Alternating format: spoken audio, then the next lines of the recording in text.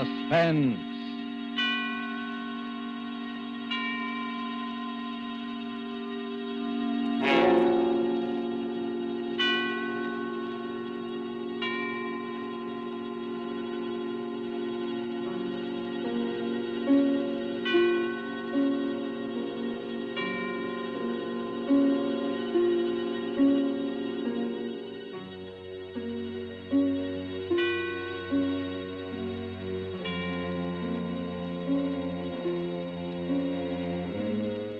This is the Man in Black, here again to introduce Columbia's program, Suspense. Our star tonight is one of the most compelling actresses in America today, Miss Agnes Moorehead. Miss Moorehead returns to our stage to appear in a new study in terror by Lucille Fletcher called Sorry, Wrong Number. This story of a woman who accidentally overheard a conversation with death and who strove frantically to prevent murder from claiming an innocent victim is tonight's tale of suspense. If you have been with us on these Tuesday nights, you will know that suspense is compounded of mystery and suspicion and dangerous adventure. In this series are tales calculated to intrigue you, to stir your nerves, to offer you a precarious situation, and then withhold the solution until the last possible moment. And so it is with Sorry, Wrong Number and the performance of Agnes Moorehead. We again hope to keep you in suspense.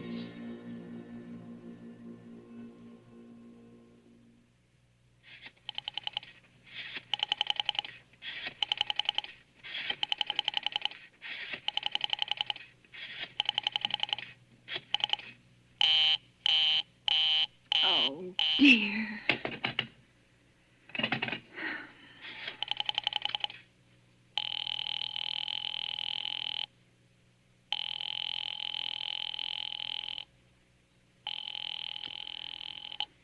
Your call, please. Operator, I've been dialing Murray Hill 70093 now for the last 3/4 of an hour, and the line is always busy.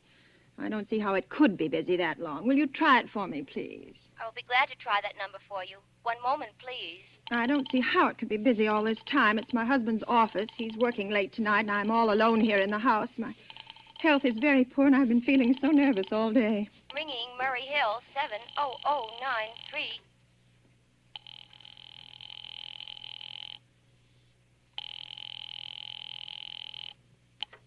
Hello? Hello? Hello? Is Mr. Stevenson there? Hello? Hello? Oh, hello, George. Yes, sir. This is George speaking. Hello? Who's this? What number am I calling, please? I'm here with our client now. He says the coast is clear for tonight. Yes, sir. Where are you now? In a phone booth. Don't worry. Everything's okay. Very well. Now, you know the address. At 11 o'clock, the private patrolman goes around to the bar on 2nd Avenue for a beer. Be sure that all the lights downstairs are on, eh? There should be only one light visible from the street. At 11:15, a train crosses the bridge. It makes a noise in case her window is open and she should scream. Oh, hello. What number is this, please? Okay. I understand. Now make it quick. As little blood as possible, eh? Our client does not wish to make her suffer long. Will a knife be okay, sir? Yeah, a knife will be okay. And do you remember the other detail? Yeah, I know. Remove the rings and bracelets and the jewelry in the bureau drawer. That's right. Our client wishes it to look like simple robbery. Don't worry. Everything is going to be okay. All right, then. Be sure that... Oh, how awful, how unspeakably awful. Oh.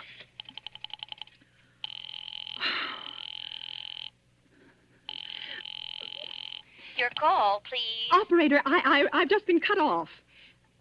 I'm sorry. What number were you calling? Why, it was supposed to be Murray Hill 70093, but it wasn't. Some wires must have got crossed. I was cut into a wrong number, and I've just heard the most dreadful thing. Something about a murder. And, operator, you'll simply have to retrace that call at once. I beg your pardon. May I help you? Oh, I know it was a wrong number, and I had no business listening, but These two men, they were cold-blooded fiends, and they were going to murder somebody, some poor innocent woman who was all alone in a house near a bridge, and we've got to stop them. We've got to. What number were you calling, please? Well, that doesn't matter. This was a wrong number, and you dialed it for me, and we've got to find out what it was immediately. What number did you call? Oh, why are you so stupid? What time is it? Do you mean to tell me you can't find out what that number was just now? I'll connect you with the chief operator. Oh, I think it's perfectly shameful. Now, look, it was obviously a case of some little slip of the finger. I told you to try Murray Hill 70093 for me. You dialed it, but your finger must have slipped, and I was connected with some other number. And I could hear them, but they couldn't hear me. Now, I simply fail to see why you couldn't make that same mistake again on purpose, why you couldn't try to dial Murray Hill 70093 in the same sort of careless way. Murray Hill 70093. I will try to get it for you. Thank you.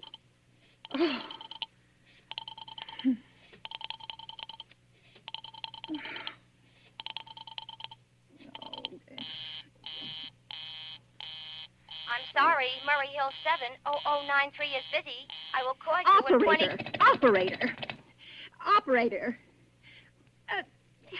Operator, will you answer me? Your call, please. Well, you didn't try to get that wrong number at all. I asked you explicitly, and all you did was dial correctly. I'm sorry. What number are you calling? Oh, can't you for once forget what number I'm calling and do something for me? Now, I want to trace that call. It's my civic duty, it's your civic duty to trace that call and apprehend those dangerous killers. And if you won't... I will connect you with the chief operator. Please. Oh.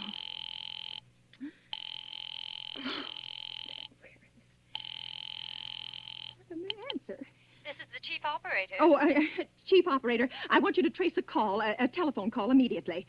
I don't know where it came from or who was making it, but it's absolutely necessary that it be tracked down because it was about a murder that someone's planning. A terrible, cold-blooded murder of a poor innocent woman tonight at 11:15. I see. Well, can you trace it for me? Can you track down those men? I'm not certain. It depends. Depends on what? It depends on whether the call is still going on. If it's a live call, we can trace it on the equipment. If it's been disconnected, we can't. Disconnect? If the parties have stopped talking to each other. Oh, but of course they must have stopped talking to each other by now. That was at least 5 minutes ago, and they didn't sound like the type who would make a long call. Well, I can try tracing it. May I have your name, please? Mrs. Stevenson. Mrs. Elbert Stevenson. Now, but listen... And your telephone number, please. Oh, Plaza 42295. But if you go on wasting all this time... Why do you want the call traced, please? Why? Well... Oh, no reason. No reason. I mean, I merely felt very strongly that something ought to be done about it. These men sounded like killers. They're dangerous. They're going to murder this woman at 11:15 tonight, and I thought the police ought to know. Have you reported this to the police? Well, no, not yet. You want this call checked purely as a private individual? Yes, but meanwhile... I'm sorry, Mrs. Stevenson, but I'm afraid we couldn't make this check for you and trace the call just in your say-so as a private individual. Well, We'd have to do something more official. Oh, for heaven's sake. You mean to tell me I can't report that there's going to be a murder without getting tied up in all this red tape? Why, it's perfectly idiotic. Well, all right. I'll call the police. Thank you. I'm sure that would be the best way to... Oh, it's ridiculous. It's perfectly ridiculous. All this red tape. Oh.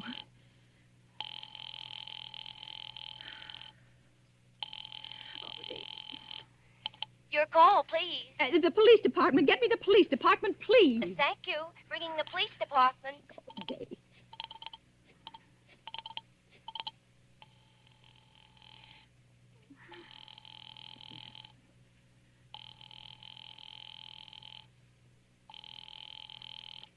Police station, precinct 43, Sergeant Martin speaking. Police department, this is Mrs. Stevenson, Mrs. Elbert Smythe Stevenson of 53 North Sutton Place.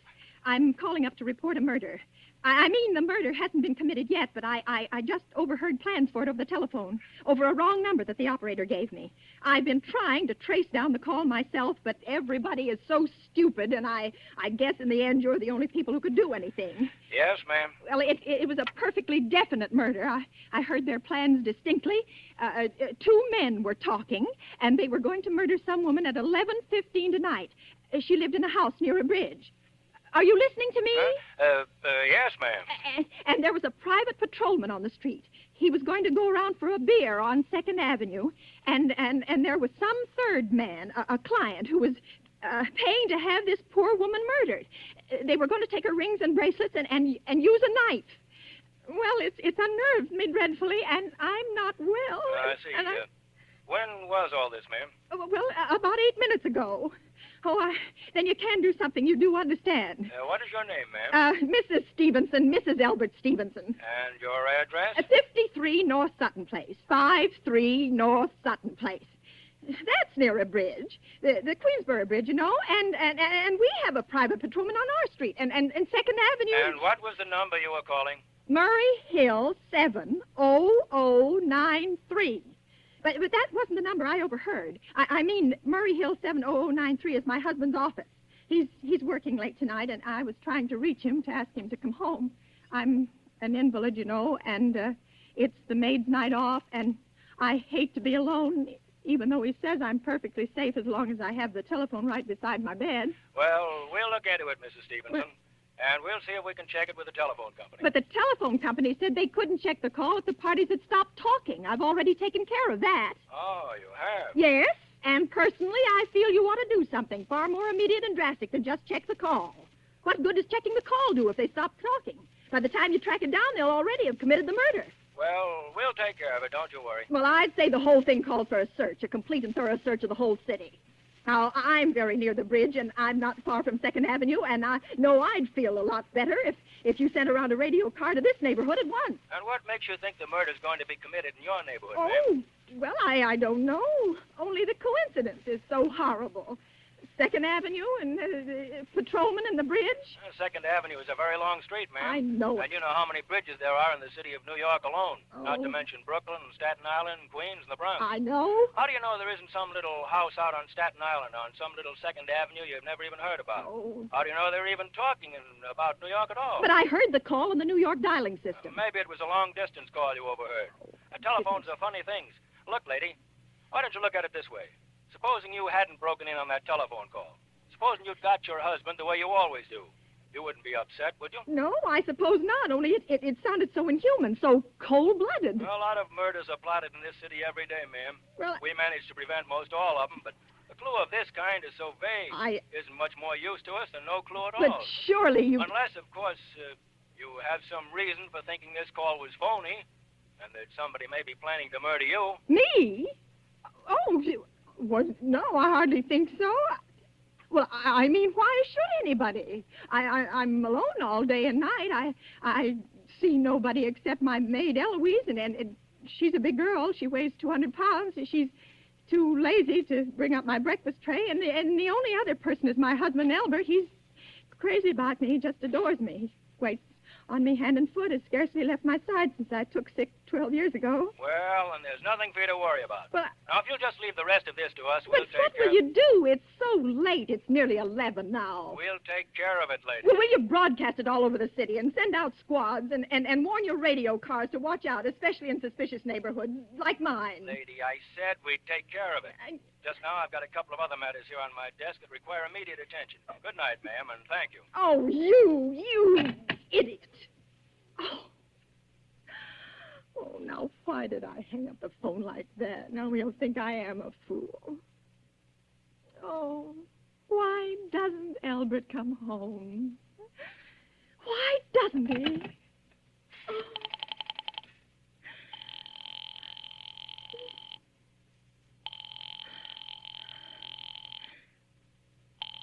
Oh.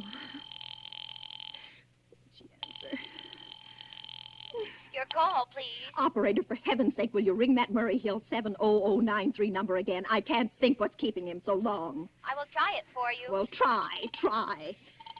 Oh. So nervous. Why does it take so long? I'm sorry. Murray Hill 70093 is busy. I will call you. I can hear it. You don't have to tell me. I know it's busy.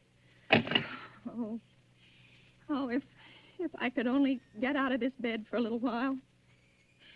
If I could get a breath of fresh air, or just lean out of the window, or see the street. Hello, Albert? Hello?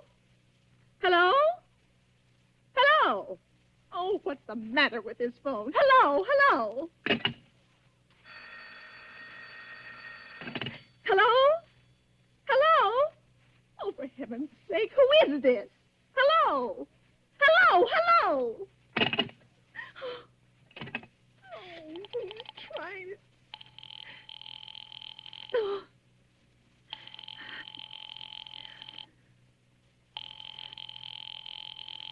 Oh, why does it... Your call, please. Hello, operator. I don't know what's the matter with this telephone tonight, but it's positively driving me crazy. I've never seen such inefficient, miserable service. Now, look. I'm an invalid, and I'm very nervous, and I'm not supposed to be annoyed. But if this keeps on much longer... What seems to be the trouble, please? Well, everything's wrong. I haven't had one bit of satisfaction out of one call I've made this evening. The whole world could be murdered for all you people care. And now my phone keeps ringing and ringing and ringing and ringing and ringing every 5 seconds or so. And when I pick it up, there's no one there. I'm sorry. If you will hang up, I will test it for you. I don't want you to test it for me. I want you to put that call through, whatever it is, at once. I'm afraid I cannot do You that. can't, and why? Why, may I ask? The dial system is automatic. Oh. If someone is trying to dial your number, there is no way to check whether the call is coming through the system or not. Oh, unless the person who is trying to reach you complains to his particular operator. Well, of all this stupid... And meanwhile, I've got to sit here in my bed suffering every time that phone rings, imagining everything. I will try to check the trouble for you. Check it. That's all anybody can do. Oh, what's the use of talking to you? You're stupid. I'll fix her.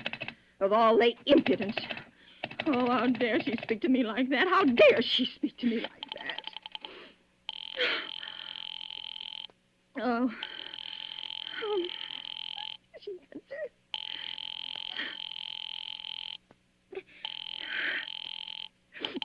Your call, please. Young woman, I don't know your name, but there are ways of finding you out. And I'm going to report you to your superiors for the most unpardonable rudeness and insolence it has ever been my privilege. Give me the business office at once. You may dial that number direct. Dial it direct? I'll do no such thing. I don't even know the number. The number is in the directory, or you may secure it by dialing information. Now listen here, you... Oh, what's the use? Oh, dear. Oh, for heaven's sake, I'm going out of my mind. Now... Hello, stop ringing me, do you hear? Answer me, who is this? You realize you're driving me crazy? Who's calling me? What are you doing it for? Now stop it, I say. Hello, if you don't stop ringing me, I'm going to call the police, do you hear? The police! Oh, if Albert would only come home. Oh, let it ring. Let it go on ringing. It's a trick of some kind. And I won't answer it. I won't, even if it goes on ringing all night. I won't.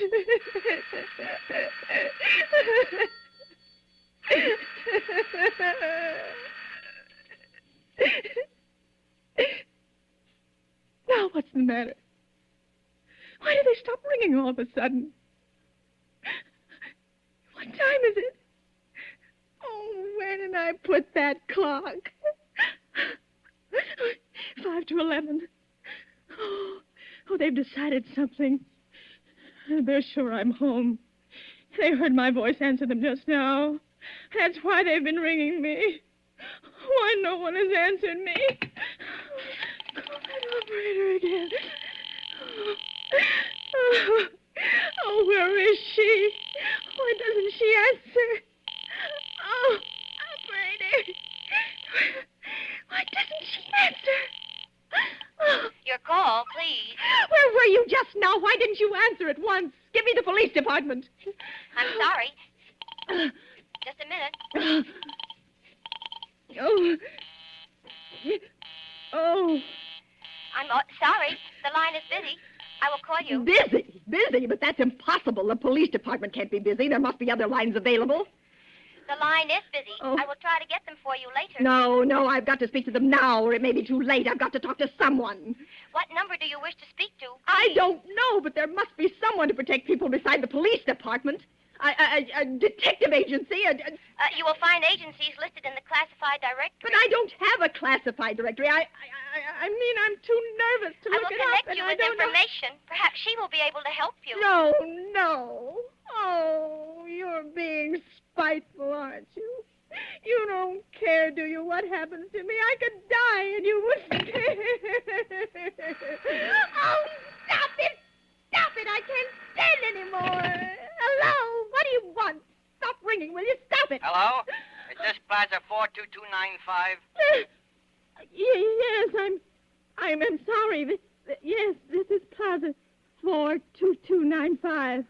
This is Western Union. Yes. I have a telegram here for Mrs. Albert Stevenson. Yes. Is there anyone there to receive the message? Yes, I'm Mrs. Stevenson. The telegram is as follows. Mrs. Albert Stevenson, 53 North Sutton Place, New York, New York. Darling, terribly sorry. Tried to get you for last hour, but line busy. Oh. Leaving for Boston, 11 p.m. tonight on urgent business. Back tomorrow afternoon. Keep happy. Love, signed, Albert. Oh, no. Do you wish us to deliver a copy of the message? No. No, thank you. Thank you, madam. Good night. Good night. Oh. Oh. Oh, no. No, I don't believe it. He couldn't do it. Not when he knows I'll be all alone. It's some trick.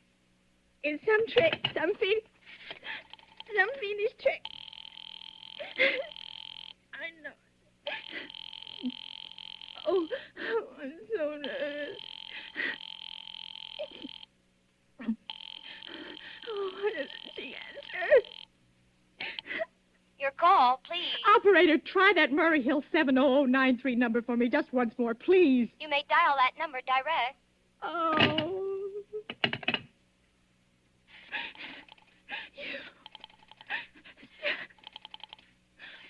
Oh. 9, 3.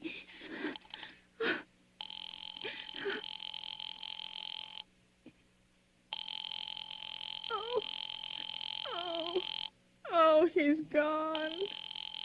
Oh, Albert, how could you? How could you?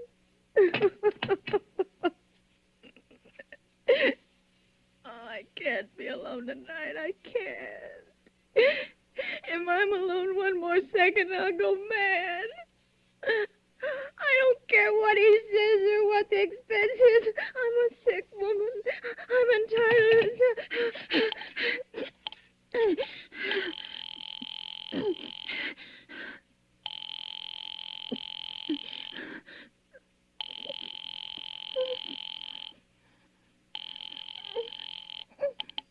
This is information. May I help you? I want the telephone number of Henchley Hospital. Henchley Hospital? Yes.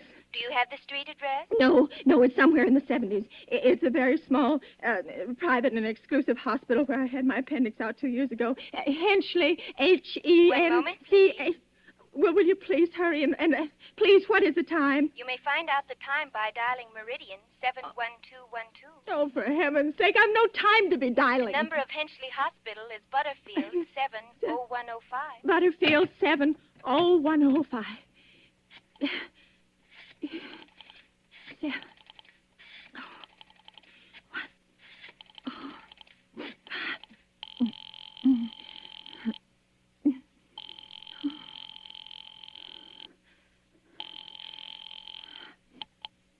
Henchley Hospital. Good evening. Nurses registry. Who was it you wished to speak to, please? I want the nurses registry at once. I want a trained nurse. I want to hire immediately for the night. I see. And what is the nature of the case, madam? Nerves. I'm very nervous. I need soothing and companionship. You see, my husband is away, and I'm Have you also... been recommended to us by any doctor in particular, madam? No, but I really don't see why all this catechizing is necessary. I just want a trained nurse. I was a patient in your hospital 2 years ago, and after all, I do expect to pay this person for attending me. We quite understand that, madam, but these are war times, you know. I know that. Registered nurses are very scarce just now, and our superintendent has asked us to send people out only on cases where the physician in charge feels it's absolutely necessary. Well, it is absolutely necessary. I'm a sick woman. I'm very much upset, very. I'm alone in this house, and I'm an invalid, and tonight I overheard a telephone conversation that upset me dreadfully. In fact, if someone doesn't come at once, I'm afraid I'll go out of my mind. I see. Well, I'll speak to Miss Phillips as soon as she comes in. And what is your name, ma'am? Miss Phillips? And when do you expect her in? I really couldn't say. She went out to supper at 11 o'clock. 11 o'clock, but it's not 11 o'clock yet. Oh, my clock has stopped. I thought it was running down. What time is it? Just 15 minutes past 11. What was that? What was what, madam? That click just now in my own telephone. As though someone had lifted the receiver off the hook of the extension telephone downstairs. Well, I didn't hear it, madam. Now, about this... But I did. There's someone in this house. Someone downstairs in the kitchen. And they're listening to me now. They're listening!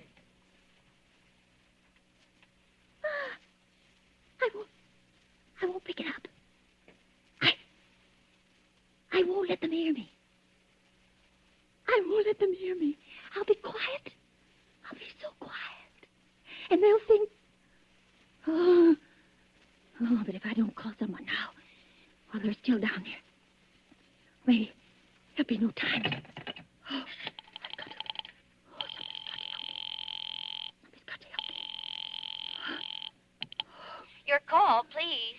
Operator, I'm in desperate trouble. I'm sorry. I cannot hear you. Please speak louder.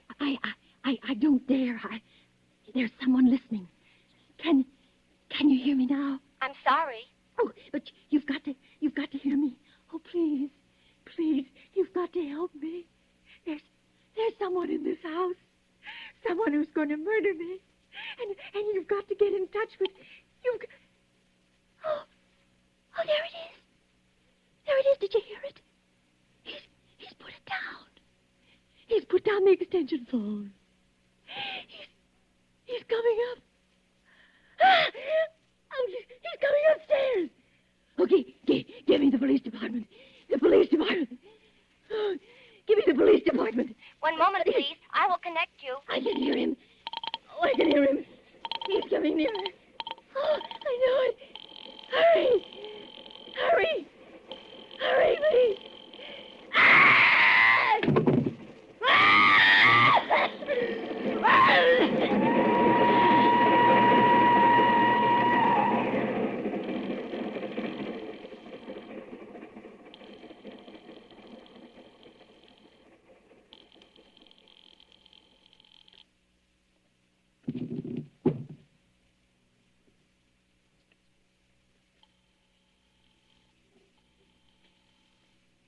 Oh, police department. Oh, I'm sorry. Must have got the wrong number. Precinct 43, Sergeant Martin speaking. Police Department, Martin speaking. Police Department, Martin speaking. Oh, police department? Police Department. I'm sorry. Must have got the wrong number. Don't worry. Everything's okay.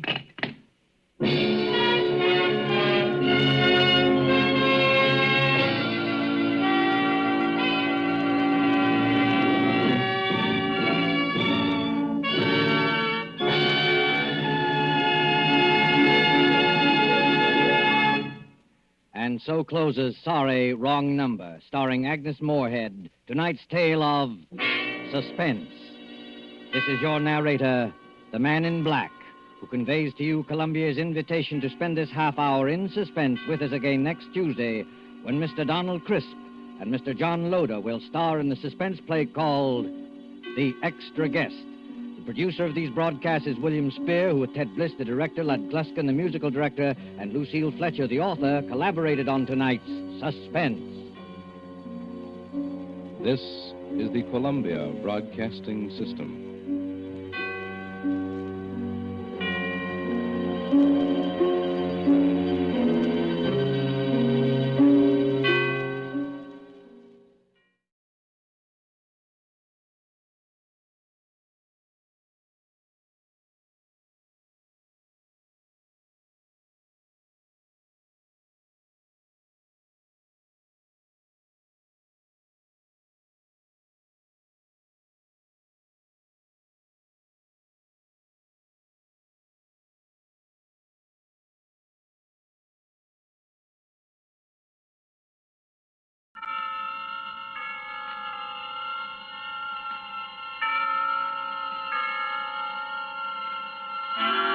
Suspense.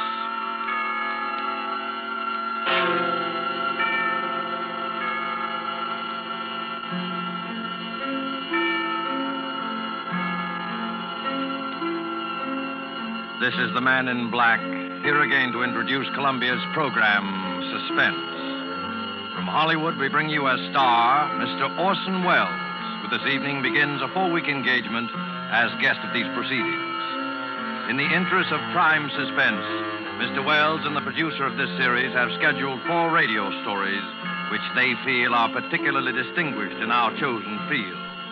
The first of these is The Most Dangerous Game by Richard Garnell.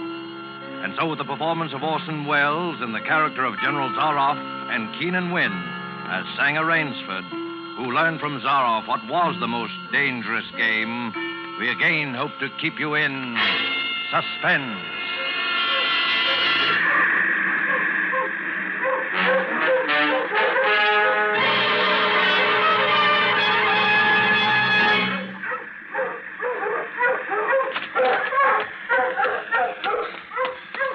Much time.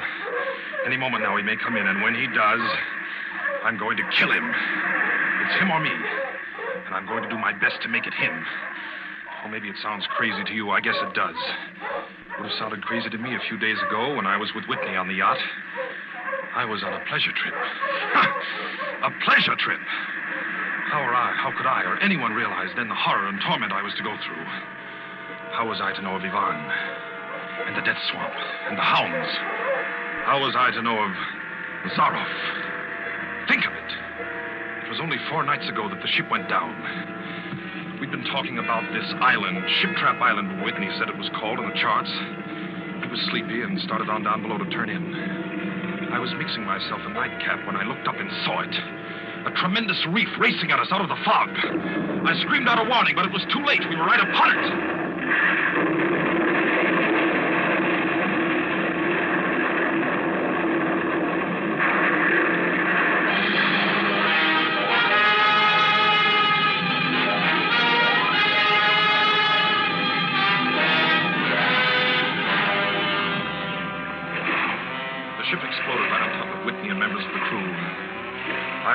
Standing safe out on the prow, but the force of the explosion hurled me into the blood-warm waters.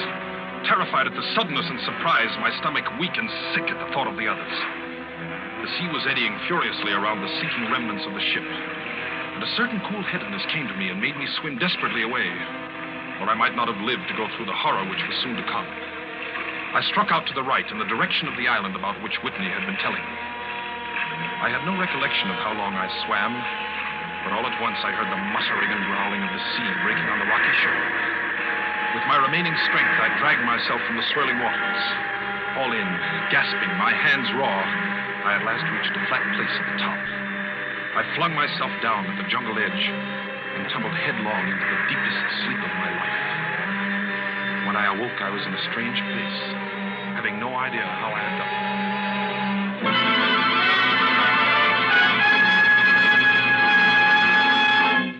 Well, Yvonne, our friend seems to be awakening. Where is this? Where am I? Do not be alarmed, my friend. My man Yvonne found you out on the cliff and brought you here to be taken care of. Oh, thank God there's life on this island. I hardly believed. Few people do. Yes, you are quite safe here in my castle, Mr. Rainsford. Yes. Rainsford. I'm Sanger Rainsford of New York. Rainsford? Sanger Rainsford? Yes. Well, it is indeed a very great pleasure and honor to welcome you, Mr. Sanger Rainsford. You're the celebrated hunter, are you not? Yes. You know me? By reputation only. I've read your book about hunting snow leopards in Tibet, you see.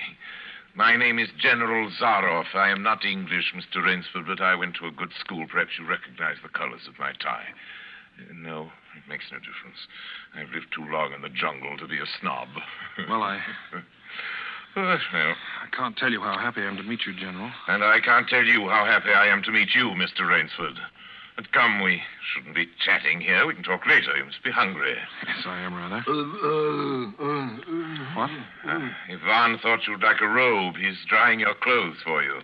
Oh, thank you. Yvonne's an incredibly strong fellow, but you mustn't mind his looks. His ears were cut off in battle, and he has the misfortune to be deaf and dumb. He is sensitive about his appearance. A simple fellow, really, but I'm afraid a bit savage. Oh? He's been in our family for years. Follow Yvonne, if you please, Mr. Rainsford. I was about to have my luncheon just before you awoke.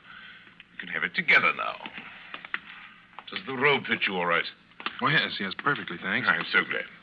You have quite a collection of heads here. Lions, tigers, elephants, moose, bears. Oh, I don't believe I've ever seen a more perfect specimen. They are nice. I take great pride in them. You have good cause. Coming from you, Mr. Rainsford, that is a great compliment. And here we are. You sit over there. Thank you. Not at all. Right, Yvonne? We do our best to preserve the amenities of civilization here. Please forgive my any lapses. Oh, of course. Yes. Well off the beaten track, you know. Shoo-shoo. Shoo-shoo. Shoo-shoo. This is my little pet, Mr. Rainsford. As a hunting falcon, Shoo-shoo is of no further usefulness in the field. But I'm fond of its company. Am I not, little sweetheart? Patience, my darling. I know you're hungry, my dear. We hunt tonight. Your heads are really remarkable, General. That Cape buffalo is the largest I've ever seen. Yes, that fellow. He's a monster. Did he charge you? Hurled me against a tree, fractured my skull, left me this scar. And I got the brute. I've always thought the Cape buffalo is the most dangerous of all game. No, you're wrong. Wrong, sir. The Cape buffalo is not the most dangerous game. Yvonne, the wine. How does he understand you? He reads my lips. Think you like this champagne, Mr. Rainsford? Yvonne chills it expertly. No, the Cape buffalo is not the most dangerous game. Here in my preserve on this island, I hunt more dangerous game. Oh, is there big game on this island? The biggest. Oh, really? Oh, it isn't here naturally, of course. I have to stock the island.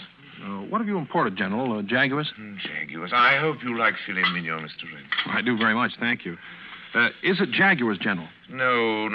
Hunting jaguars ceased to interest me some years ago. I exhausted their possibilities, you see.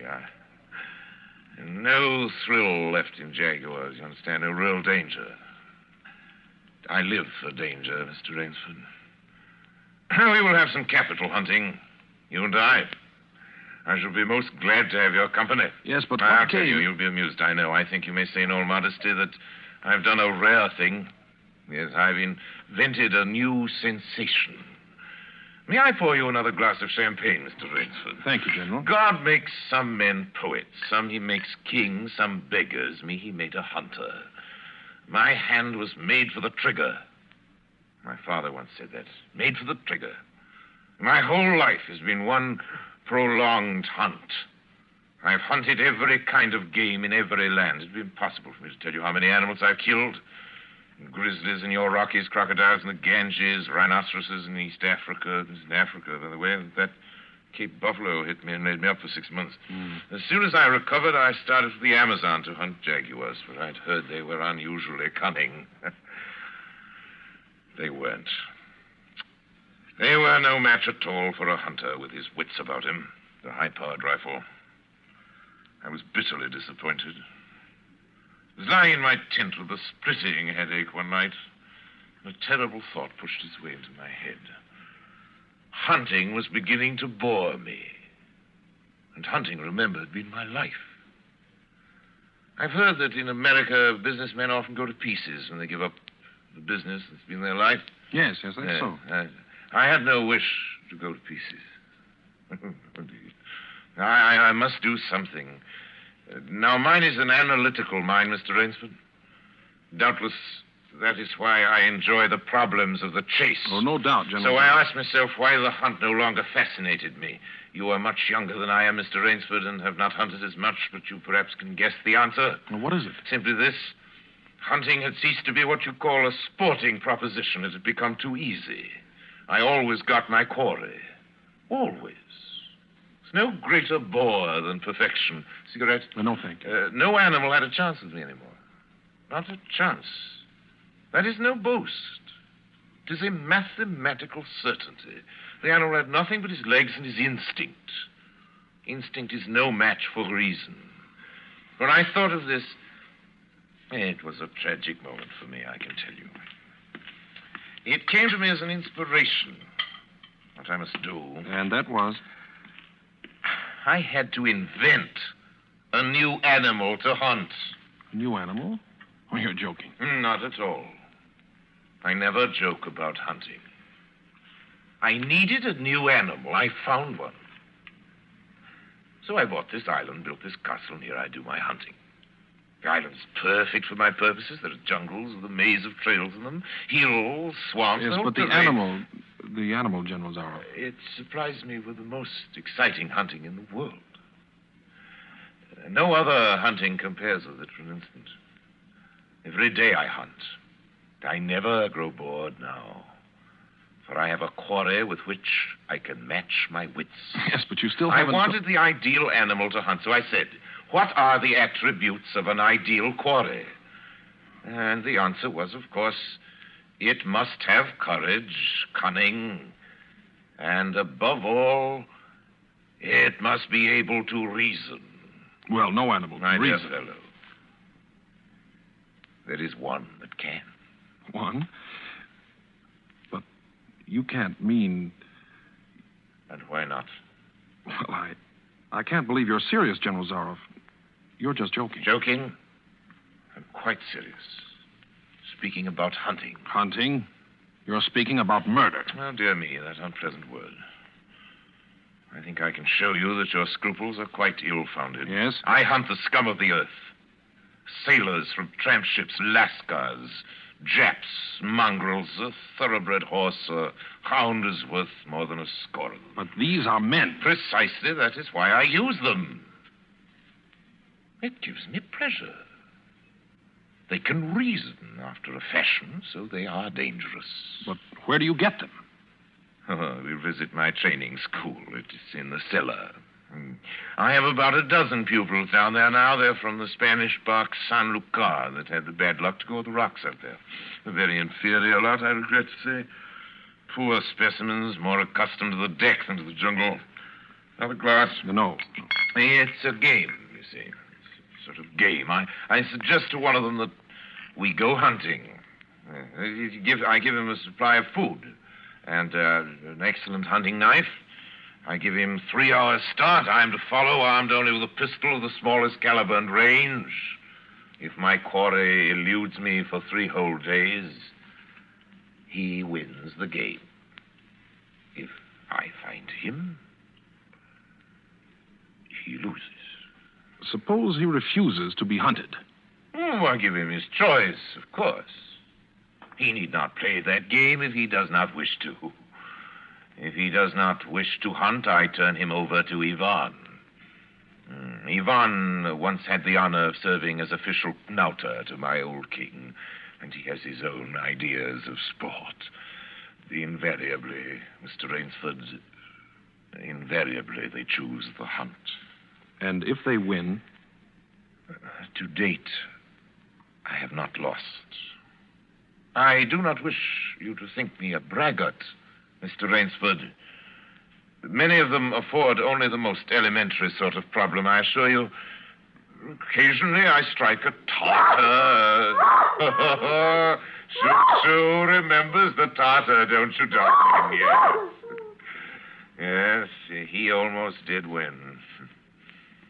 I eventually had to use the hounds. You see? Wait a moment, I'll open the window. Hello, boys!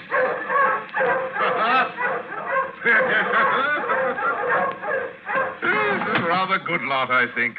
They're let out at 7 every night. If anyone should try to get into my castle or out of it, something extremely regrettable would occur to them. But enough of this. Come, I want to show you a collection of heads I'm quite sure you've never seen before. Join me in the library for coffee. I hope that you will excuse me tonight, General. I'm really not feeling well at all. Indeed. I know what it is. My old complaint. Ennui, boredom. You need some excitement. Tonight we'll hunt.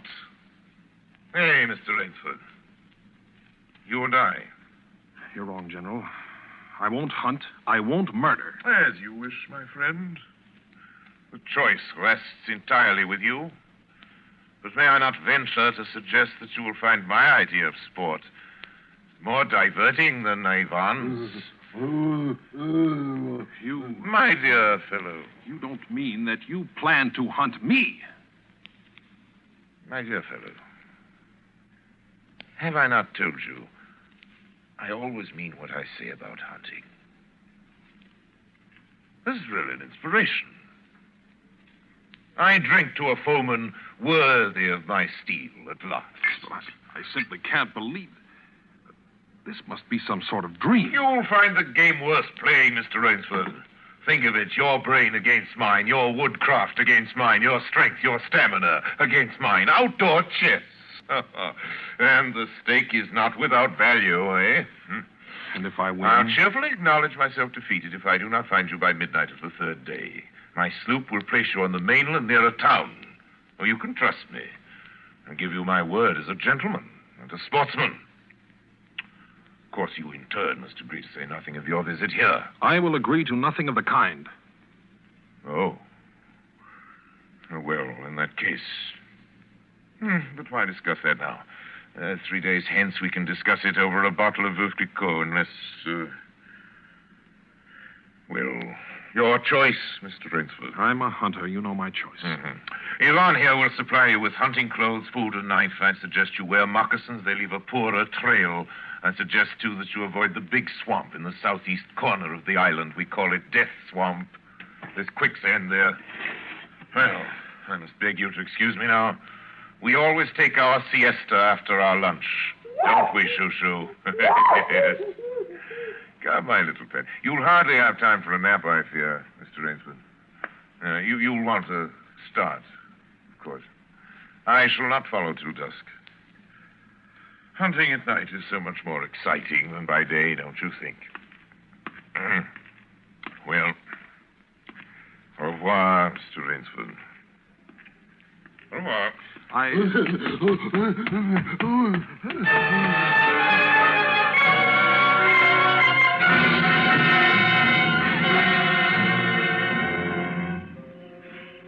I'd fought my way through the bush for 2 hours, repeating to myself over and over again, I must keep my nerve. I must keep my nerve.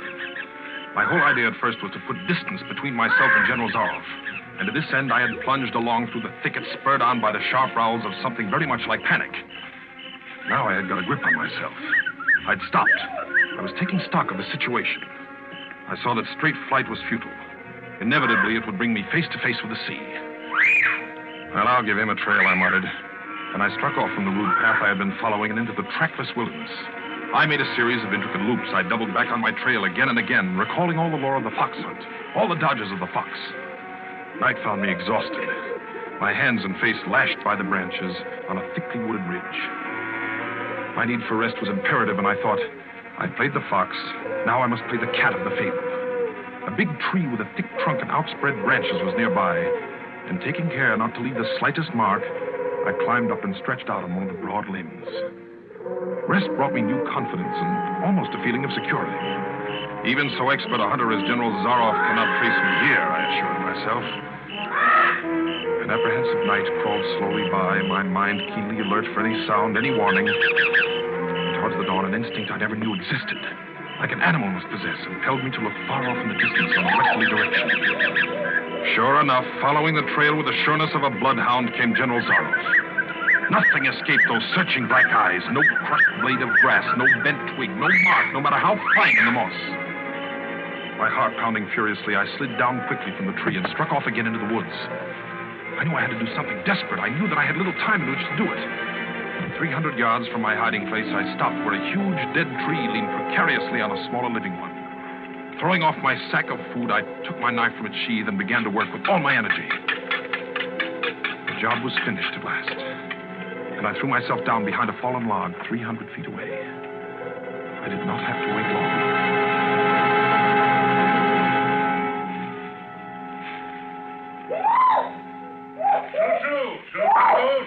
Patience. Patience, my darling. You'll be fed. Rainsford. Rainsford. Rain! Got him. Well, Rainsford? If you are within sound of my voice, as I suppose you are, let me congratulate you. Not many men know how to make a malign man-catcher. Luckily for me, I too have hunted in Malacca. You are proving interesting, Mr. Rainsford. Very interesting. The tree brushed my shoulders. I jumped back. I'm going to have the wound dressed. It's only slight. But I shall be back, Mr. Rainsford. I shall be back.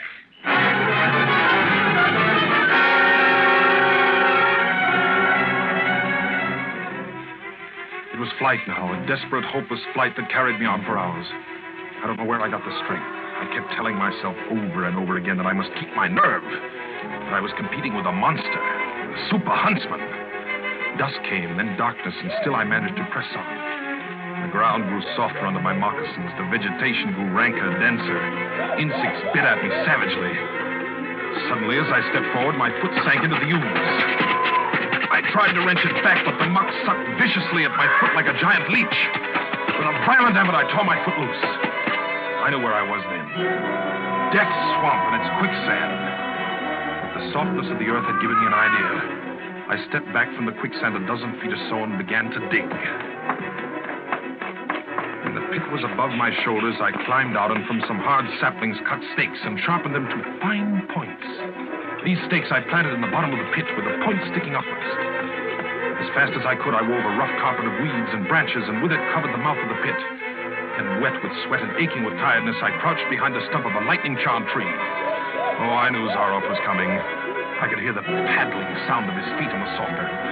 Zaroff was coming, and coming fast. He was not feeling his way along foot by foot. Crouching there, I could neither see him nor see the pit. I lived a year and a minute, frozen, every muscle tensed.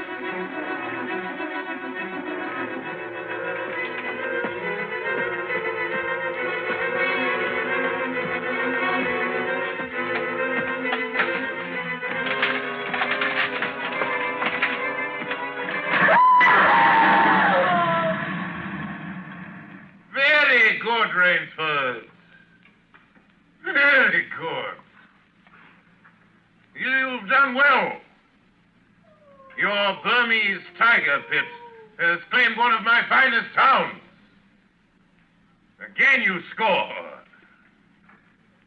I think, Mr. Rainsford, I'll see what you can do against my whole pack. I'm going back to get them now. Thank you for a most amusing evening.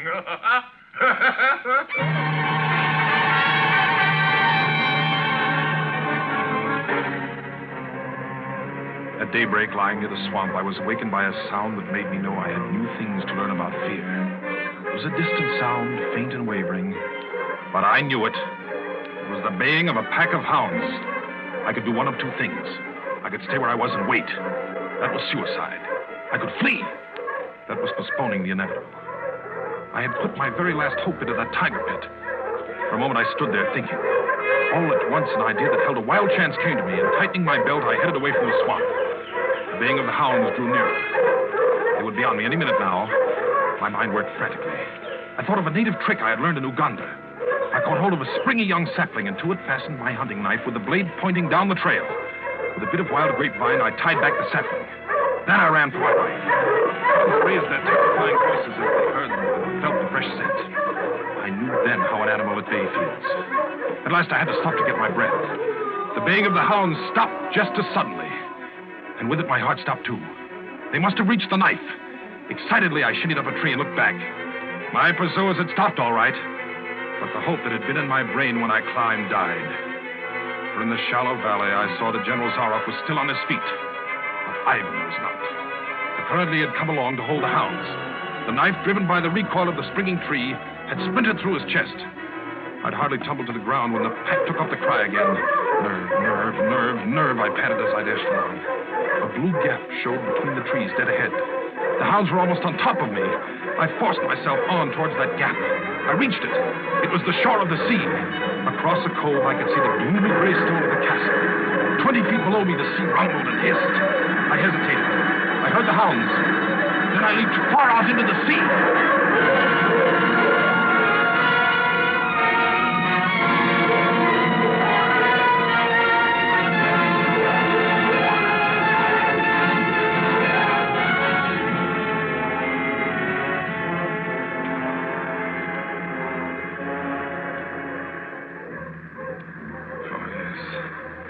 The sea was good to me. And I'm here safe in the general's bedroom waiting for him. 3 days are up, and I've eluded him. But now I must go further. In a moment, we will meet, he and I, and he will be unarmed. Only one of us is going to live. You understand that now?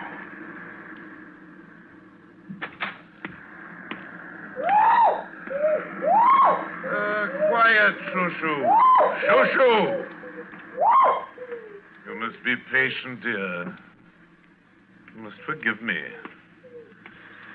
You're hungry, I know. Shushu. Rainsford. General. Rainsford. How on earth did you get here? Swam. I found it easier and quicker than walking through the jungle. I congratulate you. Extraordinary. You've won the game. Oh, no, General. I'm still a beast at bay here. Get ready, General Zaroff. Swords? Yes, 2 of them. I see. Oh, very good. Very good, Rainsford. One of us, then, is to furnish a repast for the hounds. The other will sleep in this very excellent bed. Huh. Excellent. On guard, Rainsford.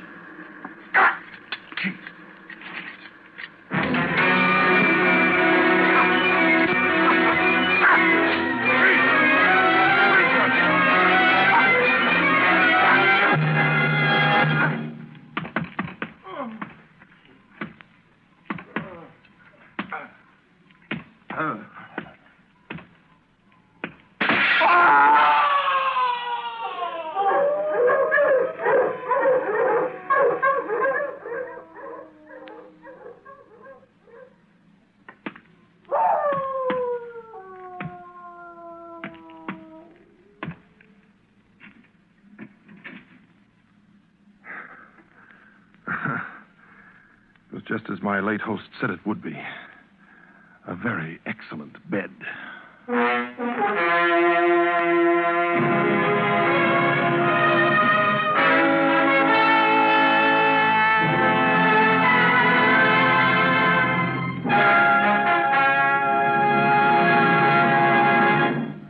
And so closes The Most Dangerous Game by Richard Connell, starring Orson Welles. Tonight's tale of suspense. Mr. Wells was General Zaroff, and Keenan Wynn, Rainsford. This is your narrator, the man in black, who conveys to you Columbia's invitation to spend this half hour in suspense next week, same time, when Orson Welles will again be our star in Sir Arthur Conan Doyle's story, The Lost Special. The producer of Suspense is William Spear, who tonight also directed the broadcast, and who, with Bernard Herrmann, the conductor, Lucian Morawick, who composed the original score, and Private Jacques Anson Fink, the radio author, collaborated on tonight's Suspense.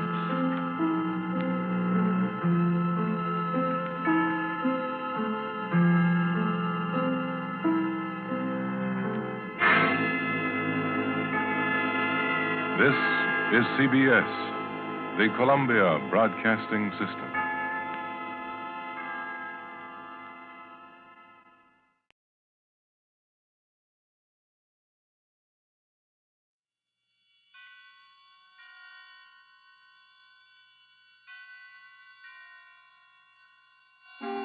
Suspense.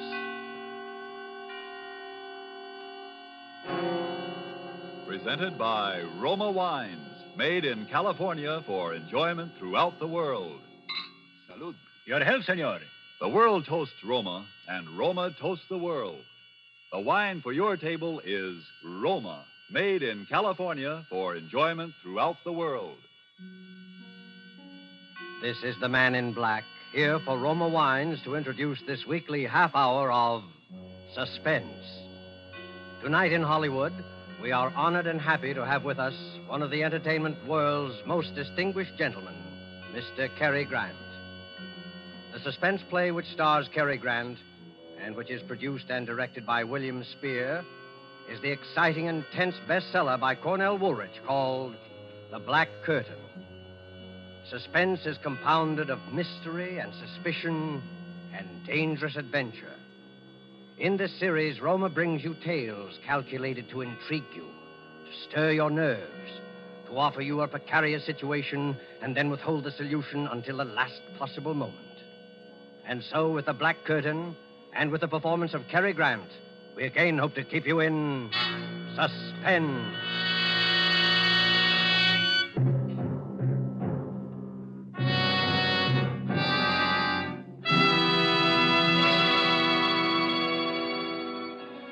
It began, or rather, life began again for me, I guess you'd say, that day, on that street.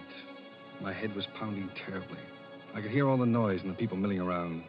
Everything was a jumble at first. All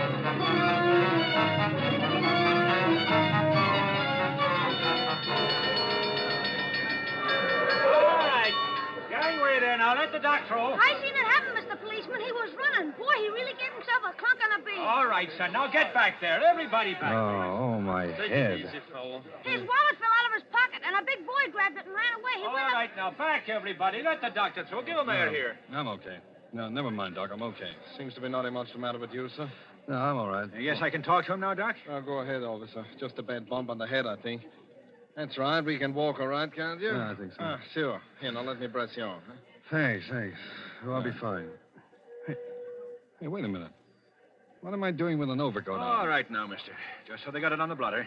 What's your name? Where do you live? Townsend. Frank Townsend. 820 Rutherford Street. You want a cigarette? You're still shaky. No, thanks. I don't smoke. Well, while we're getting back then. Drop in at the receiving hospital if you want us to check you up. Huh? Yeah, I will. Hey, here's your hat, mister. I found it. Oh, thanks, That's kid. all. Now, come on. Move along. The guy's all right. Come on. Oh, well, thanks. I'm sorry about the fellow that got your wallet. Anyway, here's your cigar case, Mr. Townsend. Guy found it right alongside of you. Hey, wait a minute. This isn't my hat. DN. Those aren't my initials, DN. Sure, that's your hat. I seen it roll off you when you went down. Try it on. You see, it fits. Looks good. But what am I doing with a cigar case? DN. Same initials as the hat. Don't you even know your own hat, mister? Wait a minute. I'm trying to think. Where is this? What? This street. You're on Tillery Street. Tillery Street? What am I doing on Tillery Street? He's lost. All right now, sir. My suggestion is that you go on home and go lie down. It's cold and starting to snow. No, please, wait a minute. Don't leave me. Tell me. What happened? Why, you slipped on this icy sidewalk. Fell down and hit your head good and hard on the curb. You were out for about 20 minutes, and then you... Wait. Ice on a sidewalk? Well, look at it. That street cleaning department ought to clear away the snow there, too. Snow and ice? Sure, why? Snow? In July? July? Oh, it's December. December 1943. 1943? You better go on home, son. Good night. 1943?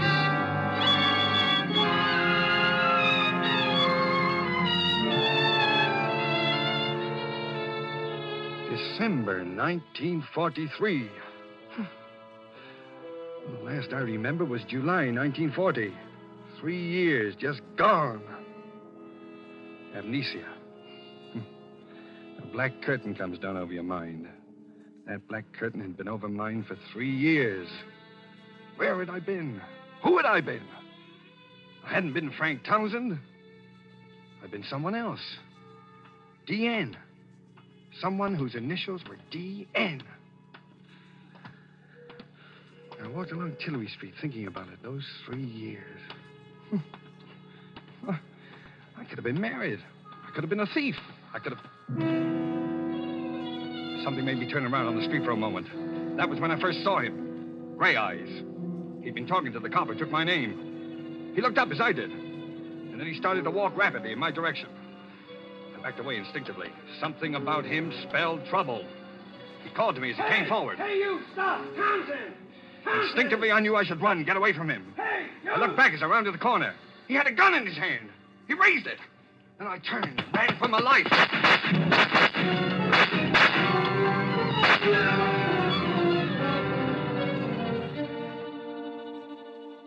What lay behind that black curtain which separated Townsend from his past?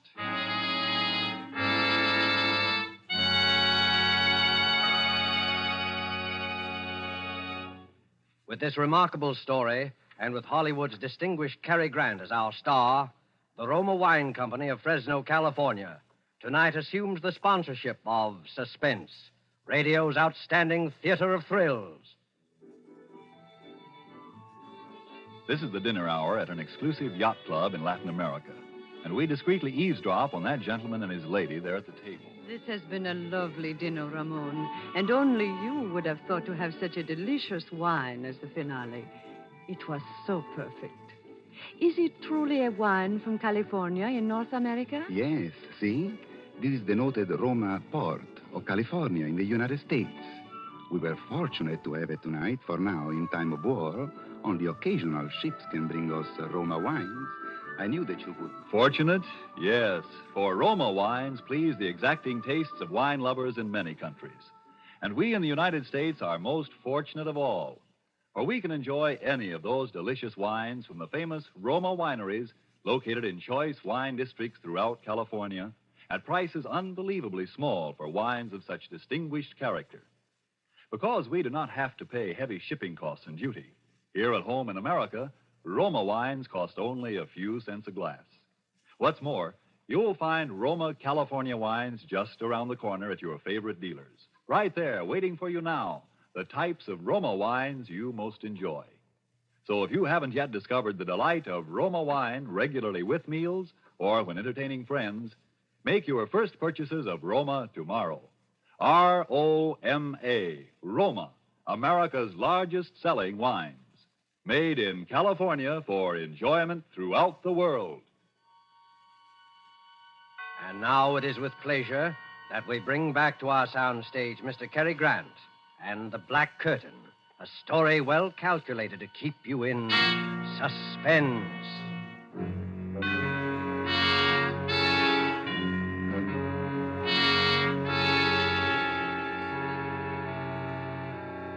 Why was he following me? With a gun. What did Gray Eyes want with me? I must have done something. I beat it down the subway and hid. I had to think it all out carefully.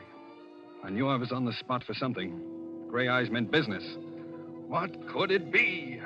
Who had I been during those last 3 years with that black curtain in front of them? Well, maybe I'd been a gangster, and he was one of a mob that wanted to rub me out. I didn't know. No identification, my wallet stolen. Nothing in my pockets that would help. Just DN in the hat. And DN on the cigar case. DN! My head was aching with worry. My stomach had panic in it. I had to find out who I'd been, what I'd done. But how? Where? Tillery Street. That's where I'd been when I woke up. Tillery Street. Well, maybe Gray Eyes would go back there, too, looking for me. But I had to take that chance. Tillery Street.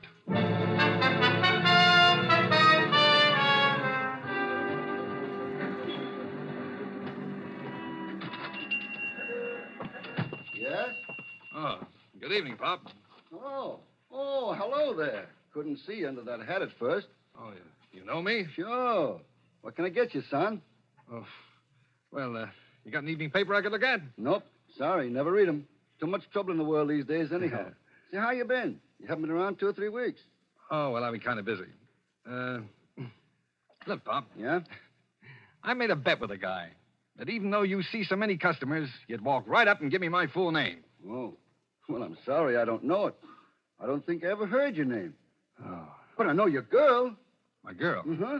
You do, huh? Yeah. Well, now, maybe I can still win my bet if you'll give me her name. Gee, I've heard you mention it. I'd know it if I heard it. You what? Well, see if I can steer you a little. Now, is it Mary? No. Alice? Lillian? Margaret. Huh? No. Wait a minute. Wait. I know. Ruth. That's it, Ruth. Ruth? Yeah. Well, sure, you got it. Now. What's Ruth's last name? Gee, I don't know her. I know where she lives, though. You do? Yeah, right across the street, the Tillery Apartments. Well, it's right. But now, what apartment? What's the number of Ruth's apartment? 3C. Apartment 3C. Say, that's pretty good if I do say so. I was only there once, remember? The night I brought the sandwiches over. Well, thanks. Will you win your bet, mister? Huh? Oh, yeah, I think I will. What's your name so I'll know it next time? Oh, I'll tell you tomorrow. I hope. So long. So long, Pop. Thank you. I'll be... What's the matter? Nothing. I just tying my shoe. I'd just been going to walk out when I saw him standing across the street, gray eyes again. I ducked down behind the store window and watched him. He looked over in my direction and then up and down the street. Oh, then he lit a cigarette and strolled down to the corner. The minute he disappeared, I yanked the door open, dashed out, ran across the Tillery Apartments, and went in.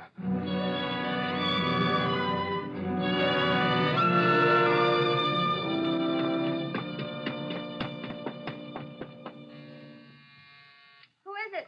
Ruth? Yes? It's me.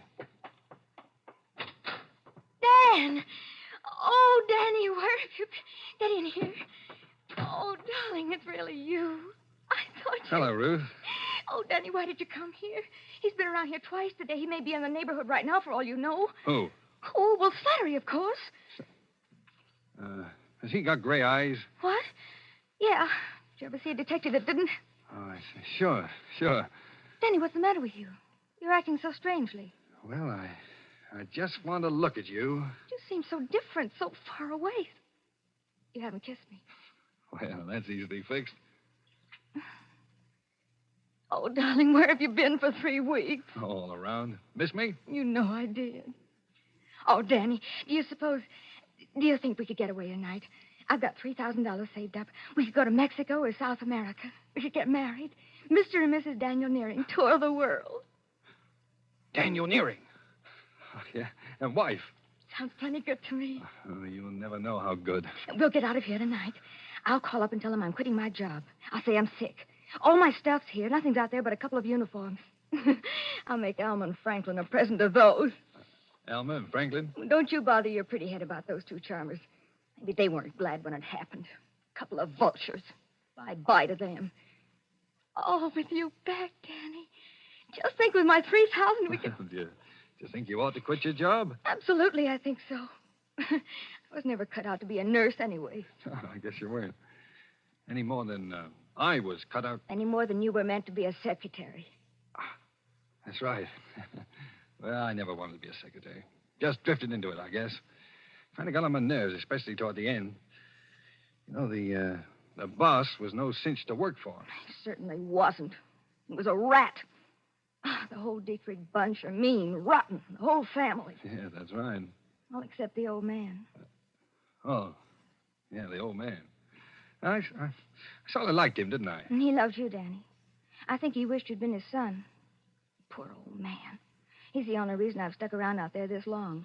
How are things out there? Oh, they've been questioning all of us. They've laid off lately, though, since you... Oh, Danny, don't let's talk any more about it. You're back. That's the main thing. I just want to forget New Jericho and the whole... New Jericho, huh? Yes.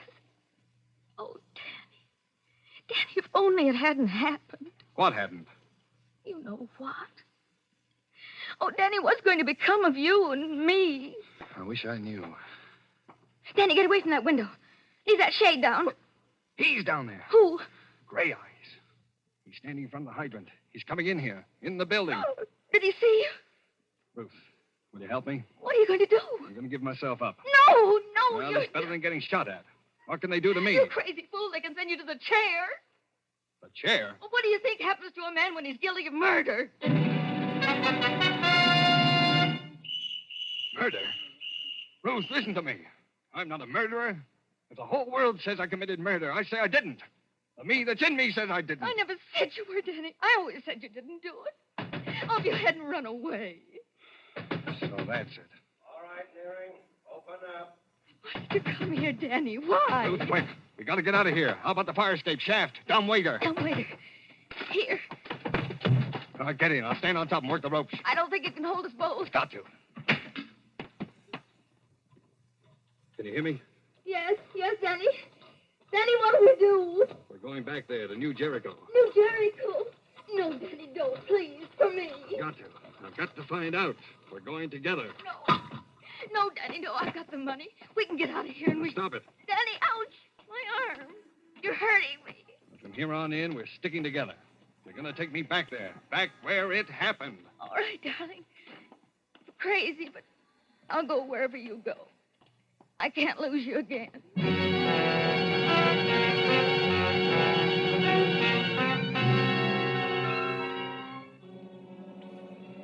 On the train, Ruth and I said very little to each other. While I hid in the telephone booth at the Pennsylvania station, she'd bought us a couple of cheap overcoats. I sat hunched up in mine, thinking. Ruth had brought along the newspaper clippings. I looked at what they said for the 20th time, trying to see if there was anything there that would help me. Dietrich Slayer's sought, it said. Secretary wanted in brutal slaying at suburban estate. Police are pressing the search for Daniel Nearing, secretary in the employ of the late John Dietrich, 58, member of a well-known local family who was shot and killed in the drawing room of his New Jericho estate on the morning of November the 7th. Nearing disappeared November the 7th, on the morning of which date he is known to have had a bitter quarrel with the deceased. This last was attested to at the inquest by Alma and Franklin Dietrich, widow and brother of the murdered man. Well, I had all the facts now. Wanted for murder. And yet everything that was in me told me that no matter who I'd been, however many memories I'd lost, that I was no killer, that I couldn't have. I had to get into that Dietrich house and stand again in the room in which it had all happened. Maybe something would come back to me. Maybe there would be...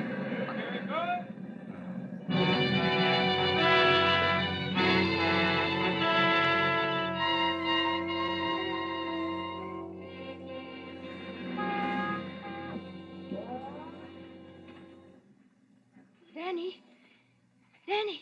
Over here, Ruth. It's dark. I couldn't see you. Alma and Franklin just left. They drove down to the village. Did they say anything about you being out here on your day off? Yeah. Alma said something, but I said I had nothing to do in town and came out to write some letters. Let's go, then. Oh, Danny, I'm scared. Please, let's not stay out You here. said you loved me. I do, Danny, I do. That's why I'm scared. They're only going to the village. They'll be back in half an hour at the most. Go on, open the door, Ruth. Hurry.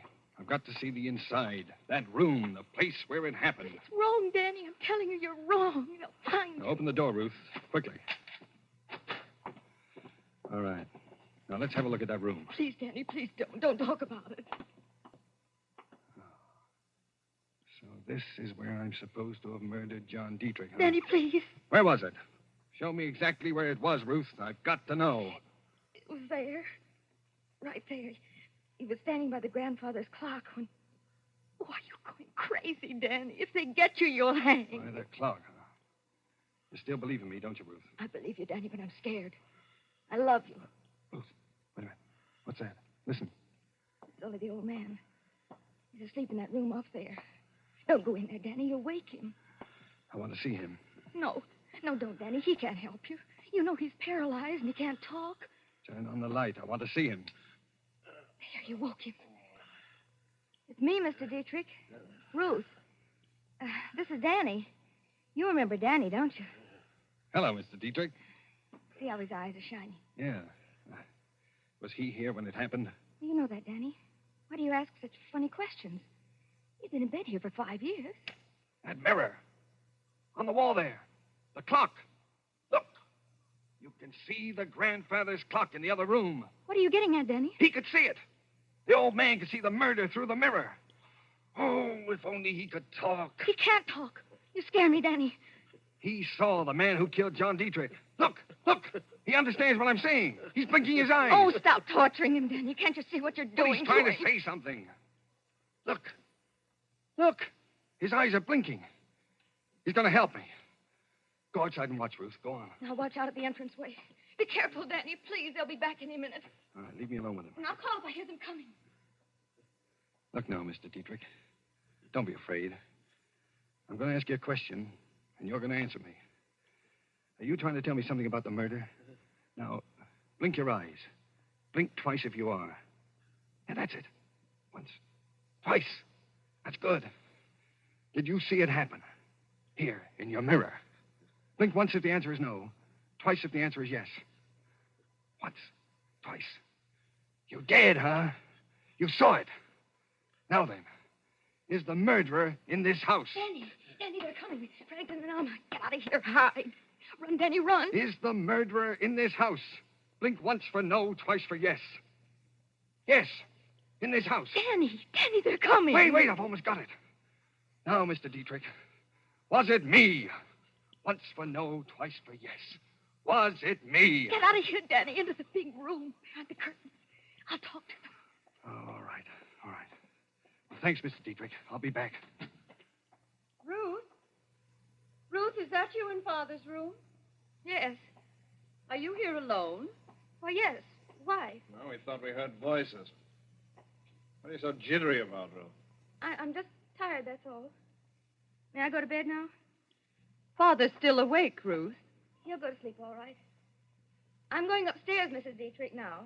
Good night, Ruth. And take your flashlight with you. Oh, I'm sorry. It was dark on the road tonight. Good night, Ruth. Good night. She's brought him back here with her. Him, I think. Who? Dan? Oh, Franklin. Take it easy. If he's here, we'll get him. After the evidence we gave against him at the hearing, I'm frightened. Let's get out of here fast. I'll go to the village for the police. Call the police. No, I'll do it. Hello? Hello? It's too late. It's dead. The wire's cut. Come on, we'll both drive to the village. But he may be waiting for us out by the car. Oh. What? Yeah. What are you doing there, Franklin? I think I just might need my gun. Come along.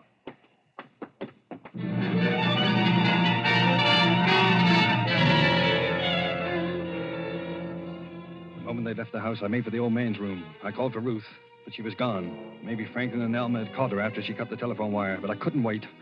My life was hanging on minutes now. I shot the flashlight on the old man's face. Now, Mr. Dietrich, you're helping me fine. You know I'm trying to save my life, don't you? Now, the murderer. Was it me? Was it me who did it? Me, Danny Nearing. Blink once for no. Once! Oh, you're sure? You're sure it wasn't me? Oh, you're smiling, Mr. Dietrich. Smiling. Now, it was somebody in this house. Then who was it? Oh, can't you make a sound? Help me, you've got to. Was it Elma? Twice for yes, once for no. Once. Not Elma. All right, then. Was it Franklin? Up with the hands, Neary. Up, or you'll never go to trial. Franklin. Look, you've got to listen. You've got to. Shut up and drop that flashlight. Trying to kill the old man, too, huh? The murderer returns to the scene of his crime, huh? You know I didn't kill him. Well, you tell that to the police. Alma will have him here in a couple of minutes. Where's your girlfriend, Ruth? She's not here. I don't know where she went. Never mind. They'll find her. You're a dead duck, Neary. You killed my brother and beat it. What'd you get out of it? That's always puzzled us. You killed your brother. And now you're going to kill me. Oh, you've gone nuts, too. Why should I kill my own brother, you idiot? To get his share of the estate and his wife, Alma, amongst other things. But you can't stop with killing me. Someone else knows the truth. The old man saw it in the mirror. Huh? You'll have to kill your own father, too. The old man saw it. How do you know? He told me. Oh, you're lying. He can't talk. He can't even move. He can hear. And he can blink his eyes. Come over here and look. Now, look here. I don't... Ruth!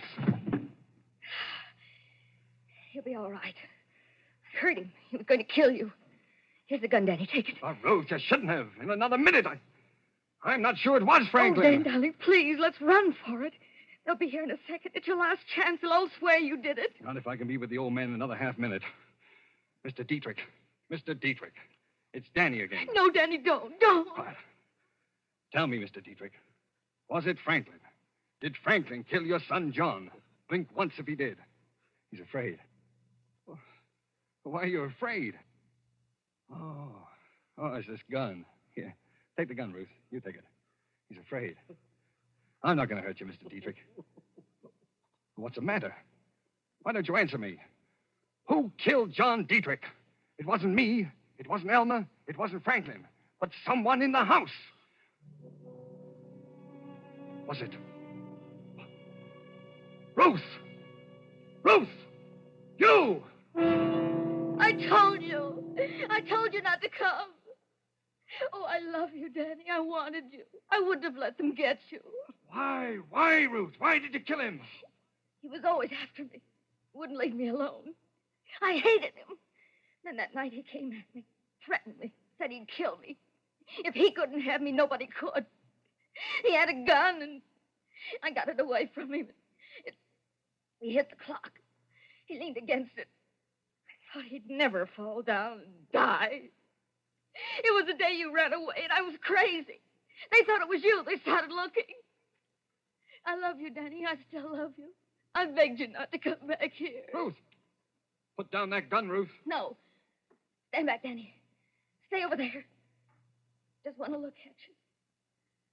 I was hoping we could get away together. But you've been through enough, Danny. And all because of me. Now you're clear, Danny. And this is going to clear me. Darling. Ruth! Ruth!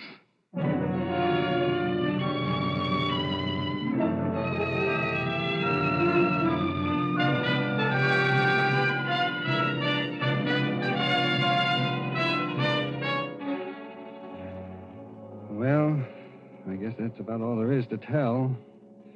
I tried to put it all behind me, to resume my life where it left off over 3 years ago. Sometimes when it gets toward evening, I go and walk along Tillery Street. Once in a while, somebody I don't know, will say, "Hello, Danny." I just say hello and walk on. I don't want to find out anything anymore. I want it all to die away and be still. And it will. All except Ruth. Because somewhere behind that black curtain, I was loved and loved someone. We must have known a love that I'll never know again.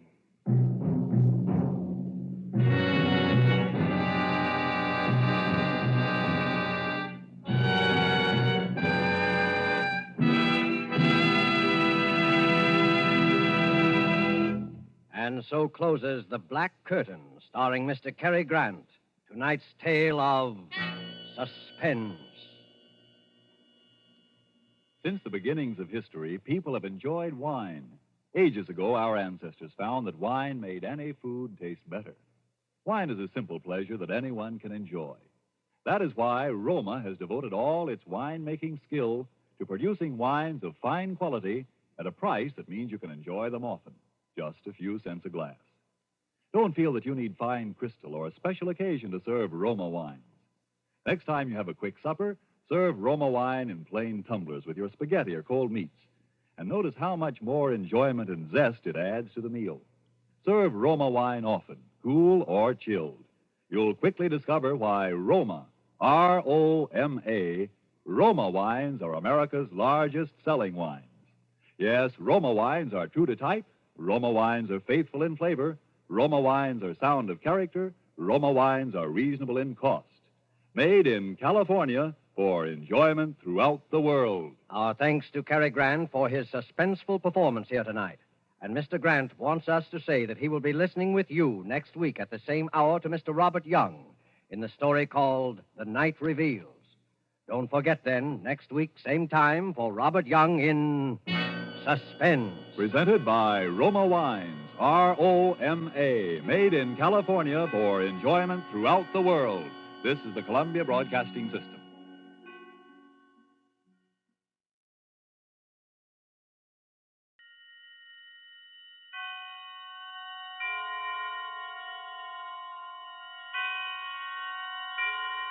Roma Wines present Suspense.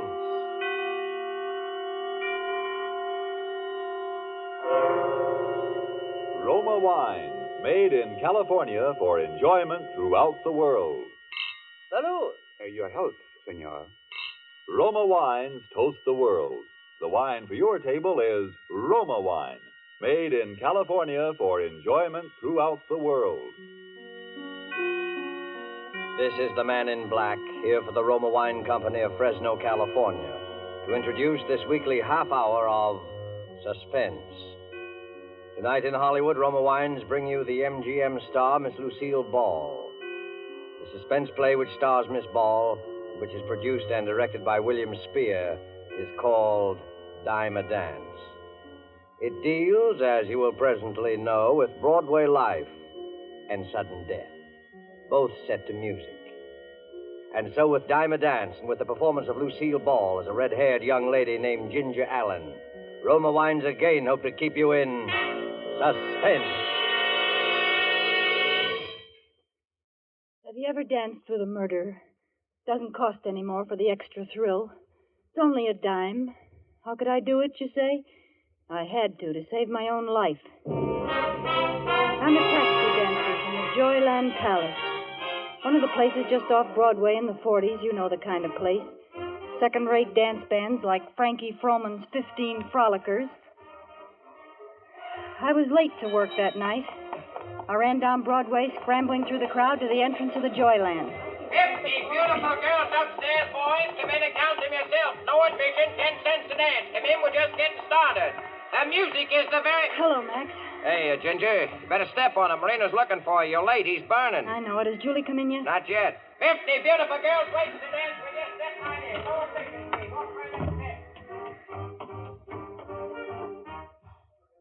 Well, good evening. So you finally decided to come, did you? Hiya, Marino. Sorry I'm late. Yeah, you ought to be. And so should Julie. All the cash customers are waiting.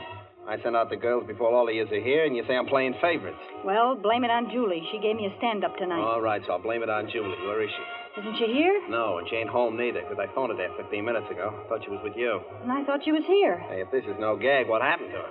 Well, that's what I'm beginning to wonder. Hey, go on in and get your stuff on. Julie be all right. Yeah, maybe she slipped in while you were busy counting tickets or something. See you right away, Marino. Thanks for being late and being teacher's pet. We've been entertained by Mom here while waiting for All right, lay off. Mom, throw me that foot powder. Looks like a heavy night out there. My feet still hurt from last night. Here you are, dearie. That's the way I am, girlies. What I like every once in a while is a good, juicy murder. Nice kid, old enough to be murdered herself. Throw me that dress, would you, Madame Defarge, the green one. Is Julie here? Not unless she's hiding in the closet, honey. Do any of you know where she is? You asking us? Ain't she your buddy? Maybe they had a Well, did any of you hear from her? Why not ask Marino? He's been hanging around her. Now, that southern girl, Sally, she used to work in a joint like this one further uptown. There was a murder for you. Come on, hurry it up in there. Out on the floor and step on it. She just never showed up to work one night. Who didn't? That southern girl, Sally. Then they found her. That was about 3 years ago. Oh, what a sight she was when the police discovered the body. Oh, cut it out, Mom. Then there was the Robinson gal out in Brooklyn, stabbed to death. They found a phonograph and records by a body didn't even belong to her. The murderer brought his own music. Oh, she was a dance hall phony, too. Maybe some guy has it in for you girls. Pleasant character. Well, maybe one fella kills the both of them. Maybe there's a dance hall killer still at large getting ready for his next victim. Now, what do you think I pay you girls for anyway? I often wonder. Joe Marino, think we're giving a free show in here? You couldn't interest anybody in that chassis of yours, even with a set of dishes thrown in. All right, all of you, file out. I got something to tell Ginger. Come on, get out. Ginger, what I wanted to see you about. I know, Marino. I put you in a spot. I'll be dressed in a minute, and if you'll ward off those garlic eaters tonight, I'll work twice as hard and make it up to you, honest. No, I'm in no spot, Ginger. But you are. Marino, what's the matter? What's happened? The police want to see you, Ginger. Police? What for? I didn't do anything. I'm sorry, Ginger, but Something's happened to Julie. that's what the police want to see you by. Julie's dead. Dead? Murdered.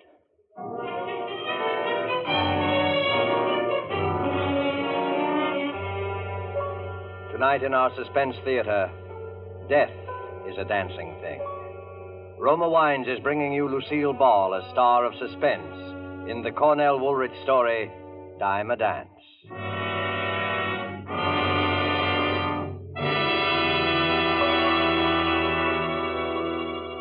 You have heard the prologue for tonight's tale of Suspense. Before we return to the scene of our drama, let me say just this. Few spots on the globe boast the unique and perfect combination of nature's gifts, which makes possible truly good wine. Wine which the whole world can enjoy. But wine experts will tell you that among those fortunate spots, none can surpass the vineyards of our own California. From these renowned California vineyards come Roma wines, wines so perfect in flavor, so delightful, that they are enjoyed in many countries of the world. To us in America, Roma wines are an everyday treat, for we may buy them at an astonishingly low price, since we pay no import duties or expensive shipping costs. Do you enjoy a delicious tangy sherry? Tomorrow, treat yourself to a glass of Roma California sherry. We're sure you will agree you've never tasted finer. With your first sip, you'll understand why Roma wines are America's largest selling wines. Tomorrow, ask your dealer for your favorite type of Roma wine, made in California for enjoyment throughout the world. And now it is with pleasure that Roma Wines bring back to our soundstage Miss Lucille Ball in Dime a Dance, a tale well calculated to keep you in suspense.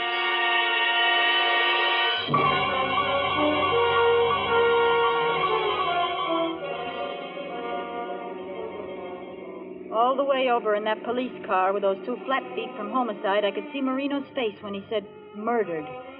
Poor Marino. We got out and walked up to the third floor of the building, to Julie's room. Marino never said a word. All right, sister, in here. Is she still in there? No, you won't have to look at her. Oh. How did it happen? Strangled. Why didn't she yell out? There were plenty of people around. Now, look, Ginger, we're asking the questions. Yeah, but since you raise it, we figured the person who could get close enough to kill her was someone she felt safe with. She was murdered by someone she trusted, by a friend. Well, I was the only friend she had. Yeah, so they tell us. Unless she had a boyfriend. And who was her boyfriend? Yeah. If she was strangled, where did all the blood come from? Flatfoot didn't answer Marino.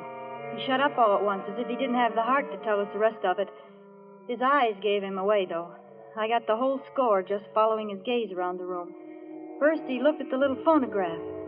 By using bamboo needles, she could play it late at night. Soft, so no one could hear it. The needle was worn down halfway, all shredded as though it had been played over and over. Then his eyes wandered to a flat piece of paper that had 8 or 10 shiny new dimes on it. Some had little brown flecks on them. Then his eyes went down to the rug. It was all pleated up in places, especially along the edges, as though something heavy, something lifeless had been dragged back and forth over it. You mean he danced with her after he killed her? Gave her a dime a dance even then? Now, will you tell us? Who was her boyfriend? Play that record. Maybe she'll remember some guy they both knew who was kept on the piece. It was the only one he played.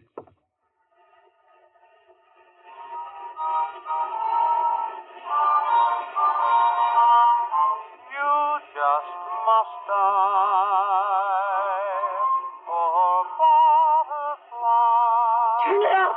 Stop it! Stop that music! That wasn't hers. She never had that record. Poor butterfly. She hated it. She couldn't stand it. Someone brought that record here with him. Sure, someone did. Maybe her boyfriend sort It of... was no boyfriend. It was someone who waited for her in that room in the dark and killed her before she could scream. It was the same madman who killed those 2 other dance hall girls. He pays a dime a dance. A dime a dance whether you're alive or dead.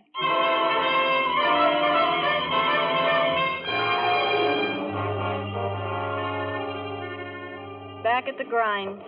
The flat feet let me go. Nobody told me anything. Sometime when you have nothing better to do, you try dancing with a couple of 100 guys a night, asking yourself each time one of them wraps his arms around you, is this the killer? Has he a knife in his hand behind my back? Say, can I see you a minute? Got a ticket? Yeah, but I don't want to dance, Ginger. I want to talk. Well, it's your dime. Say, how do you know my name? What, just happened to? Who are you, anyway? Recognize those 2 guys leaning against the wall? The two flat feet?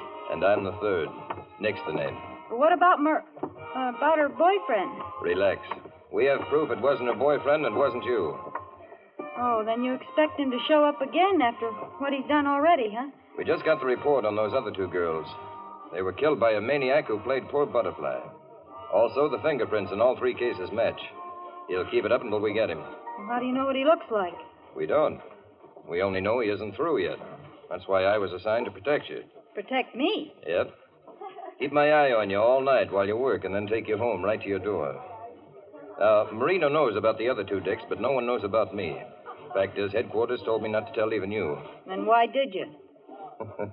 I just saw how touchy you are. I don't want you to misunderstand my intentions. Well, what if someone asks me who you are?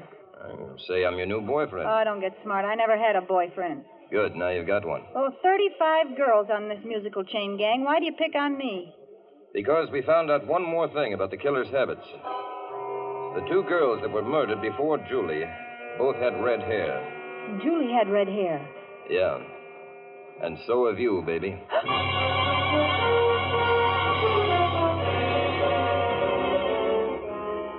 So I was set up as victim number 4. Nice thought. But every night, like the milkman, just when the girls filed out to feast the arms and eyes of the wolves, there was Nick. Now, that was some comfort. Nothing personal, you understand. It was also a comfort to see those other two flat feet on the job night after night. How's Ginger? Fine. How's Nick? Hey, you're 4 minutes late. Miss me?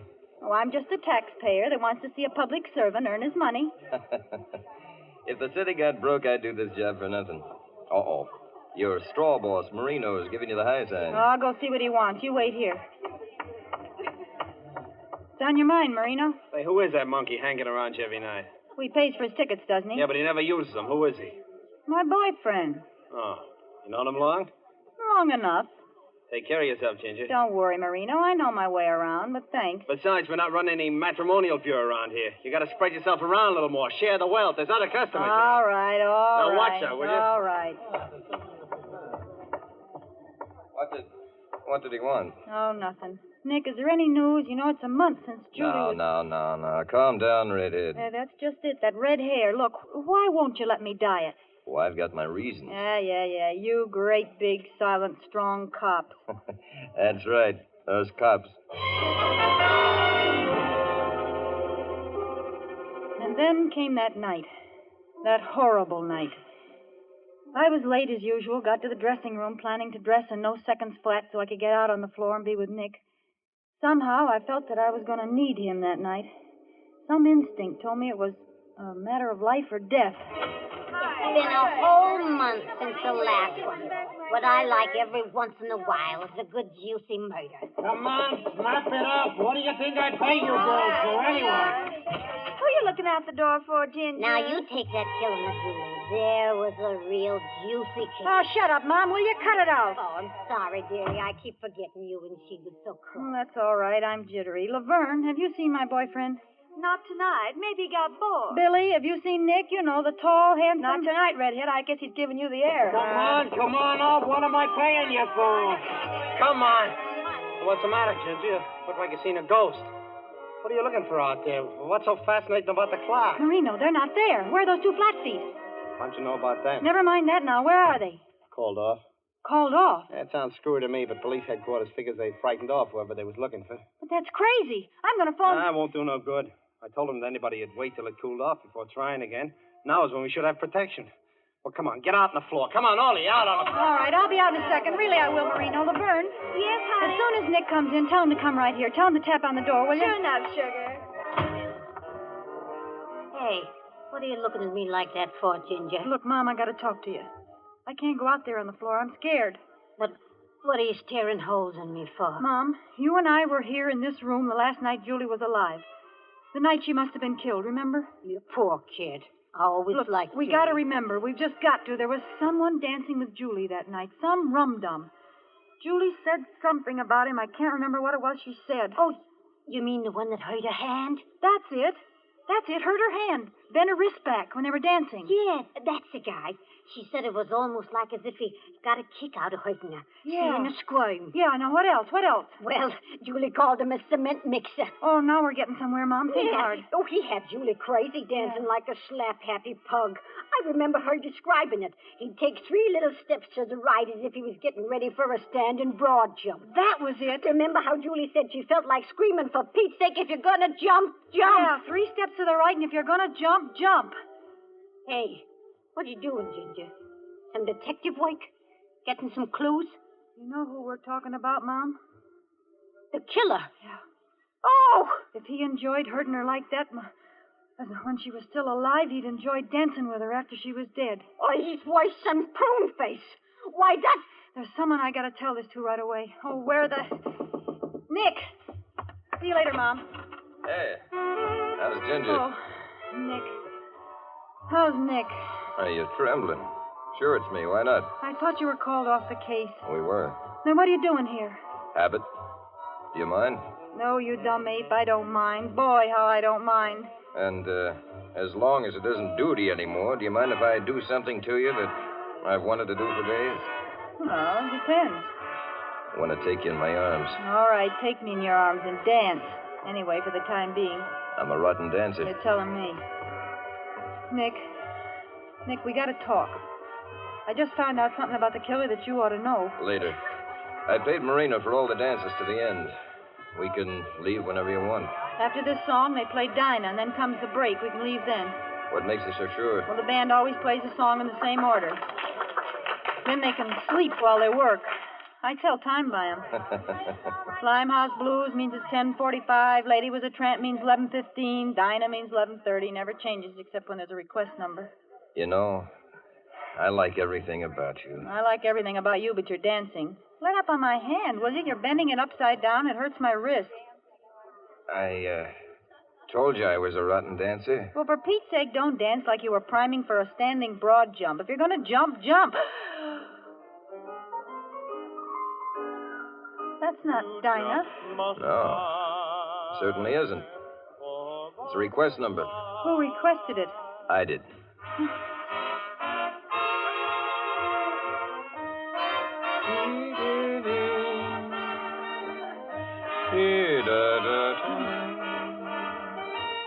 What's the matter, baby?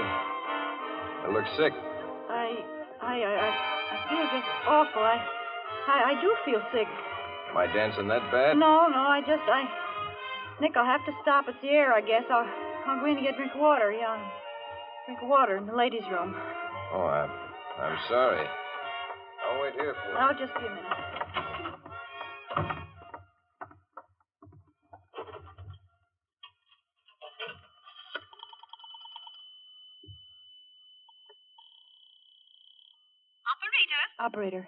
Operator, give me the police department, homicide squad. Police department, homicide, right away. Homicide. Hello, homicide. This is Ginger Allen at Joyland. The third man you assigned to our place is Third man? What third man? Nick Ballister, the one you assigned to protect me. We have no Nick Ballister, and there was no man assigned by us to protect you. It's the killer. He's taking me out with him. I don't know where to. Look, I'll leave a trail of ticket stubs. Please come quick. Ginger. Goodbye, Katie. Sorry you couldn't work tonight. I'll fix it with Marino. How you feeling? You shouldn't have come in here, Nick. Didn't you see the sign? All that? Men keep out, violator subject to arrest? Didn't say positively. Besides, they wouldn't arrest a cop. Why couldn't you leave me in here alone? You were gone so long, I thought something had happened. Nothing's happened. Yet.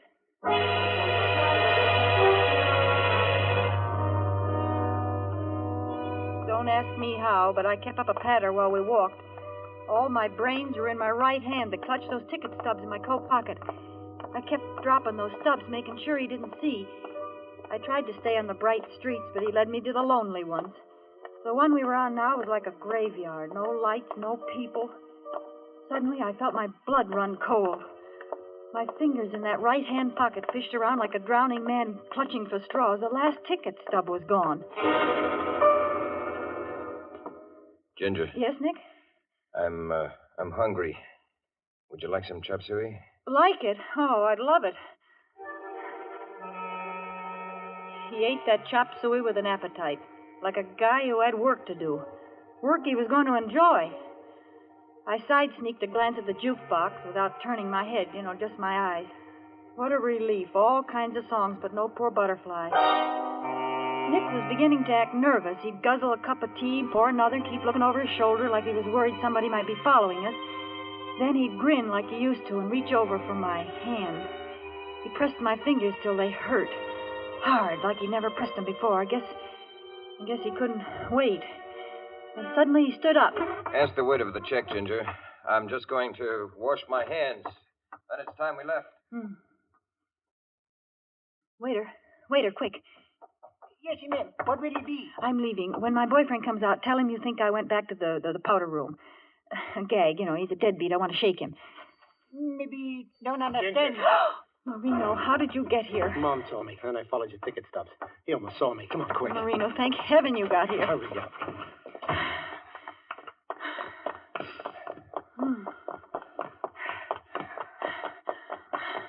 Marino, I can't run anymore.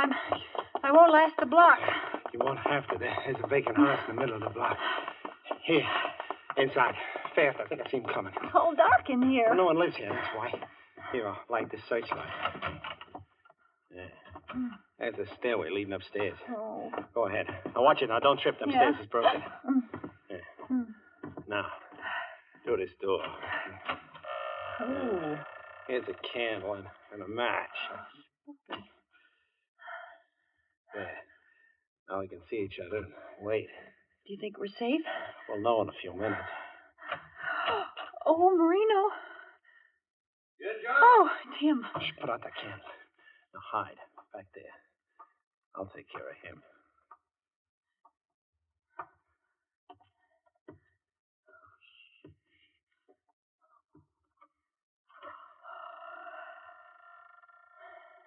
Ginger. Tim. All right, you ask for it. We'll see about that.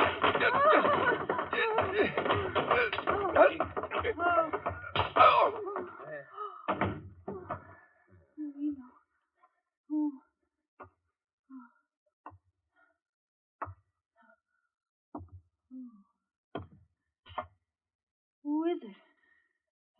Who is it? Answer me. Answer me, please. Oh.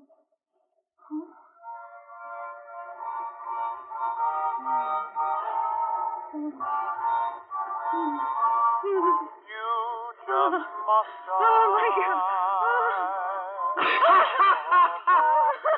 Oh, go on. Kill me. Get it over with. Oh, why did you stop the music? We danced from the beginning of the record. Marino. Yeah, Muriel. You think you could hide from me with different names and different faces? Marino. Why do you call me Muriel? What are you doing? I'm Ginger, don't you remember? I'm Ginger Allen. Each time you tell me a different name, Muriel. That you can't get away by changing names. Marino. The first time you changed your name was when you married me before I left for Europe with that operetta company. You remember? The orchestra played Poor Butterfly when you promised to love me forever. Help me. Somebody help me. Yeah, well, the next time you changed your name was when you thought I was dead. Lived on my insurance and married another man. Oh, please. No matter how many times you change your name, Muriel, I'll find you. No, not me. You killed her. You killed her, Marino, again and again. You only killed her last month, Marino. Each time I think I have, she rises again. This time I'm going to kill you and your lover. This is the last time. Oh, Nick! And now we dance. Now we dance. Here are your dimes. The one you were doing right. Yes. And now we dance. And then you just must die.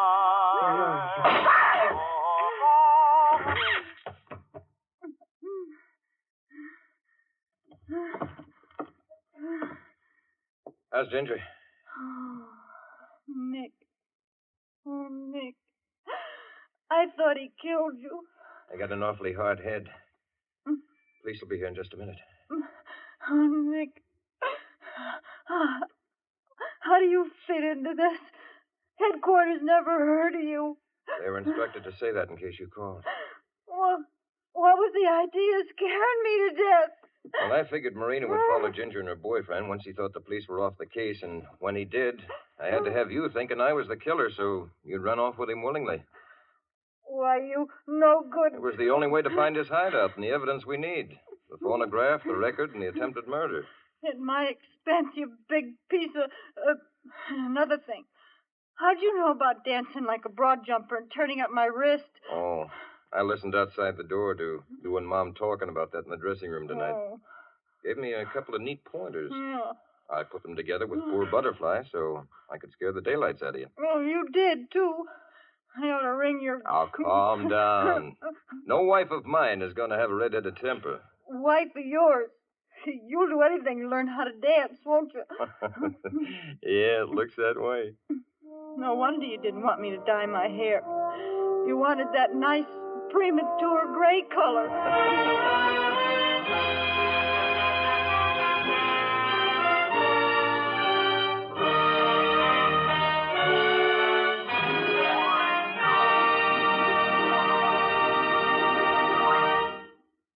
And so closes Dime a Dance, presented by Roma Wines, and starring Lucille Ball, tonight's tale of Suspense. In just a moment, we'll hear again from Miss Ball. First, though, let's visit a glamorous casino somewhere on the sunny Caribbean. Smartly dressed people stroll about the gardens. The strains of a Cuban song float out. Two men watch from a table on the terrace. One is a Cuban, the other a North American. One is about to propose a toast. To your beautiful country, Jose. I drink to that. Now I propose a toast to this wine in which we drink our toast. It comes from North America, from California. Its name is Roma. Only a few places in the world produce wines so fine that many countries enjoy them. And among these enjoyable wines are Roma wines, for they come from vineyard districts that are among the finest in the world, our own sunny California. What better testimonial to the quality of Roma wines could you ask than the fact that Roma wines are made in California for the enjoyment of the world? There is a fine Roma wine for you, whether your taste calls for a sherry, a burgundy, or sauterne. And no matter what type of Roma wine you buy, you know you're receiving a truly fine wine at a price made possible because Roma wines are the overwhelming favorite of Americans, America's largest selling wines. Ask your dealer to show you his assortment of Roma wines tomorrow and choose your favorite.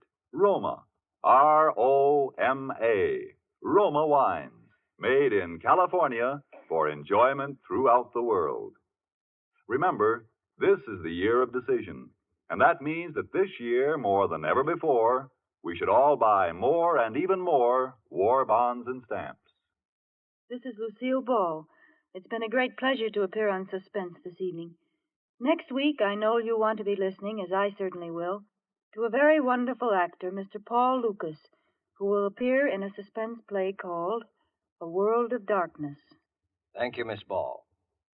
Lucille Ball appeared tonight through the courtesy of Metro-Goldwyn-Mayer, producers of Madame Curie.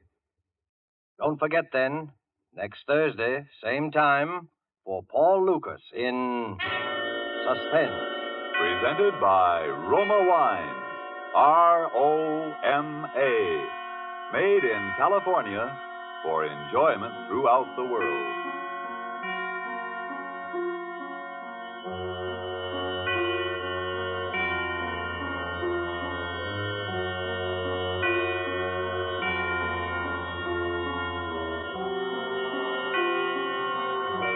This is the Columbia Broadcasting System.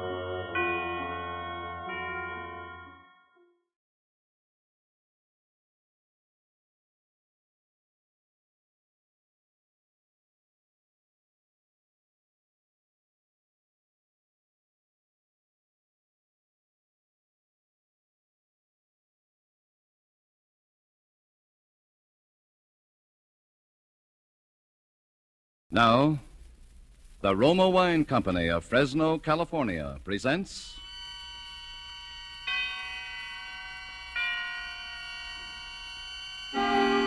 Suspense. Tonight, Roma Wines bring you from Hollywood Miss Bonita Granville as star in Bank Holiday, a suspense play produced, edited, and directed by William Spear. Suspense is presented for your enjoyment by Roma Wines. That's R-O-M-A, Roma Wines. Those excellent California wines that can add so much pleasantness to the way you live, to your happiness in entertaining guests, to your enjoyment of everyday meals. Yes, right now a glassful would be very pleasant as Roma Wines bring you a remarkable tale of suspense.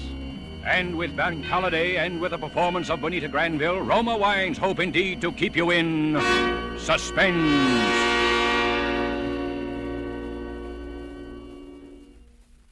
It happened the morning after I became engaged to Harold. I got to the bank a little early that morning, hoping I'd be able to see him for a minute before we opened for business. And sure enough, Harold was just hanging up his hat and coat when I came in the door.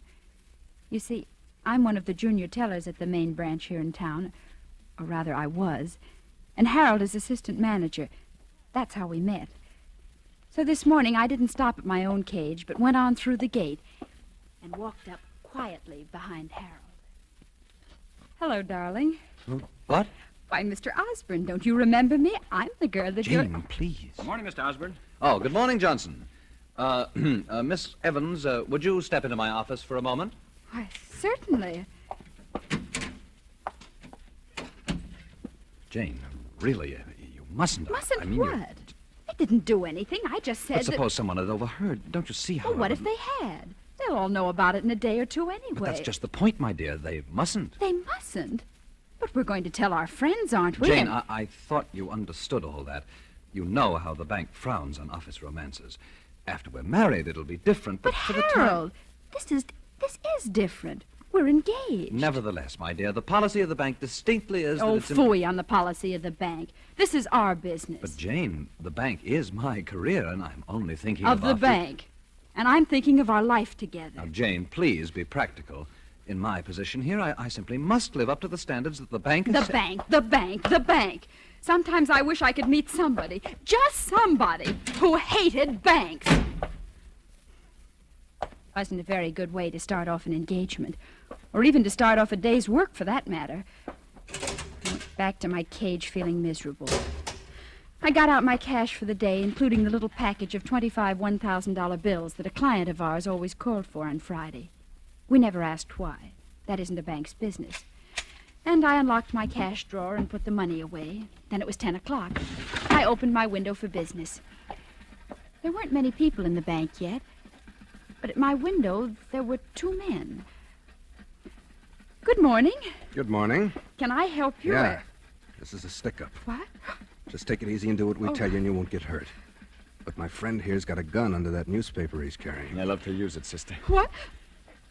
Well, what do you want me to do? Here's a paper bag. Fill it up. All right. And don't forget those 25 G notes that George Oliver calls for every Friday.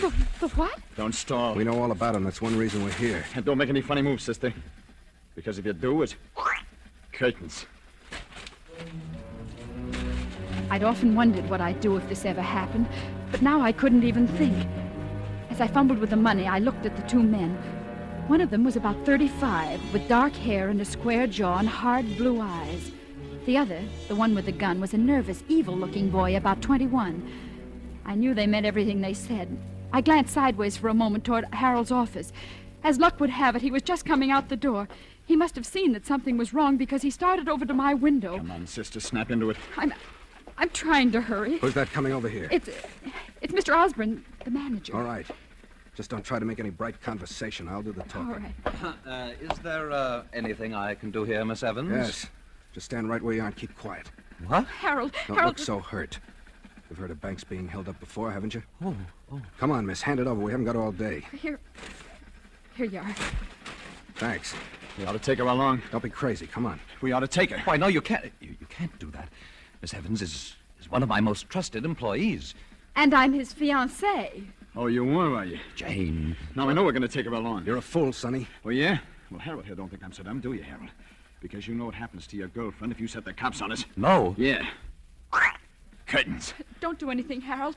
I'll be all right. I'll be all right.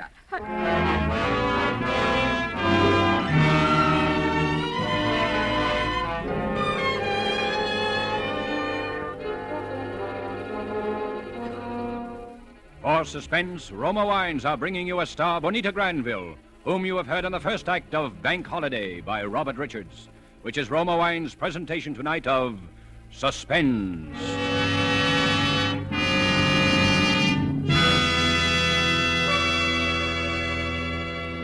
Between the acts of Suspense, this is Truman Bradley for Roma Wines. Elsa Maxwell is an acknowledged expert on the niceties of dining and entertaining. Recently, she said, "Gracious little touches can do so much to make meals more enjoyable. Dine by subdued light. If possible, adjust radio or phonograph for soft, mellow music. And as the crowning touch, serve well-chilled Roma California Sauterne." A most excellent idea from Miss Maxwell. Good Roma Sauterne is pale gold, delightful in bouquet, and even more important, exquisite in taste. Created in the Roma tradition, Roma Sauterne is always unvaryingly good. The goodness of luscious grapes, selected at peak of flavor richness in sunny California's choicest vineyards, carefully pressed, then, unhurriedly, guided to perfection by the ancient wine skill of Roma's famed wineries. Good Roma wines are always delicious, yet cost only pennies a glass. Remember, because of uniformly fine quality at reasonable cost, more Americans enjoy Roma than any other wine. R-O-M-A, Roma Wines. And now Roma Wines bring back to our Hollywood soundstage Bonita Granville, who, as Jane Evans in Bank Holiday, continues a narrative well calculated to keep you in suspense.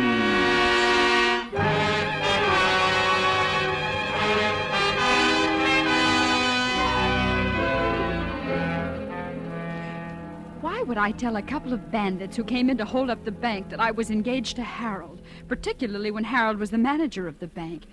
It was crazy, but there were a lot of crazy things I did that day that I didn't understand myself until later. Naturally, when I told them that, they took me along as a hostage. And the next thing I knew, I was sitting in the front seat of a big blue car beside the one called Frank, and the other one called Sonny had tied a blindfold over my eyes. And we were driving.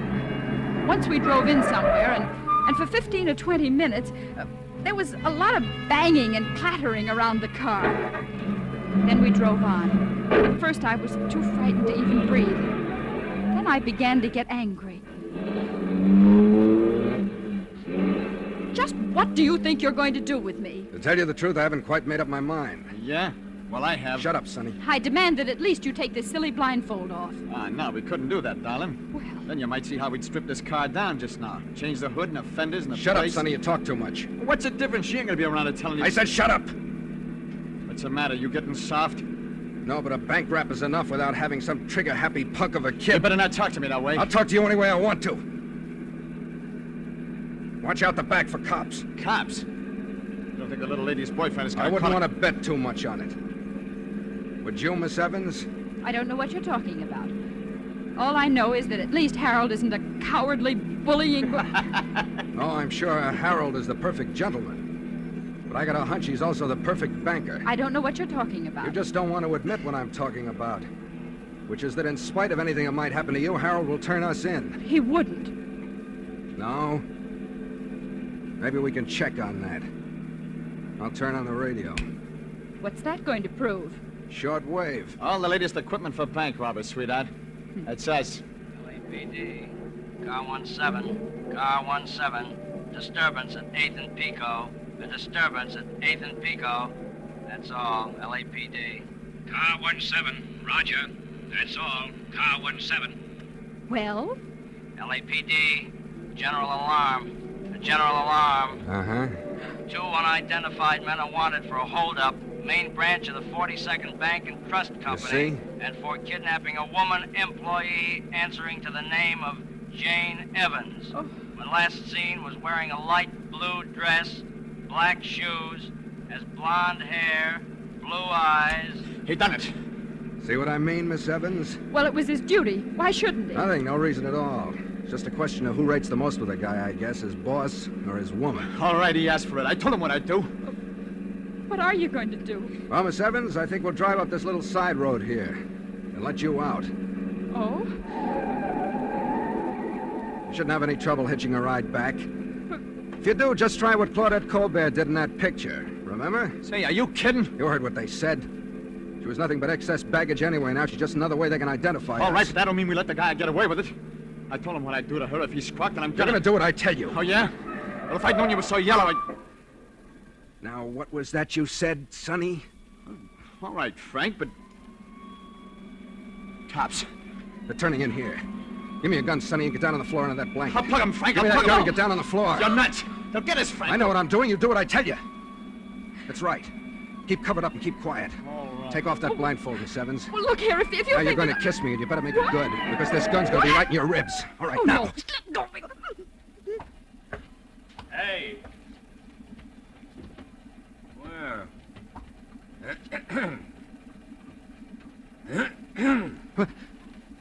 Oh, you kind of startled me, officer. What are you doing here? Well, if you must know, I'm getting engaged. Is there anything wrong with that? Let me see your license. We haven't got the license yet, Your but we're... driver's license. Oh, sure. What's the matter? Just let me see your license. Here you are. You looking for somebody? Just a couple of guys who held up a bank and kidnapped a girl. Is that right? The young lady got any identification? Well, Go on, tell him, honey. You see, we left town in sort of a hurry. You might call it a sort of elopement. Oh, sort of elopement, huh? Yes. Well, I guess you're all right. But you know you shouldn't be parking in here in the broad daylight like this. Yeah, but you know how it is. Sure. I know how it is. You can come up for air now, Sonny. They're leaving. Are you sure? Yeah. Well, Miss Evans, I'm afraid that under the circumstances, you'll have to put up with our company a little longer. It wasn't as bad as all that, was it? Well, was it? She slaps him right in the voice. Does that answer your question? Yeah. I guess it does. That was crazy, too. Here I was, my life completely in this big ape's hands, and I had to slap his face. I knew I'd made him angry, and what was even more dangerous, I'd hurt his pride. But there was nothing to do about it now. For a long time, we just drove along, and nobody said anything. We were crossing a stretch of desert, heading toward a mountain range, and had just passed through a little town. I saw the car pull out of a side road as we flashed by, but neither of the two men did. And all of a sudden, my mind began to race, thinking that maybe now was coming my chance to escape, wondering what I could do, and then my blood ran cold again. The way they were talking. Still heading to the same place, Frank? Yeah. Mountain place? That's right. What about Miss Spitfire here? I'll take care of that when the time comes. She knows too much. That's right. Hey, if I thought you was getting soft, Frank. What would you do? Well, you know what we gotta do, don't you? Yeah? Where? Not right out here in the open desert. That's a cinch. The mountains? Yeah, maybe the mountains. Maybe. There better not be no maybe. Cops again. Look right behind us. Yeah. Those others must have got to thinking things over. Cops in the middle of the desert. No one in sight for miles. What are you talking about? I'm talking about this. Sonny! I've been wanting to do this all day. You crazy fool! Who's crazy? We get them before they get us, that's all. Hey, they're shooting back. They know they got a fight in their hands now. So have we. Shoot at their tires, you hear? Okay. Oh, hey, they hit us. And that's not supposed to happen the way you saw it in the movies, huh? You. Me? Yes, you. Get down. Down on the floor. Well, what are you going to do? There's only one thing to do now. Drive light.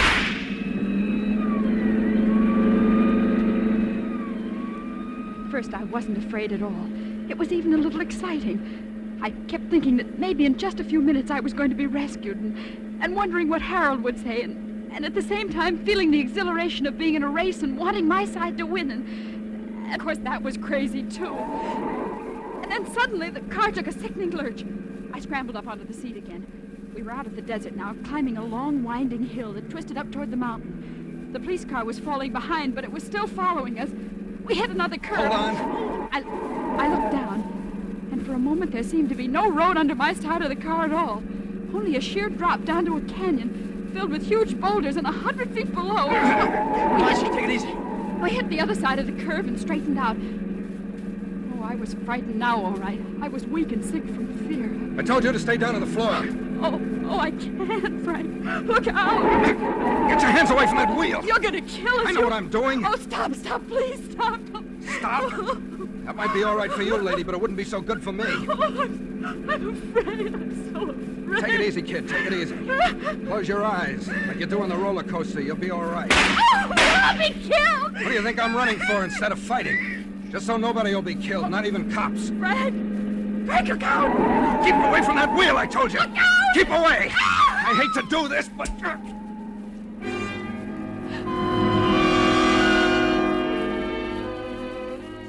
I saw his fist rush toward the point of my jaw, and that was all. When I woke up, it was mid-afternoon, and I was lying on a bed in a bare little room of what was obviously a mountain cabin. Through the one window, all I could see was the jumble of rocks and boulders piled up against the mountainside. I felt my chin. It was sore, and there was a little bruise on it, but aside from that, I seemed to be all in one piece. Then suddenly I heard voices. They were coming from the next room through the crack of a door left an inch or two ajar. I crept over and listened. Don't worry, I'll handle it. Okay. Right? Yeah, sure. Now go on down in the tower, get some grub like I told you. Okay, Frank. Are you sure you don't want me to? No. Get going. Okay, Frank. I stood there by the door, frozen with fear. I didn't need to hear any more to know what they'd been talking about. For a second, I thought of escape. I looked wildly over toward the window. Oh! Been listening, huh? Yes. How do you feel? All right. Oh, I'm glad to see you're up and around. Why? Because it's against your principles to kill women who are unconscious? There's a path down the backside of the mountain that leads into the main highway. It's 4 or 5 miles long and pretty rugged, but you ought to be able to make it before dark if you hurry. Oh. Does that answer your question? Yes. I guess it does. Better get going. How do you know I won't... Because you're going to promise me not to. Aren't you? Yes. All you have to say is that I slugged you, and that's all you remember until you woke up by the side of the road. We'll be out of here and over the border by morning anyway. What about Sonny? I can handle Sonny. Well, I guess I do owe you something after all. Me? What? My life. That plays strictly for me. I just don't want that punk kid with his movie idea, Cops and Robbers, to be hanging a murder rap on us, that's all. You're a strange man to be A crook? Listen, there are just two kinds of guys in the world, right guys and wrong guys. And the wrong kind can be the usual bum with a gun in his hand, or he can be a pillar of society that sits all day behind a big shiny desk. He can be kind to his mother and nice to little kids and have a lot of fancy excuses and reasons he gives himself. Or just no reasons at all, like me. But a wrong guy is still a wrong guy. He's no good. Well, thanks anyway. You better get going now. By the way, I'm sorry I hit you. That's all right. I guess I had it coming. And I'm sorry I let you get into this mess in the first place, but I... But what? That kiss. I meant that. Did you? Yeah. Frank, so did I. Jane. Frank! They must have trailed us here after all. Frank, the cops! Yeah. What? I saw him down ahead of me on the turn of the road. I just had time to turn around and get back. You still got the dame, huh? Yeah. I was hoping you hadn't done nothing yet. She's about the only ace we've got left. Take the south window. I'll take the west one. Yeah. Don't try to go knocking them off. It'll only make it worse. Just keep them covered so they can't rush us. Oh, yeah? But if I got a clean shot at one of them... You do what I tell you. Can you see them? Sure. They're down behind the big rocks. That's as far as they can get. That's as far as they could get even if they had an army. Until it gets dark. All right, we can turn the car headlights on them. They'd only shoot them out. We can hold them, Frank. We got enough ammunition to But hold you can't eat ammunition. Maybe they can't get up, but we can't get down either. We can't stay here forever. Well, you're going to take me alive. They'll never take me alive as Stop long it, as will I you? got Try using your head for a change. What? The phone. Yeah, Frank, what could that be? I don't know. The boys seem to have stopped the artillery barrage, too. Don't answer it. What's the difference? You don't think we're going to kid anybody we're not home, do you? Yeah? Oh, yeah. Uh-huh. Yeah, she's here. Hmm? Sure, she's all right. Frank, who is it? It's your boyfriend, Harold. Harold? He came with the cops. He's on the Forest Ranger's emergency call box just down the road. Let me talk to him. Worried about him? No, it isn't that. But let me talk to him. Sure, go ahead. Harold? Oh, yes, so am I. Oh, no, nothing like that. They've been quite all right. Yes, of course they are.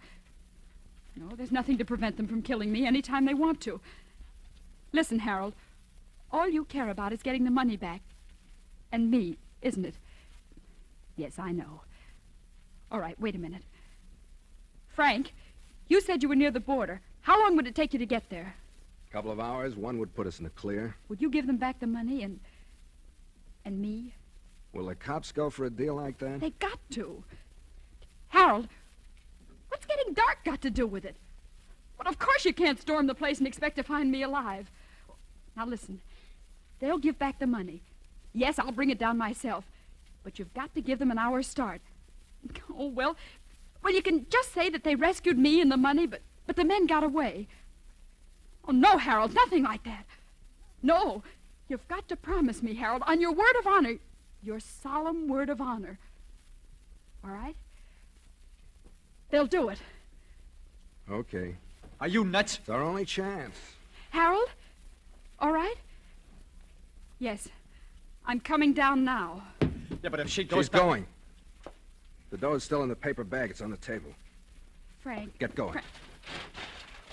All right. Goodbye. Goodbye. Harold? Just so you don't have an idea you're getting away with anything, I think you're a dirty liar.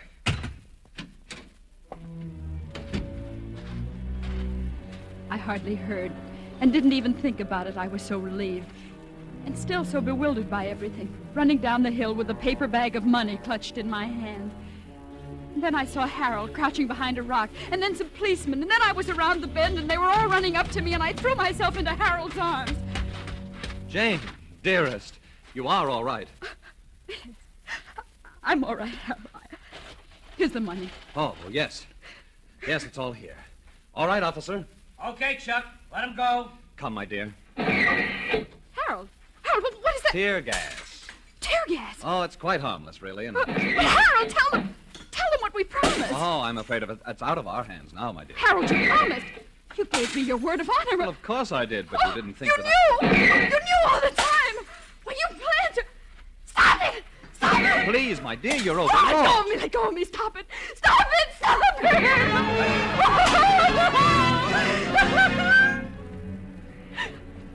I tried to run back, but they held me. And I had to watch. I couldn't help it. It seemed like hours. It was only minutes, I suppose, with the tear gas bombs exploding around the cabin and crashing through the windows as they got the range. And then something white fluttered from the door, and they came out.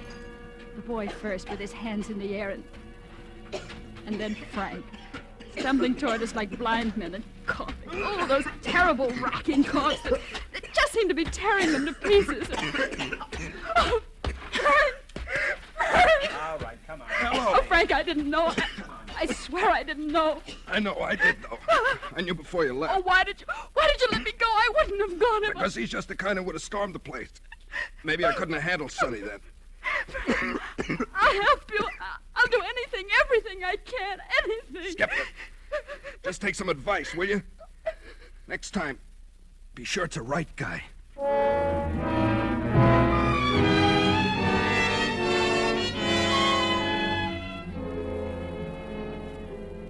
Yes, it's funny. It's like he said. People can be honest and dishonest in so many different ways. I got to the bank early the next morning, too. Harold was already there waiting for me. Hello, darling. Hello? I'm so glad you're here early. There are some things I wanted to talk over with you. You know, you're quite the heroine now.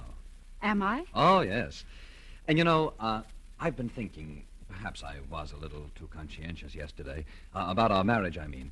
I think perhaps you were right after all. We ought to tell... Harold, about our marriage. Yes? There isn't going to be any marriage. Isn't going to be any? I found out something about a girl getting married, Harold. Marriage is something you do second. Do second? Yes. First, you find a right guy.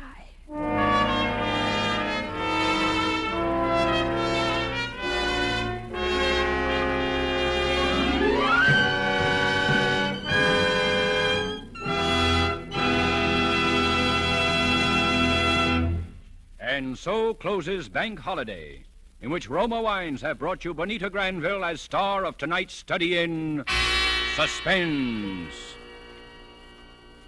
This is Truman Bradley with a word for Roma Wines, the sponsor of Suspense. During the warm weather, nothing tastes quite so good as a tall, frosty Roma wine and soda. And as Elsa Maxwell recently remarked, serving Roma wine and soda is smart 1945-style hospitality. You'll find this delightful iced drink as refreshing as it is delicious. Yes, and Roma wine and soda is so easy to prepare. Half-filled tall glasses with Roma California Burgundy or Sauterne. Add iced cubes and a bit of sugar. And for a decorative touch, garnish with cherries or fruit. Here's another suggestion. For a delightful aperitif, sip delicious Roma sweet vermouth, well chilled. Zestful, full-flavored Roma vermouth, both sweet and dry, is blended and developed with all the traditional wine-making skill of Roma wineries, is made and bottled in the heart of California's famous vineyards, yet surprisingly low-priced. Try Roma vermouth soon, won't you? Next Thursday, you will hear Norman Lloyd and Mark Humboldt as stars of Suspense. Presented by Roma Wines. R-O-M-A. Made in California for enjoyment throughout the world.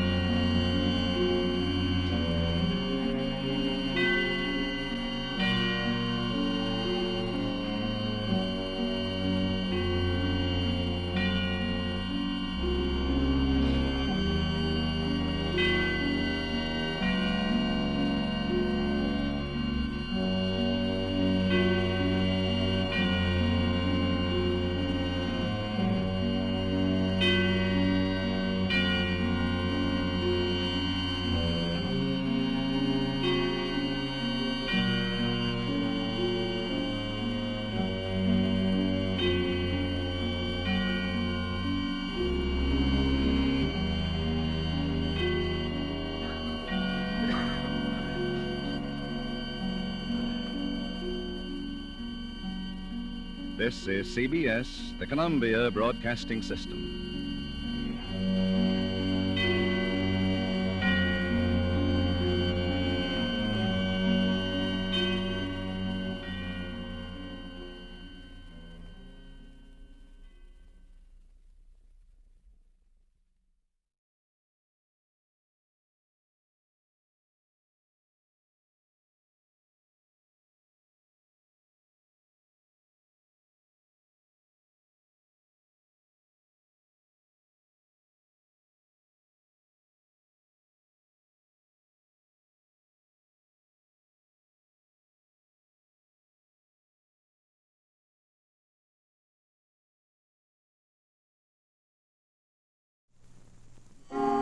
Suspense.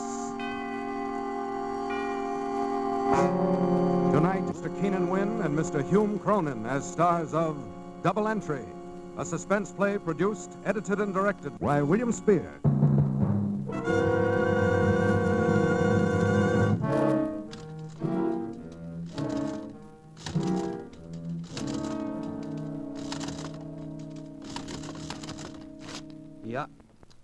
It always balances in the double-entry system. If it don't, you hang around till it does. That's what I've been doing all my life, keeping books. Oh, it's fascinating. Positively fascinating. You know, I'll bet in my day I've written billions of figures. Hundreds of billions. And cash, say, I've handled so much cash my fingertips are calloused. Once I even got water on a thumb from licking it to count money. But so what? What's cash? Handling cash is just the same as adding figures. A job. Then, one day, something happens that makes you look on things different. There's no excitement in an office, no danger, no heroism, no adventure. Not much chance to risk anything, to do something for a pal. Behind an adding machine, you can't tell men from mice without a scorecard.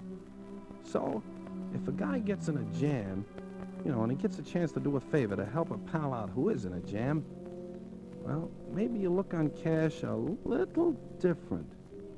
All of a sudden, cash is more than pieces of metal and bits of green paper. It's socially significant. That's what it is. Eddie, hand me the Dixie cup, will you? Yeah. Your ulcers bothering you again, Sam? Yeah, bad. These ledgers are driving me nuts. You got the wrong temperament for an account. You shouldn't let it get you down. Things can't go on like this, Eddie. Hey, what's the matter? Alice?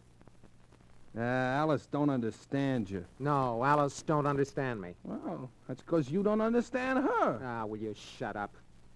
Sometimes you're so smug. On a layoff, Sam. You can't go on like this. Like what? Well, you're grouchy all the time. You got something on your mind. Alice don't understand. Well, try me out. I won't throw no dishes at you. Well, no. No, I can't tell you. Wouldn't matter anyway. You can't do anything. Just telling your troubles helps sometime. Go on, talk, Sam. Talk, Sam. Okay. Okay, it's the auditors. But them guys, don't let them worry you. You're running this office, ain't you?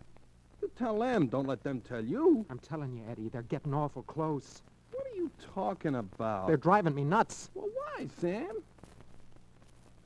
I'm light, Eddie. You mean? The books. They're light. They're short.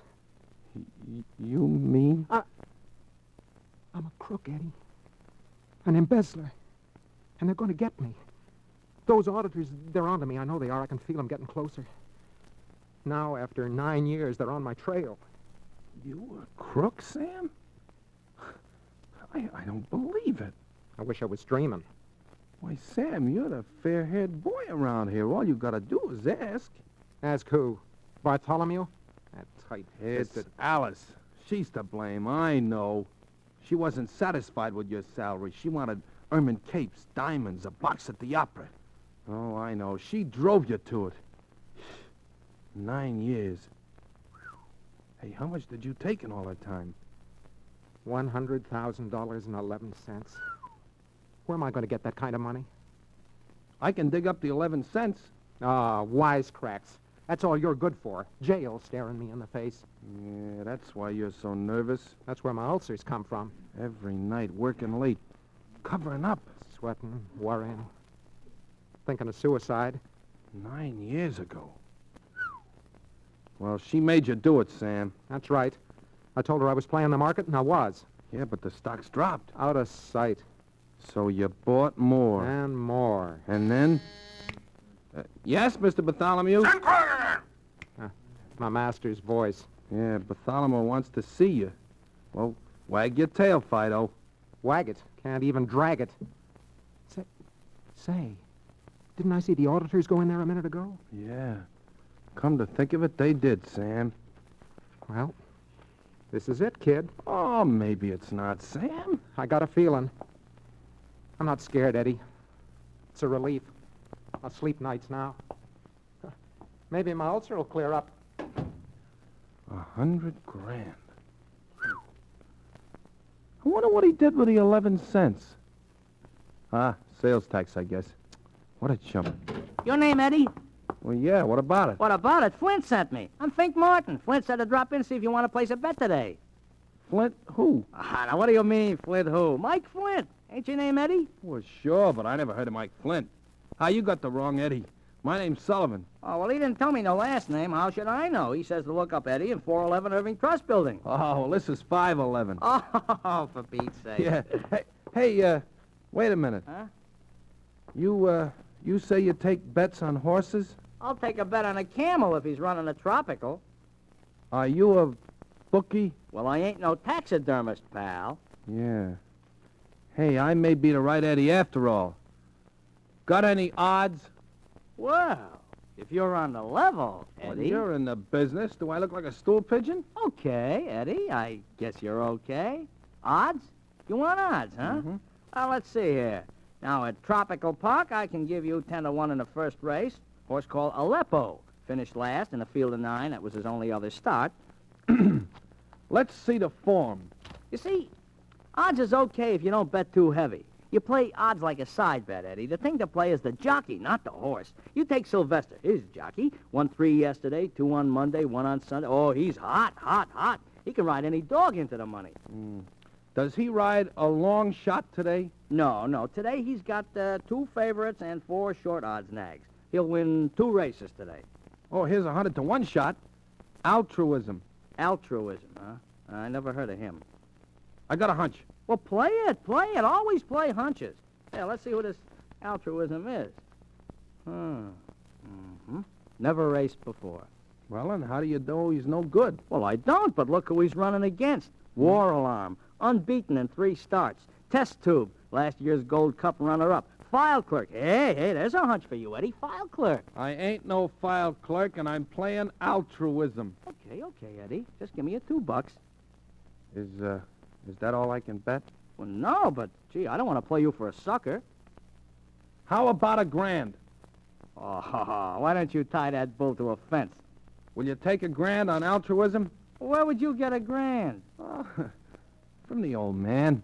On the level, Eddie? Oh, sure. Well, I have to get Flint's okay. You let me use your phone? Yeah. Gee, $1,000.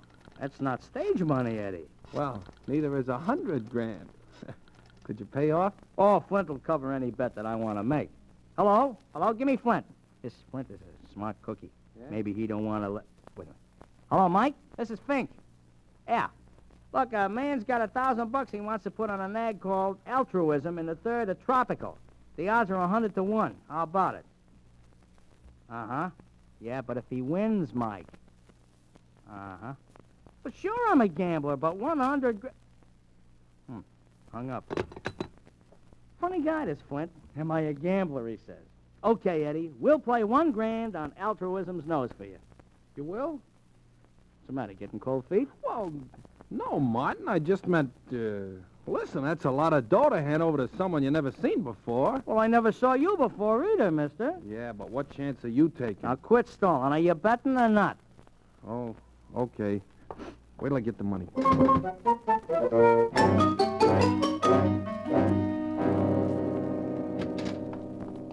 Here it is. You got it?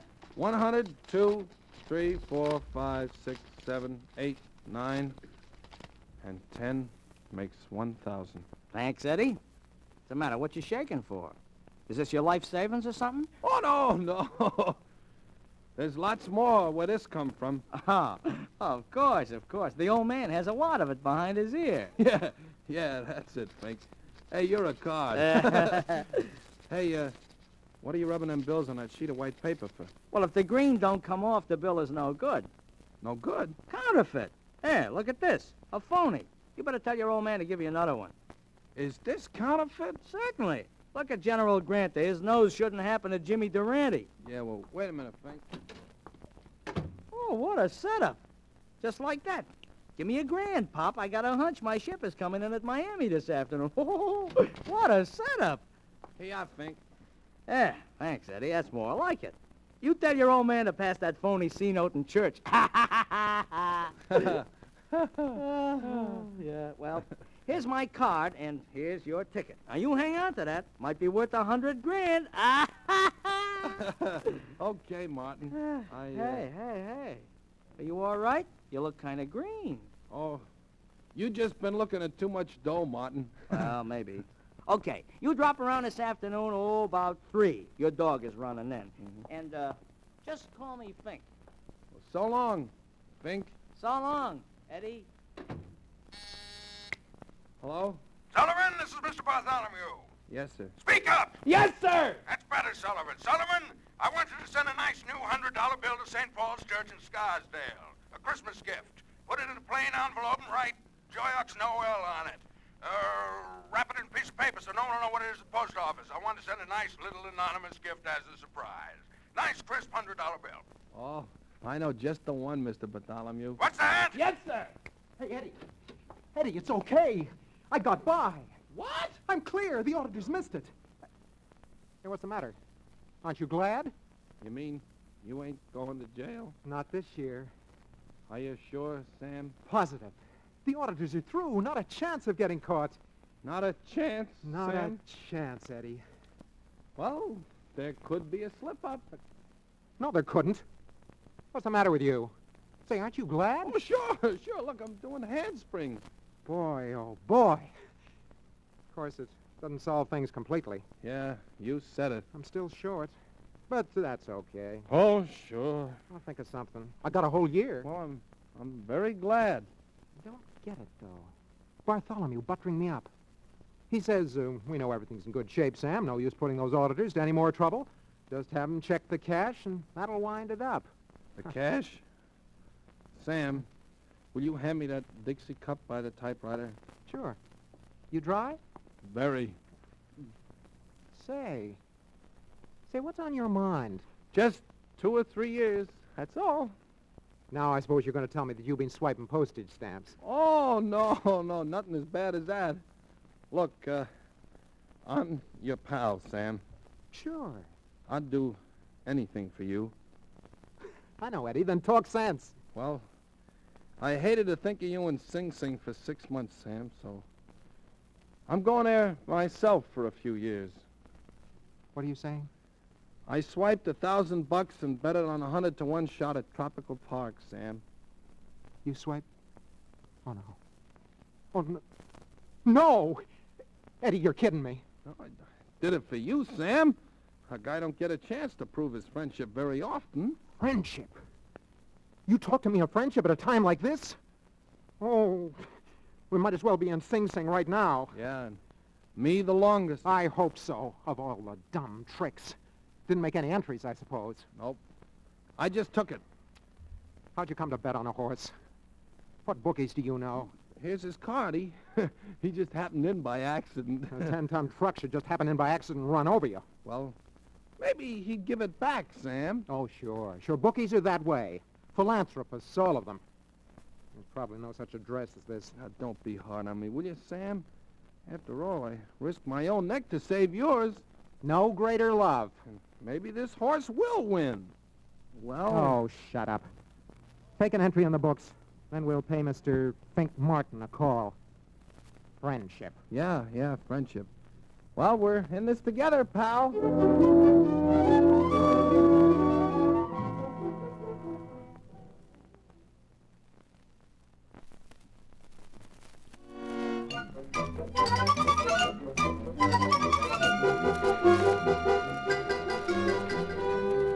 On the subway up to the bookie's place, I didn't say a word.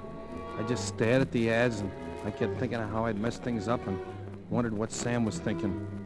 The window we sat near had bars on it, and I felt like I was already in jail. Well, we got there. It was a great big large room. Well, if it ain't the millionaire bookkeeper. Hi, Eddie. Oh, hiya there, Fink. Welcome to our humble joint. Of course, it ain't like Hialeah, but it's as close as we can get to it in New York. Yeah, I know. Oh, this is Sam Crockett, Fink. My boss. Oh, glad to meet you, Mr. Crockett. Smart man you got working for you. He's going to make himself a pile of dough this afternoon, ain't you, Eddie? Look, Martin. This is all a mistake. Eddie had no business betting $1,000 on a horse. The fact is, he wasn't his money. Oh, I know that. It was his old man's. He stole it from the company. No, Eddie, would you do a thing like that? Uh-huh.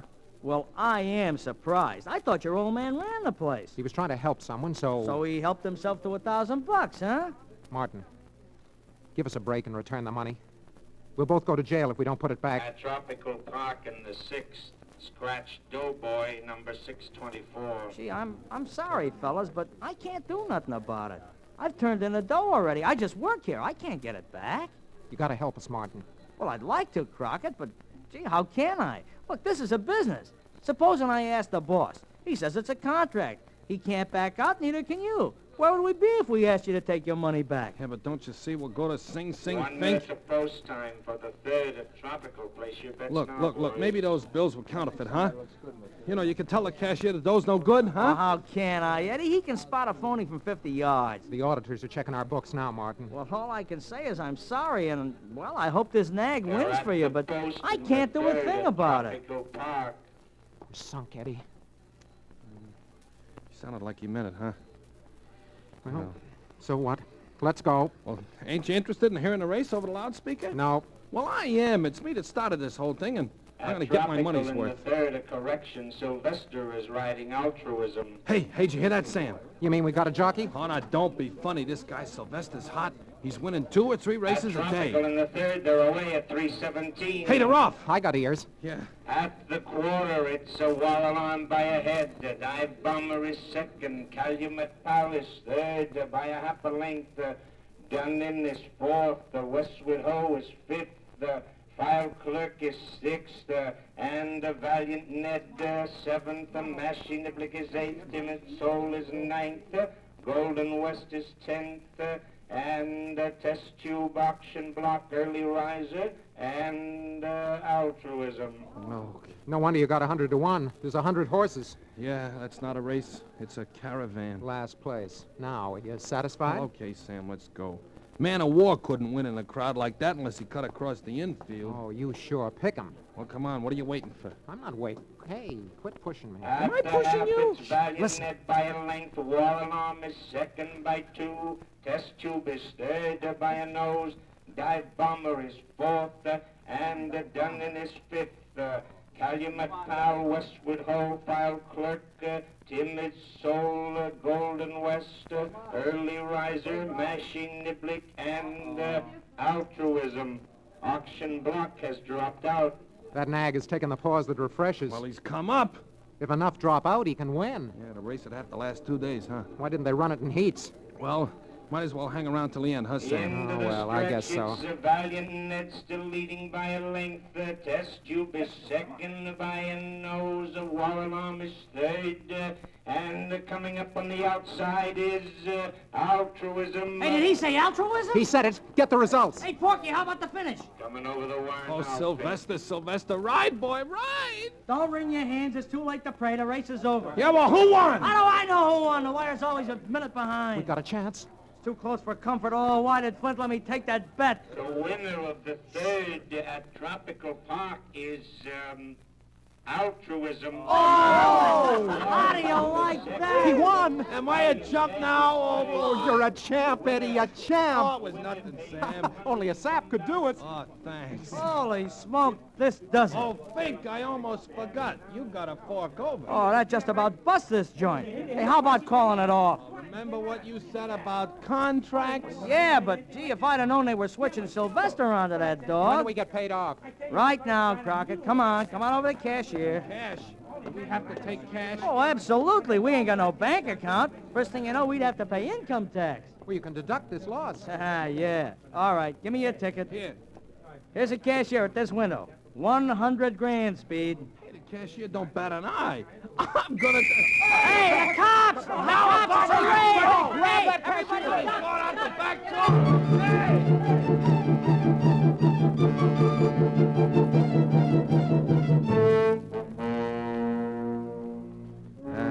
The cops jugged everyone in the place, thinking the other gamblers got away with the 100 grand. And we had to wait until morning for a trial. Every silver lining has a rip in it. I don't see how they got away. I'm sore. We sit here in the can, and they're off with all that dough. Well, we were framed. This whole thing was planned. You're crazy. How did Martin know altruism would win? Can't turn on a police raid like a shower bath. Well, how are we ever going to find those guys? We won't. And if we do, it won't do us any good because you haven't got the ticket anymore. Even if you have, you couldn't force them to pay. Gambling isn't legal, you know. Oh, that's nice, dreary music. Might as well get used to it. We'll be living in quarters like this for quite some time. Hey, here comes the keeper. You got a visitor, boys. Huh? An auditor. Name of Martin. Think Martin. Hiya, boys. Al, you coming to pay us off? Well, not exactly, no. You see, Mike, the boss, he don't want to pay. Oh, you wouldn't chisel, Fink. Oh, no. On the level. I thought this guy Flint was square. Now he's welshing on all his debts, and he's blowing town. He's got $1,000 of mine. Oh, that's a great story, Martin. Well, I don't have to tell stories, do I? I could have stayed away from here, Crockett. It's nice to see you again, Fink. Still taking bets? All right. Will this shut you up, Eddie? Hey, $1,000? Yeah, $1,000. It's all I got. It's my own dough. Well, that's the best I can do, Eddie. Hey, guard, let me out of here. Gee, I don't know what to say, Fink. Say no to the next bookie you meet, Eddie. Them nags is poison. Well, it was fun for a while, Fink. I wouldn't take your dough, but... Say no more. Put it back where it came from, Sam, and try to forget you ever seen me.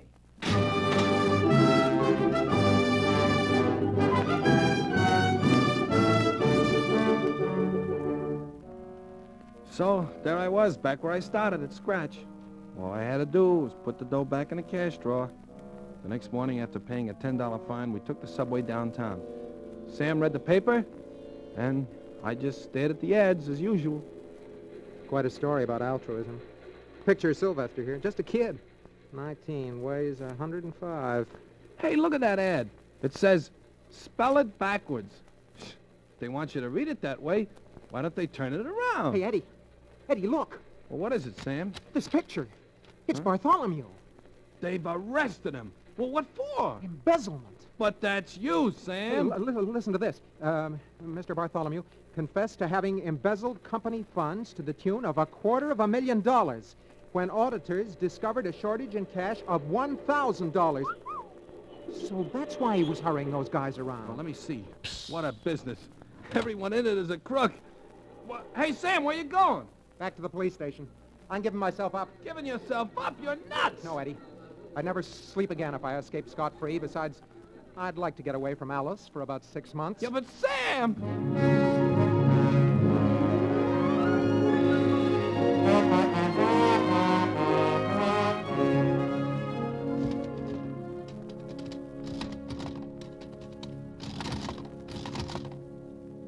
So, Sam went to the police and gave himself up. But guess what? They didn't want him. They already had their man.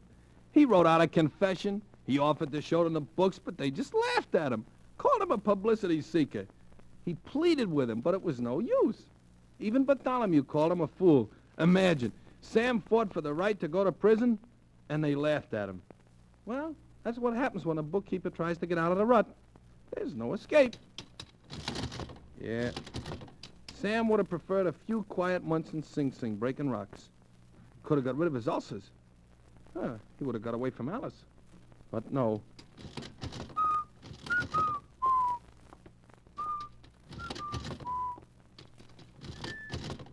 Hey, Eddie. Hand me that Dixie cup, will you? Oh, your ulcers bothering you again, Sam? Yeah, something awful. These ledgers are driving me nuts.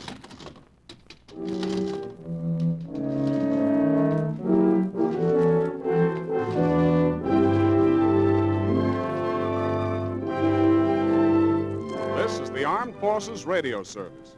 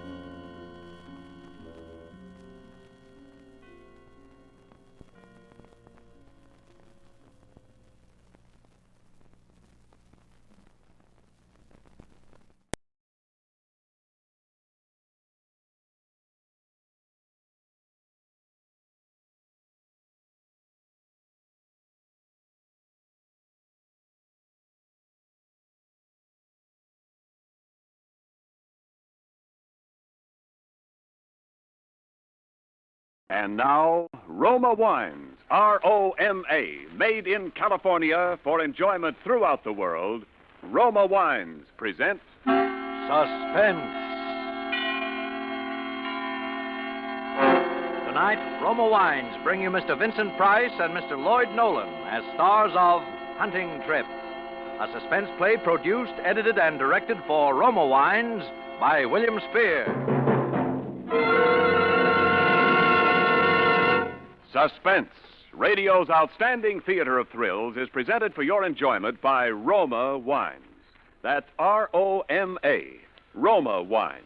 Those excellent California wines that can add so much pleasantness to the way you live, to your happiness in entertaining guests, to your enjoyment of everyday meals.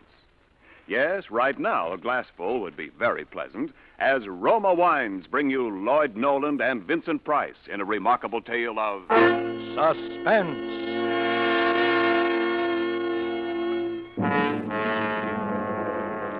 It began with just a little hunting trip for the two of us, Eric and me. I hadn't seen Eric for several months, since before Karen died, in fact. When I bumped into him at the club, he suggested that we run up to his cabin in the mountains for a few days, grab a bit of fresh air and relaxation, see if we couldn't bag ourselves a moose or a deer. And yet, almost at the outset, I had an uncanny feeling about that trip.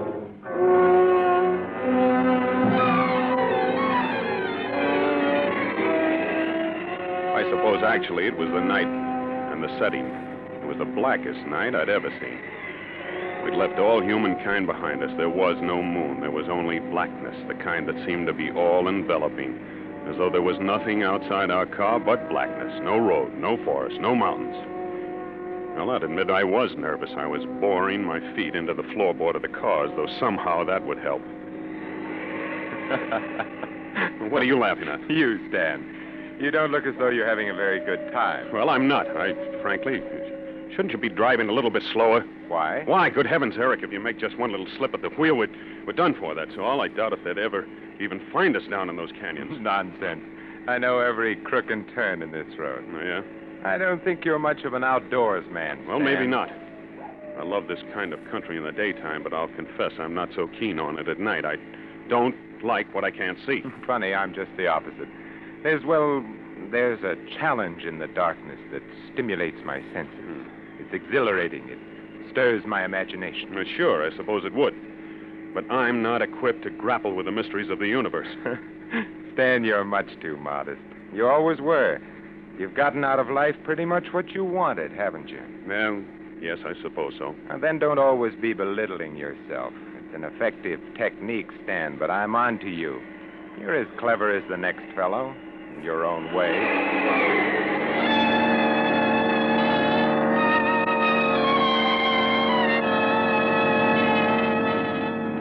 I sat back and tried to relax. Things weren't quite as Eric had pictured them. I was born with a silver spoon in my mouth, as they say. Eric had come up the hard way. I was average and soft. He was brilliant and hard. We'd known each other a long time, going to school together, being in love with the same girl, Karen. When I married her, he was my best man, and yet I didn't pretend to understand him. He was still pretty much of a stranger to me. I glanced over his way.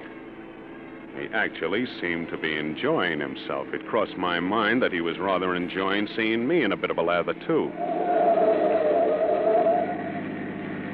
Well, it's not far now, just around the next bend. Well, thank the Lord. Well, am I amusing you again? No. I was just thinking what a perfect spot this would be for a murder. A murder? Honestly, Eric, I believe that's all you think about. It is almost. When I buy a newspaper, I read about murder the way you study the stock quotations. Murder is fascinating to me. I spend most of my time figuring out ways and means to commit murder. Now you're trying to sound like a mental case. Who knows? Perhaps I am. I have a mind. Well, here we are, old man. Well. You see, I've delivered you safe and sound, all in one piece.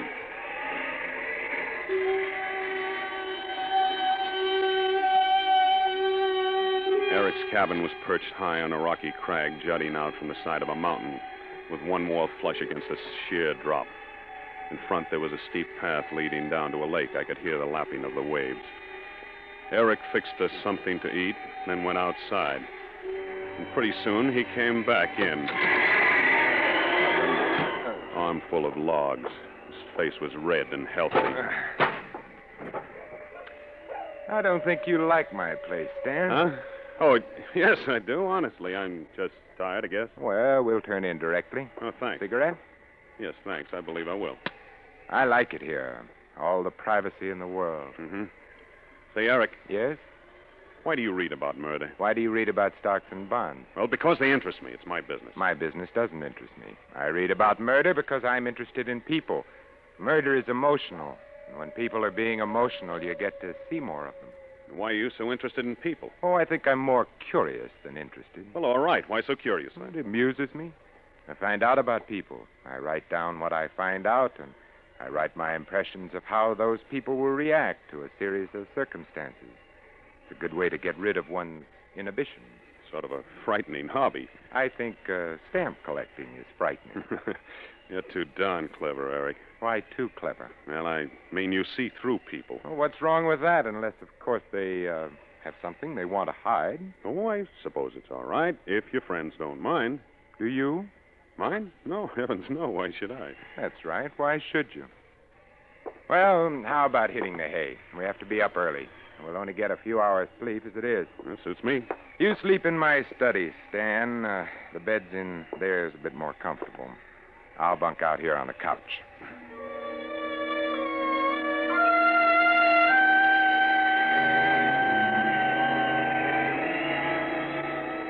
I had undressed and gotten into bed and was reaching over to put out the light on Eric's desk when my eyes fell on a stack of typewritten sheets. I wondered if they were the notes Eric had been speaking about. It was a strange mumbo-jumbo he'd written there, phrases he liked, single sentences describing people he'd met. There were a few clippings pasted on sheets of white paper, clippings describing murders by strangulation, by pistol, by drowning, by poison. A full sheet was devoted to Karen. I hadn't realized how much he'd cared for her. His analysis was very kind, almost maudlin. He spoke of his shock at hearing of her suicide, and he tried to reason it, to find causes. A small memo pad caught my eye, however. And on the last page, I saw my name carefully printed. I read it eagerly. I read Eric's arguments for not hating me because I had married Karen. I read Eric's cold analysis of my character. Not exactly flattering, but it was pretty accurate. And at the bottom of the page, newly written by the looks of it, and in Eric's own careful hand, I read 4 ways to commit murder. By strangulation, by pistol bullet, by drowning, by poison.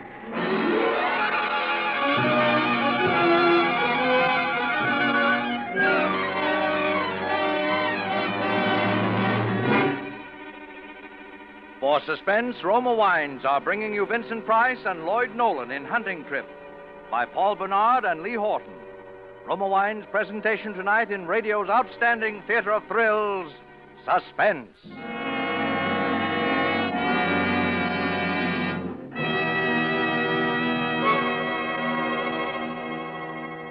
Between the acts of Suspense, this is Ken Niles for Grand Estate Wines.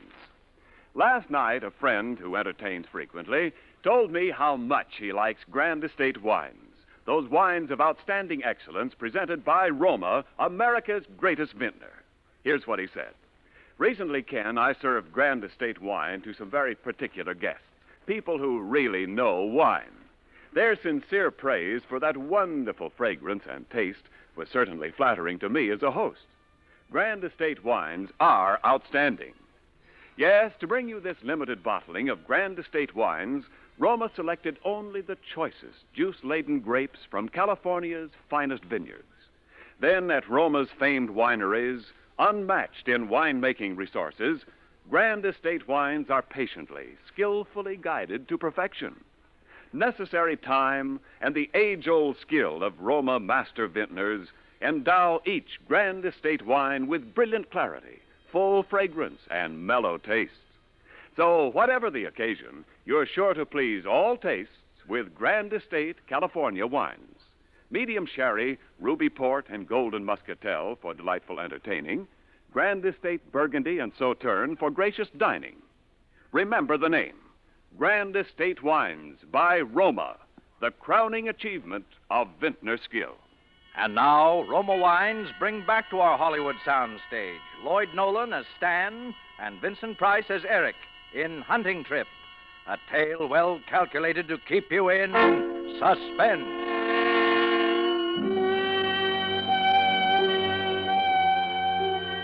I suppose I slept that night, but it seemed as though I had only just dozed off when I heard the door open quietly. I opened one eye cautiously. It was still gray in the room, so I know I hadn't slept long. I was about to open both eyes to save Eric the trouble of waking me when I thought, he hasn't come to wake me. My mind threw two words at me. By strangulation.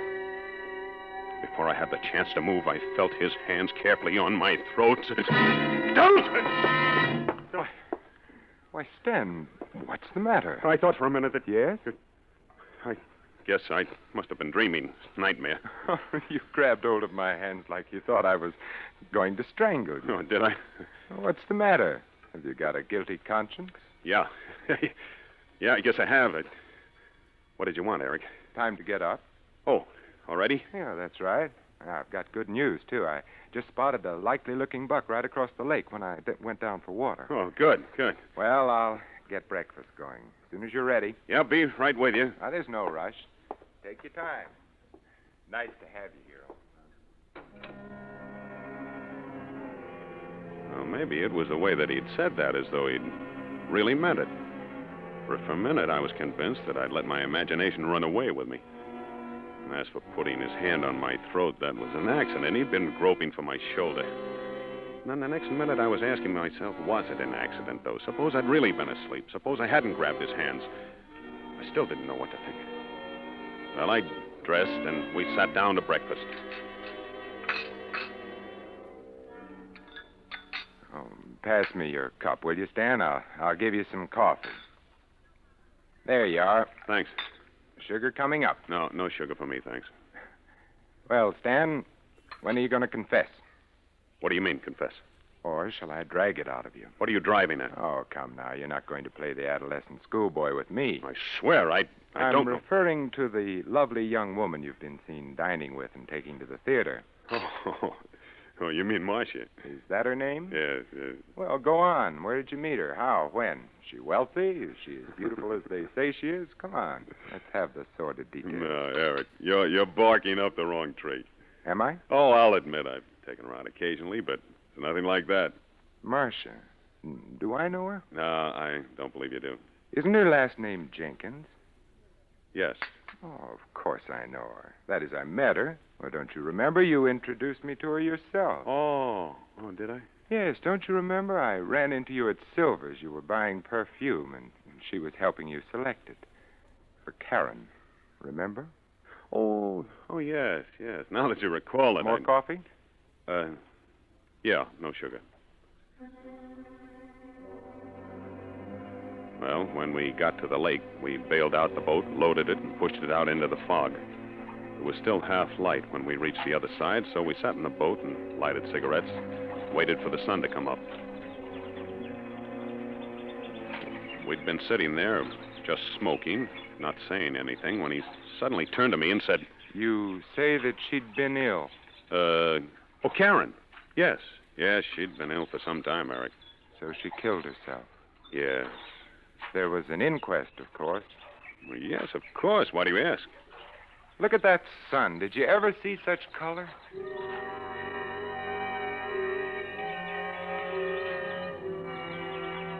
Four ways to commit murder. I'd almost forgotten about Eric's hands on my throat. Now the incident jumped vividly back to my mind because now I knew that Eric had a reason. He looked away after he asked me about the inquest. He didn't answer me when I asked him why he wanted to know. Somewhere in that strange, dark corner of his mind, he was still obsessed by love for Karen, even though she was dead and gone. He thought that she'd still be alive and happy if she hadn't married me. My legs were weak when he motioned me out of the boat. A deer blew somewhere near us. We stopped. Hey, did you hear that? Yeah. Listen. It's moving west. Yeah. Stan, you work west, just about half a mile or so ahead of us. You'll come to a clearing. Mm-hmm. Take your stand there. Right. I'll strike north and west and then work toward the clearing. Good hunting. This is it, then, I thought. He'll hide somewhere along the way to the clearing and shoot me in the back. Now that I knew what to expect, I felt somewhat relieved. At least I'd be ready for him.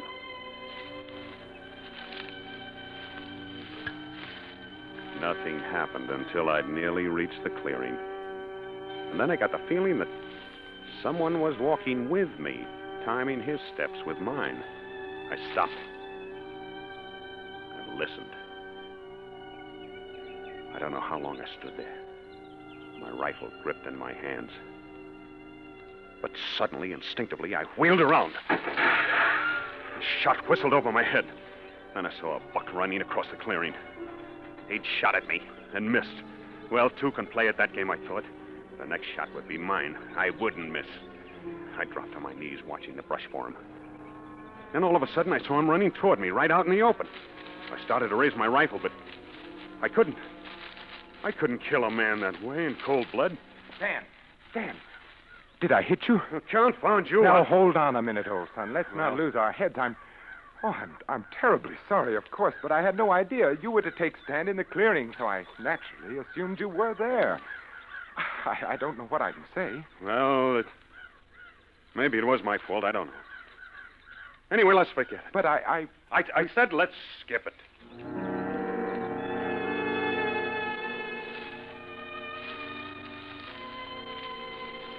I stuck close to Eric after that. I gave no more opportunity for a shooting accident. It was dusk when we headed back toward the cabin. We didn't get our buck, not that I cared, and I'm sure Eric didn't. He was after different game. Then I saw a boat on the beach. By drowning.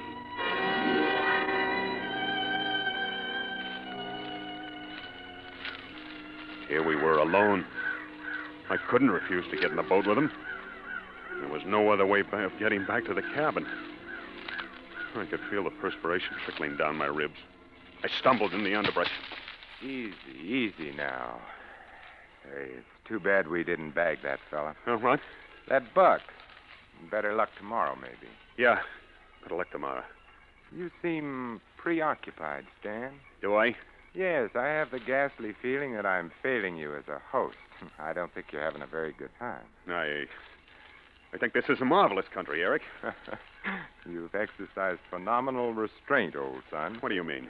About expressing your admiration for it. I'd never have suspected that you liked it so much.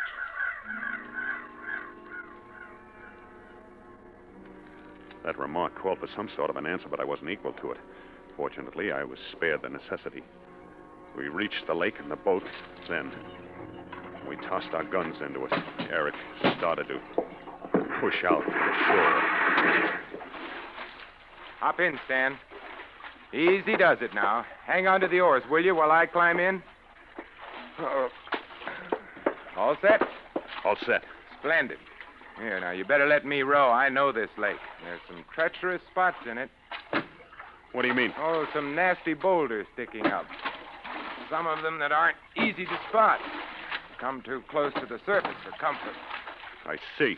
If we were to hit one of them, we'd turn over in a hurry. You don't swim, do you, Stan?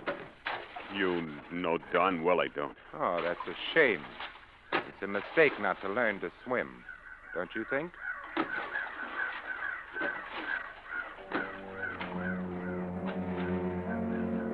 What happened after that was a nightmare. He rowed. I sat there, paralyzed. I couldn't move. I couldn't think. I knew I should do something, but what? I stared at the water till I was blind, looking for rocks. Eric's face was a blur. He just smiled, rowed and talked. His voice sounded hollow and unreal. You're shaking, Stan. Is something wrong? This lake's plenty deep. Lots of fish in it, too. Maybe we can do a little fishing.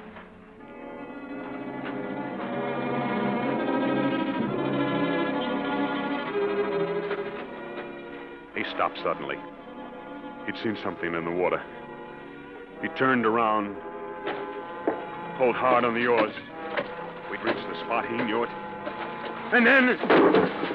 No! No, Eric! No! Eric, for the love of God!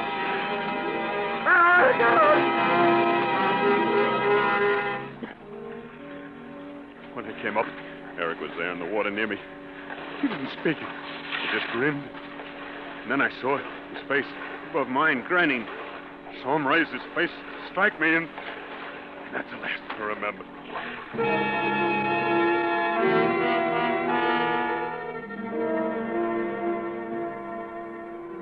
When I came to, I was lying on the beach, and Eric was standing over me, smiling. Well, hello. How are you feeling? Okay, I guess. Say, you're a tough customer to rescue, old son. You put up quite a fight. I'm sorry. I thought that maybe... don't try to talk now. You've had a pretty bad time. Take it easy. Well, it was all clear to me then. Eric had saved my life. It had been accidental. The shot, the boat turning over. He didn't want to kill me. A man doesn't save you from drowning when he wants you dead. But it had all been my imagination, a nightmare. Oh, the relief that flowed through my body was almost too much for me. It would... Well, there aren't words to express how I felt.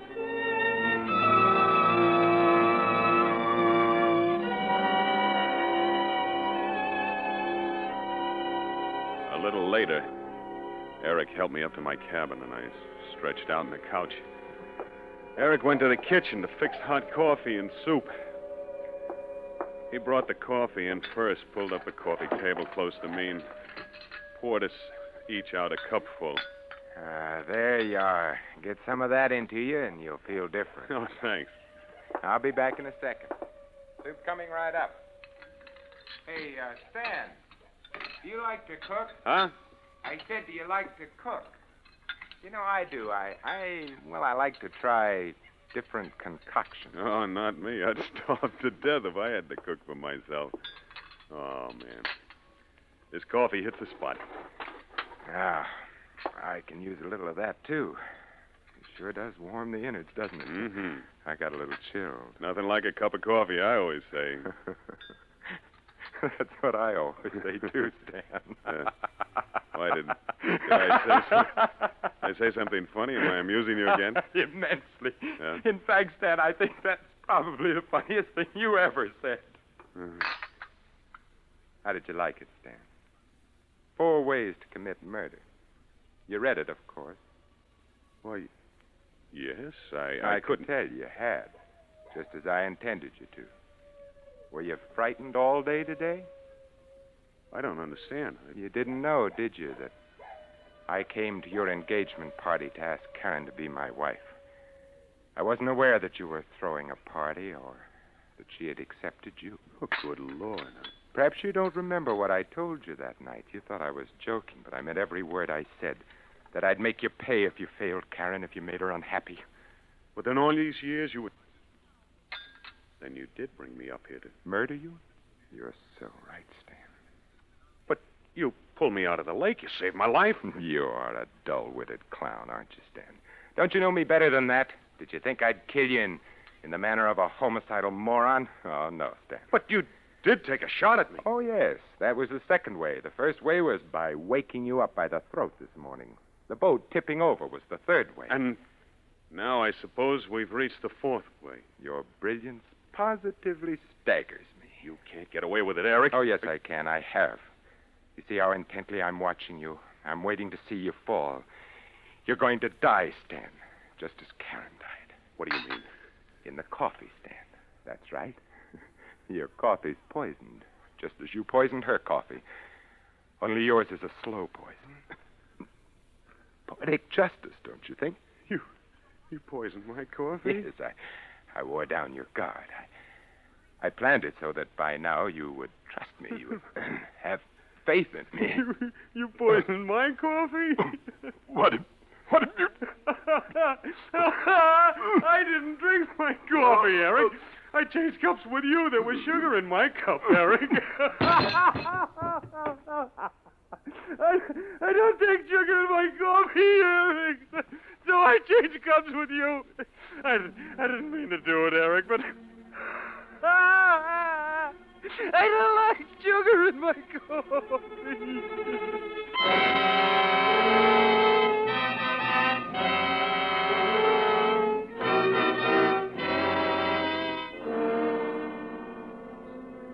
So you see, I didn't kill Eric, really. He killed himself accidentally, but I wish he had killed me. He had a good reason to, because somehow he knew about Karen, about how I killed Karen by putting poison in her coffee that morning. And I watched her die, the same way that I watched Eric die. I'm tired now. I don't want to talk anymore. You do whatever you want with me.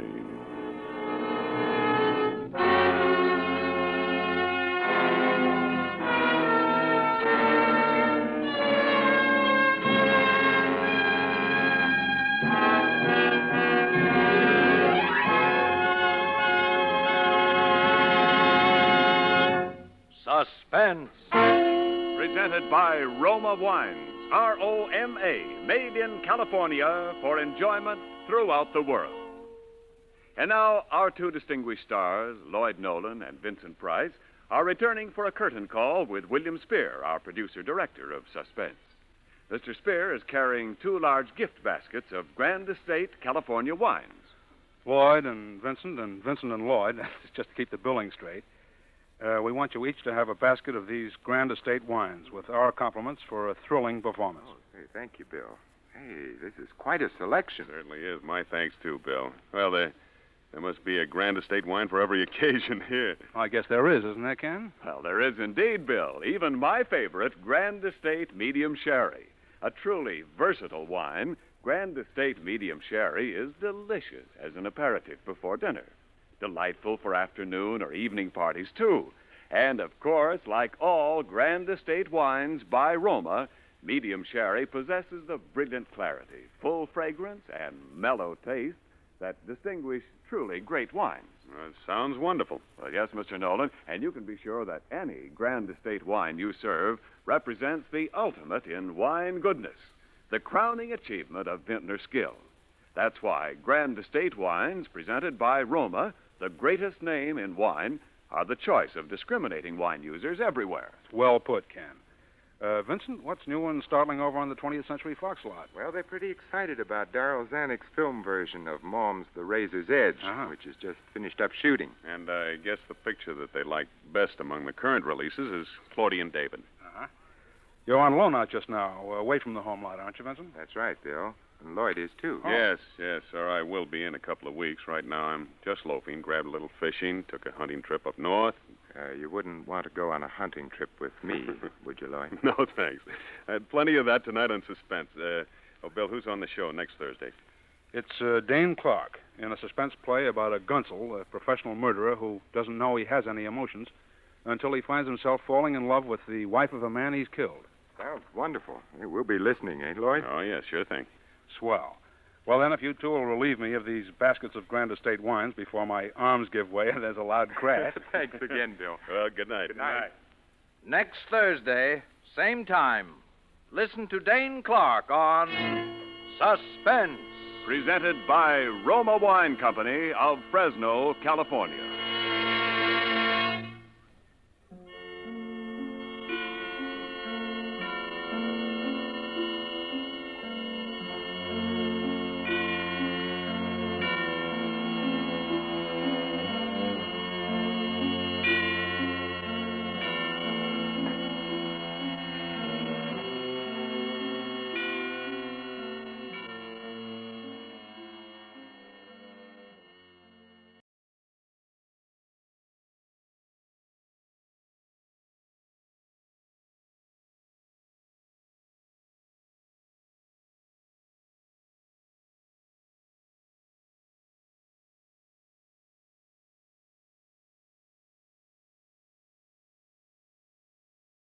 And now, Roma Wines, R-O-M-A, Roma Wines present Suspense. Tonight, Roma Wines bring you Robert Taylor in The House in Cypress Canyon, a suspense play produced, edited, and directed for Roma Wines by William Spear. Suspense, radio's outstanding theater of thrills, is presented for your enjoyment by Roma Wines. That's R-O-M-A, Roma Wines. Those better-tasting California wines enjoyed by more Americans than any other wine. For friendly entertaining, for delightful dining. Yes, right now, a glassful would be very pleasant, as Roma Wines bring you Robert Taylor, star of Metro-Goldwyn-Mayer's Undercurrent, in a remarkable tale of suspense.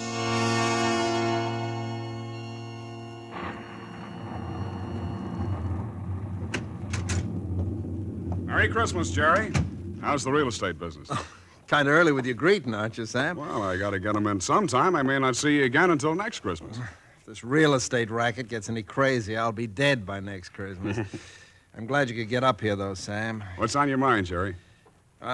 You'll probably shoot me when you hear it, Sam, because I'm probably nuts. But doggone it, you're a detective and you're my pal, and I just had to tell somebody. Well, you sound like it's serious. That's just it. I don't know what it is, Sam, but... Now, listen, you know we're agents for a group of houses up in Cypress Canyon. Mm-hmm. Those places that were started before the war, never got finished. Oh, yeah. All they got in were the foundations, just concrete and a couple of beams. Well, they've been finished now. In fact, I'm putting up the for rent on the last of them today. What do you want? Police protection from the mob? Listen, Sam, this house that I'm talking about, it's got a number now, 2256. But before, when the men went back to work on it about 3 months ago, well, they just started when the foreman on the job brought me a shoebox that he'd found up on a beam. And this box had what do you call it, a manuscript in it, a story, kind of, all written out. Yeah. Well, he gave me the thing. I read it. I didn't think much about it. I put it in my desk. But the other day, and I happened to drive by there, I saw the number on the house and what the house looked like. I thought of this manuscript. And, well, I don't like it, that's all. There's something funny about it. What's funny about it? Well, mind you, this thing was found in an unfinished house in Cypress Canyon. House that was only just started building. All right. Well, listen, Sam, I want to read it to you if you got the time, and you'll see what I mean. All right, shoot. Well, here's how it begins. To whom it may concern, my reasons for setting down on paper what follows here will be abundantly clear to anyone into whose possession it may fall. First, let me say that I'm a very ordinary person. My name is James A. Woods. I'm 35 years old. By profession, a chemical engineer. My wife, Ellen, was a school teacher when I met and married her in Indiana 7 years ago. There's nothing in the past life of either one of us to suggest remotely any cause or reason for the dreadful thing that has invaded our lives. Our married life has been in no way different from that of millions of other average, reasonably happy, and congenial families. 3 months ago, I was ordered by my firm to take charge of a rather minor project in Los Angeles, Hollywood to be exact. The order was a sudden one. There'd been no time to secure accommodations, and conditions being what they are, the inevitable result was that until day before yesterday, we'd been living in the cramped quarters of one of those characteristic California motels. Needless to say, most of our spare time had been devoted to a search for something more permanent and comfortable, but the fruits of these efforts had been, financially and in every other way, a geometrical progression of discouragement. Until last Saturday afternoon, only 4 days before Christmas. We were driving into town on our way to a movie when Ellen saw it. Jim, look. What? That sign in front of that real estate office. Oh, yeah. But don't you see what it says? For rent, furnished, 2-bedroom house, close in, immediate occupancy. Yeah, Aren't you going to stop? Oh, Ellen, you know what a sign like that. It'd mean right out in plain sight in front of a real estate office. Oh, yeah, but Jim... Either they want $600 a month... We'll never know until we And ask. if it's any good at all, there are probably 50 people fighting for it right back there now. Well, honey, there's no harm in trying. Now, is there? You really want to go back? Oh, it's probably foolish, but what can we lose? Okay. Oh, darling, come on, cheer up. How do you know? Maybe our luck's changed. Maybe fate's going to give us a nice new house for a Christmas present.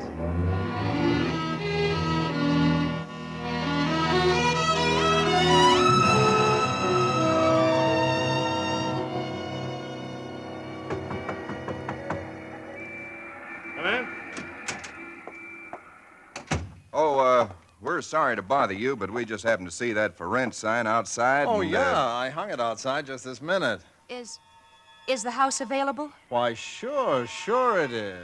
Let me introduce myself. My name is James A. Woods, and this is my wife, Ellen. How to do? Wow. Looks like it's fixing to rain. Yes, so it does, doesn't it?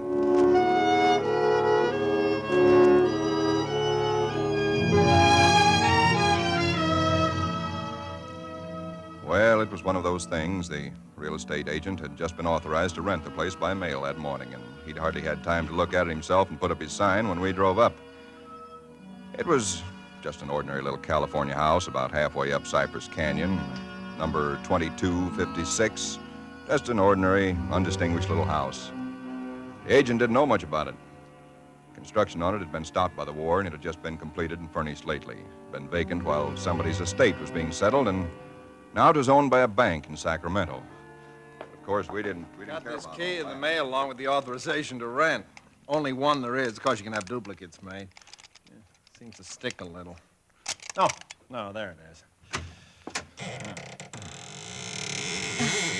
Doesn't sound as though that door had ever been opened. Well, a little oil on the hinges will fix that, all right. Oh, sure. Now, here's your living room.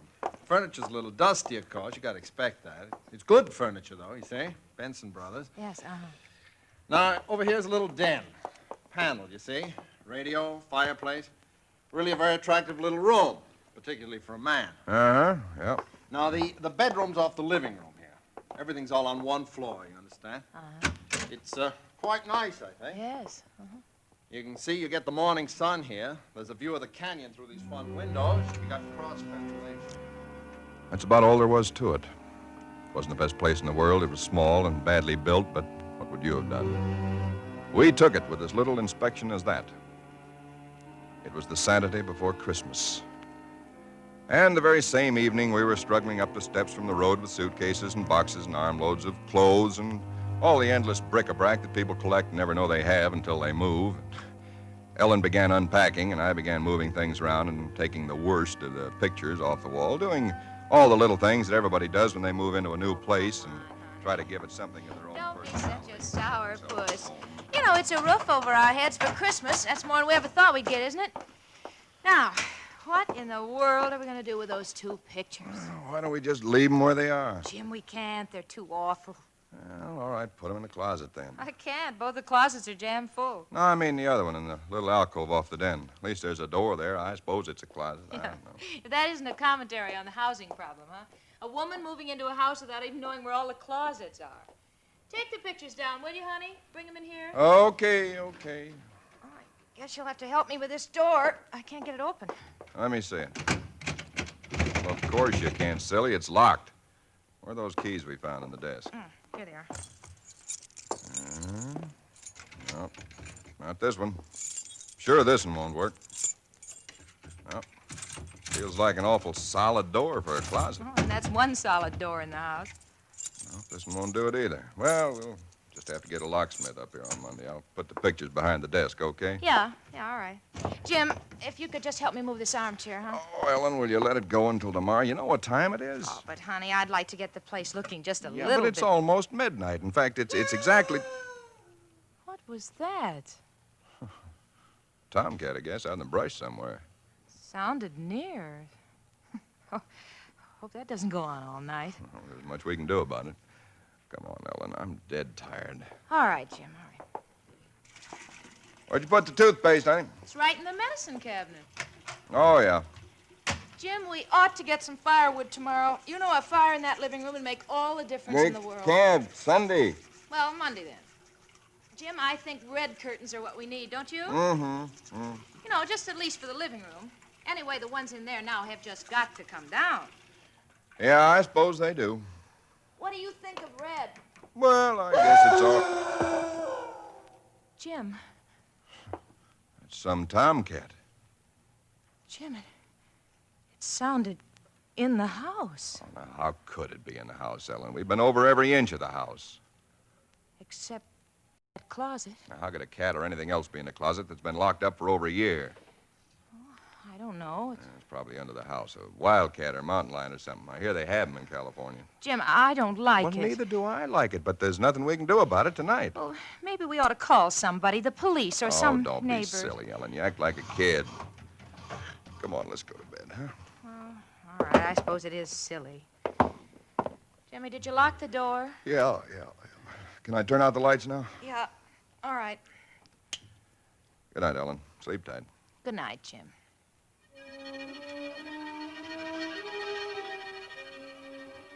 I don't know what time it was, perhaps an hour, perhaps only a half hour later. My mind was in that hazy borderland between sleep and a dream that's still part of consciousness. Then I was awake. Ellen, are you all right? Yes. Did you have a nightmare or something? No. I heard it, too. Well, that didn't sound like any cat. Put on the light. Yeah. It seemed to be out there, Jim, in the house somewhere. I'm going to look into this. Jim, you be careful. Come on. Where's my shotgun? In the den, I think. Jim. What? There's something wet What? Wet? running from under the closet door. Sticky. Ellen, don't touch it. I had to. Jim, it's blood.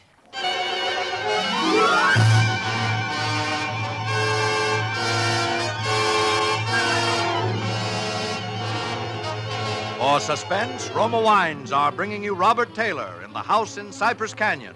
Roma Wines' presentation tonight in radio's outstanding theater of thrills, Suspense.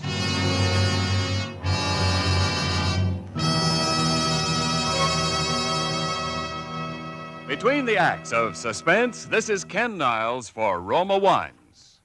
These days before Christmas are busy ones indeed, yet smart hostesses everywhere find time for shopping and distinguished home entertaining later. The secret? Magnificent Grand Estate wines. Presented by Roma, America's greatest vintner, Grand Estate wines add distinction to your hospitality on a moment's notice. Make your holiday welcome, effortless, and in perfect taste.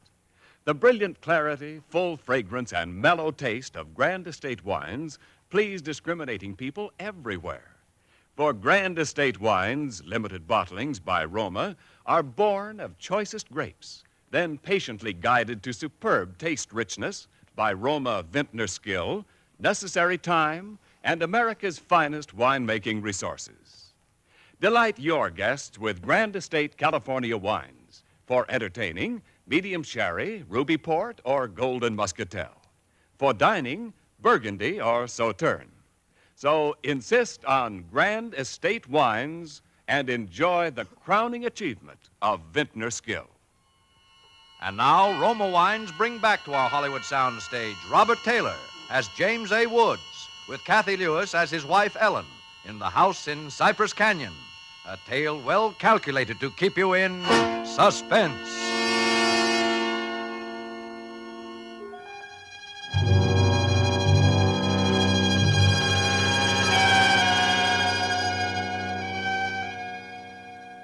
It cannot be too difficult to understand from the foregoing why I've taken the pains to set down in writing the events related here. To find in one's newly rented house a closet which cannot be opened is in itself certainly no great cause for alarm.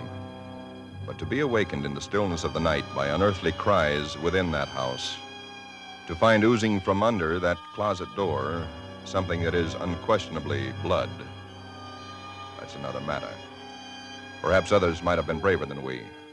Suffice it only to say that we got out of the house in something very close to a panic, and only returned when we had the moral support of two stalwart Los Angeles policemen. You just moved in here, you say? That's right, officer. You can see we're still unpacking.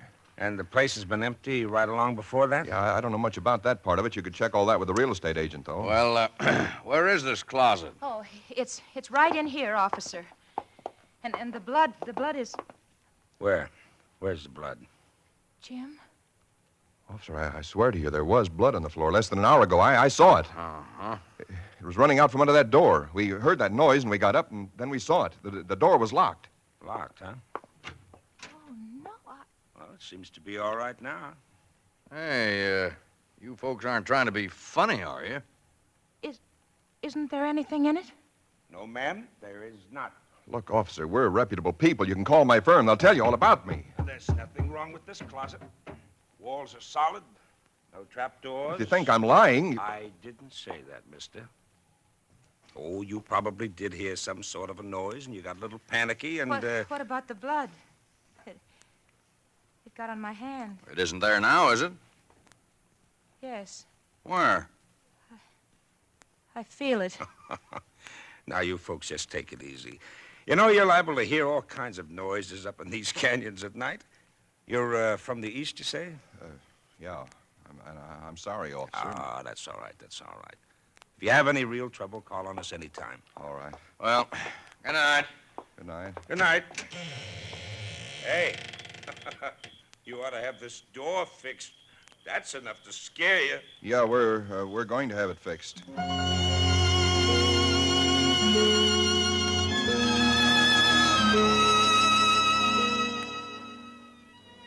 We didn't say much about it after that. There wasn't much that could be said.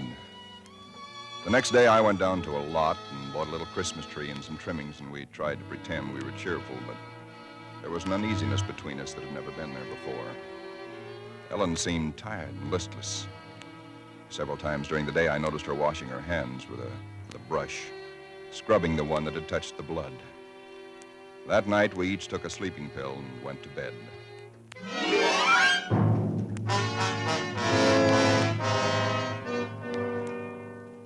It was sometime after midnight when I was suddenly wide awake and staring into the darkness. In some way, I knew at once and instinctively what had awakened me. Ellen was not in her bed nor in the room. The nameless thing I feared gripped at my heart until I could scarcely breathe. I opened the bedroom door and started through the house, putting on every light that I could find. There was not much to search, but I searched thoroughly. The living room, the kitchen, bathroom, den, even the garage. And all the time, the dread of looking where I knew at last I must look. For I think I knew from the very first time where I'd find her. It must have been a full minute that I stood before that closet door. Then, I opened it. She stood there rigid, her arms at her sides, the fingers extended like claws. Her hair was over her face, her eyes stared out of it. Her lips were drawn back in a grin like an animal at bay. For a moment, I was frozen with the horror of it. I stretched out my hand. Very deliberately, she turned her head and sunk her teeth until they met into the flesh of my forearm. I'd raised my hand to strike at her, but already she'd relaxed her hold and gone utterly limp. She would have fallen unless I'd caught her. I carried her into the bedroom and laid her on the bed. Strangely, at that moment, my only thought was how I might revive her. Until I saw that it was not a faint, but a sleep that she'd fallen into. Sleep as deep and heavy as though she'd been drugged. And so I left her. But for me, that night, there was no sleep.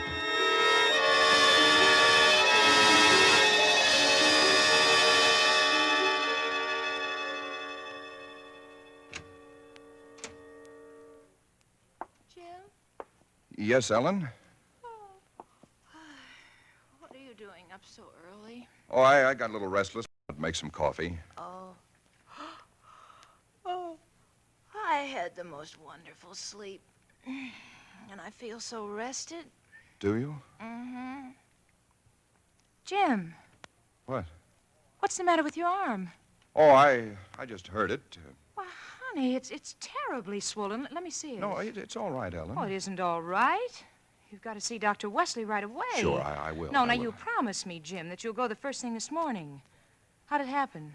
Oh, there was a dog. A dog? Yeah, I heard him trying to chew through the screen door. I went out to chase him away, and he bit me. Well, you mean there's all that racket and I didn't even wake up? No, Ellen, you didn't even wake up.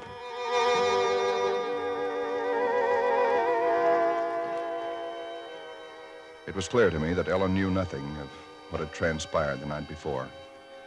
I went to my office that morning and made a pretense of going over routine business, if only to restore my mind to some semblance of calm by the sight and sound of common, familiar things. Pain in my arm had become a persistent, dull throbbing. I made a late appointment with Dr. Wesley. He treated my arm with something of an arched eyebrow, and he said, Well, I've never seen anything quite like it before. That is such a rapid onset of infection.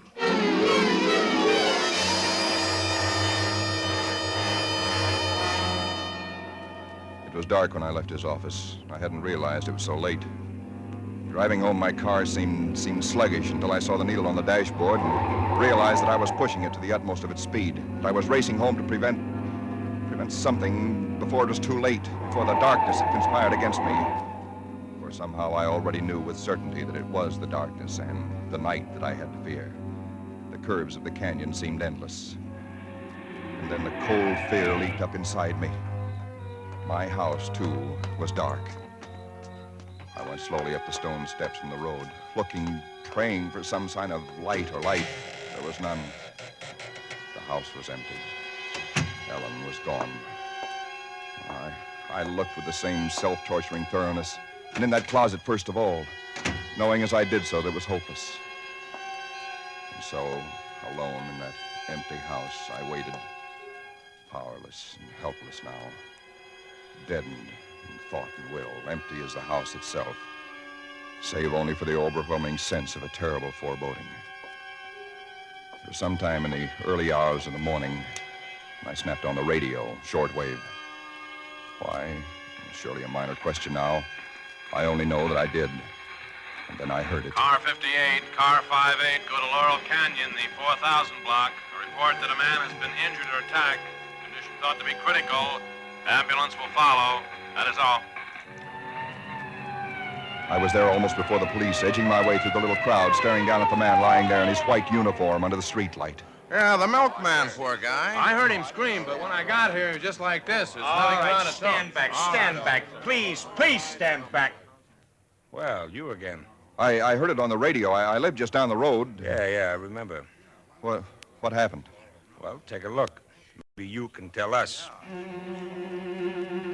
He was dead. And he was lying on his back. And his throat had been torn out, as though by the fangs of some wild animal.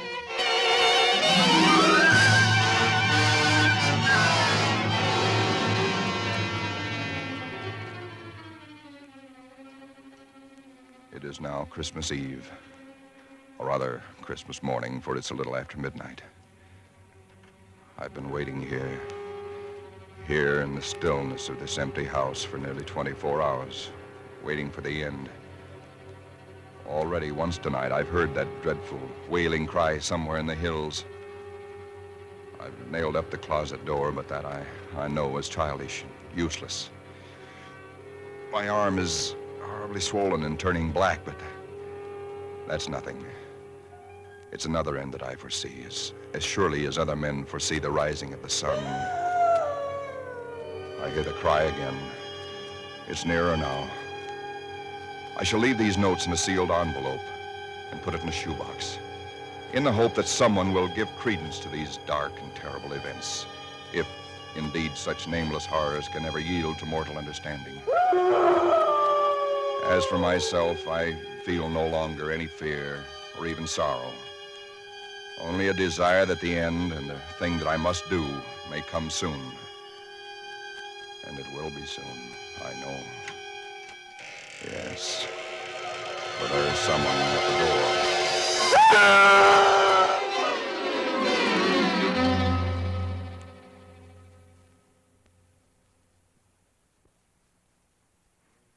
Someone at the door. Huh. What do you make of it, Sam? It's quite a yarn. But what of it? That's what I thought. Now, listen, that's not quite all of it. Clip to it's a newspaper clipping. Listen. Hollywood, December the 26th. Police reported what was apparently a case of murder and suicide in Cypress Canyon sometime in the early hours of the morning. The victims were James A. Woods, a chemical engineer, and his wife, Ellen. Preliminary investigation indicates that Mrs. Woods was killed by the blast of a shotgun in the hands of her husband, who then turned the weapon upon himself. That she fought desperately for her life, however, was evidenced by the disorder of the room and the severe lacerations inflicted upon her husband about the neck and arms. This is the second tragedy to be reported in Cypress Canyon within 24 hours, the other being the unexplained death of Frank Polanski, a milkman. Well, no such murders or whatever they were ever occurred, if that's what's worrying you. The clipping, well, you have those things printed up, you know. No, it's not that, Sam. That story was found in an unfinished house in Cypress Canyon. No number, no nothing, just a framework. Uh-huh. Now that house is finished. When I drove by it today, but that's what stopped me, Sam, because it all fits. Now that it's finished, it is the house in the story, the same construction, the same vines and creepers on the lawn, even the same number. So what, a guy who knows roughly what this house is going to be like writes a yarn and loses it or something? Did he know the place was going to be listed for rental today, the Saturday before Christmas? Oh, Jerry, coincidence. Two bits you find the guy next door is a ghost story writer or something, and he's been wondering for a year what happened to that thing he wrote. Okay, coincidence. Well, I'm sorry I bothered you, Sam. Don't be silly. I liked it. It's a good yarn. That the for rent sign you were talking about? Oh, yeah, I'm going to put it up outside now. Uh-huh. Well, so long, Jerry, and Merry Christmas again. Well, thanks, Sam. I guess I was kind of silly, all right, huh? Listen, when a guy named, whatever it is, Woods, with a wife named Ellen comes in to rent that place from you, then you can start worrying. Yeah. Well, so long, Sam. So long, Jerry. Come in. Oh, we're sorry to bother you, but we just happened to see that for rent sign outside. Well, yeah, I hung it out just this minute. Is the house available? Oh, sure it is. Let me introduce myself. My name is James A. Woods, and this is my wife, Ellen. How do? Wow. Looks like it's fixing to... Yes, it does, doesn't it?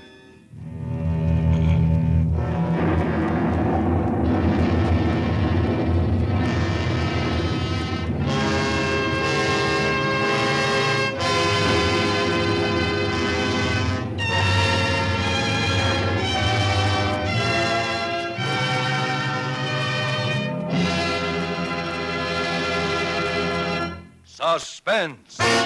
Presented by Roma Wines, R-O-M-A, Roma Wines, selected for your pleasure from the world's greatest reserves of fine wines. Tonight's show marks the third birthday of Suspense on the air, and this is Ken Niles asking our star of the evening, Robert Taylor, to help us celebrate. Why didn't you tell me before, Ken? If I'd only known, I'd have baked a cake. Well, Bob, all Suspense parties are surprise parties. As an old hand on Suspense, you know that in our plays, the tables are usually turned on the star. So tonight, although it's our birthday, we're going to give you a present. Here it is, a gift basket of Grand Estate California wines from Roma, America's greatest vintner, to our distinguished anniversary guest, Robert Taylor. Thanks, Ken. You turn a nice table. And you can set a nice table with Grand Estate Burgundy in your basket, Bob. For Grand Estate Burgundy means rare dining pleasure. Adds memorable distinction to holiday dinner. Even everyday meals are outstanding in taste when Grand Estate Burgundy is served. Yes, all Grand Estate wines presented by Roma are limited bottlings of outstanding taste excellence. That I know about Grand Estate wines, Ken. But did you know that for Grand Estate wines, Roma selects only the choicest grapes? Then the ancient skill of Roma master vintners, necessary time, and America's finest winemaking resources guide the cuvée of this grape treasure to rich taste luxury. That's why discriminating wine users everywhere look to Grand Estate wines as the crowning achievement of vintner skill. Reason enough.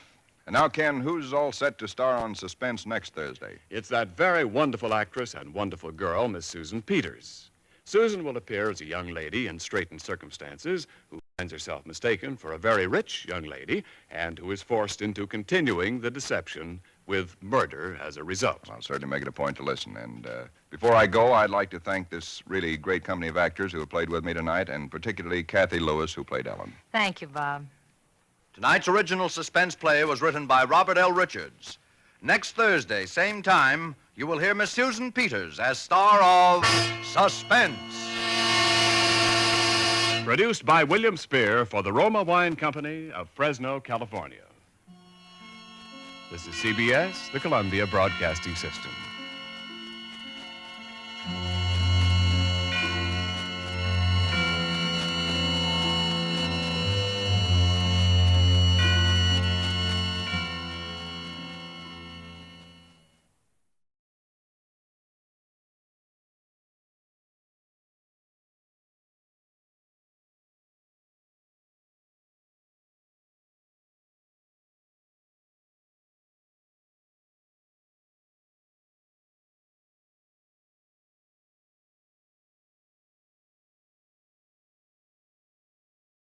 Yes, Roma wines taste better because only Roma selects from the world's greatest wine reserves for your pleasure.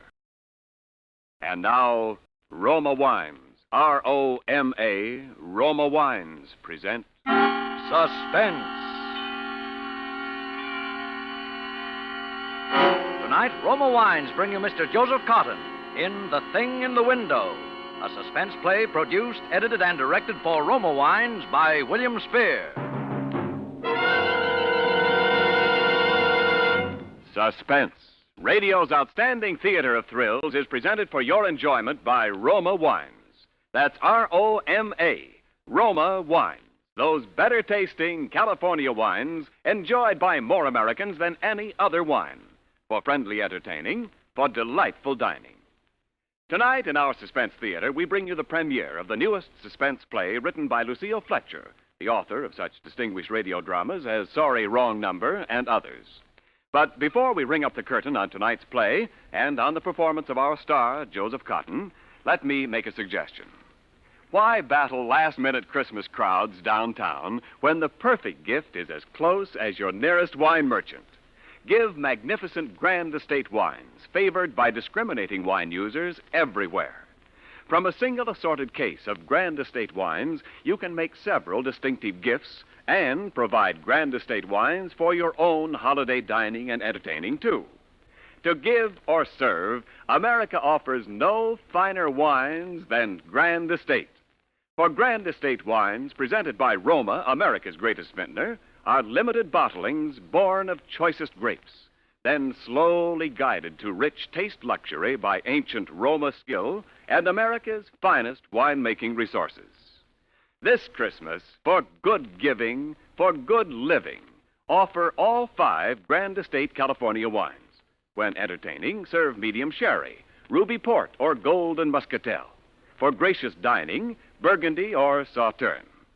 Say your Merry Christmas smartly with Grand Estate wines, the crowning achievement of vintner skill. Yes, right now a glassful would be very pleasant as Roma Wines bring you Mr. Joseph Cotton as Martin Ames in The Thing in the Window, a tale well calculated to keep you in suspense.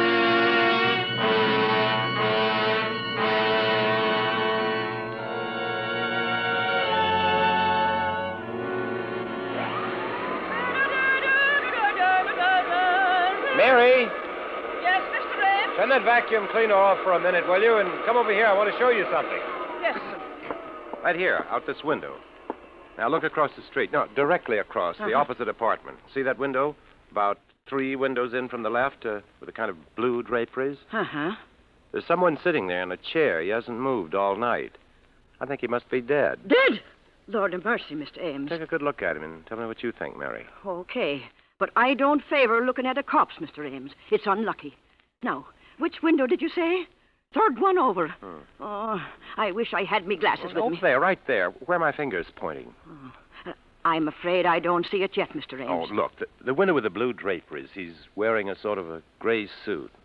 The arm, can't you see the arm hanging down over the side of the chair? No, sir. But you've got good eyes, Mr. Ames. If you see it, I'm not arguing with you. What are you going to do about it? I don't know. I just began to notice it last night. I guess I first have to be sure the man is really dead. That's right, Mr. Ames. You don't want to get yourself into any trouble. Maybe he's only sleeping, or maybe he's incapacitated. Maybe the poor soul's a stricken invalid, huh? Maybe.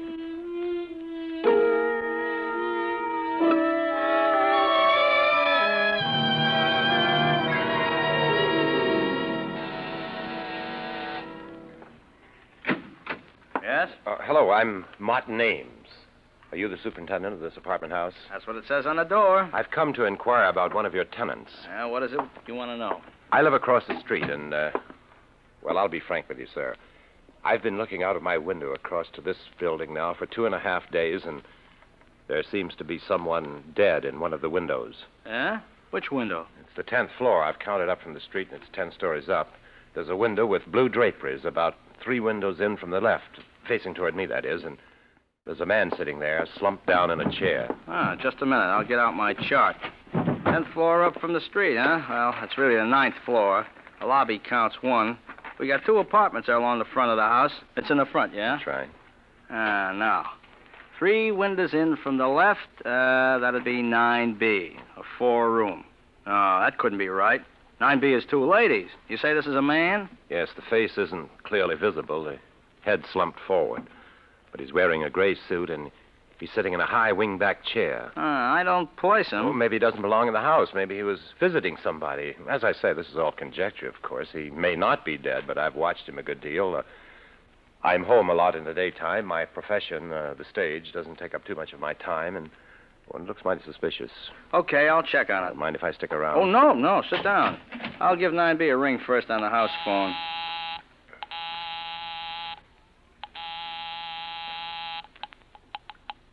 Hello? Oh, Miss Landis? Yes, this is Miss Landis. Who is this? Oh, this is Mr. Anson, the super. Everything all right up there, Miss Landis? Everything all right?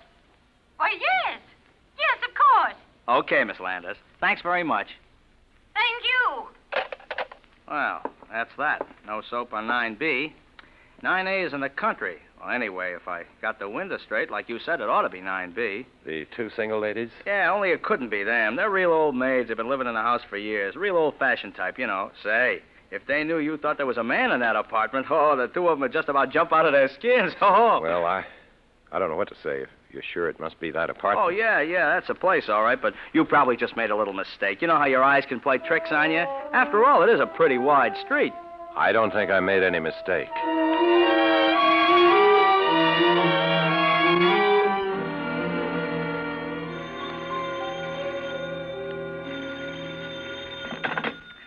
Anson speaking. Oh, hello, Mr. Anson. This is Mr. Ames. Again? It's not there. But, Mr. Anson... I checked up on the 2 apartments this morning. 9A is back from the country. Everybody's okay. And 9B is out walking the dog. No dead bodies in the whole place. But I can see it. It's still there. Okay, just where? Will you just tell me where? In the same window.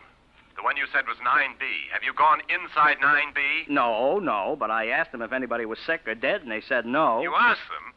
Well, why don't you search that apartment? What do you mean, break in while they're out? No, search it while they're there. Ring the bell, walk in, and do it. Yeah, not without a search warrant from the police. These apartments, don't belong to me. I just take care of the building for the company. Then let's call the police. Oh, not me, mister. I didn't see no dead body up there. Then I will. After all, somebody's got to do something.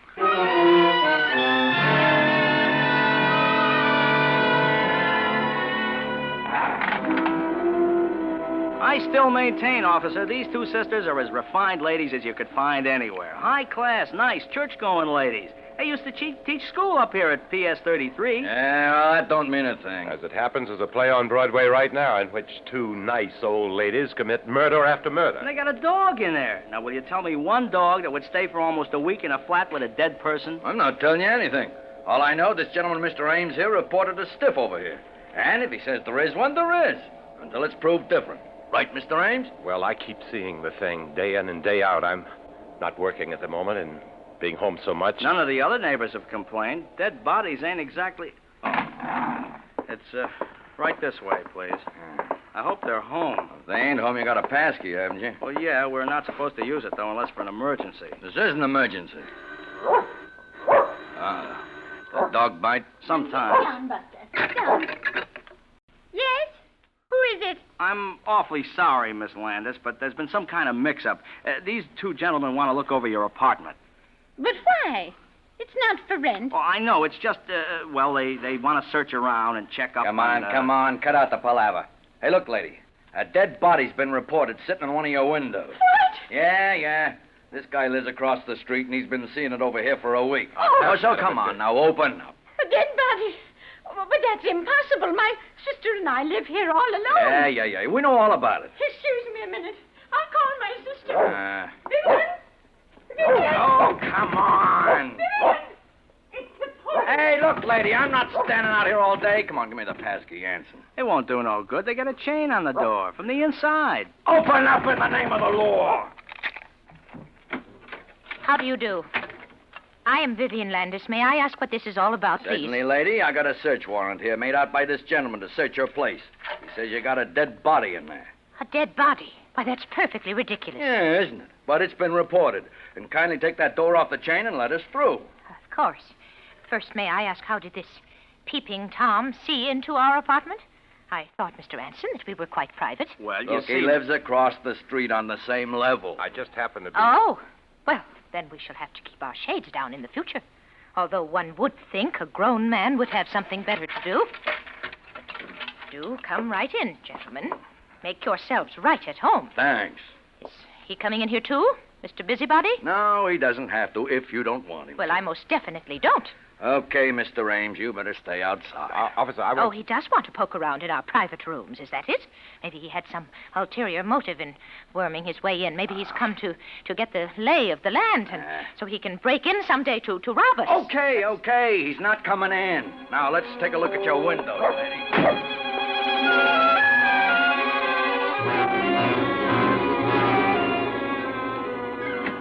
Yeah, I know. I'm sorry. Okay. Hey. Yes, officer. Now, what's the big idea? You didn't find it? No. That's very strange. Yeah? The only thing strange about it's your eyesight. You want to get your glasses changed. There wasn't anything in 9B? No. I don't understand it. How could I have seen it so distinctly and it's not there? But perhaps it isn't in the window now. Perhaps they hid it while we were waiting outside the door. Hid it? Now, where do you hide a dead body in a four-room flat? I looked in all the clothes closets, under the sofas, in the chairs. Perhaps they got it out at the back into the service elevator. Single-handed? With all the garbage cans and laundry going up and down? Perhaps they had accomplices, perhaps. Oh, you probably think... Oh, it's so terrible to keep seeing it and feeling it slowly decaying there in secret. Why, the thing could be there for weeks. It's so high above the street. Perhaps it'll never be found. Perhaps it's already being destroyed. Well, then, if it's gone, what do you got to worry about? You don't have to sit and look at it no more. No, I hope it is. I tell you, it's really getting me down. I haven't slept for nights keeping vigil. I'm in a nervous state. I haven't been this nervous in years. Yeah, I can see that. Well, look, why don't you try forgetting it for a while, huh? Try not to look over into that window. Or go away for a change. You've done what you could, Mr. Ames. If there is a stiff over there, well, that's my business, ain't it? And if there isn't... You mean, you think I may be... I'm not saying nothing, Mr. Ames. But if I was you, I'd try catching up on my night's sleep.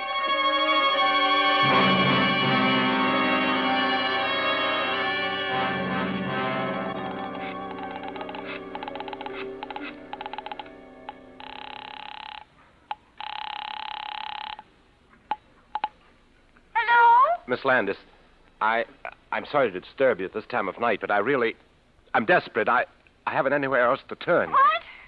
Who is this? This is Mr. Ames, Martin Ames, your neighbor, the one across the street. I was in your apartment yesterday morning with the police, or rather, I was almost in your apartment. Your sister wouldn't let me in. Oh. Now, please don't think me a pest, Miss Landis. I don't mean to annoy you. It was only because I was so desperate that I initiated that search. It's quite all right. Goodbye. No. Please don't hang up because it's worse now than it ever was. Miss Landis, I've been sitting here opposite your apartment, staring into your windows, and I'm only asking you to help me, Miss Landis. Help me just a little. Help you? It's still there, Miss Landis. What is still there? The dead body in your window. Oh, but there isn't. How dare you? When the police... I know. I know now it hasn't anything to do with you. But would you do me just one favor, Miss Landis? Would you go into your living room and just check once more? Oh, I won't. I'll do nothing of the kind. You're out of your mind. Oh, perhaps I am, Miss Landis. That's what I'm trying to find out. Then perhaps your sister Vivian would help me. She's not at home. Oh, Lord. And anyway, I don't see how you can see in. I pulled the shades down in there yesterday morning. I know. They're all down still. Well, then how can you see? I can't. At least not the actual body. It's just a silhouette. I'm not maligning you or your sister, Miss Landis. If there's someone dead in there, it's not you who are doing it. But think of me. If you could just be here and look over there and see the shadow of those quiet fingers, that shoulder, that head. Oh, please! Stop it! Stop it! It's not here! It isn't! Tell me just one thing, Miss Landis. There is a chair by that window, though, isn't there? Yes. There's a chair. A high-backed wing chair. Mm-hmm. And have you anything on it? Anything piled up? I mean, like curtains or cushions, a dressmaker's dummy, or... Oh, of course not. Or do you have a plant in the window in front of it, some kind of a odd table, anything that would cast a shadow like a man's head slumped forward or an arm hanging limp? No. There's nothing. Nothing but the chair. Then would you do me just one more favor, Miss Landis? Please, please, and as an experiment, would you just go into the living room and move that chair from the window, please?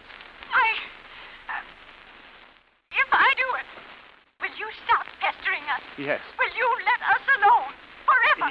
Yes, if it works. If it works, what do you mean? Do you mean? I can't tell, Miss Landis, until you move the chair. Oh, all right. All right.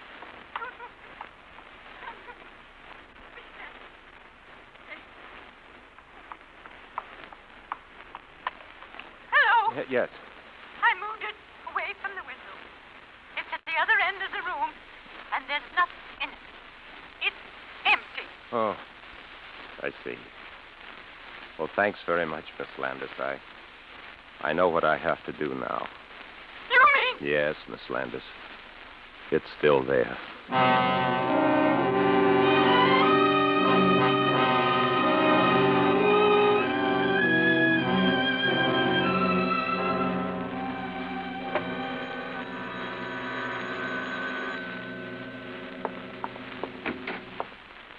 Miss Landis. Where is it? I want to see it at once. Oh, yes, Miss Landis. Come in. I hope you'll excuse my appearance. I've just passed another sleepless night. So has my sister, and so have I. What do you mean by all this business, Mr. Ames? You have frightened my poor sister nearly to death. Seeing things that aren't there when you know that they're not. I know they're not. Oh, I wish there weren't.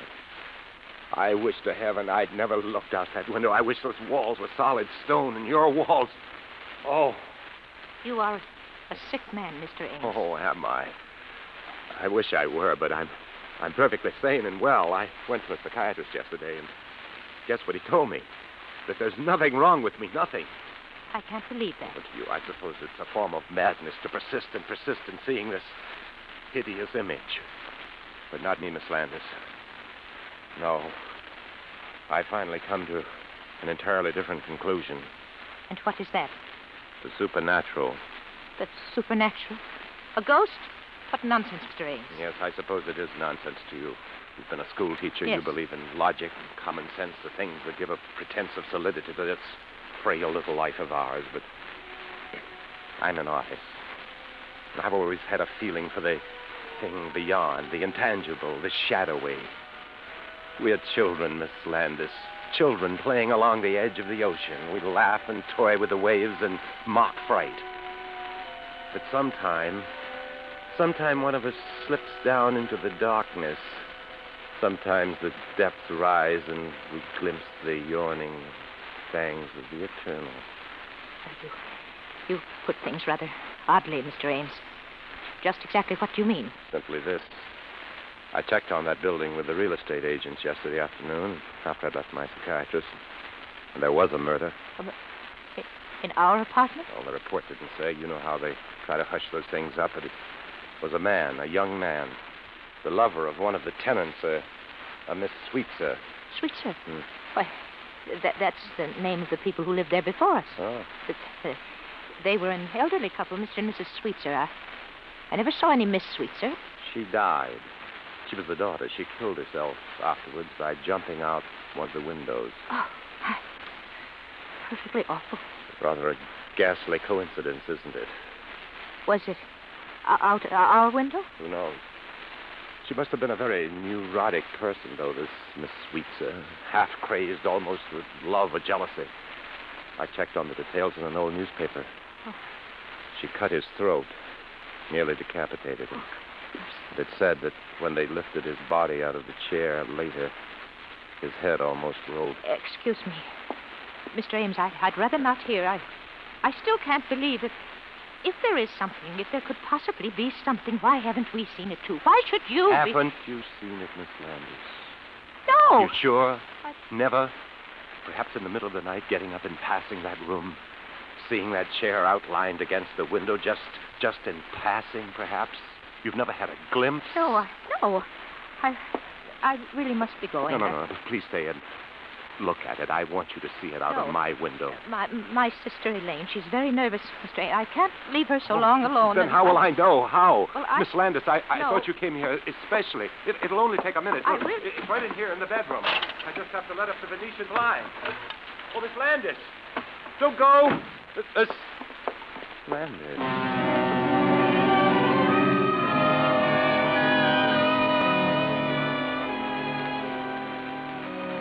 Hello. Oh, hello, Sergeant. This is Ames, Martin Ames. I just called to let you know. I think you're right about that good night's sleep. Yes, I'm going away tomorrow for a long rest, shutting up my apartment. Yes, I'm all tied up in knots. I don't know what to think. Oh, they did.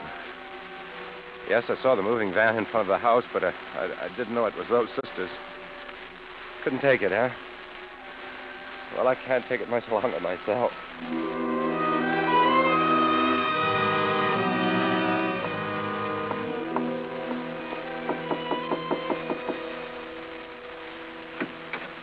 Whoa, Marty. Bravo, bravissimo, boy.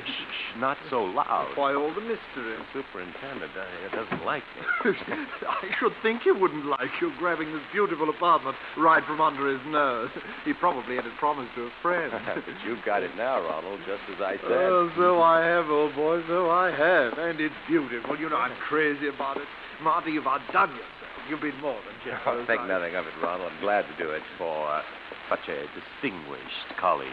Well, it certainly was nice of you.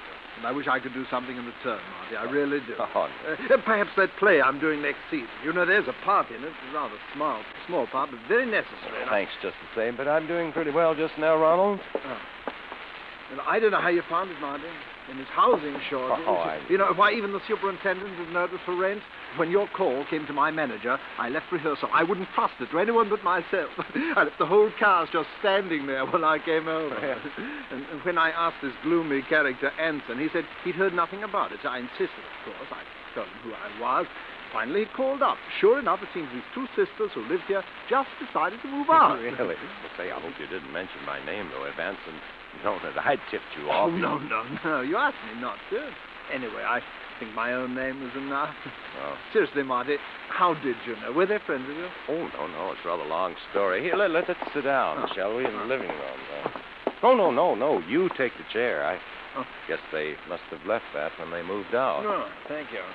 Well, to be frank, Ronald, I got this apartment by a ruse. A ruse, Marty? What kind of ruse? Oh, a pretty nasty one. I frightened the last tenants away. I told them I saw a dead man sitting here in this window. No, not really. How clever of you. Of course there was one. Oh, no. You see, I live across the street, directly across, in that apartment there with the striped curtains. Oh? One night, just sitting there late, I got an amusing thought. There was a kind of shadow across this chair, the one that you're sitting in. It reminded me a little bit of a corpse. And it came to me that it might be fun to create a great part, a character, a corpse that wasn't there. I don't follow you. Why? Some actors need a play, Ronald, to create a role. Others, the great ones, work out their own dramas. Mm-hmm. I proceeded to invent a part for myself. I was the eyewitness, the innocent bystander across the street who saw a corpse in here. And I kept seeing it, and finally, by the power of suggestion, it became real enough to frighten them away. Very clever. Wasn't it rather drastic? I'd always hoped we'd be neighbors, Ronald. As a matter of fact, the whole idea for this thing came to me that day in October when you turned me down for that part outside of Sardis. Remember? You said you were looking for a place then. Did I? Oh, yes. It was then I thought how nice it would be to see you right across the street, sitting in this window, I simply had to bring it about. Well, I... No, Ronald. Don't get up yet. I'm not through. Really, oh boy, I'm afraid the gang at the theater, they don't even know that I'm here. They'll wait. People always wait for you, don't they, Ronald? I could call them for you, of course, but the phone's been disconnected. Well, I'm afraid that I'm... which way's the door, oh boy? Now, really, Marty, it's been very kind What's of the you. matter? Don't you like the apartment, Ronald? Aren't you going to take it after all my work? Oh, yes, I like it very much. The door's locked. Yes, Ronald. I'm afraid you'll have to find your way out alone. Yeah. That'll keep you quiet. Silence always became you better than all that ranting and glibness and charm, Ronald. And now I've got the part for you. A part to end all parts. You play it entirely in a chair. There isn't much action, not a line to say. You just sit, Ronald. You sit in this chair by the window. Yeah. It'll be the greatest performance of your career. You like to hog all the fattest roles for yourself, didn't you? Well, this is a part that's been talked about up and down this street for weeks. You'll play the part of a ghost. A corpse that never was. A hallucination in my brain. And who'll be your audience? I will. I, the insignificant, outmoded ham who wasn't fit to appear in your precious plays, but good enough to put you here, Ronald. Who's the better actor now, Ronald?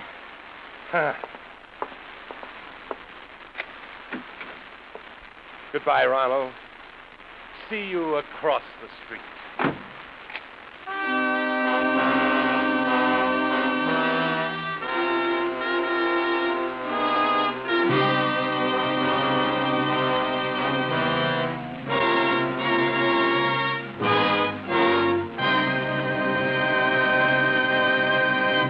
Suspense.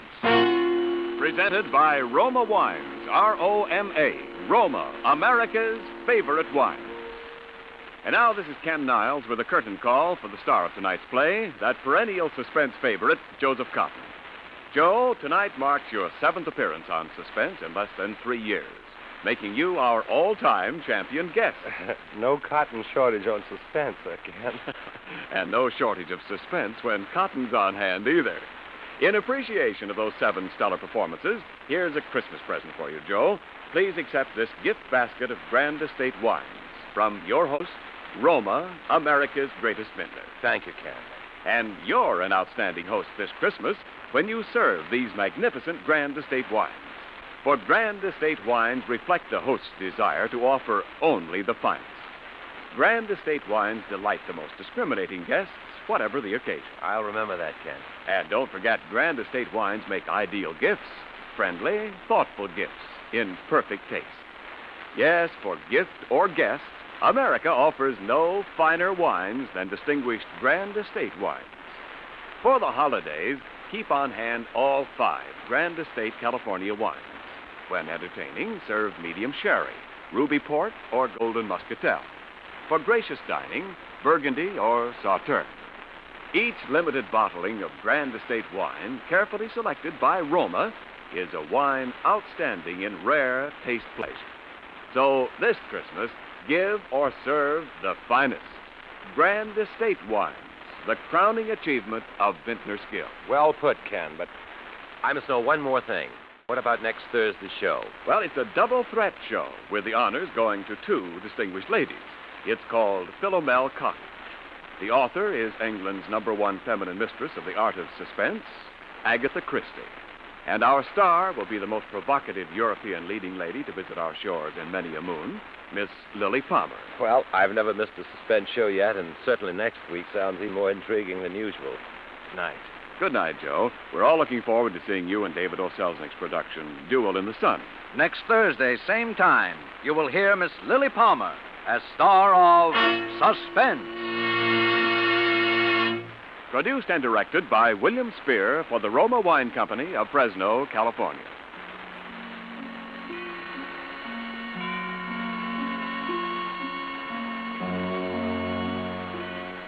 Stay tuned for the thrilling adventures of the FBI in peace and war, following immediately over most of these stations. This is CBS, the Columbia Broadcasting System.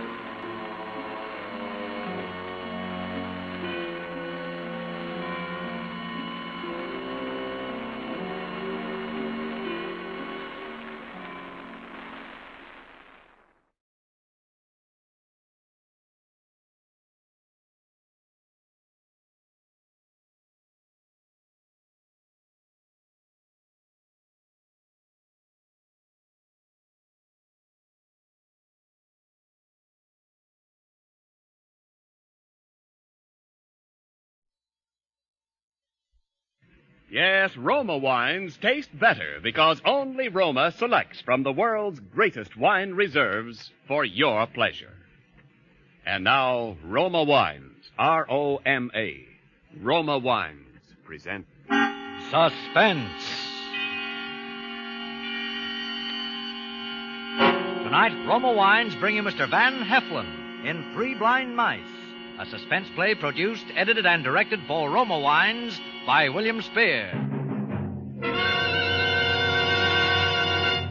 Suspense, radio's outstanding theater of thrills, is presented for your enjoyment by Roma Wines. That's R-O-M-A, Roma Wines. Those better-tasting California wines enjoyed by more Americans than any other wine. For friendly entertaining, for delightful dining. Yes, right now, a glassful would be very pleasant, as Roma Wines bring you Van Heflin in a remarkable tale of Suspense.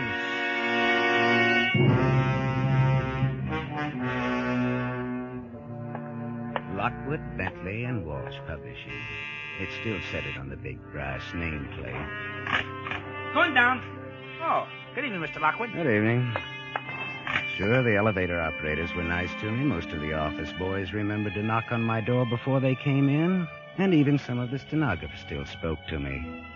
But everybody else above the rank of junior story reader knew it was just a question of time before that big brass nameplate in the lobby came down and another one went up in its place. Bentley and Walsh Publishing. No more Lockwood. If ever a man hated his partners, I did. Main floor, sir. I went out of the building and across the street to the Savoy for dinner. Even the head waiter must have heard the rumor. He gave me the dime-sized table over in the corner that's generally reserved for out-of-town ribbon clerks. That's all right, Bob. There'll be another day. I'd gotten to coffee and dessert when I saw Helen Conover. Well, that just about summed it up. There were two things that I wanted in this world: to get my hands back on that corporation and Helen Conover. Well, she saw me, and I waved to her, and she waved back and started over to my table. She was head of our promotion department. She was smart and ambitious, and she could have personally modeled for any pin-up art that you ever saw, but she was reserving anything along that line for my partner, Dick Walsh. Okay, sister, there'll be another day. Hello, Arthur. Dining alone? Yes, yeah, it's a habit, that I could break it under the right conditions. Oh, but you're all finished. That's all right. Sit down. Just a big book publisher, got nothing to do. Well, if it's not against office regulations to have dinner with the boss. Regulations? Well, they never bothered you now, did they? Now, Arthur, let's keep this clean. Does Madame wish to order? Yes, the steak dinner, please. No soup and no potatoes. Very good, madam. Working kind of late, aren't you? Not working. Dick wanted me to see him off on the train. Train? Where's he going? Chicago. What for? Business, I suppose. Didn't he tell you? You know, they never tell me anything anymore. Well, it wasn't anything very important, I guess. Well, I'd know even less if it had been. Maybe you can tell me about Sam. About Sam? Did he get his report from the doctor? Oh, yes. He did, as a matter of fact. How is it? I'm afraid it's pretty bad. How bad? Well, it's his heart, all right. They don't give him much more time. Oh? 6 months at the most. Well, that means they'll have to work fast. Or I will. What? Wouldn't you say so? Arthur, I don't understand you. I've just told you that one of your partners has only 6 months to live, and you don't even seem to care. Now, look, let's be grown up about it at least. Sam Bentley and Dick Walsh have been trying to ease me out of the firm for the last year. Now Sam's going to kick off. Why should I care? You really hate him, don't you? Me? I don't hate anybody. I just hope he kicks off tonight instead of waiting 6 months and the Dick Walsh's train runs into the Hudson River, that's all. I don't hate anybody. I just wish they were dead. Oh, Arthur, how can you? Oh, what's the matter with that? I wish my partners were out of the way, and you wish... Well, I know what you wish, too, only I'm honest about it, and you're not. This isn't a very pleasant conversation. Well, there's always a better one. For instance, what are you doing tonight? I'm going home and get a good night's sleep for a change. By the way, how long is Dick going to be away? About a week. You'll be kind of lonely, won't you? I don't see why I should. Well, that's what I was thinking. You know, I've always had a sort of a yen for you, Helen. Why, Mr. Lockwood, why don't people tell me these things? People don't have to tell people like you those things. Now that you mention it, I do seem to have noticed a sort of a leer ever so often. That wasn't any leer, baby. That was the real McCoy.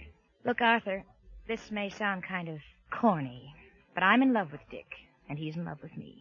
It does. What? Sound corny. Why doesn't he marry you? You know why? Sure, that wife that won't divorce him. You know, he's been using that one for the last 10 years. Please, Arthur, I'd rather not talk about it. Okay. Not to change the subject, but what do you expect to get out of it? Get out of what? The reorganization, the big day when they kick old Arthur out of the firm. You think maybe they'll make you a vice president? I really don't know what you're talking about, Arthur. Well, you ought to think about it. Because you can never tell, I might be able to make you an even better proposition. I'm afraid I'm not interested in your propositions, Arthur. Any of them. Okay, baby. There'll be another day.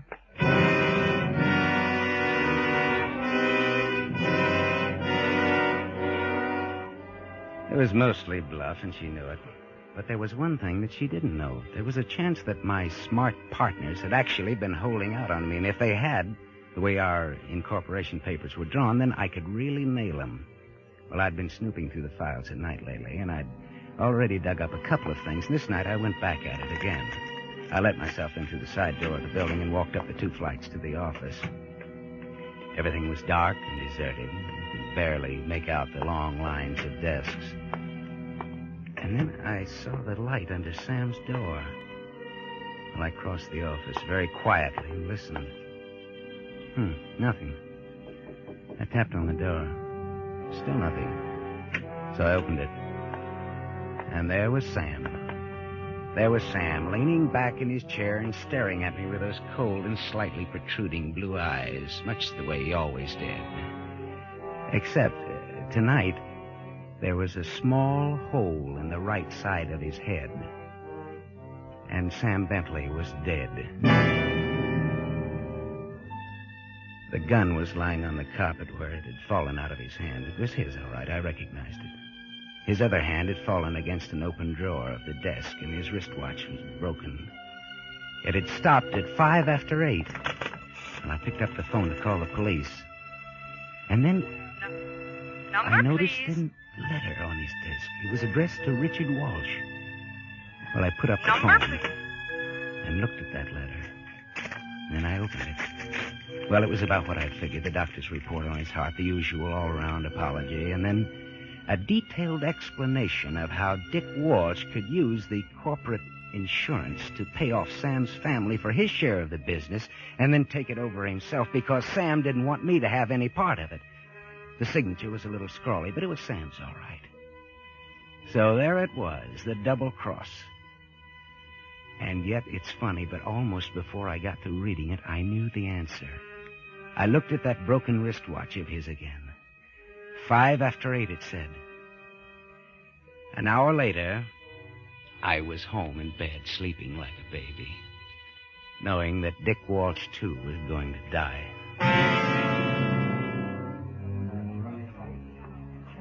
I strolled into the office the next morning about 10 just to be on the safe side, but of course they'd already found him. All over the office there were little huddles that broke up furtively at my approach. Well, I played it for what it was worth and headed for the largest and most important huddle, the executive huddle outside of Sam's door. They were all there, including Helen Conover. And she was looking pretty sick. Well, what is all this? Just a minute. Who are you? Oh, I'm Arthur Lockwood, also. What's all this about? Oh, just wait here, please, Mr. Lockwood. Hey, what's going on here, anyway? Somebody robbed the till? Arthur. What? Arthur, it's Sam. What? His heart? No, he was shot. Shot? Arthur, the police say it's murder. Will you come in, please, Mr. Lockwood? Yes, certainly. The captain would like to see you again, too, please, Miss Conover. Oh, yes, all right. Well, we went in. Sam was still there. But by this time, somebody had thrown a towel over his face. A big, gangling guy came across the room toward me with his hand out. Miss Lockwood? Yes? Captain Gibbons, homicide. Is that Sam Bentley? Yes. No, it must be something of a shock to you, sir, but I'm afraid I'm going to have to ask you a few questions. Oh, yes, of course. Please go right ahead. Know anybody to want to kill your partner, Mr. Lockwood? Are you sure it was... couldn't it have been suicide? Why would he want to kill himself? Well, he's been pretty depressed lately. His health has been bad. Only yesterday he got a report from his doctor that he probably wouldn't live more than 6 months. No, won't hold, Mr. Lockwood. Not unless you figure that Bentley shot himself and then carried the gun into your other partner's office. That's Mr. Walsh, isn't it? Mr. Walsh. Yes. Does that surprise you? Why, yes, it... Do you mean that you found the gun in Mr. Walsh's office? In the wall safe. How many people have the combination of that safe, Mr. Lockwood? Why, just the three of us, I think. The three partners. We each have a safe, but somebody else has to have the combination, too, just in case, you know. If, Mm-hmm. Did you trust your partners, Mr. Lockwood? Well, Captain, I'll be frank with you. There hasn't been a great deal of love lost between us lately, but, yes, we trusted each other in our own way. Where were you at 10 after 7, Mr. Lockwood? Oh, I was having dinner at the Savoy across the street. You can prove that, I suppose?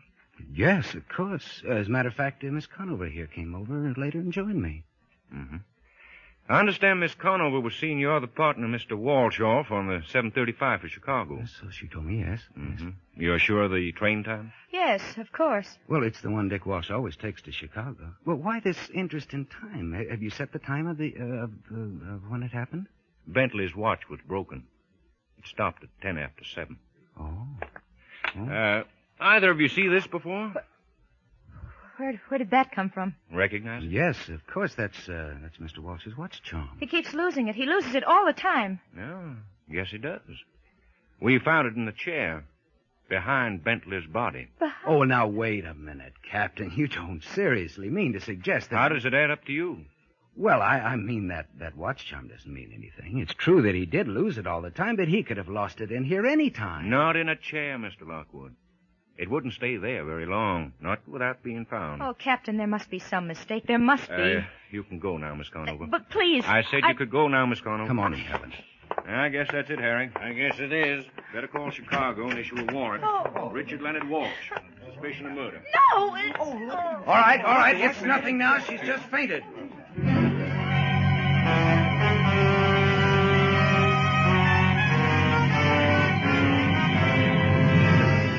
For Suspense, Roma Wines are bringing you Van Heflin in Three Blind Mice. Roma Wines' presentation tonight in radio's outstanding theater of thrills, Suspense.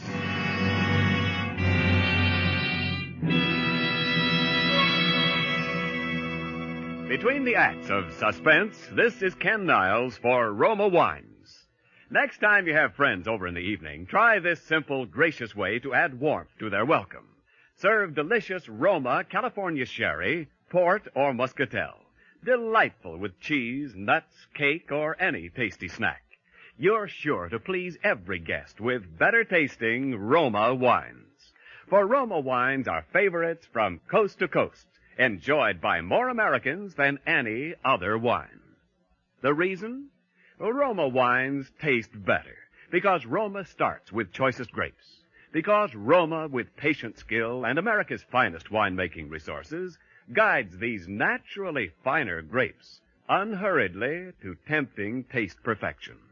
Because Roma then places this luscious grape treasure with Roma wines of years before to await selection from the world's greatest reserves of fine wines for your pleasure. So insist on Roma, R-O-M-A, Roma wines. Made in California for enjoyment throughout the world.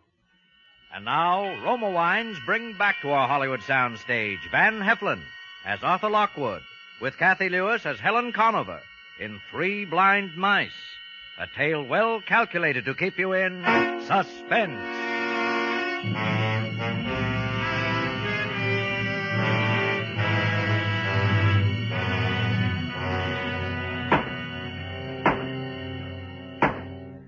The defendant will rise and face the court.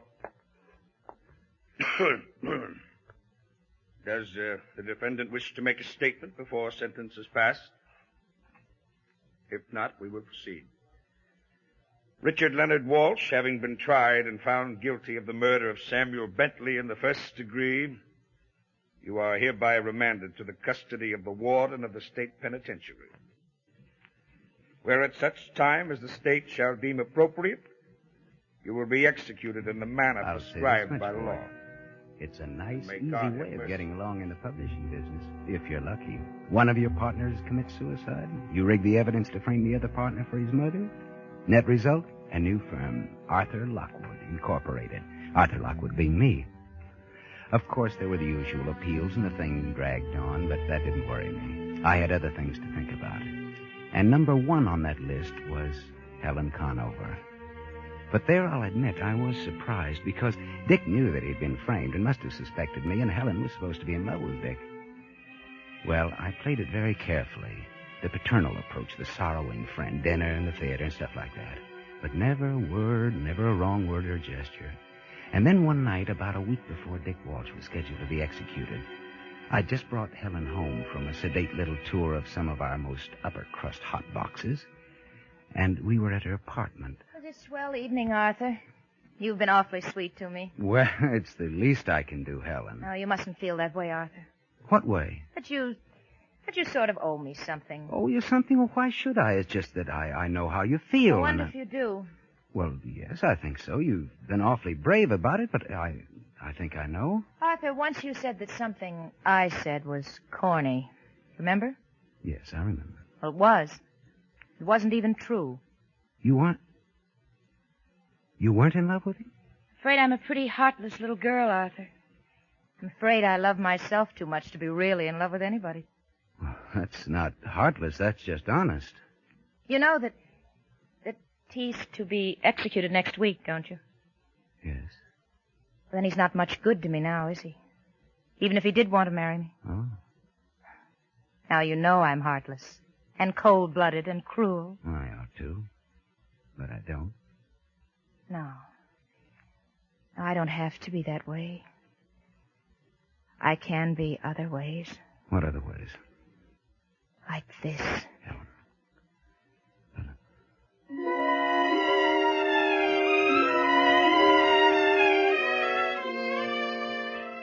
Well, that was that.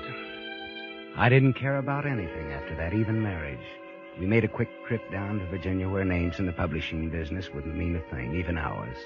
And it was all very quiet. No publicity, no fuss, nothing.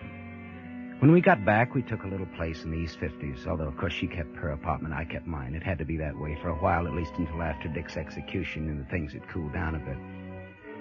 Well, I knocked off early at the office that day, for the looks of the thing, and Helen was already home when I got there. Oh, you're home early, aren't you, darling? Any particular reason? No particular reason. Penny for your thoughts, darling. My thoughts? Oh, nothing special. I guess I was just thinking. I don't know. Bet I know. What? You were thinking about Dick. He's going to die tonight. Well, maybe I was. I don't know. Well, I'm glad you did come home anyway, darling, because I wanted to have a little talk with you. Sure. Sure, about what? You really shouldn't let it bother you, you know. Let what bother me? The execution. Why should it bother me? He killed a man, didn't he? Why should I worry about what the law does to him? Are you so sure, Arthur? So sure of what? So sure that he did kill a man? Well, right then it hit me. That all the time I'd been thinking how slick everything was. Something was wrong, terribly wrong. That all this time she'd been playing with me like a smart young cat with a silly, blind old mouse. 3 mice, and one of them dead. And another with them as good as dead. And I was left. All the evidence and everything. Wasn't like Dick to do a thing like that. You don't think he killed him? Arthur, do you remember, it was a long time ago, you asked me what I expected to get out of it? If Sam and Dick squeezed you out of the firm. Yeah, I remember. And you said you might have a better proposition? Yeah? Well, I've decided what I want. Sure. You really want to be a vice president? We can fix that easy enough, although I sort of had the idea that you'd be pulling out after a while now that we're married. Arthur, you're priceless. No, I'm afraid a vice presidency isn't at all what I have in mind. And I don't know where you got the idea that I'd be pulling out of the firm. Ever. All right. What do you want? I want a full partnership, Arthur. A partnership? Yes. Is that so strange? Well, we are partners now, in a way. You're my wife. No. I mean a real partnership. A corporate partnership. Look, Helen, you're asking me out of a clear sky to give you a half a share in $1 million business. Yes. Well, that'll take some thinking about. Yes. I suppose it will. I was saying, it was strange about that evidence. For instance, there was the letter. What letter? The letter that was on Sam's desk when he killed himself. It disappeared. You must be crazy. Am I? What about the wristwatch? When he died, it said 5 after 8. But when they found him, it said 10 after 7. And the gun. It was lying on the carpet by his hand, but somehow it got into Dick's wall safe. You knew all that, and you let an innocent man go to the chair? Oh, really? Oh, Arthur, you are priceless. I let an innocent man go to the chair? You know, of course, that a wife can't testify against her husband. Oh, no. No, a wife can't be forced to testify against her husband, but she can if her conscience... All right. What do you want? I thought I'd mentioned it. The partnership. I see. Now, you're not going to be unreasonable about it, are you, darling? No, Helen. I'm not going to be unreasonable. You know, darling, I was thinking. We ought to rearrange the office space. She'd even turned her back on me We can now. knock out those parts. She was gazing out of the window, dreaming up the future. Her future, just the way she'd planned it. I couldn't guess how she knew. She must have been hiding somewhere and seen me, but that didn't matter much now. I only knew that I was right back where I'd started from, the business slipping out of my hands, and someday, no business, and no Helen. I had to think fast and act fast. There was a bronze statuette on the end table. I picked it up and hefted it. It was just about right. So I stepped over behind her. The offices, then, will be just exactly the same. Except for that. Darling, you won't mind that, will you,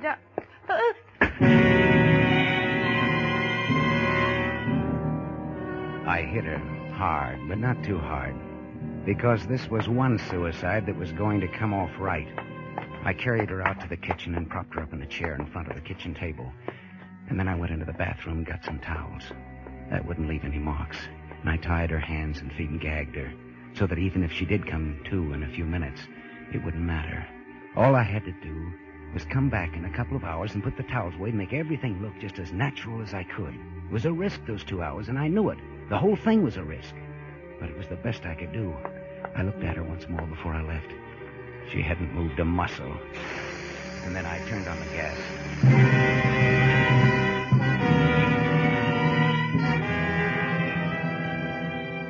By the time I got back to my apartment, I was shaking all over. This time I had really killed somebody.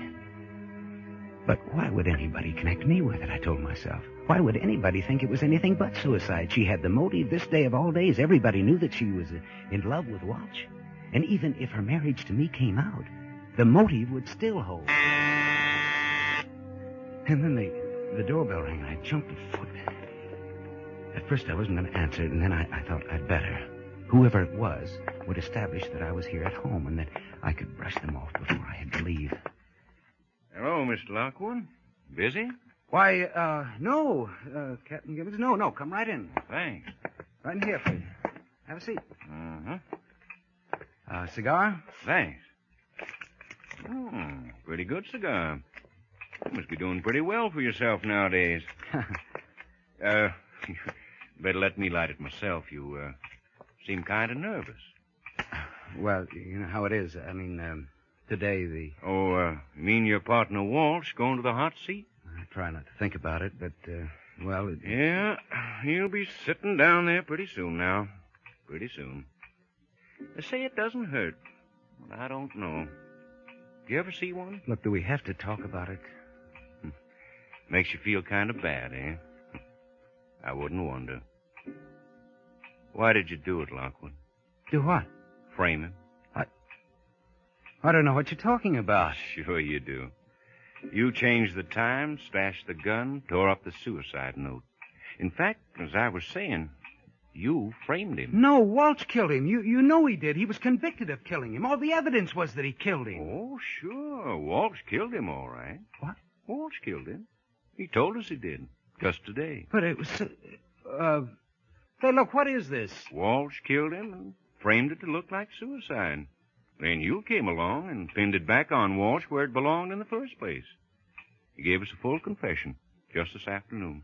Then you... So, I don't know whether we ought to thank you for making it easy for us or try to pin a rap on you. But the DA's willing to let it go, so it's all right with me. He wants a statement, though. Oh, sure. Sure, anything you say. By the way, what about that dame? What? What dame? The one in your office that was supposed to be sweet on Walsh. We want her the worst way. Why? Accessory to murder.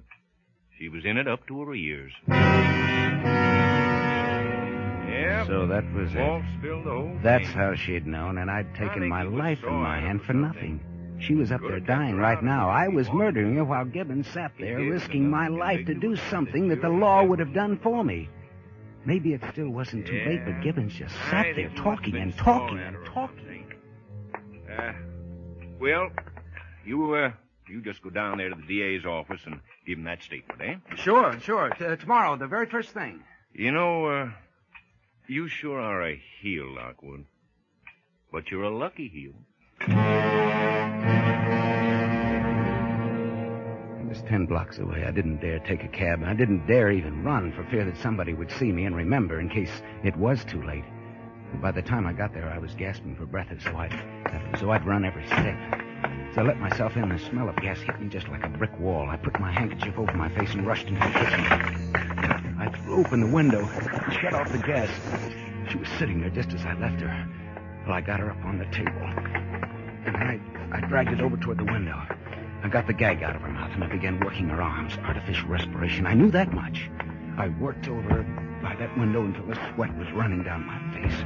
But I couldn't tell. I couldn't tell yet.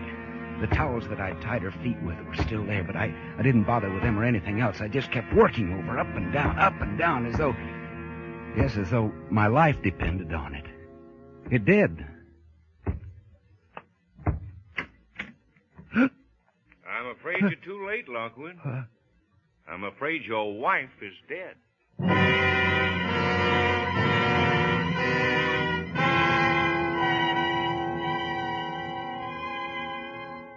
He was a smart cop, that Gibbons. He knew a lot. He says now he's pretty sure it doesn't hurt. The electric chair, I mean. Well, tonight I'm going to find out.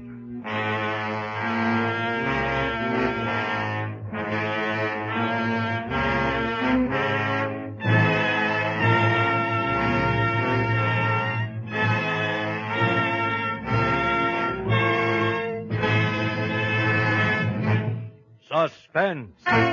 Presented by Roma Wines, R-O-M-A, Roma, America's favorite wine. Well, this is Ken Niles bringing back to our microphone the distinguished star of tonight's suspense play, Van Heflin. Van, you played the part of a publisher tonight. How about publishing a few tips on Roma wines? Well, with wine like Roma, Ken, all you need to do is publish the facts. Well, fact number one is that Roma, America's greatest vintner, has asked me to present you with this basket of Roma wines for your wonderful performance tonight. Well, that's a very good beginning, Ken. My thanks to you and to Roma. Fact number two, Van, is that your friends will enjoy the Roma California Sherry in your gift basket. For golden amber, fragrant Roma Sherry with tempting nut-like taste is the perfect first call to dinner. The ideal wine for entertaining any time. Right, Ken. But tell the people why Roma Sherry is so good. Give them the facts, my boy, the facts. All right, you are, Professor Heflin. Fact number three. Roma Sherry, like all Roma wines, begins with California's choicest grapes. Then Roma vintners, with America's finest winemaking resources, guide these select grapes unhurriedly to tempting taste perfection and place them with Roma wines of years before. Later, Roma selects from this vast taste treasure the world's greatest wine reserves for your pleasure. Ken, you're hired. Thank you, and good night. Van Heflin may currently be seen in Metro-Goldwyn-Mayer's Technicolor musical Till the Clouds Roll By with Van Johnson, Judy Garland, and Frank Sinatra. Tonight's suspense play was written by Kenneth Pettis and Robert Richards. Next Thursday, same time, you will hear Mr. Glenn Ford as star of Suspense. Produced and directed by William Spear for the Roma Wine Company of Fresno, California. This is CBS, the Columbia Broadcasting System.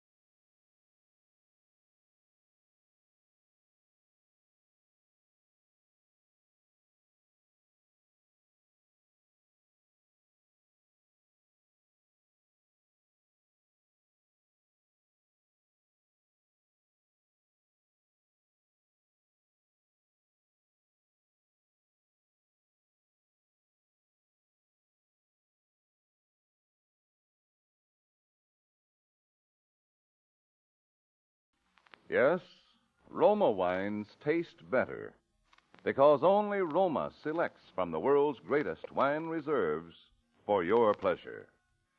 And now, Roma Wines, R-O-M-A. Roma Wines present Suspense.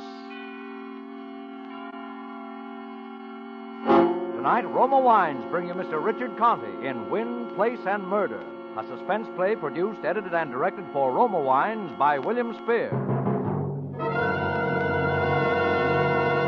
Suspense, radio's outstanding theater of thrills, is presented for your enjoyment by Roma Wines. That's R-O-M-A, Roma Wines. Those better-tasting California wines enjoyed by more Americans than any other wine. For friendly entertaining, for delightful dining. Yes, right now a glassful would be very pleasant. As Roma Wines bring you Richard Conte in a remarkable tale of Suspense.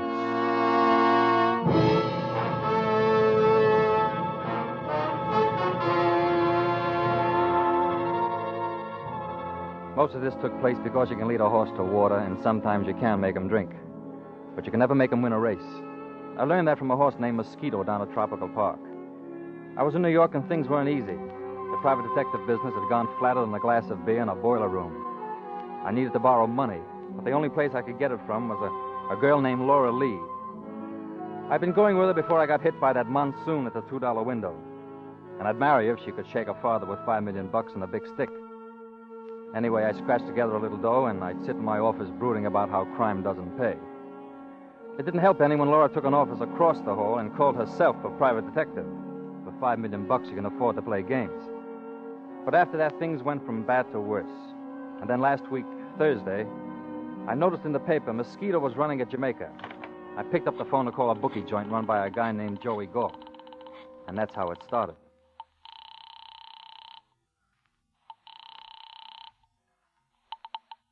Hello? Let me talk to Joey Galt. I got a bet. He can't talk now. It's only going to take a minute. Why you want him for? I told you I want to make a bet. Just a minute. Hello. Joey, you know that horse Mosquito? Hold it, mister. This ain't Joey Galt. Look, if I wanted to talk to everybody in town, I'd rent a subway. Let me talk to Galt. Who is this? Chris Draper. I want to give Joey a bet. He's not taking any more bets. What do you mean? I got the right thing at Jamaica. What do you mean he's not taking any more bets? I mean it the way it sounds, Draper. Joey Galt isn't taking any more bets. I should have known then, but I'm the kind of a guy that finds out about an earthquake when the repair squad arrives. If Joey Galt wouldn't take my bet, somebody would. It was almost 12, so I put on my coat and started for a bookie joint down on 45th. On the door, I hung a sign that said, "Out to lunch, back at 1 o'clock." I always hated to walk out that door because I had to look at the sign across the hall. Laura Lee, licensed private detective. A dame that couldn't find a spoon of sugar in a candy factory. But she had the scratch, and that's what counts. I walked down to 45th Street and put my last $100 on Mosquito to win. It was raining, so I ducked into a drugstore for a sandwich and a cup of coffee. After that, I strolled up toward my place again. I stopped a couple of times, once in front of a bookstore. The window was full of books on how we had to have a peaceful world.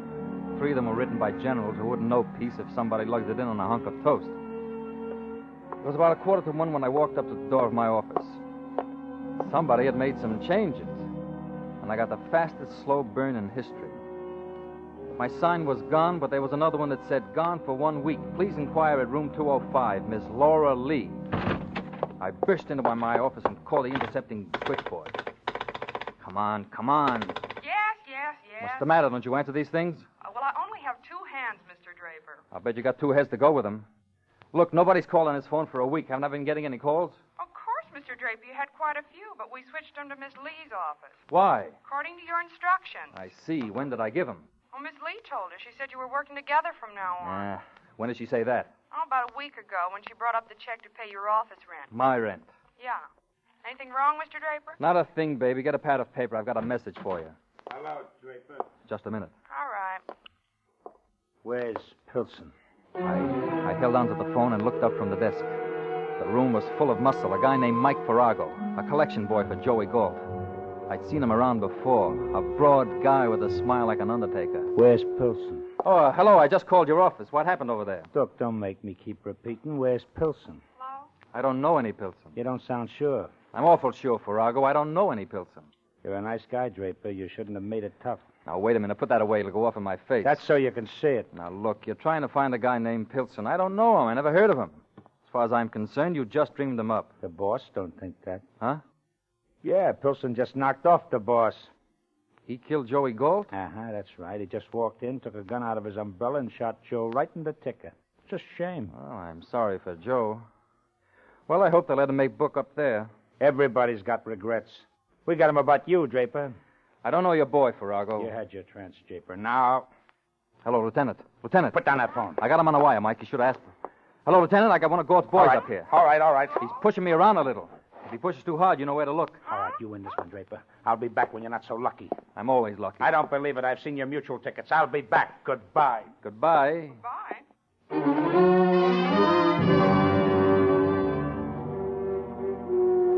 As soon as he walked out, I started hating her again. Laura Lee, girl detective. I knew now where the business was going. For weeks she'd been bypassing me on every client. I wanted to shoot her in the head, but I controlled myself and started across the hall to strangle her.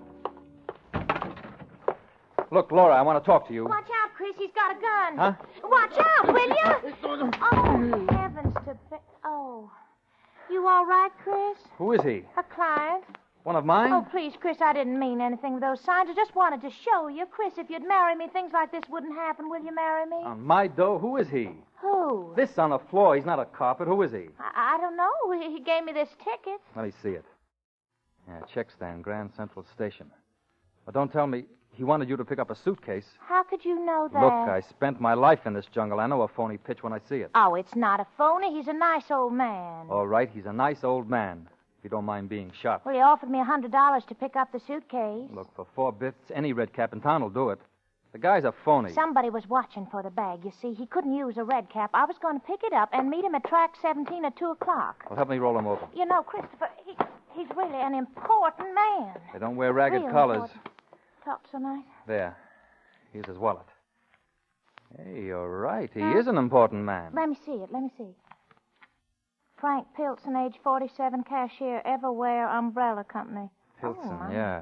Pilson, you've got yourself a tough client, baby. This guy's wanted for murder. Oh, he couldn't be. He shot up a bookie named Joey Galt. Oh, Christopher, there's some mistake. Joey doesn't think so. The police will find out. They'll understand. You'll have to make a bigger sale. All the hoods in town want him. Well, I just don't believe it, and I'm going to take the ticket and meet him with the suitcase. Now, give me that ticket. No, now you stay away from me, Chris. Now, You're not big enough, sweetheart. no. Let loose. Are you going to marry me, Chris? Not today. All right, Chris. I'm sorry, darling, but I'm a big girl now.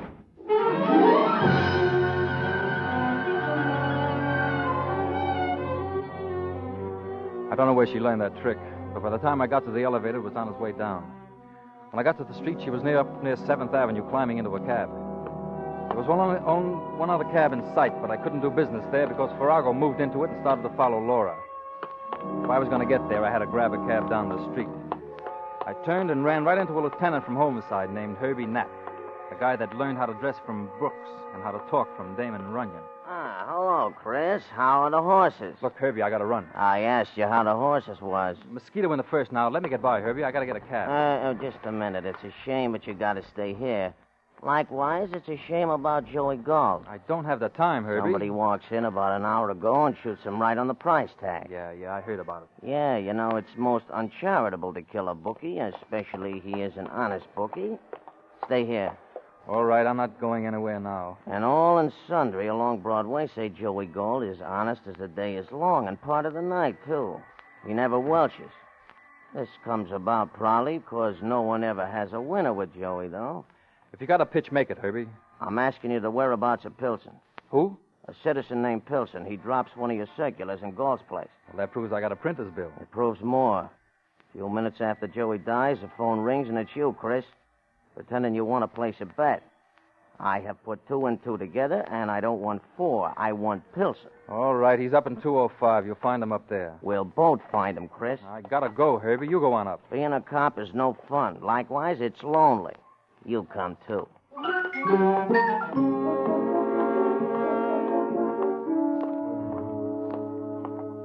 I could see Herbie wasn't going to let me chase that cab, so I got him up to room 205. I opened the door to Laura's office. He's in here now. Check him and let me get... Hey.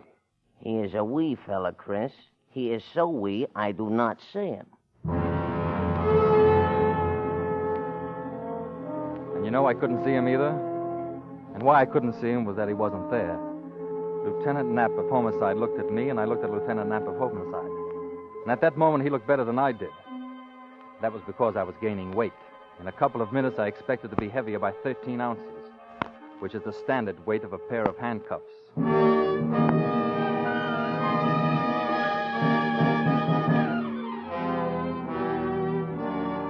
For Suspense, Roma Wines are bringing you Richard Conte in Wind, Place, and Murder. Roma Wines' presentation tonight in radio's outstanding theater of thrills, Suspense.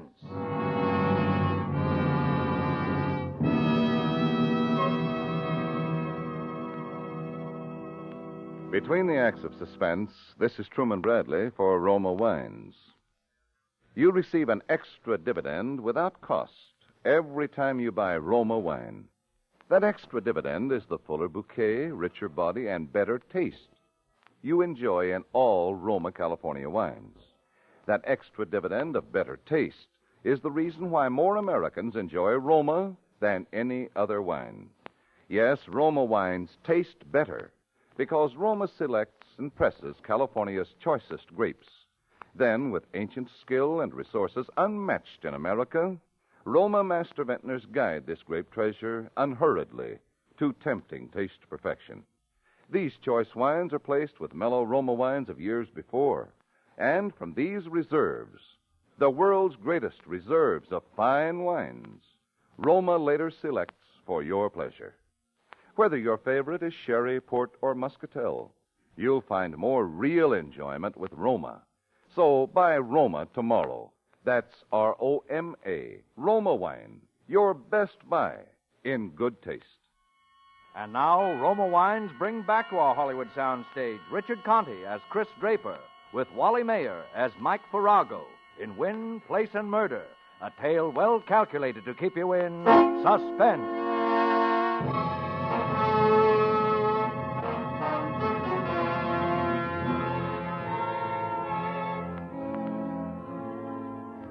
I felt embarrassed, to say the least.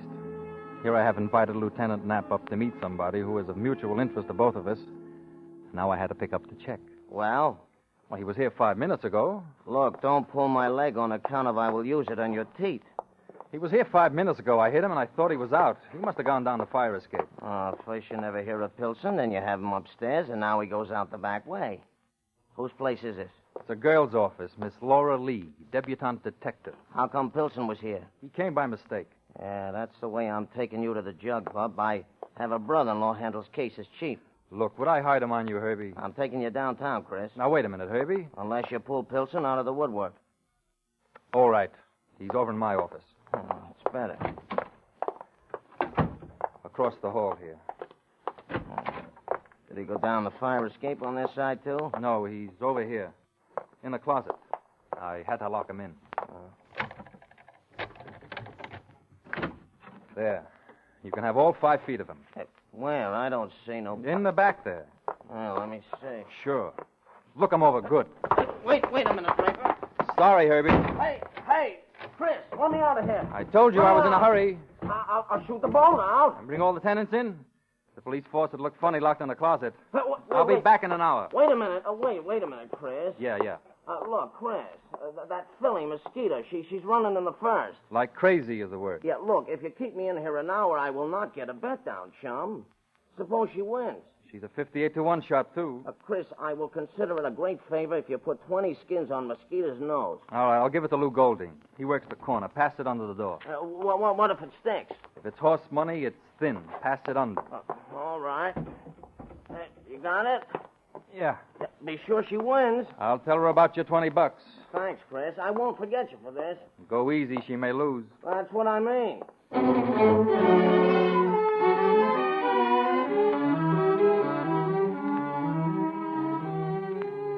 It looked like a good trick, but I knew it wasn't.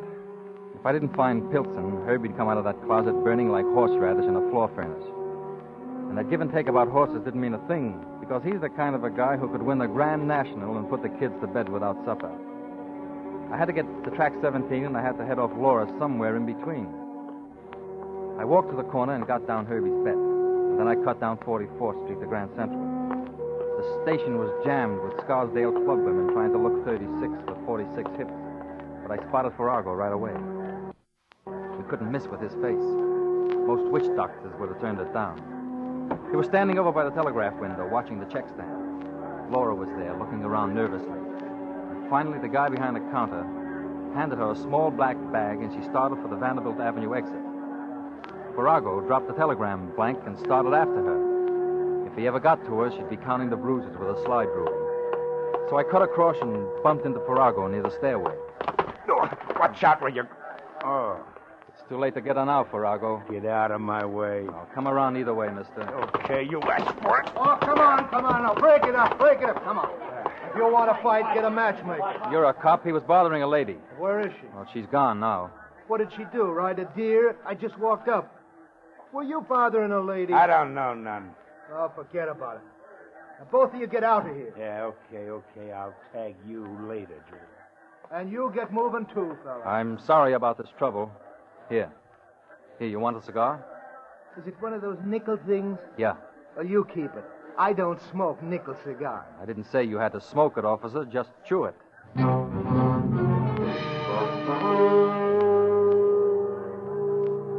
Farrago was up the stairs and out the Vanderbilt exit. But I knew Laura had time to disappear in the crowd, and Farrago didn't know about gate 17. I went over toward the information desk and then walked back to the gate. I didn't see Laura at first. The crowd was starting to gather for the Chicago train. Laura was over on one side, scared, and hugging the wall so tight she could have hired out as a mural. Oh, Chris! Give me that bag. You get out of here, Christopher. Hand me the bag. No. I'm taking over from here. Go away, Chris. Now, if you don't go away, I'll scream. If you stick around, you'll be screaming out of a hole in your throat. I told you up in the office. Homicide wants your boy. Oh, my stars. He didn't kill anybody, Chris. I don't want you to make a mistake. Look, baby, I like your knees, but not on my neck. I got homicide breathing hard. Now, give me the bag. No, I'm not going to do it. Chris, Hold no. it. Officer, Who you saving this time, fella? Now, wait a minute, officer. You need a white horse. Is he bothering you, lady? Yes. I'm not bothering her. I know her. She works across the hall. Well, sometimes that helps.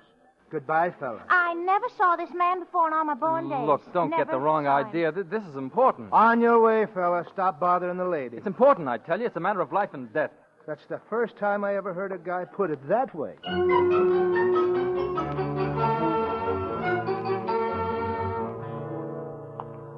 The cop watched me as I walked off, and the way he stood at the gate, I knew I wasn't going to get to Laura with a shortwave radio. It was 1:45, and Pilson had a few more minutes before he had to show. I took a chance and called his office. It looked as if I wasn't going to get there, because the girl on the board had lockjaw.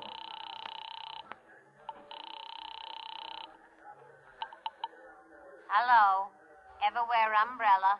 I want to talk to Mr. Pilson. He's not here. Be back at 2. Is he the cashier over there? Yes? Well, how long's he been there? Who is this, please? Insurance company. We're just investigating a policy. Oh, yeah. Well, he's been here for 15 years. He was with the company at the start. How about his personal habits? I beg your pardon? His habits, the big two, women and gambling. I don't think so. Are you sure? I don't think he gambles. You have to take a vote on the women. He's over 40. That don't change anything but the blood pressure. He gave a Mr. Galt as a reference. Do you know if he ever calls up there? Why, yes, I think he does. It's a brokerage house, isn't it? It used to be. Do you know if he went there today? I don't think so. He had to pick up the payroll during his lunch hour. What payroll? He always picks it up on Friday. I didn't know about that. Would it be risky to insure him? Oh, my, no. He's been doing it for years. A small black bag. He does it every Friday. I see. How much is in the payroll? I don't know. Well, make a guess. Oh, 50,000. I'm not sure. It may be. That's right. What? Maybe.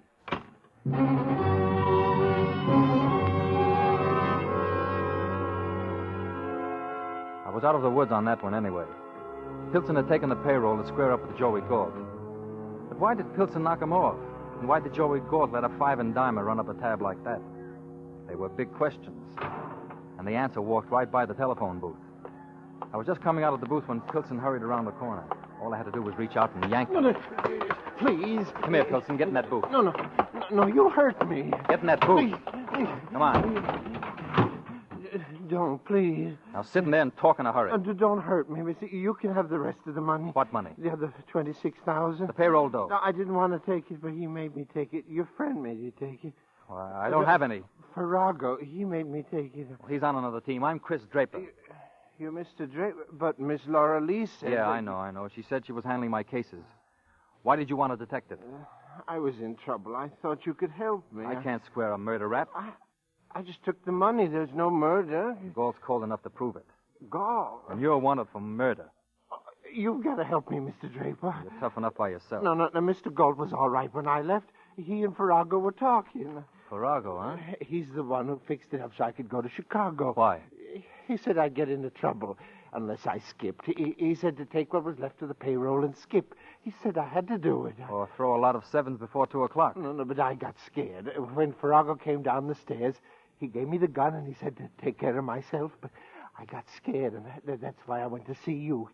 He didn't like me. You're guessing. He wanted that money. I know. He kept asking where it was. I didn't tell him. Then I got away from him, and I came to see you. You've got to help me, Mr. Draper. On that much story? Oh, please, Mr. Draper. I didn't kill him. I wouldn't do that. You can ask anyone. Can I ask Joey Galt?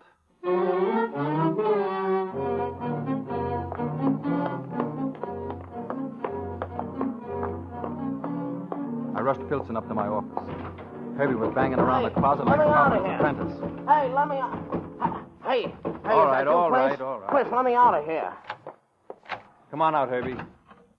How was it? Humiliating. By the same token, it is distressing. Yeah. Likewise, it is distressing to throw you in the clink. You don't have to. Here's your boy, Pilson. He goes to the clink, too. Tell him no, Mr. Draper. Tell him no. The drag Draper's got won't pull a flea over a silk thread. You go to the clink, Pilson. He says he didn't do it. Christopher. Mr. Pilson. Christopher, I want to talk to you. Now, wait a minute, Laura. What are you doing with Mr. Pilson? Chris, I want to know what you are doing. Draper, who is this Judy with a loose tonsil? Now, wait a minute. Calm down, Laura. Give me that bag. No, I'm not going to do... No. Give me that bag. No. Herbie, do me a favor. This afternoon, I would not do Bush a favor. Look, do me a favor and get in that closet with Pilson. You miscounted the holes in my head. Look, it'll only be for a while. Please, Herbie, do me a favor. You can't lose anything now. That's it. Just stay in that closet. Chris, I got the only sunstroke in April. That's a boy. All right, now. Get in there, Pilson. When do I get out? I'll let you know. Christopher, I won't let you do that to Mr. Pilson. Keep still and come over here by the desk. I'm not... Help me get this bag open. There. Now we'll have a look. Well, Chris, in the bag. Yeah, Pilson's laundry. 26,000 green shirts. Here, help me put them on the table. How do you know there's 26,000? Just put the dough on the table. Well, I'm trying. Don't bother to count it. I'll have more time. Oh, hello, Farrago. I was afraid you'd follow her. Just scoop it in the bag, Draper. Well, you don't need this. You got the rest of Pilson's payroll. I'm just greedy. Put it in the bag. Pilson doesn't get much out of this. He gets a lesson. Well, he was right then. You were after that dough. You knocked off Galt and took the dough Pilson paid him. And I want the rest of that payroll. Chris, I was right. Mr. Pilson didn't do it. That's right. Farrago palmed off the murder gun on him. Oh, well, I won't let him take the money. Give me that back. Wait a minute, lady. Here. All right, lady. Get down on the floor and pick it up. And while you're down there, say a prayer for me, too. Scattered all over the prayers. What do you mean? Oh, he's hot now. His only chance is to knock us off. That's right. Now hand me the bag. Thanks. It's the only way, Farrago, but it's a big mistake. As I was saying to Lieutenant Knapp... I'll worry about that, Draper. I'm sorry about you, lady. I got regrets, but I'll get over them. Now use your head, Farrago. If Herbie were here... Sorry. Pick an angel, Draper. Farrago, I don't want to fast-talk you, but there's a copper in that closet. Don't kid me. If he'll step out of there, he'll put you away for good. I wasn't born yesterday. But you'll die today, mister.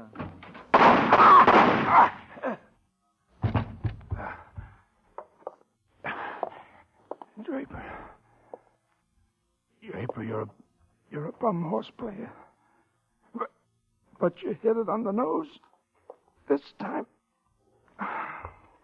He looks pretty, Herbie. Yeah, all such characters get sleepy along about this time. If you roll him, you'll find the 20 grand he killed Galt for. I guess that answers everything? Yeah, except one thing. What? How Mosquito makes out in the first race. Oh, I forgot all about it. Give me that phone. Switchboard. Get me Lou Golding's place. She's due this time. I know it, Herbie. In such cases, I say heaven bless her. Hello, how about the first of Jamaica? How'd they finish? She won, Herbie. She came in and paid 58 to 1. How do you like that? How do you like that for a horse? 58 to 1. $20 on the schnoz I got. Think of it, Laura. 100 skins at 58 to 1. Oh, my stars, it's $5,000. It's more than that. It's enough to get married on. You've got to do it now, Chris. You've just got to marry me now. Well, okay, I accept. Oh, Chris, darling. Come here, baby. Hey, what do you think of her, Herbie? Isn't she a knockout? To be sure, yes. Isn't she the most beautiful thing you ever saw? In my born days. Of course she is. I tell you, Herbie, there'll never be another filly like Mosquito. Oh, Christopher, darling.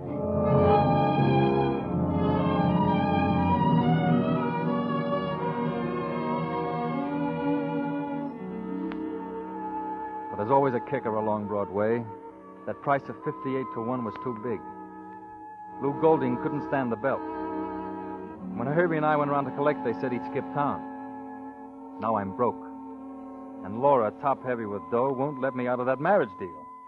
She even claims Herbie for a witness. I could get a smart lawyer and wriggle out. But I got a sure thing at Hialeah next Tuesday. So I need $100. Laura says she'll give it to me if I marry her. I don't know. It may be worth it. This is a sure thing. A very sure thing.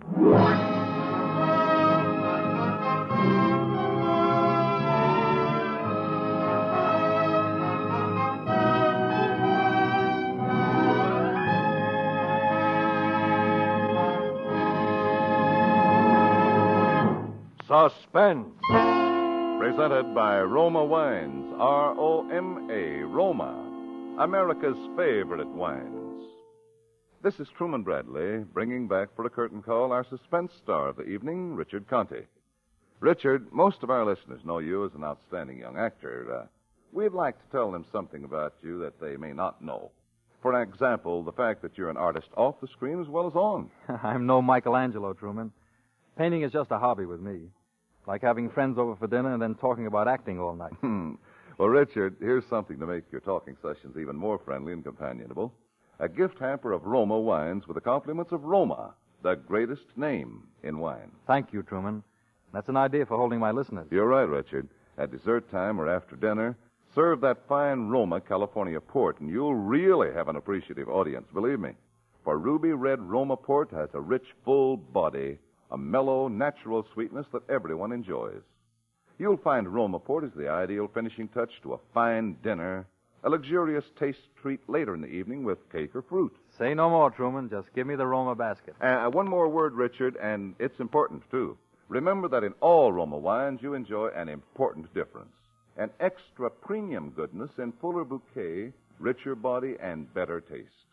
Yes, Roma wines taste better because only Roma selects for better taste, from the world's greatest reserves of fine wines.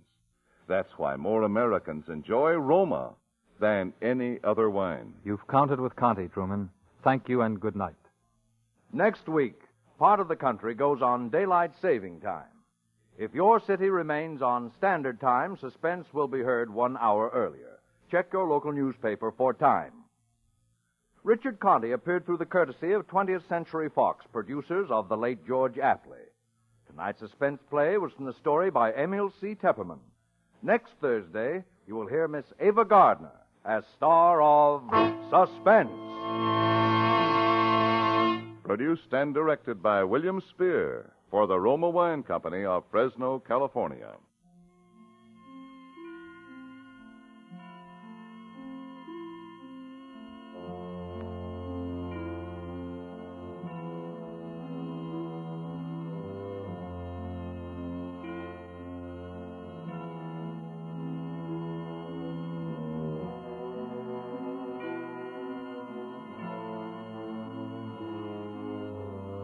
In the coming weeks, Suspense will present such stars as Robert Mitchum, David Niven, Virginia Bruce, and others. Make it a point to listen each Thursday to Suspense, radio's outstanding theater of thrills.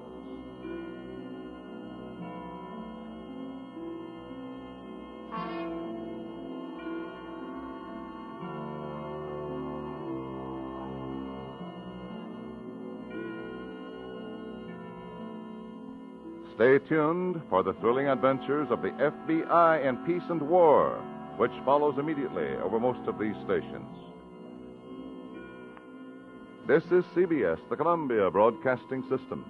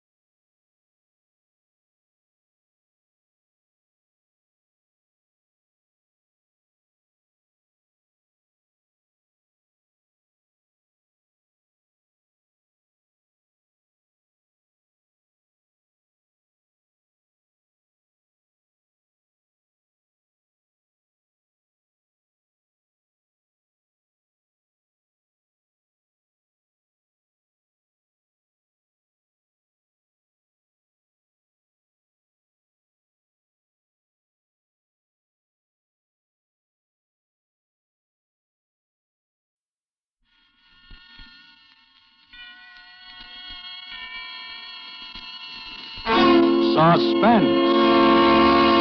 Tonight's Suspense brings you as star Mr. Dennis O'Keefe. But first, do you know that on the great ship Queen Elizabeth, where travel is the last word in luxury, the first name in wines is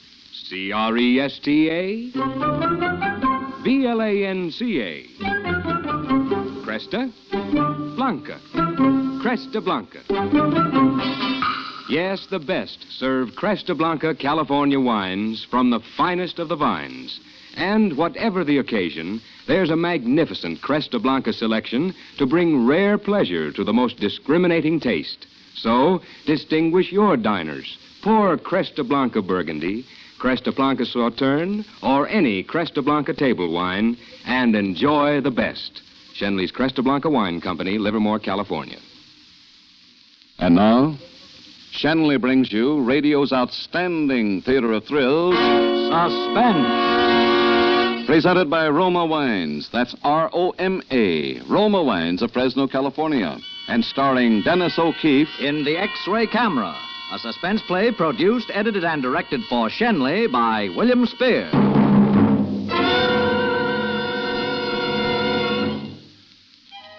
I've been reading a lot here. And I came across something good the other day. There is a shadowy borderland between hate and love. And there are men who dwell in this land of mixed emotions, loving deeply and fiercely, and yet, at the same time, hating venomously and murderously. I guess I both loved and hated my wife.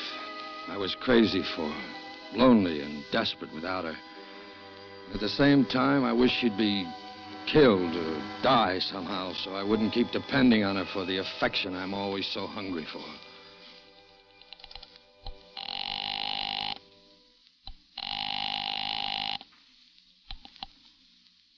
Hello? Hello. Hello, Anna. Anna, this is Johnny. Oh. What do you want? I told you not to bother. Oh, now listen, Anna. I've got to see you. Oh, I don't want to see you, Johnny. If I told you once, I told you 100 times, don't phone. Yes, I know, but now wait. This is important. I must talk to you, Anna. Just let me talk to you. Oh, Johnny, listen. Now, listen, please. Let me see you for just a few minutes. Saturday night. After that, if you still want me to stay away, I will. I'll never bother you again. That's what you always say. Oh, listen, honey, won't you just let me talk to you? If it's no go, I'll let you have that divorce. All I want is 10 minutes, that's all. You on the level? About the divorce? Yeah, sure. All right, Johnny. Come over at 7 o'clock Saturday, but I might as well tell you now you're wasting your time. If Oh, why can't you be reasonable about it, Anna? You know, you Save and I your could... breath, Johnny. You want to see me? All right. I'll see you. 7 o'clock Saturday. Goodbye.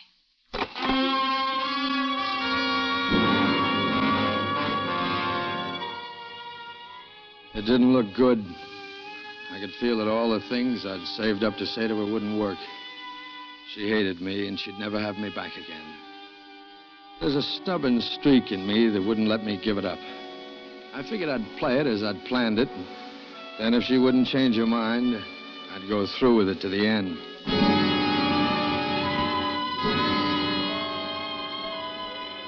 Late Saturday afternoon, I went down to Hooper's department store and sauntered over to the jewelry counter.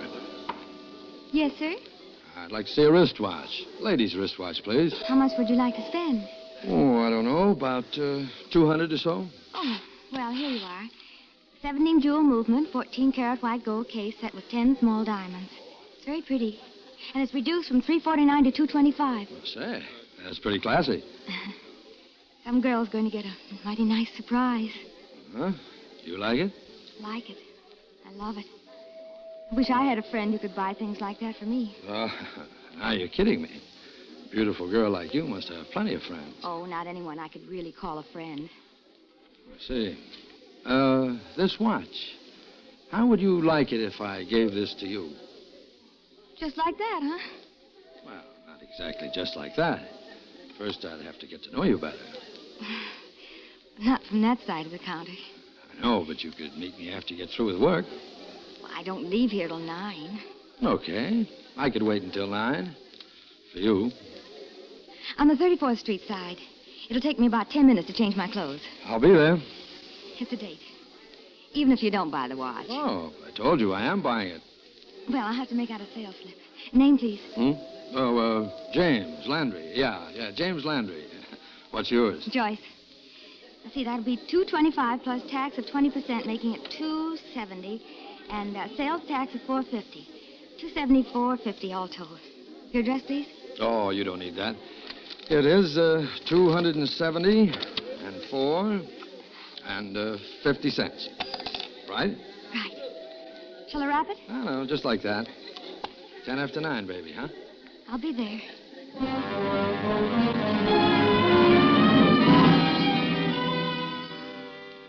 Yes, the chances were I would be there. I didn't hold out much hope that Anna would listen to me. If she didn't, well, why not? This Joyce girl was quite a kid. Tall, slim, terrific eyes, pleasant smile. Sure. Why not? And besides, she'd work right in with the whole thing. She'd work in swell. I had plenty of time before 7 in my appointment with my wife, so I wandered through the shop. Even bought myself a new robe.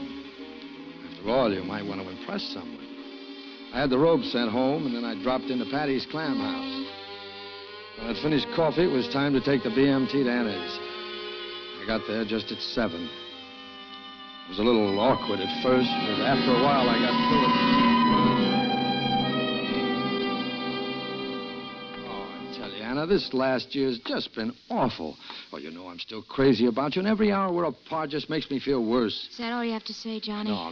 Let me finish. I admit I've been a heel. I've done everything wrong. You were perfectly right to leave me. All I can say is I'm sorry, and then it won't happen again. Oh, No, Johnny. Anna, really, I'll turn over a new leaf. You take me back and you'll see. I promise you'll never have any reason to complain. Johnny, you know it'll never work out. Oh, but it will. You've given me your word dozens of times, and always it's the same. I just can't take that sort of thing anymore. I can't. You can't be happy living alone like this in a furnished room, eating out. I still have the apartment. If you come back, you don't have to work either. I've got a swell job now. I'm head mechanic at a big garage. It is. Oh, but things can be a lot better than before. We'll have more money. Johnny, I'm not thinking of the money. I make enough to get by. Then why not try? I just want my peace of mind, Oh, but Johnny. Anna... Hasn't been so bad this last year. At least I don't have to be worrying about where you are nights. If you want to chase the girls, it's not my wait a concern minute. That's anymore. not... No, if we get together again, I'll have it all over again.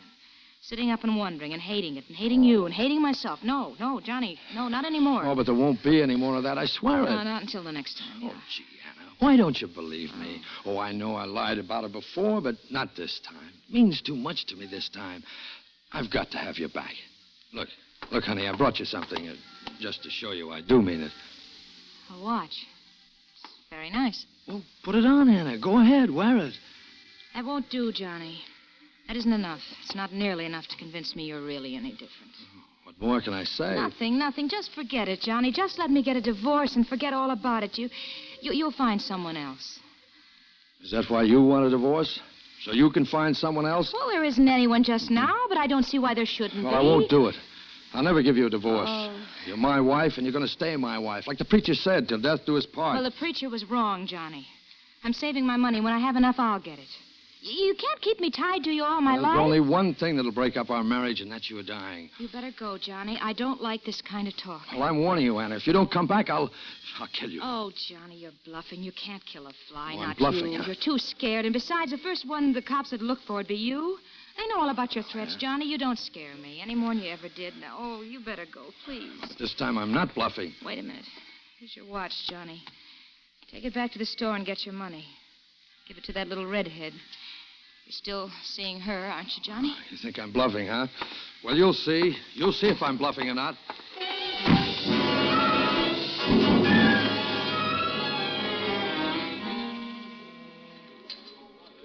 You know, Mr. Landry, I was sure you wouldn't show up at 9 o'clock. Yeah. What made you think that? Well, I thought you were giving me a line. Anyone who buys a watch like that must have a girl. Well, I still have it in my pocket. Gosh, then you weren't kidding. Well, why should I kid you, sister? You're too pretty to kid. But you can't mean you're going to give it to me. Sure, why not? If I feel like it. What business are you in? You're not a racketeer, are you? Matter of fact, I'm on the other side of the fence. What do you mean? I'm a private eye. A private eye? Oh, gosh, this is thrilling. Imagine me knowing a real detective. Well, just keep it under your hat. It doesn't do for people to know my business, you know. Makes it harder to tail a crook. Oh, you must have so many exciting things happening to you. No, it's all in a day's work. Are you working on a case now? Are you trying to solve a murder? Well, I'm trying to get the goods on a jewel thief. Really? Yeah. This gal, she works for a big diamond cutting firm. The firm hired me. And she's been stealing diamonds? We think so. Well, then why don't you arrest her? My goodness, if someone is stealing diamonds... You can't just haul her in. You've got to get the goods on her first. Well, I should think that would be easy. Just search her. We arrest her and find nothing, and we can get sued for false arrest. Even if she's a crook? Sure. You got to have the proof first. And I'm out to get it. But how? Can I trust you not to talk? Why, Mr. Landry, you know you can. Jim. Oh, sure, Jim. But tell me about it. Well, you see, there are a lot of things in detective work that crooks don't know about. For example, and this is a secret, remember, we have an X-ray camera. An X-ray camera? What for? Well, suppose we want to see if someone has something hidden in his clothes, you know, a gun or something. Oh, my goodness. Take a picture with this X-ray camera, and we know. And then you can use that camera to tell if this woman has the stolen diamonds on her, huh? Sure. Only I can't do it. Why not? I can't get close enough to her. She knows me. Every time she sees me, she ducks. Oh. You see, you got to stand real close with that camera, else it doesn't register. Well, then why don't you hire someone to take the picture? Someone she doesn't know. You can't trust anybody. This camera is so secret that you can't let a stranger handle it. Well, get someone you can trust. What am I going to do? Advertise in the papers for someone I can trust? How would I know I could trust anyone who answered the ad? You could trust me. I could do it for you. Oh, yes, but I wouldn't ask you to. It's dangerous work. If a gang ever found out, they might rub you out. Would they have to find out? I could just slip up behind her and take the picture and nobody would know. Unless, of course, they saw the camera. Well, I wouldn't have to see it. I could hide it in a box or something. There you are. I could do it. Oh, but you have a job. I'll take a day off. You know, that's mighty nice of you. You know, it would mean quite a lot to me. Oh, I'd love to do it. Well, I'd get a big fee if I could get the goods on it. And, of course, I'd pay you for your time. Oh, you wouldn't have to pay me. I'd do it just for friendship. Okay, then. Okay, it's a deal. And just to show you how I feel about it, here, wrap this around your wrist. The watch. Oh, Jimmy, you don't have to give it to me. Take it, honey. I want you to. Well, anything you say, Jimmy. You're the boss.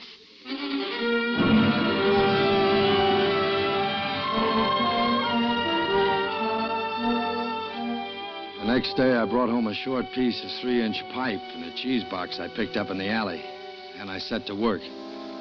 I got the grenade out. It was a grenade that my cousin Ed gave me when he came back. I used to show it around and say it was a war souvenir I'd picked up in Berlin, although I never got near Germany. In no time at all, I had everything assembled, and I got some wrapping paper, the paper my robe came wrapped in from Hooper's. It was a good double thickness, and I made a neat package of it, tying it securely with string. Through a tiny hole in one end, I left the cord attached to the firing pin stick out of the box. It was going to be kind of tough on Joyce. When that cord was pulled, something was going to happen. And I didn't want to be around when it did.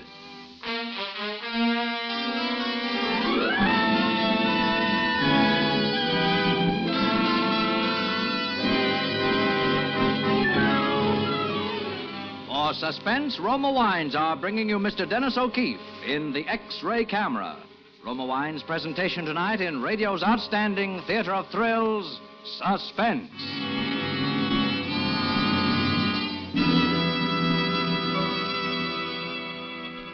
Suspense, radio's outstanding theater of thrills, presented by Roma Wines. That's R-O-M-A, better tasting Roma Wines, from the world's greatest reserves of fine wines.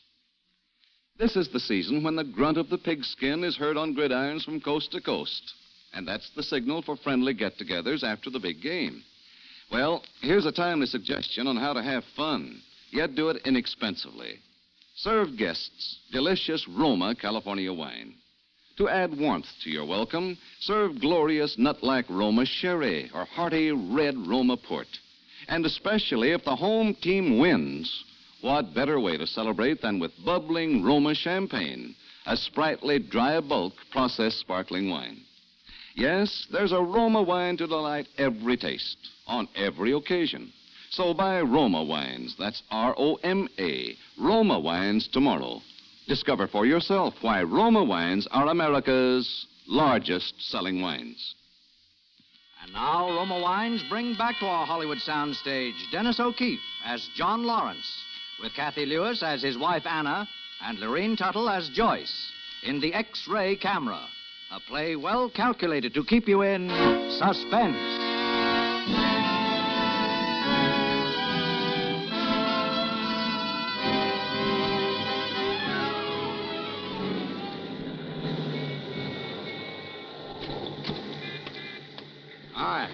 Hi, hop in, Joyce. Hello, Jimmy.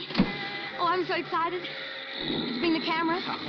No, not this time, kid. We don't work that fast. But I took the afternoon off specially. Yes, I know you did. But first we have to do some groundwork. Oh. Later, when we take the picture, you'll have to take another afternoon off. All right, I can do that.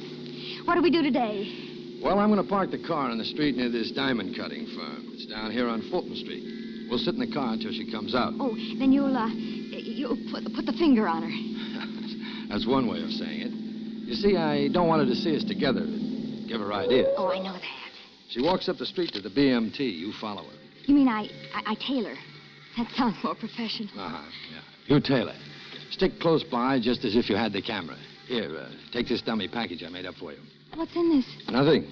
It's just a box wrapped in paper. The camera's real heavy, but this is just for practice. Oh, I see. When you get into the subway, you stand right next to her. Well, suppose she gets a seat. Not at 5 o'clock, she won't. You just make sure you're right behind her. Oh, I'll stick to her, all right. Don't you worry about that. And then you hold the camera like this, the long way, see? Try to hold it steady and pull on this cord I have attached to the inside. What's that for? Well, it trips the shutter on the camera in the box. You see, the camera's all wrapped up, so in order to get at the shutter, I had to tie a cord to it. Oh, I see. Will the camera take a picture from inside the box? It's an X-ray camera, isn't it? Oh, yes, of course, I forgot. It'll take about 15 seconds for the exposure to be made. You better wait till you're going through the tunnel to Brooklyn before you take the picture. That way, you'll be sure people won't be shoving you, getting in and out of the train. I understand. Then I'll meet you in Brooklyn. You get off at Court Street, and I'll meet you in the St. George Hotel lobby. It's very simple. All you got to remember is to hold the camera still during the 15 seconds it takes to expose the film. Oh, of course, I'll hold it right between us. That's the girl. You're real smart. What time is it? It's just 5 after 5 now by my very favorite watch, which a beau of mine gave me. And there she comes out of that door. You see her? She's walking up the street. The girl in the blue hat. Oh, I see her. Go on, get on her tail. I'll see you in Brooklyn later. Leave it to me, Jim. This rehearsal is going to go just perfect. Goodbye. Yeah, goodbye, honey.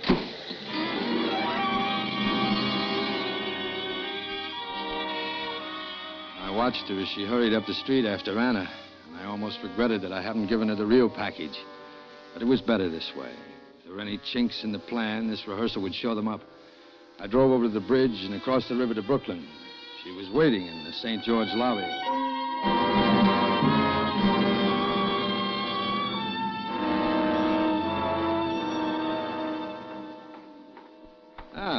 How did it go? Swell.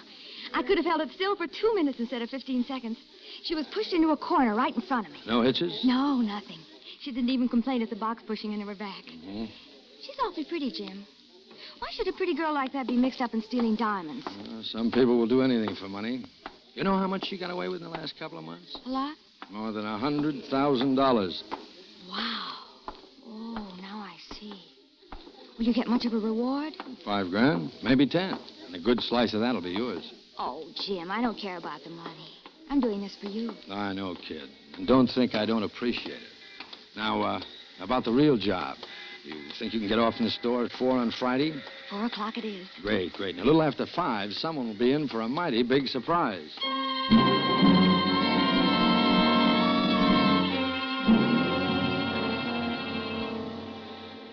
So Friday, I picked her up in front of the store, and we drove over to the subway. I kissed her, and then I gave her the camera. Is that it? Yeah. Now, be careful of it now. Don't drop it or anything. It's awfully expensive. One of its kind in this country. Gee, it's heavy. Oh, sure it is. It's got batteries in there and an X-ray tube. It's very complicated. It looks just like one of the packages from the store. Yeah, I know. I got it up to look that way so it wouldn't be suspicious. She mustn't know you're carrying a camera. Oh, don't you worry. Nobody would know that. Is this the cord I pulled? Hey, be careful. Don't fool around with that. Well, I wasn't going to pull it now. Well, I just don't want the plate exposed, but when you do pull it all the way. Hard. Give it a real yank. Oh, I'll do that. You leave it to me. And remember, the cord is at the back, and you point the front right at her middle. She carries the diamonds around her waist. I'm sure of that. I get it. All right. It's up to you. So long, and good luck, kids. Sure. I'll see you later.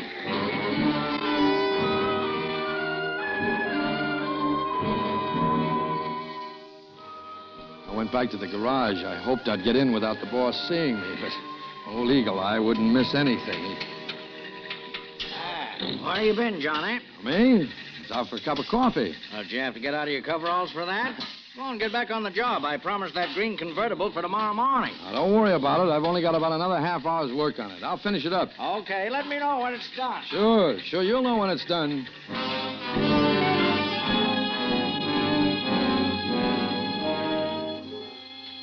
5 o'clock. 5 after 5. 10 after 5. 15 after 5. Finally, 5:30. It was done. Everything was done by now. Go home and wait. I have my alibi. I was under a convertible in the garage when it happened. All I had to do was make sure the boss saw me leave and what time.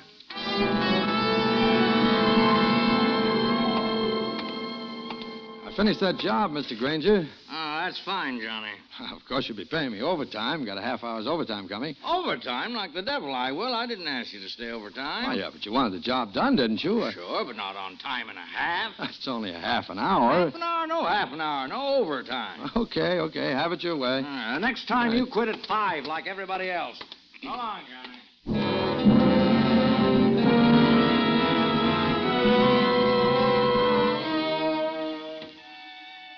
took my time about dinner. It would be some time before the news came through on the radio about the mysterious explosion in the subway.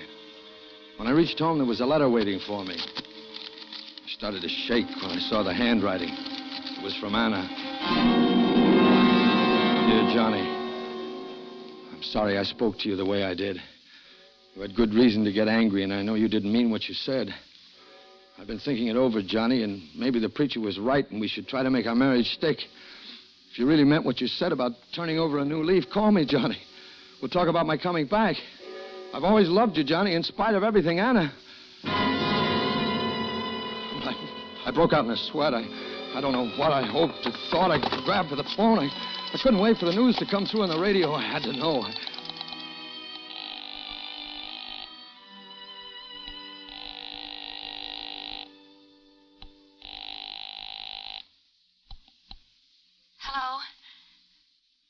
Hello? Is this Johnny? Hello, who is it? Oh, she was alive. She hadn't been killed. But Joyce, what happened to her? Maybe... Why hadn't it gone off? I had to know that, too, so I phoned her home.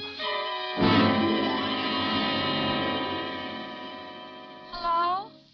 Hello. Is this Joyce? Jim? Oh, Jim, I was wondering when you'd call. I waited for you at the St. George and you didn't come. Oh, what happened? Oh, I don't know what to say to you, Jim. I don't know what you'll think of me. Never mind about that. What happened? I was so stupid. It was all my fault. Now you'll be angry. What happened? Oh, I had so much time to wait. I sat in the subway until it was time to meet her. And I had the camera right beside me. And a man sat down next to me, and just as the train was about to leave... Oh, Jim, I should have known. Joyce, what happened? He stole the camera. He picked it up and ran into the train before I could open my mouth. Oh. I didn't know whether to go to the police or not, but I waited for you at the hotel and you didn't come, so I came home. I knew you'd call. You didn't tell anyone about it, did you? Oh, no. I thought you'd want to take care of it. Okay, forget it. I'll take care of it. Just forget it. You aren't angry, are you, Jimmy? No, I'm not angry. I'm crazy about you, baby. Forget it.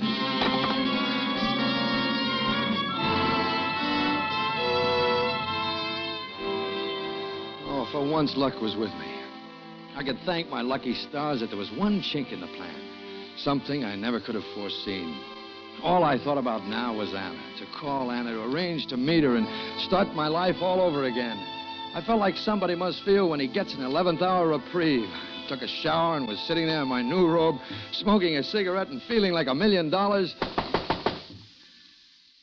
Who is it? Brody, homicide. Huh?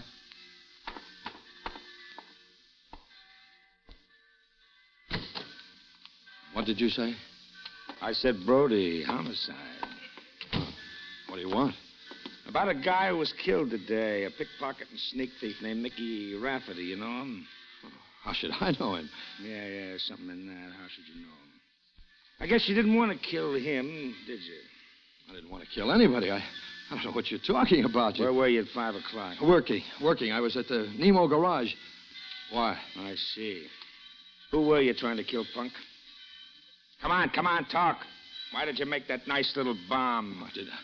I didn't make any bomb. I don't know a thing about any bomb. Okay, maybe this will refresh your memory. What is it? Well, look at it. It's a sales slip. Sold to John Lawrence, 185 East 45th Street. One robe, $19.50. Deliver. I guess it's that pretty one you're wearing now, huh? Where did you get that sales ticket? It was between 2 sheets of wrapping paper on that homemade bomb you fixed up. Made it very easy for us, Bud. All we had to do was to deliver the package again. And this time it's got a new suit for you, Johnny. A nice suit with stripes.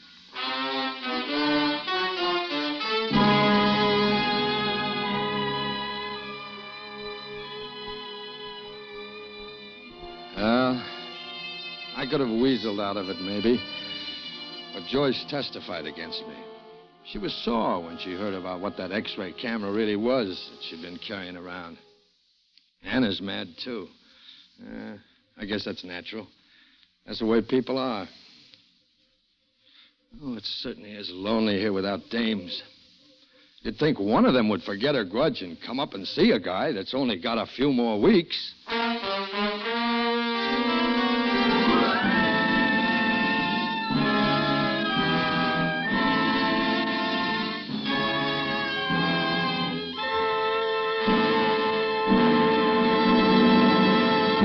Suspense. The X-ray Camera, starring Dennis O'Keefe, brought to you by Roma Wines. That's R-O-M-A, Roma Wines, America's largest selling wines. This is Truman Bradley. If you have never tasted Roma wines, you probably wonder why Roma wines do taste better. Well, I'd like to explain. It's because Roma selects and presses only the choicest California grapes. Then, with ancient skills and unmatched winemaking resources, Roma guides this grape treasure patiently, unhurriedly, to rich taste perfection. These fine Roma wines are placed with other mellow Roma wines to await later selection from the world's greatest reserves of fine wines for your enjoyment. These October stay-at-home nights are just perfect for enjoying the better taste of a mellow Roma California wine, such as flame-bright Roma Tokay or mellow Roma Muscatel with family and drop-in friends. Roma is so inexpensive, too, you'll want to serve Roma often. So keep Roma on hand and be sure to insist on Roma. That's R-O-M-A, Roma Wines, America's favorite wines. Dennis O'Keefe may soon be seen in the Seymour Nebenzahl production, Atlantis. Tonight's suspense play was by George and Gertrude Fass. Next Thursday, same time, you will hear Miss June Havoc as star of Suspense. Produced and directed by William Spear for the Roma Wine Company of Fresno, California.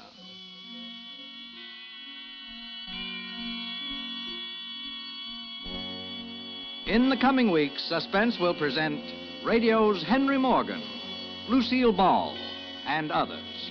Make it a point to listen each Thursday to Suspense, radio's outstanding theater of thrills. This is CBS, the Columbia Broadcasting System.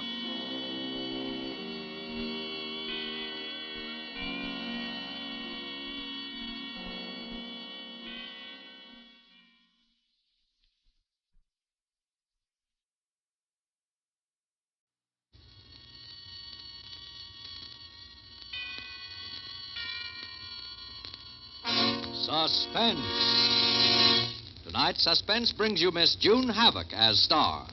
But first, may we remind you that in America's smartest homes and clubs, where fine wines are truly appreciated and enjoyed regularly, the choice is C-R-E-S-T-A, B-L-A-N-C-A, Cresta Blanca, Cresta Blanca. From the finest of the vines come Cresta Blanca California wines, patiently created to please the knowing tongue. Let the proudest name in wine, Cresta Blanca, enrich your daily living. Add luster to your hospitality. Pour Cresta Blanca souvenir sherry or port, or any Cresta Blanca wine. There's one for every occasion, for every taste. Schenley's Cresta Blanca Wine Company, Livermore, California. And now, Shenley brings you radio's outstanding theater of thrills, Suspense. Presented by Roma Wines. That's R-O-M-A. Roma Wines of Fresno, California. And starring June Havoc in Subway, a suspense play produced, edited, and directed for Shenley by William Spear.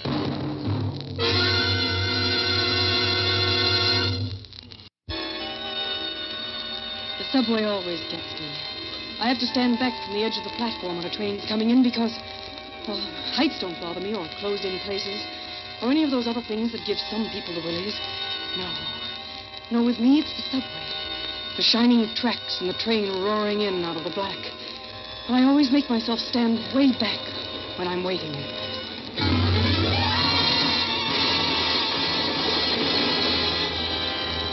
That's how it started that night. I instinctively drew back when I saw the gleaming white headlight appear in the tunnel, rushing toward me out of the dark. I made myself draw back. But what I really wanted to do was to throw myself in front of that train. The lights on the shining rails hypnotized me like the gleaming eyes of a snake.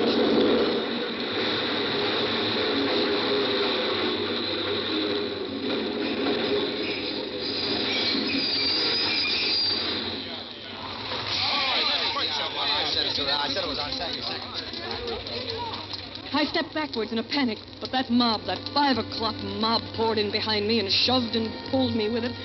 I'd been pushed around all day, and I had this awful cold, and I hated everybody. That's a terrible thing to say, I guess, but that's the way I felt, like committing murder.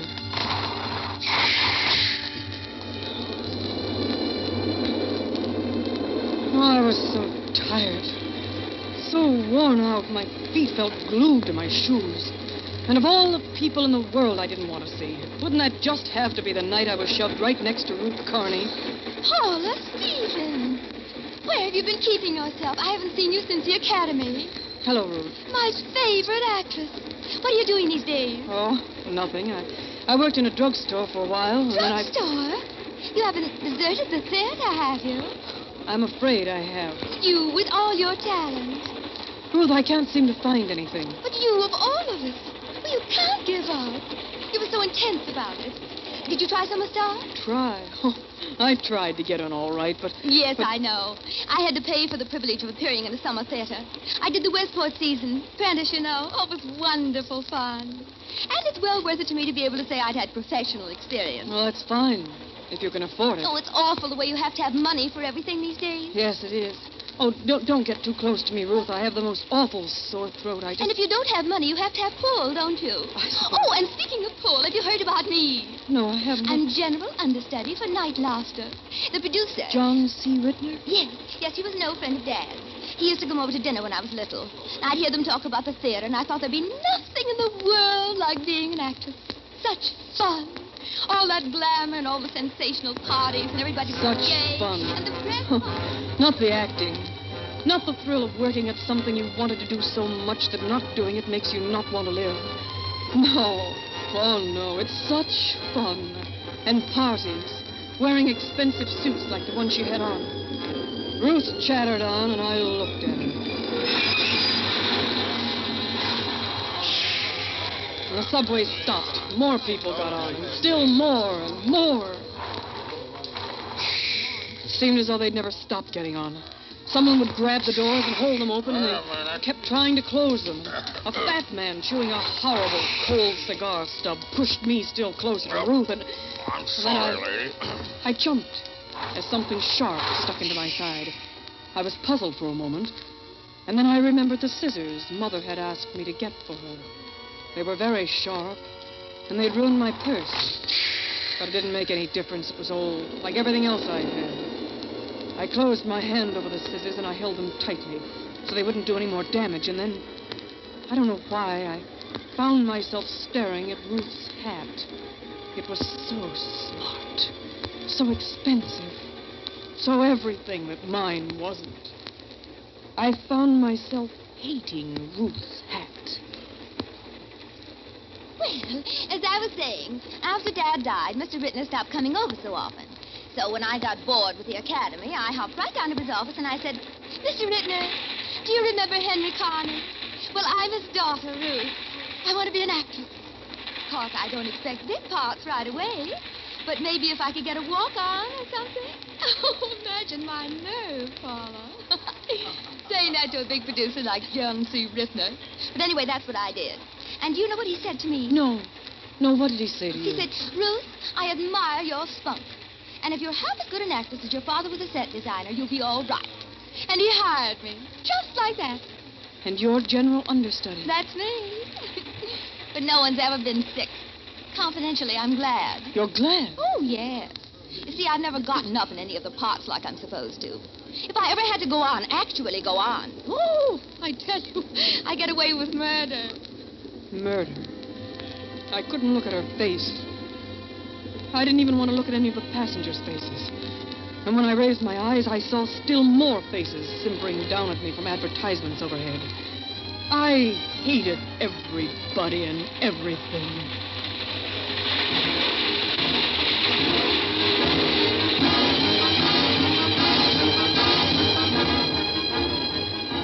I turned and looked outside the windows. The wet, slimy darkness was roaring past like black death. One faulty switch, one obstruction on the tracks could bring it crashing in on all of us. And who'd be the losers? Not Ruth with her silly chatter. Not these other passengers with their tired, blank faces. And not me. Oh, certainly not me. My own tired, blank face was reflected in the window pane, gray and thin. And it didn't seem out of place shimmering in that air of black death just outside. Mr. Ritter is a wonderful man, really, Paula. You should meet him. Matter of fact, well, I hadn't meant to tell you this. I didn't want to build your hopes up, but I've told him about you. About me? Yes. You know, I always did think you had loads of talent. So I told him one day, Mr. Rittner, if anything ever happens to me, should you decide to give me a real part in your new show, why, don't worry about who'll general understudy Night Laughter. I know just the girl, Paula Stevens. Ruth, you told him that? Yes. And if the time ever comes and I have to leave, well, he knows your name and everything. But don't build up your hopes, honey. He hasn't a part for me in the new show. Oh. And as far as anything happening to make me quit, well, there isn't the slightest chance.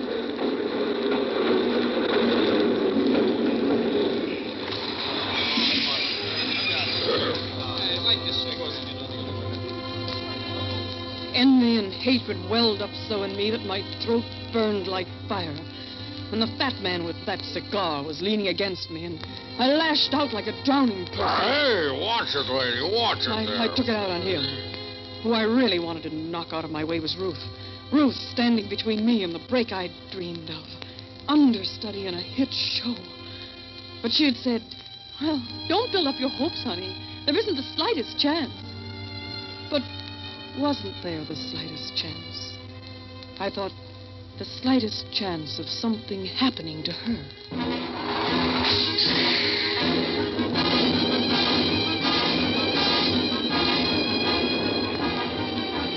The train started up again. It jolted me so that I was thrown sickeningly against Ruth. My fingers were testing the points of the scissors in my bag. No one could see me. We were packed in too solidly. The scissors were sharp and cold and long. Yes, they seemed long enough. I kept my eyes on the dim lights and dirty concrete and tiles of the station we sped through as the train throbbed along uptown. I was holding the scissors as though they were a weapon. I was suddenly sure that at some time or another scissors had been used as a weapon. The scissors in my bag seemed to grow bigger with an idea. Idea and scissors. Scissors and idea. They were increasing in size. The ache in my throat had gone up into my ears, too, throbbing, keeping time with the throbbing of the subway. I looked away from the blackness outside and stared up at the white light of the ceiling.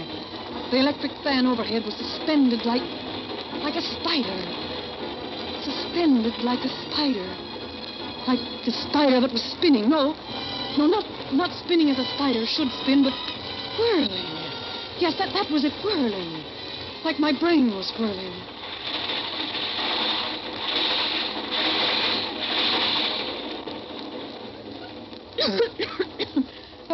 Ruth?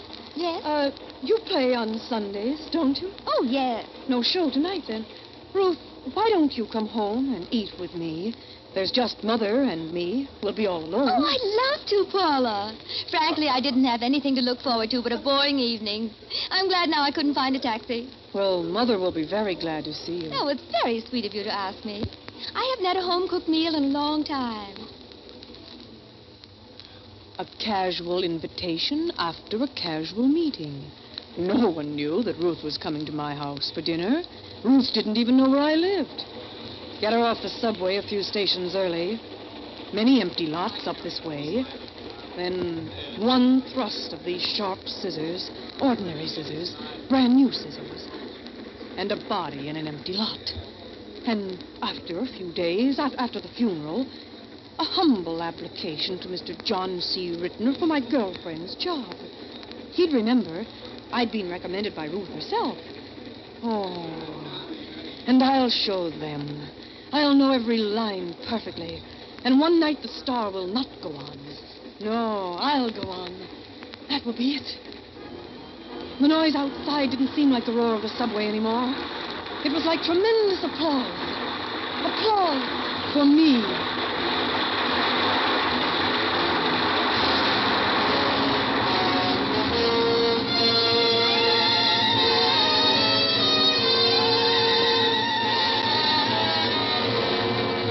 For Suspense, Roma Wines are bringing you June Havoc in Subway.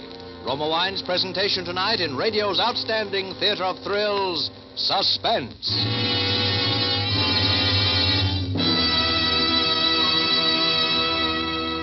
Suspense, radio's outstanding theater of thrills, is presented by Roma Wines. That's R-O-M-A, better tasting Roma Wines from the world's greatest reserves of fine wines.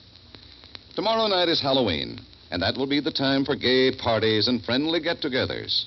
Now, here's a wonderful yet inexpensive way to make these occasions truly delightful. Simply set out some fruit, cheese, and nuts, and serve delicious Roma California wine. In less time than it takes to tell, you're enjoying a delightful party. Yes, any occasion takes on a gala note when better tasting Roma wines are served. So brighten your party with tempting nut-like Roma sherry, fruity, full-bodied Roma port, or smooth, mellow Roma muscatel or tokay. As you savor the mellow perfection of these fine Roma wines, you'll understand why more Americans enjoy Roma than any other wines. So for smart, low-cost hospitality, or for an everyday family treat, serve better-tasting Roma wines. That's R-O-M-A, Roma Wines, America's largest-selling wines. And now, Roma Wines bring back to our Hollywood soundstage June Havoc, starring as Paula Stevens, with Lurene Tuttle as Ruth in Subway, a play well calculated to keep you in suspense.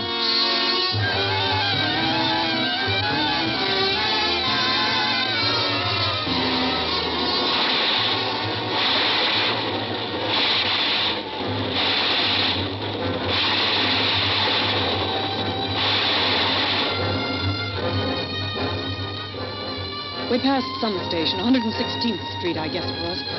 I remember I studied Ruth with new, cold interest. I was certainly stronger than she. She wouldn't be expecting anything. Besides, she wouldn't know how to struggle. Things had always come easily to her. She was so wrapped up in her own affairs, she just chattered away. Oh, it's been the most fun getting those checks every week and never having to lift a finger to earn them. If they ever catch up with me... The breaks go to girls like Ruth, who think that being an actress is great fun. And others who really, truly love the theater, they never get a chance. There's no way for them to make their own breaks, not very often anyway. But I had a way in my purse that night. I could get Ruth's job. It belonged to an actress, not her. It belonged to me. To me. Where do we change, Paula? Oh, we got the local here. We're coming in now.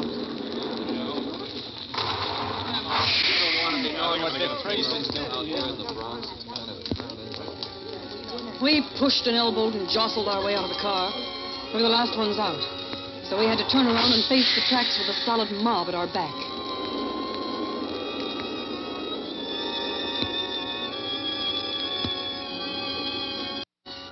I hated to stand so near the edge. But there was no way to get to the middle of the platform without bullying my way through. And I didn't want to have to explain to Ruth how I felt.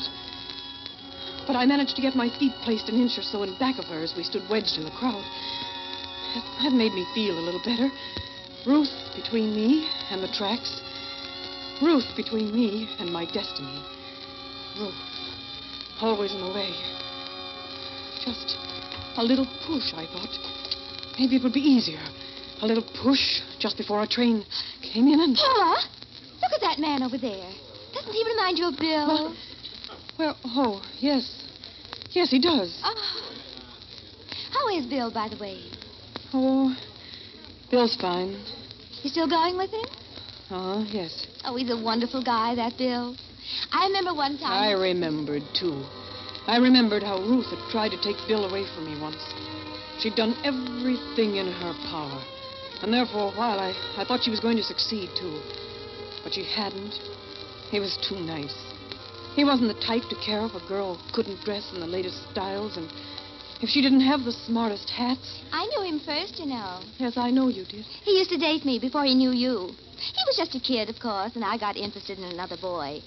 But believe me, when I ran into Bill about a year ago, I couldn't help thinking that maybe I'd made a mistake in giving him up so easily. You didn't give him up too easily. Oh, yes, I did. Much easier than I would now if I had it to do all over again. You're very serious about him, aren't you? Yes, very. You take everything pretty seriously, don't you, Paula? Ruth was standing on the edge, and she wasn't laughing anymore. She was staring at me in a very peculiar way. She moved around in back of me, and now I was on the edge. In spite of myself, I looked down at the gleaming rails. 2 long silver ribbons pointing toward the black hole where the platform broke off and the walls closed in. And the train was approaching. I watched the tracks, fascinated. I waited for the hypnotic gleam of the headlights to make the rails sparkle and shine and beckon to me. And then the headlights beamed at me out of the void. At me. It was a great warm spotlight.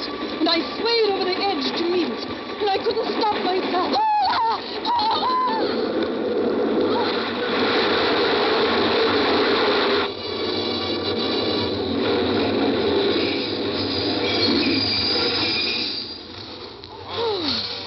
Oh, the train was imminent. I was shaking. Ruth's arms were around me, holding me tight. She pulled me back just before I might have... I should have jumped. What's the matter, Paula? You nearly fell right in front of that train. Are you ill now? No, I'm just dizzy, I guess. I'm all right now. Thanks for holding me, Ruth. I don't think I really would have fallen, though. Come on, let's get in the car. You look like you were weak or something. You could do with some food. I'll bet you didn't have lunch. No, I didn't. I forgot. But we'll be home soon. I'm starved myself. I'll certainly be glad to get to your place. Oh, I hated her worse than ever. What right did she have to pull me back if I wanted to jump? What business is it of hers how I felt?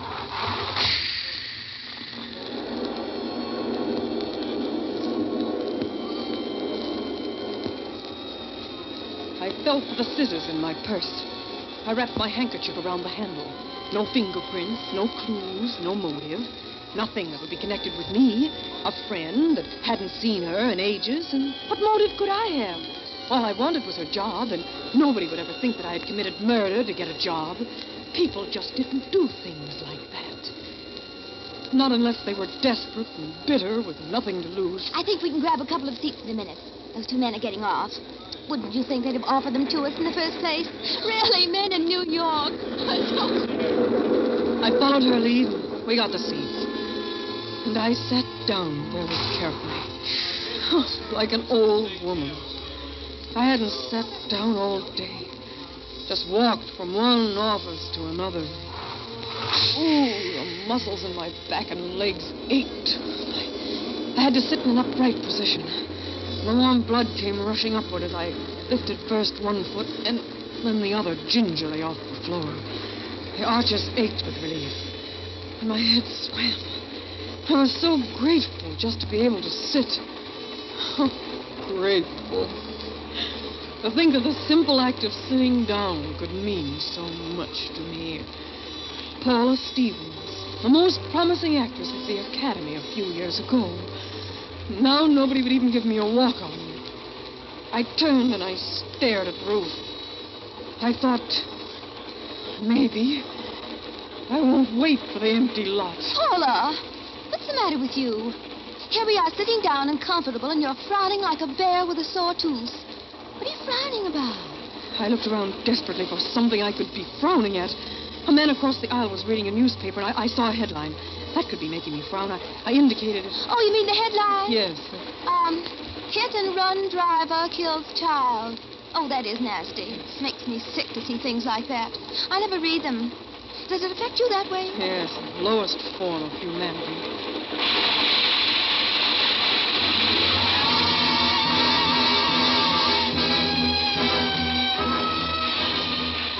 And suddenly the train shot out of the underground onto the trestle, out of darkness into the twilight of a tenement street. A moment before, nothing could be seen through the dirty car windows but the reflection of your own drawn face.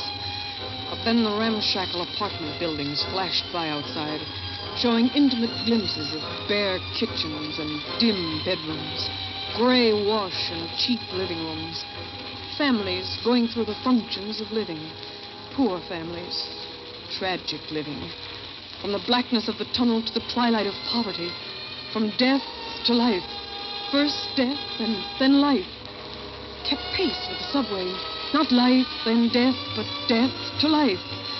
Death brings another kind of life. Not necessarily sordid life like this, but new life. Death makes room for somebody else to live. One death for another life. Ruth's death for my new life. You know, I've been thinking about that headline, too. I mean, the one about the hit-and-run driver. I suppose they do get panicky.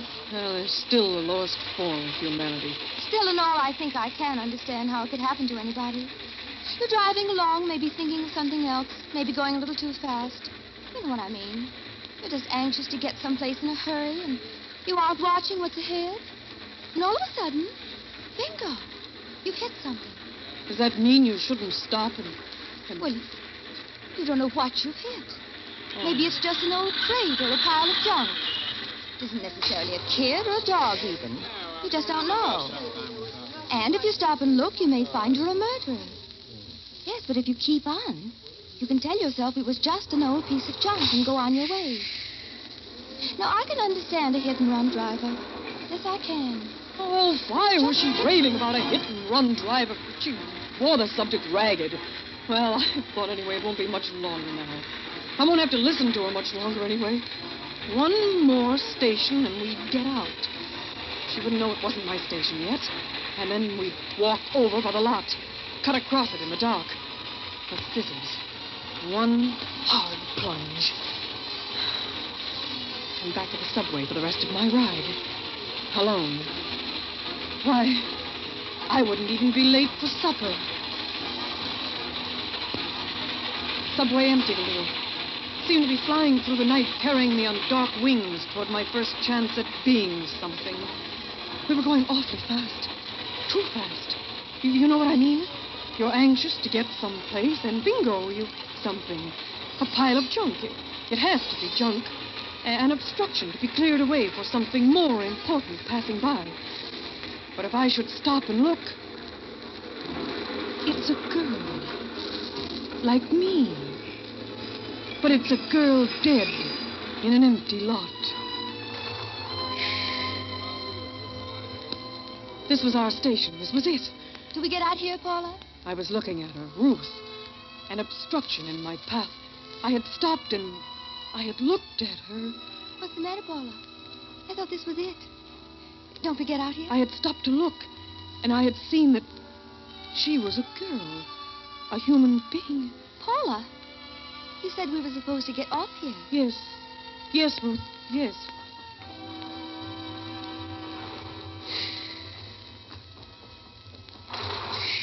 The train started away without us. Somehow it seemed to run more smoothly, as though its wings were light instead of dark. And I was strangely rested. My mind was blank, and I rolled the blankness around, and I tasted it. I swallowed, and my mouth and my throat. It felt better. Balls of yesterday's newspapers scurried off the platform and flattened themselves in the corners, and... I'll be glad to get there. Oh, yes. I'm starved. Ruth was a girl. She was a human being. Everybody on that subway was an individual human being. And I had to drive according to the rules. I couldn't hit and run. How could I have ever thought that I could? If I had to get there the hard way, well, I could take it. This way, Paula? Yes. Yes, this way, Ruth. Into the light. I climbed the ramp to the street exit with a new bounce in my feet. I felt in my purse, only to wrap my handkerchief carefully around the scissor points, not the handles. I couldn't afford to completely ruin my already damaged bag. And Ruth was chattering again. Soon we'd be home. And as she chattered, I thought, Ruth's older than I, but she seems like a child. She'll probably never grow up. But I did. That night, arm in arm with Ruth, we walked past an empty lot. And I never even thought of looking back.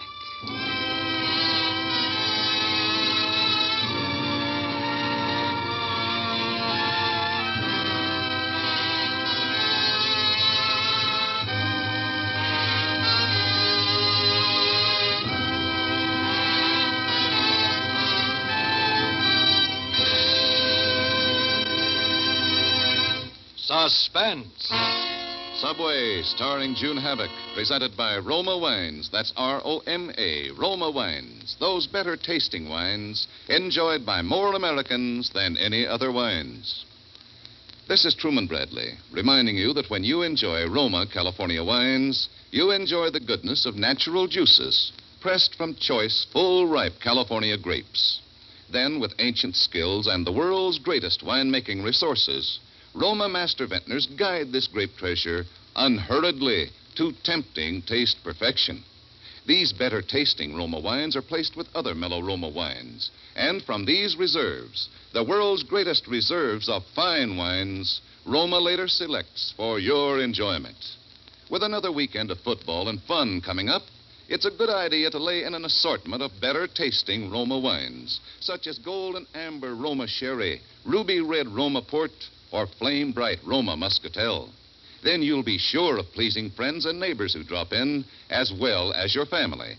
Because these delicious Roma wines, that's R-O-M-A, Roma wines, are America's favorite wines. Tonight's suspense play was by Eileen Douglas Walzer and Mel Donnelly.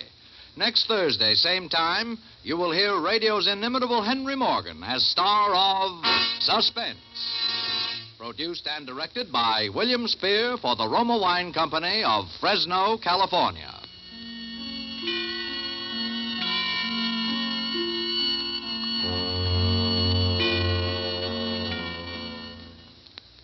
Listen again next week at this same time for Suspense.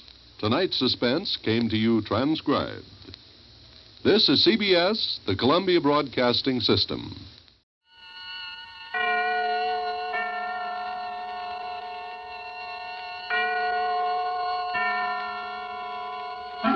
Suspense.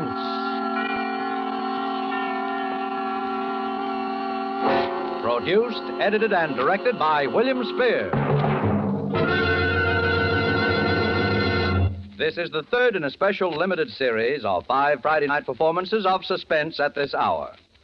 Suspense is compounded of mystery and suspicion and dangerous adventure. In this series are stories calculated to intrigue you, to stir your nerves, to offer you a precarious situation, and then withhold the solution until the last possible moment. Tonight from Hollywood, we bring you Mr. Dan Duryea as star in The Man Who Couldn't Lose, a radio play by Emil C. Tepperman. We trust that with this tale, we shall once again keep you in suspense.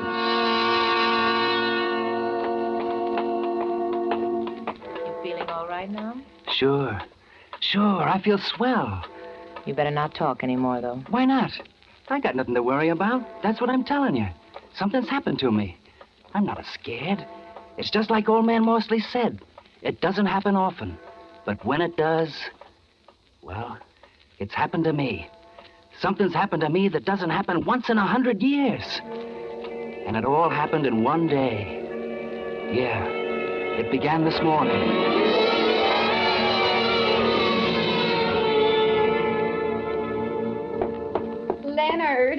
Leonard. Now, don't you try to kid me. You're not asleep. Get up. Sure. Okay. I cook your breakfast. I come home and cook your dinner. In between, I work behind that counter all day until I'm so tired I can't hardly stand up. The least you can do is get up and drive me to work. Sure, I will. And what do? Nothing. Now, listen, Celia. You don't call what you do work, I hope. When did you last sell an insurance policy? When? I'll bet you can't even remember. I'm sure I can. All right, all right. And when you do get up enough energy to sell one once in a while, I never see the money. Horses, sweepstake tickets, the numbers, anything just so long as you gamble it away. But do you ever bring $1 home? Not that I ever hear anything about. Oh, shut up. Don't you tell me to shut up, Leonard Snell. I pay the rent when it gets paid. I pay the grocery bills. I pay for everything. You'd think at least I get a little appreciation once in a while. I appreciate it. I hear about it enough. Well, then why don't you do something about it? Listen, Celia, I don't feel so good today. Sure. That's what you always say every time anybody talks about work. But I'm sick and tired of it. You promised you were going to get a job this week, and you're going to do it. Celia, there's something I got to tell you. Oh, I suppose you want to wheedle some money out of me again. Well, if you can't even keep a little lunch money in your pocket, No, listen, it's more than that. Oh, it is it? I suppose you got another hot tip on the races. Well, if you think I'm going Will you shut up? Say, what's the matter with you? Listen, Celia. I've sold quite a few insurance policies in the last 6 months. Oh, you have you? Well, where's the money? Don't you try to pull that on me. You're going to get a job. All right. I spent the money. On the races. Yeah. Only it wasn't all my money. What do you mean? I mean, I'm $1,800 short. And this is the last day to settle up my accounts with the company. You stole it. I thought I was going to get it back and make a killing. I had some tips that were supposed to be sure things. Oh, I get it. $1,800.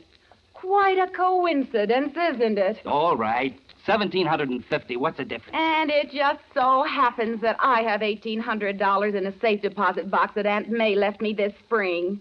Quite a coincidence. Celia, I got to get that money back to him today. Well, I don't believe a word of it. And you're not going to get that money. If I don't, they can send me to jail. And if I did believe you, you wouldn't get it. Maybe a few months in jail would teach you a little consideration. You know I got to have an operation sometime this fall. You think I want to go into a charity ward? And who'd pay the rent while I was sick? They can give me 5 years. You're just a little too cute, Mr. Snell. You've had your eye on that money ever since you heard I got it. But you're not going to get it.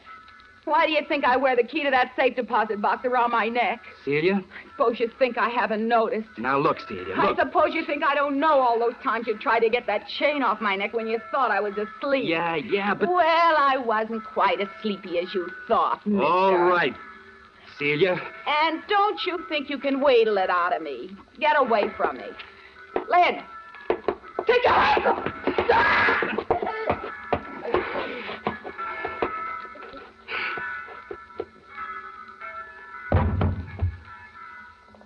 I knew I'd have to do that to you someday.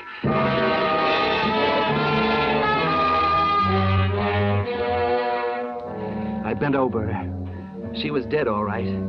The key was on that little chain around her neck, just like it had always been. I yanked on the chain, snapped, and the key came way in my hand. I shaved, got dressed, then I went through her purse. There was $9 and some change and the usual junk. And that sweepstake ticket made out in the name of I'm a Winner. I put the money in my pocket and the ticket in my wallet. I'm all set to go now, except for writing a letter. All of a sudden, I realize what I'm doing doesn't seem strange to me at all.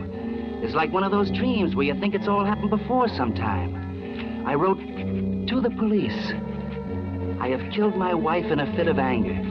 I can't go on living anymore after doing a thing like that to Celia. I'm short in my accounts, too. So there's only one thing for me to do. Don't bother looking for me. By the time you get this letter, you can find me in the city morgue. Yours truly, Leonard Snell.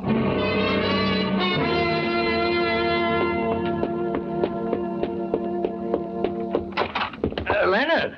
Oh, Leonard! Oh, good morning, Mr. Morsley. Leonard, I've just had some great news. I knew you'd want to hear about it right away. Well, I'm in sort of a hurry this morning. All Mr. right, Morsley. but wait till you hear this.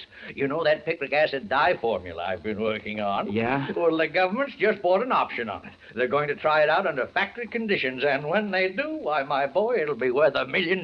So what do you know? That's really great. Well, I guess I better be going along. So I decided to take out that annuity you've been trying to sell me. Got an application with you, have you? Oh. Yeah. Sure. Go on inside. Hello there, Leonard. Good morning. Why, my land, you look as though you'd just seen a ghost yourself. He just sold a policy. You don't sell them like that every day, do you, my boy? What's that first premium? About $3,400, isn't it? Yeah. Well, there's a nice commission in that, eh, Leonard? About, $1,800, isn't it? Yeah? Yeah. 18. Well, Leonard certainly deserves it. He works very hard. I see him coming home every evening with that briefcase and all those papers under his arm. Oh, I'm sure he works hard, but perhaps I'm a little more observant than you, dear. Oh, sit right down there, my boy. Okay. Watch out for those bottles behind you, though. That's picric acid. Uh-oh. What do you mean? You're more observant than I am. Most of those papers are the racing forms, aren't they, Leonard? Well, You know, I've been watching you, Leonard. Yes, you've had a hard time, but you're a gambler. You believe a lot in luck. Well, sir, now I've got a theory about luck. When were you born? March 1st, 1878. Yes, luck is something that can come in big doses sometimes. It's almost as though fate had planned it out ahead of time. Who's the beneficiary? My wife. Oh, that's so good. There's a perfectly good mathematical explanation for it, of course. Now, a number of unrelated events converge, and they all add up to the good fortune of a single man. Oh, happens once in a century, perhaps, but it does happen. You can make out the check. Of course. Why don't I make it out to you personally? Then I can collect that 3 months' rent you owe me, huh? Why, sure. Sure. That'd be $3,255. Hey, oh, fine. I'll make it out right. You know, Leonard, I was saying to Sam just this morning, I'm almost as glad for your sake as for ours. My, won't Celia be surprised? Huh? I said, won't Celia be surprised? Oh, yeah. Say, where is Celia? She usually leaves work long before this. I always hear her. Well, she's, Oh, Leonard, don't tell me there's anything wrong. I know she hasn't been feeling well lately. No. It's just a little headache, you know. Why, the poor thing. Why didn't you tell me? I'll go right upstairs and fix her something. No, you better not. She told me she wanted to sleep. She's asleep now. Oh, well, then I won't bother her. Yeah. I'll go up around noontime. Maybe I can fix her a little something then. Well, yeah, sure. Well, my boy, here's your check. Thanks. Now, don't play that on the races. Don't worry. But you keep playing your luck just the same. You know, luck's a funny thing. You've had a lucky start today. Maybe your luck's changed. Yeah. Maybe it has.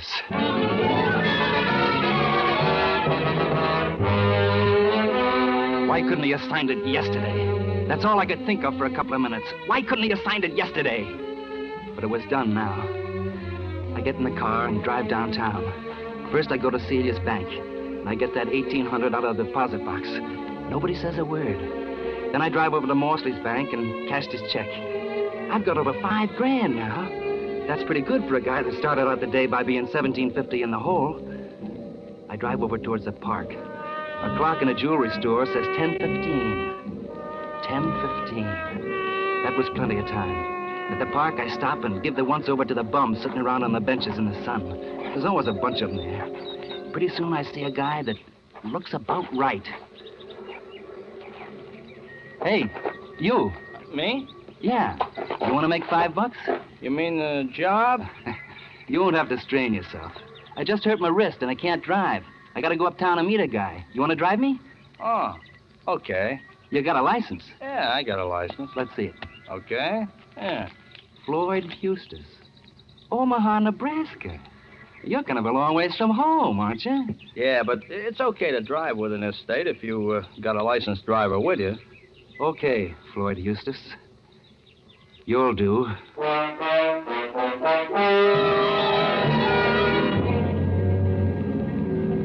We get in the car and head uptown. My luck is holding.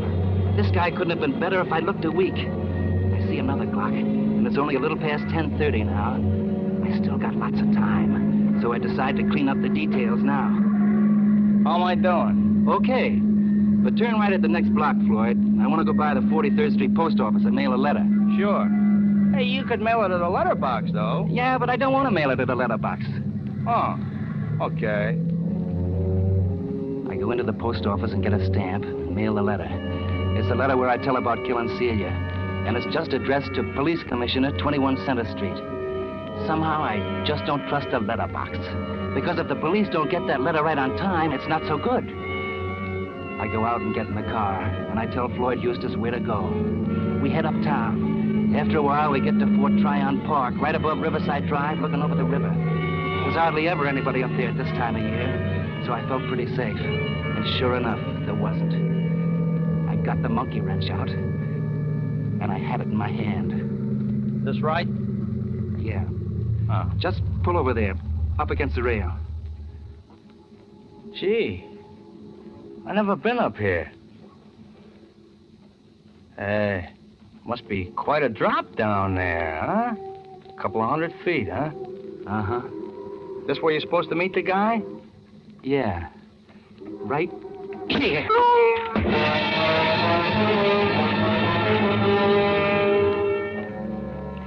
I dragged him into the back seat and took off all his clothes, and then all mine. I changed clothes with him right down to the underwear and socks. I put all my papers in his pockets. My license, old man Mosley's application, my wallet, the works. Then I dragged him up front again in the driver's seat. I propped him there with his arms through the wheel so his head would go through the windshield. I had to be sure they'd say it was me, nobody else. Then I put her in gear and let her go.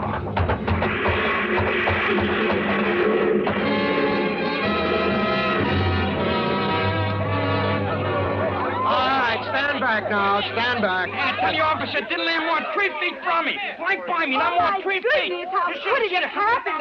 This car just rolled off the Palisades up there somehow and landed smack in the middle of the street. Gee, look at his face. He must have gone right through the windshield. Poor fella. Identified him from his wallet, a guy named Snell. Leonard Snell.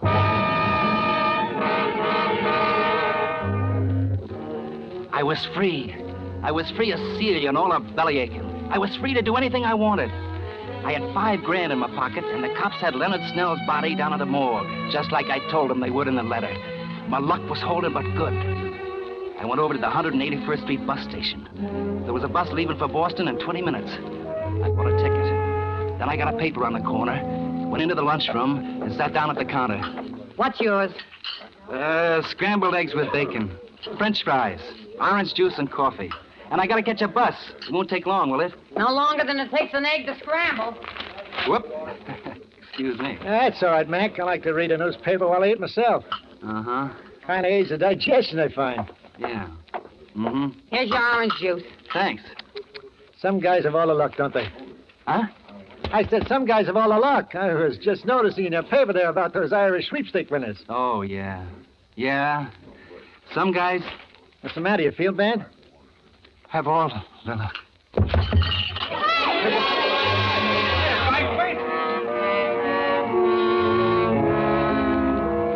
I came to, somebody was swabbing my head with water.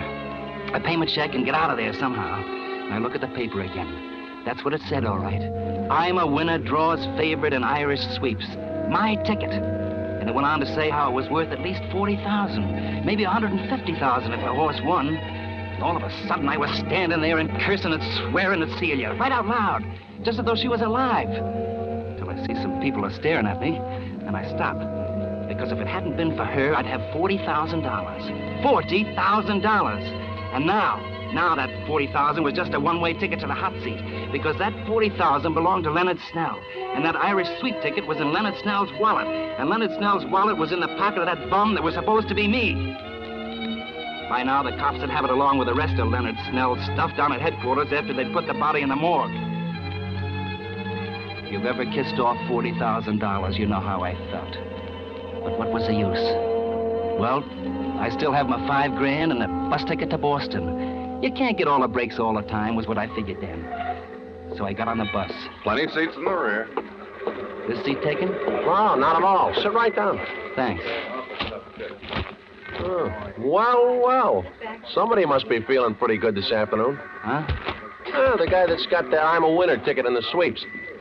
I see it says there they'd pay him $40,000 for it right now. $40,000. Yeah. I'd sure like to be in his shoes, wouldn't you?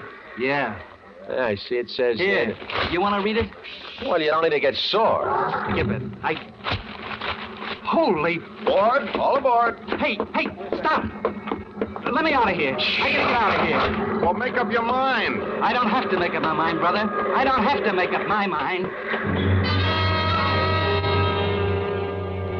It was right then I got the idea what was happening. It was just like old man Morsley said. It may only happen once in 100 years, but it was happening to me. My luck was riding high. And when your luck is like that, you just can't lose. Because there it was, right in the paper again, on page 3. Freak explosion in Brooklyn kills 3. And it was my house. And the people killed were Morsley and his wife. And Celia. They thought it was caused by old Morsley's chemicals or something. I don't know, and I didn't care. All I knew was they thought Celia had been killed by the explosion and the fire, and I was in the clear. I could walk into the police station and get my sweepstake ticket. You collect that $40,000, it'd be set for life. I knew just what I was going to tell them. It was a lead pipe cinch. I was walking on air all the way to the police station, and I was going up the steps. And then I stopped. Because I just remembered something terrible. And if I'd remembered it 10 seconds later, I'd have walked right into the electric chair. I remembered the letter. I was licked. By morning, the cops would have that letter in my own handwriting, over my own signature, telling how I'd killed Celia. That letter that I'd taken all the trouble to mail at the 43rd Street post office so it'd be sure to get off all right. I felt even worse this time than I had before, because it seemed like I'd almost had that money right in my hands. I was pretty shaky. I went into a bar to get a drink. Yes, sir, what'll it be? Double shot. All right, sir. Little chaser on the side? No. That'll be $1. Leave the bottle. Yes, sir.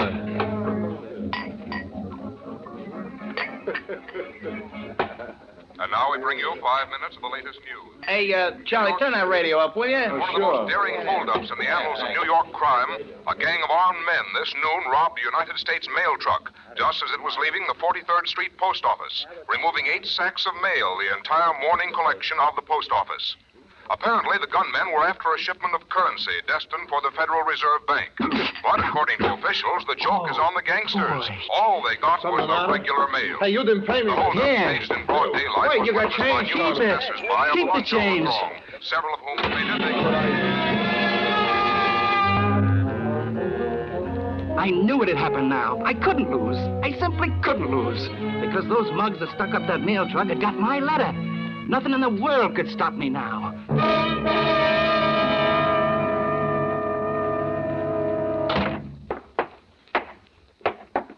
Officer, I've just been held up. Held up, huh? Yeah. Well, what happened? Well, I picked up a guy who asked me for a lift about 225th Street and Broadway. I was driving along by Van Cortlandt Park when suddenly he grabbed me. Then he hit me with something. That's all I remember till I woke up lying in the park. My car was gone. Then I found out that he'd taken my wallet, my money, everything. I see. What's your name? Leonard Snell. Leonard Snell? That's right. Oh, say, Lieutenant. Yes? This gentleman is Mr. Leonard Snell. He was held up this morning. His car was stolen. Oh. Just step in here, will you, Mr. Snell? Why, sure. Sit down. Thanks. I've got some news for you, Mr. Snell. Did you find my car? Well, yes. The fellow didn't get far. He drove off the cliff at Fort Tryon Park. He's dead. For a while, we thought it was you. But, that wasn't what I was going to tell you. Well, what was it? You haven't seen the papers today? Not since this morning. What? I've got some good news and some bad news for you, Mr. Snell. Maybe I better tell you the bad news first. It's pretty bad. Go ahead. Your wife was killed this morning, Mr. Snell, in a fire at your home. My wife? Killed? Celia. And this probably won't interest you much under the circumstances, Mr. Snell, but you've drawn a ticket worth $40,000 in the Irish sweepstakes. Celia. Well, to win the Irish sweepstakes and then lose your wife the same day. Some people sure have all the hard luck in the world.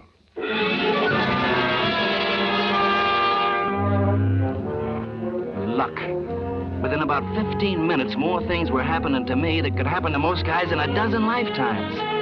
And then comes the jackpot I've been waiting Will you for. hold it, Mr. Snell? Just hold that pose right there. If you care to make a Just statement, one more Mr. now. Snell, would you mind telling the public how you feel? Because Please, fellas. Please. I hate to trouble you at this time, Mr. Snell, but the syndicate I represent is prepared to offer you $40,000 in cash for your sweepstake ticket. I got the money right here in cash. All right. I don't care much about the money, though. Now.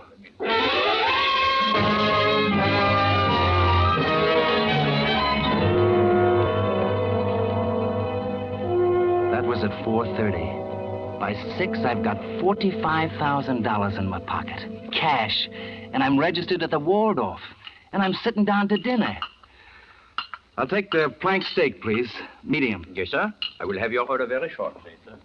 Hello, pal. Mind if I sit down? You a reporter? Not exactly. I'm a sort of a collector. You owe me 40 grand, pal. I come to collect. Now. 40? Why, I don't yes, know you do, pal. Remember that little letter you wrote to the police commissioner this morning? That you mailed at the 43rd Street post office? Some friends of mine found it. They figure it's worth just about 40 grand. You're one of the guys that stuck up the mail truck. You want to make something of it? There's a big reward. There's a cop right outside the hotel. I kind of figured you'd play ball. Where's the letter? My friend's got it right outside in the car. Still got that dough on you in cash like the paper said? Yes. Come on. All right.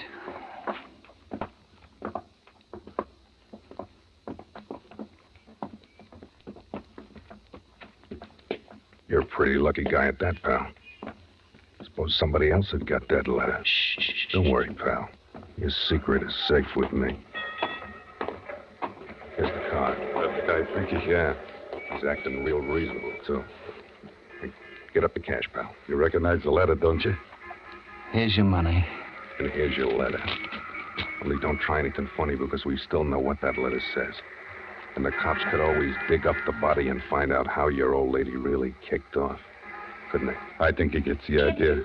So long, pal. So long. It is. Officer, those are the gangsters that held up the mail truck. I saw them this afternoon. I'm glad they put a shot. Officer, somebody better help that poor man. He's been shot. Well, do something. He's paralyzed or something. Hey, you. You go call an ambulance. I'll stand by this man. Okay. What's up, Jerry? I just had a little shooting match with those mail robbers.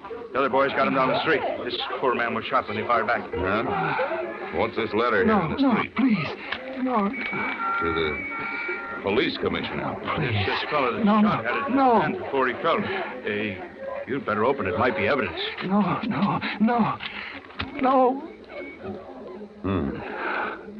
You better put a guard on this fellow at the hospital, Jerry. Right, sir. From the looks of this letter, he's going to stand trial for murder.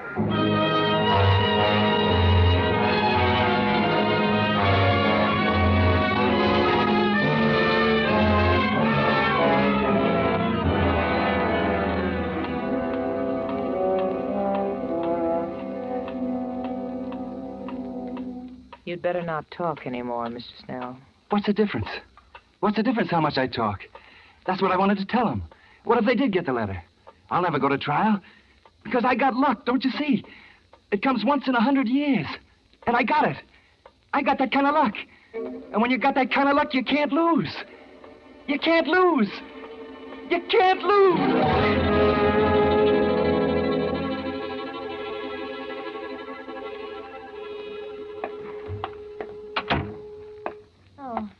Hello. Hello. You still here? Oh, you know I gotta guard that fellow Snell as long as he's here in the hospital. Yeah, but did you ever see the like of it? I don't suppose one man ever had so much luck in one day in the whole wide world. I guess his luck is played out now, all right, though. funny. He said you can't lose. Yeah, well, he's wrong. He's wrong there, because that lad's going to fry just as sure as my name is Jerry Maloney. No. No, you're wrong, Jerry. His luck is still good. Huh? He's dead.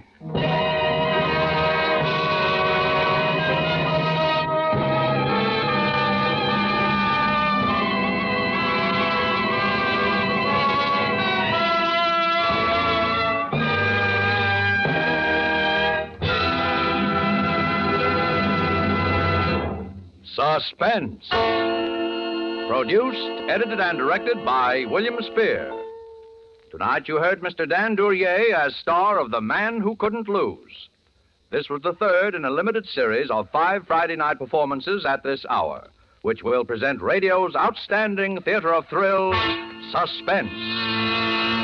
Dan Duryea will soon be seen in Black Bart, a Universal International picture.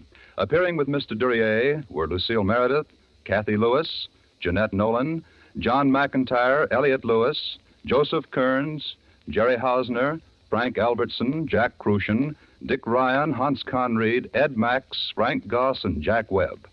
Music for Suspense is under the direction of Lud Gluskin, with original music composed by Lucian Morowek.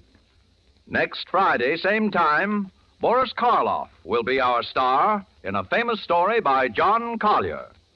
Don't forget, next Friday, same time, listen to Suspense.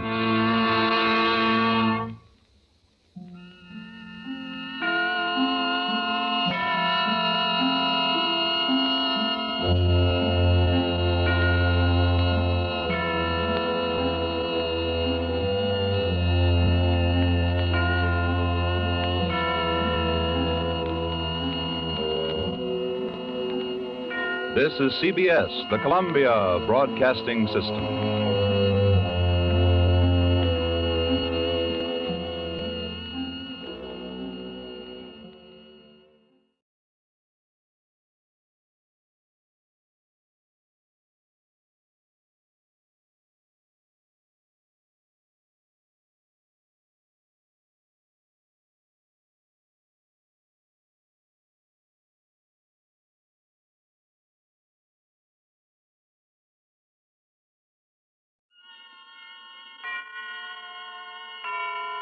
Autolite and its 96,000 dealers present Suspense. Tonight, Autolite brings you On a Country Road, a suspense play starring Mr. Cary Grant.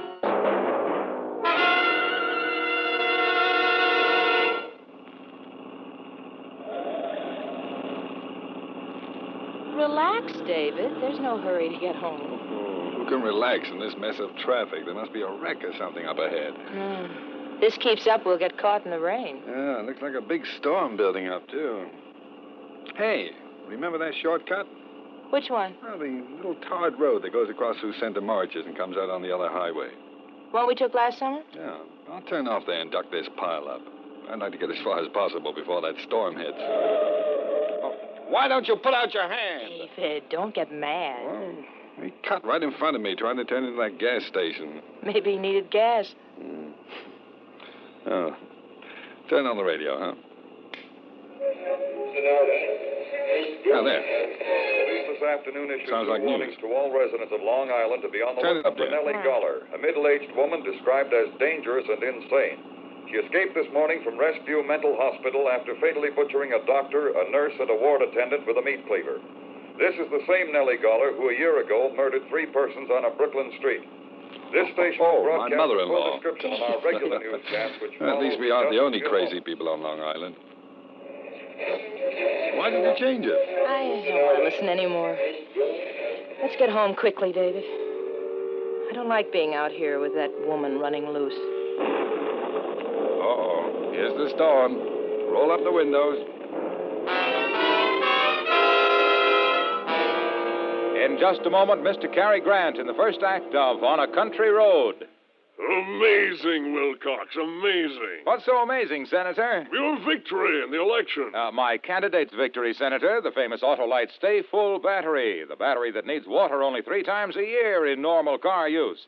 Why, everybody voted for the Autolite Stay Full battery. You had plenty in reserve, Wilcox. Reserve? Why, the Autolite Stay Full battery has over 3 times the liquid reserve of batteries without Stay Full features. Didn't you campaign with fiberglass retaining mats? Sure did, Senator, because every positive plate of the Autolite Stay Full battery is protected with a fiberglass retaining mat to prevent shedding and flaking and keep the power-producing materials in place. Why, your candidate is in for life, Wilcox. Longer life, Senator, because the Autolite Stay Full battery gives 70% longer life as proved by tests conducted according to SAE minimum life cycle standards. So, friends, get acquainted with the Autolite Stay Full battery, the battery that needs water only 3 times a year in normal car use. See your neighborhood Autolite battery dealer now. And remember, you're always right with Autolite. And now, with On a Country Road and the performance of Mr. Cary Grant, Autolite hopes once again to keep you in suspense.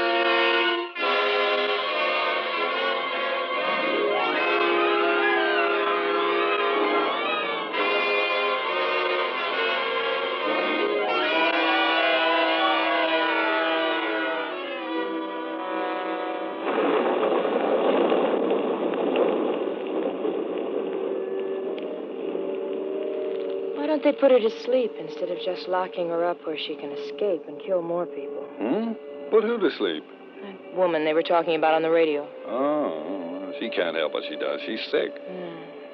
What good does that do the people who get chopped up with a meat cleaver? I don't know. The laws were made before the doctors knew very much about the human mind. I still don't know much. Oh, I can see what it is. There's a roadblock up ahead. What's happened? I don't know. Cops all over the road. David, I'll bet they're looking for that crazy woman.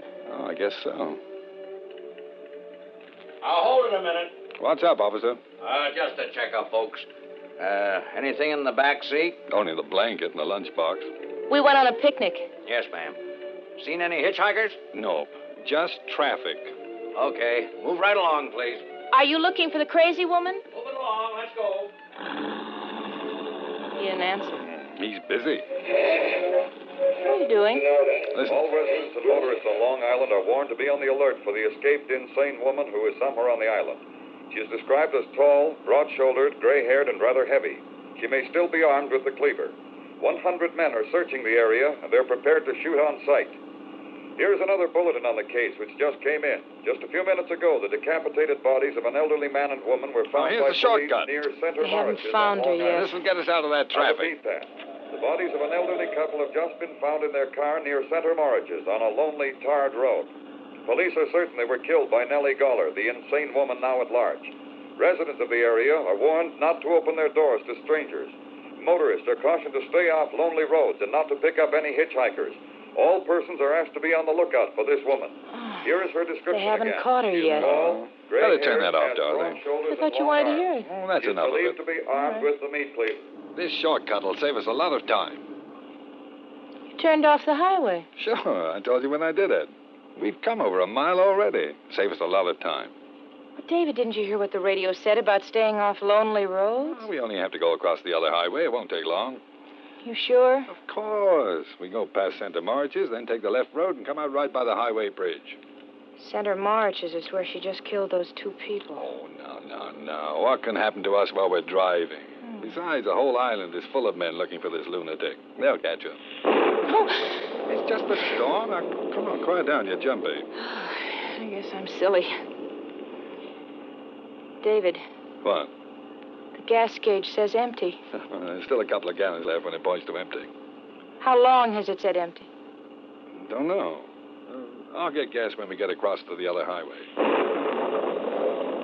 David, I'm scared. Relax, honey. Rain and wind always make you nervous as a cat. I wish we'd stayed on the highway. If I'd known you'd act like this, I would have. Well, it's not my fault. It's not mine either. I'm having trouble enough just trying to see through this storm. David, let's not fight.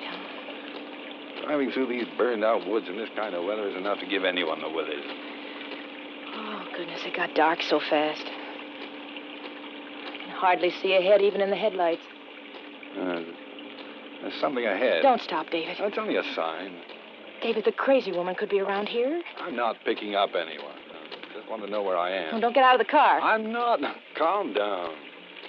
Let's see. Center March is that way. Now, we'll take this road.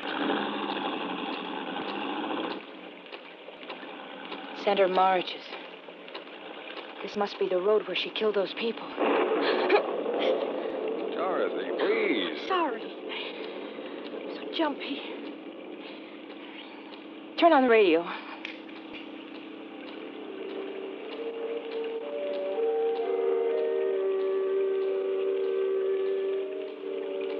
Oh, this is a desolate place. We haven't even passed a house yet. Miles of woods on both sides of us. It's so dark we couldn't have seen one if it were there. This rain seems to be getting worse. David, I'm just sure this is the road where that woman killed those two people. Oh, now stop that, Dorothy. That's why the police had a roadblock by this road. That crazy woman might be any place in these woods. But not necessarily where we are. Oh. David, what's the matter? Oh, that's fine. What a place to run out of gas. Oh, no! David, you mean we're stuck here? Yeah, I'm afraid so, for the time being, anyway. I'm sorry, dear. That crazy woman is in the woods. She'll kill us. She's nowhere near us. David, quick. Turn off your headlights. Why? Did you hear something? David, I don't know. I don't know, but I'm scared. I guess I should have got gas. Oh, turn off the headlights, please. Why? She'll see us if you don't. We won't see her if I do. Please, David, turn them off. Oh, now listen, Dorothy. Don't let this silly thing get the better of you. Oh, just look at the headlights. Poking into darkness of nothing but wet bushes and trees. Rain falling. Please, David. Oh, all right. There, now they're off. You feel better sitting in the dark? Only the thunder and lightning would stop. And this rain. Look, Dorothy, there's no sense sitting here all night. It's only a few minutes past 10 o'clock. I'm going to walk up the road a bit. There might be a house or something You're there. not going to leave me here. I won't let you go. Dorothy, we can't sit here in the middle of nowhere for the rest of the night. We're safer here than out there. David, she's probably hiding in the woods. She's just waiting for a chance to kill us. Oh, come on, Dorothy. Why should she be right where we've run out of gas? Why now? can't she be here? Please stay in the car. All right. Lock the doors from the inside. Why? What is it? Now she can't get in here. She's nowhere near us. Don't be mad at me, David. I'm so scared. Well, if she's out there, she can easily smash the windows. Oh, don't scare me anymore. I know I'm acting silly. I can't help it. Oh, no. Come here. Let me put my arm around you. There. Oh, David. Okay. Put your head on my shoulder.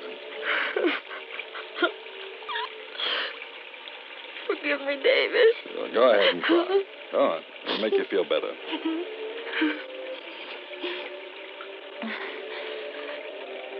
Isn't there some popular music? We're now to search for the escaped insane woman who has killed 5 persons since fleeing from a Long Island mental hospital. Rain and darkness are hampering the search. Over 100 police are combing the wooded area near Center Marriages. It was near there that an elderly couple were butchered on a lonely, tarred road. In making her escape this morning, the mad woman killed a doctor, nurse, and... Let's leave it off for a while, huh? So quiet and lonely here. Wish it were morning.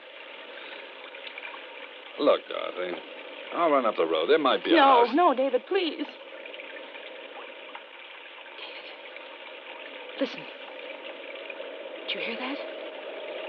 What? I don't hear anything. Listen. There it is. No, I can't. It's a dog. A little dog barking. David. Well, I guess it's only a lost dog. Or maybe there's a house nearby. Or the crazy woman. Oh, David! She's out there! Something hit the back of the car. It's her! Is the door locked on your side? Yes. Well, what if she breaks the windows? She's got a cleaver. that flash of lightning. I saw somebody. Is it the crazy woman? I can't tell. She's lying on the road. Can you see her? Is she still there? Too dark to see. Have to wait for the lightning.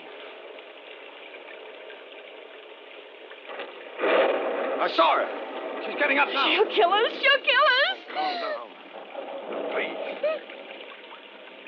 What is she doing? I don't know. She must have been running. She didn't see the car and ran right into it. She's at the window, right next to you. Oh, my Lord! Look at her. Get away from that window. David, she's trying to get in the car. Look at that face. And her hair. Go away! Let me in! I'm not crazy! The crazy woman is after me! David, don't let her in. Let me in! Never going to scare her. Go away! Go away! We've got a gun. We'll shoot. It worked. She's staring at us. I'm warning you. I'll shoot. David, she's coming back. Please, don't leave me out here! Please! That woman will kill me! Please! David, take your pipe. Hold it like a gun. It'll look like a gun. Where is it? Where's it? In the glove compartment. Here it is. Here. Look! I've got a gun. I'm going to shoot. She's backing away. Keep going before I start shooting. David, she's gone. She disappeared. We can't get out now. All we can do is sit here all night and wait for help. Can you see her? Where'd she go? I don't know. She's out there, though. Probably planning on how to get in this car. David, what are we going to do? She's the one I know. She didn't have a cleaver? She must have dropped it when she ran into the car. Her face is all twisted, her hair hanging down. And she's back there looking for the cleaver now. She'll kill us. She'll kill us. Dorothy, stop it. She'll kill us. David! David!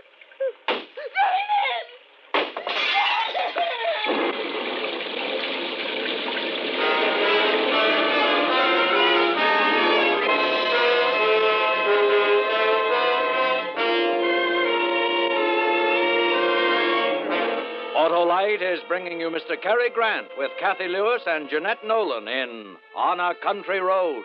Tonight's production in radio's outstanding theater of thrills, Suspense.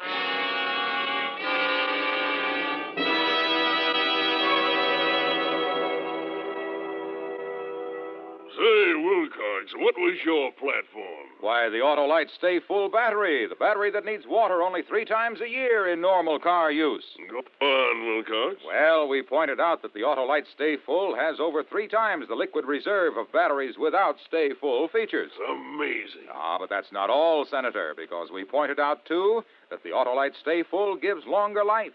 70% longer life, in fact, as proved by tests conducted according to SAE minimum life cycle standards.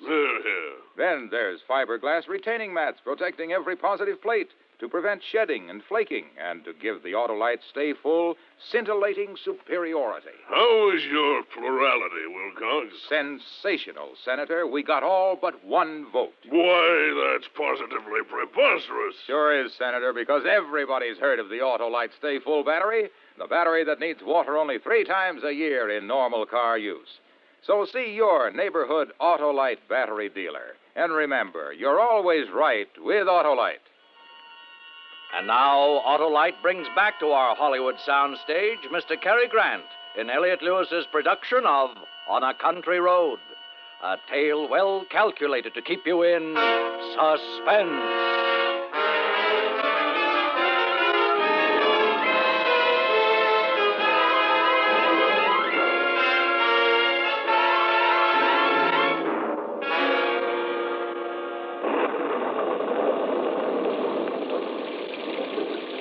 The window. David, she broke the window. Get away from there. Stay out of the car. I'm coming in. I can't stand it. Stay out of the here. car. I warn you. I've got a gun. You wouldn't shoot me. Go away. You're crazy. We know all about you. I'm not the crazy woman. Believe me. Let me in. Don't do it, David. She's trying to trick us. Listen to me, please. I've been running in this awful storm. My car is stuck in the ditch back there. How far back? I don't know. It seems like miles. I I heard about the crazy woman on the radio. I was afraid to stay in the car alone. Let me in. No, David. Go back to your own car. No! It's so dark and so lonely in this storm. I locked the doors, but I was afraid I could see things and hear things in the darkness. I couldn't stand it anymore. I got out and I ran. It's the rain. That's why I look like this. I'm not the crazy woman. Dorothy, maybe she isn't a crazy woman. Maybe she's just scared and exhausted. Let me in, please. Let me in. No, David, no. She's the one I know. This crazy woman had a cleaver. I'm not armed. The three of us will be safer together. No, she makes sense to me, Dorothy. We would be safer with one more person. Oh, David, I don't know. Let me in, please. I'm wet to the skin. I'm going to unlock the door, Dorothy. David? Oh, All right. Now, get in. And make one move and I'll shoot you. it's good to sit down. All right. Now, there's a blanket on the floor back there. Try and dry yourself off with it. Oh, the darkness and the rain. It was enough to drive me out of my mind. Well, just take it easy, lady. I ran and ran. All I could hear was feet chasing after me, hunting me. Do you live near here? Farther out, near Restview. I used to live in Brooklyn. Restview is the mental hospital. I know. I'm used to the crazy people. But not a night in a lonely place like this. Not the kind who kill people. You live at Restview? No, just near there. David, we can't sit here not knowing. If we could get to a phone. A phone? Why? To call the police. Get some help. No! Don't do that. Why not? Why don't you want the police? Oh, I do. But you'll be killed. What do you mean? The woman. She'll kill him if he goes away from this car. Oh, there's that dog. You hear it? Somebody's out there. Well, there must be a house up ahead. Maybe it's barking to be let in. No. It senses somebody. There's somebody out there. The crazy woman's creeping around out there. Quick! Let's get away. Look out, David. Let go of me. What are you trying to do? Start the car, quick. We'll get away. We're out of gas. Out of gas. I don't think we parked here for the fun of it, do you? Oh, such a desolate place to run out of gas. Stop barking. What does it mean? You can't just sit here. We gotta get away. Oh, I'm not a magician, lady. I can't make gasoline out of rain. Oh, we can't stay here the whole night. You hear me? Let go of me. There's nothing I can do. Try something, anything. Don't just sit there. She's scaring me. David, stop her. Cut it out. Cut it out. You'll have us all in hysterics. All right, I'm sorry. Look, I got an idea. Give me your gun. What for? What for? I'll tell you. I want it. Give it to me. David. Listen to me. I'm all right, but I can't sit here all night. I'd go crazy. Give me the gun. I'll go. I won't be afraid of the dark, the noises, the feet following me. I'll go. I promise you. But give me the gun. No, now sit down. Please. I'll go. I promise. I can't stand sitting in the dark like this. Can't you stop her, David? I told you to shut up. If you don't, you'll have to get out of the car. Not into the woods again. Oh, you're nice people, aren't you? Or do you want me to leave so you can shoot me? Is that it? We're not going to shoot you. We don't have a gun. It's only a pipe. Dorothy. A pipe? A smoking pipe? David, I'm sorry. Then you're unarmed. I'm sorry, Yes, David. that's all right. Why did you tell me you had a gun? What difference would it make to you whether I'm armed or not? I don't know you. Maybe you two are more dangerous than the crazy woman. I'll tell you what I think. I think you're the crazy woman. The way you grabbed David when you wanted him to start the car. Dorothy, stop it. Don't excite her. Don't excite me. Why? Do you think I'm dangerous? An old woman you took into your car, two of you, and you're afraid of me? I'm not afraid of you. Now sit back in the seat and don't try anything. David, storm is stopping. Maybe now is the time. The time for what? What are you going to do? You two are up to something. Oh, shut up! My wife meant now is the time to go for help. I did not. I meant now is the time for us to escape. David, can't you see it? She's the one. She'll kill us. You little... Oh, stop it. Sit back in that seat. You haven't got a gun. No, but I've got a knife. David! It's my jackknife, but it's sharp and strong, so don't try any tricks. All right. Threaten me. Watch me while that woman is out there. All you can do is sit and wait for her to make the next move. David, she can kill us like that old man and woman. They must have been on this same road. They were in their car, too. They must have let her in. We'll leave, then. The three of us will walk. We'll stay close together. We'll be quiet. Anyone hiding in the woods won't hear us. Don't get out of the car, David. Oh, how will we find our way? It's too dark. We'll find our way. Look out there. The road's full of shadows. Get her out of the car, David. She wants to kill us. Kill you! Now, look, if you want to go, why don't you leave? We're going to stay here until some help comes. Oh, I'd be helpless alone if I had a gun or something. Your knife. Oh, why doesn't somebody come? Where are the police? I can't stand this. Nobody'll come. There's no one in these woods. They're burned out and deserted. Dorothy, come on, please. It was your idea to use this road. You wouldn't listen to me and stop for gas. I couldn't help it. I got lost. Oh, why don't you do something? Not just sit here waiting. Do something before we're murdered. Are you so helpless? All right. I am going to do something. I'll go for help. That's it. Get help. David, in her hand. I saw it in the moonlight. It glittered. What is it? Your wife is hysterical. She was holding it. A long piece of broken glass, long and pointed. See? She doesn't answer. She's just watching us. What is she waiting for? It's from the broken window. That's where she got it. So what if I have it? I'm not going to sit here defenseless. She's going to attack us. Don't be silly. It was all right for you to have a knife. Why can't I be armed for whatever may come? Give me that broken glass. Give it to you. You think I'm crazy? You couldn't protect us from anything. Oh. David, what are you doing? Why are you climbing over the seat? I warn you. I'm through letting my wife be terrified. Give me that glass. Stay away from me! Once I left the car, you were going to butcher my wife.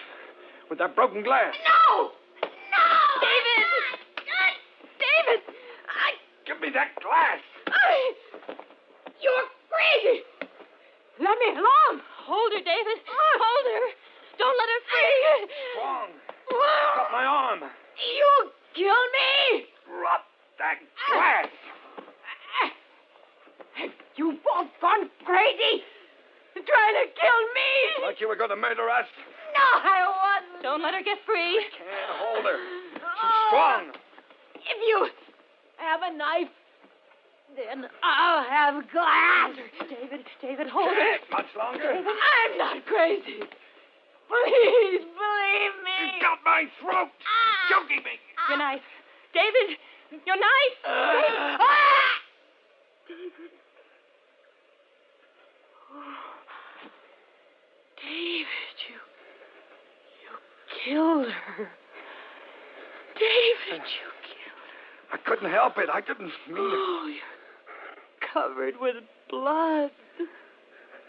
She was going to kill us.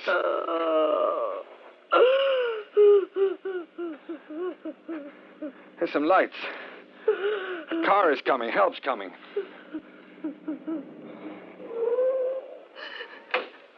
Hey there, you in the car. Why are you parked here? It's the police. At last. We ran out of gas. The crazy woman. What a night to run out of gas. You couldn't have picked a better spot. What with that woman running around loose? Officer, we want to tell you. A farmer up the road called us, said his dog's been barking at something. We caught her. Who'd you catch? The crazy woman. She's in the back seat, dead. What?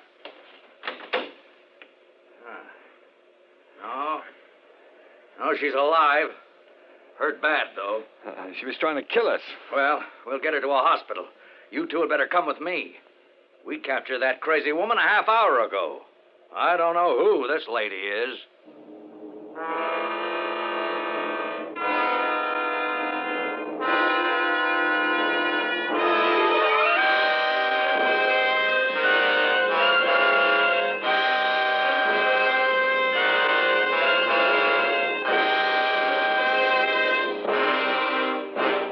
Suspense, presented by Autolite. Tonight's star, Mr. Cary Grant. Wilcott, did your candidate's entire ticket get into office? Yes, sir, Senator. Along with the Autolite Stay Full battery, the voters elected all of the 400 products made by Autolite for cars, trucks, planes, and boats in 28 plants coast to coast. These include complete electrical systems used as original factory equipment on many leading makes of America's finest cars. Generators, coils, distributors, voltage regulators, electric windshield wipers, wire and cable, starting motors, all engineered to fit together perfectly, work together perfectly, because they're a perfect team.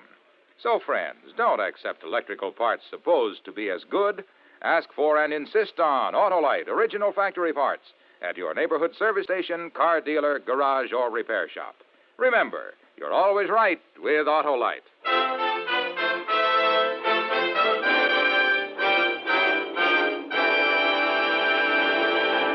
Next week on Suspense for your Thanksgiving holiday listening, Mr. Ozzie Nelson and Miss Harriet Hilliard as stars of Going, Going, Gone. And in the weeks to come, you will hear such famous stars as Van Heflin, Alan Ladd, and Cornell Wilde, all appearing in tales well calculated to keep you in suspense.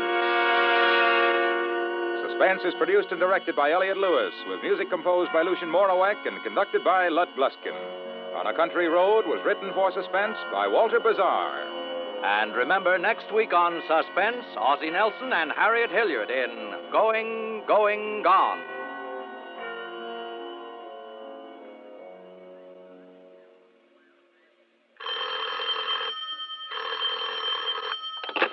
You can buy Autolite Stay Full batteries, Autolite Standard Type or Resistor Type spark plugs, Autolite electrical parts at your neighborhood Autolite dealers. Switch to Autolite. Good night. This is CBS, the Columbia Broadcasting System.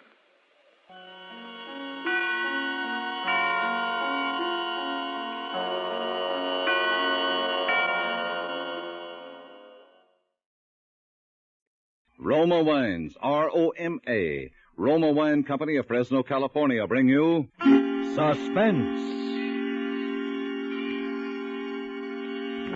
Tonight, Roma Wines bring you Miss June Havoc in Stand-In, a suspense play produced, edited, and directed for Shenley by William Spear.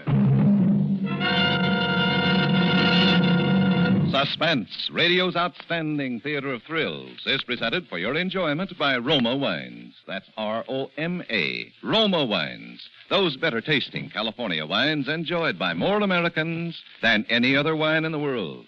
And thanks to this tremendous popularity, you can now serve Roma wine more often.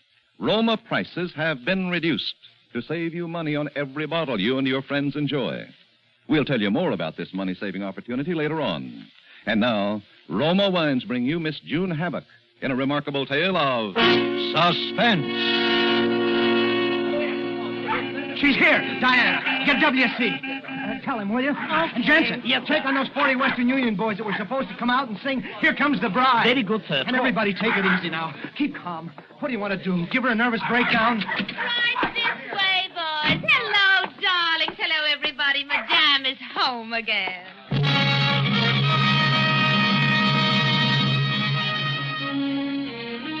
I was always the way with Madame. A grand entrance for her and utter confusion for everybody else.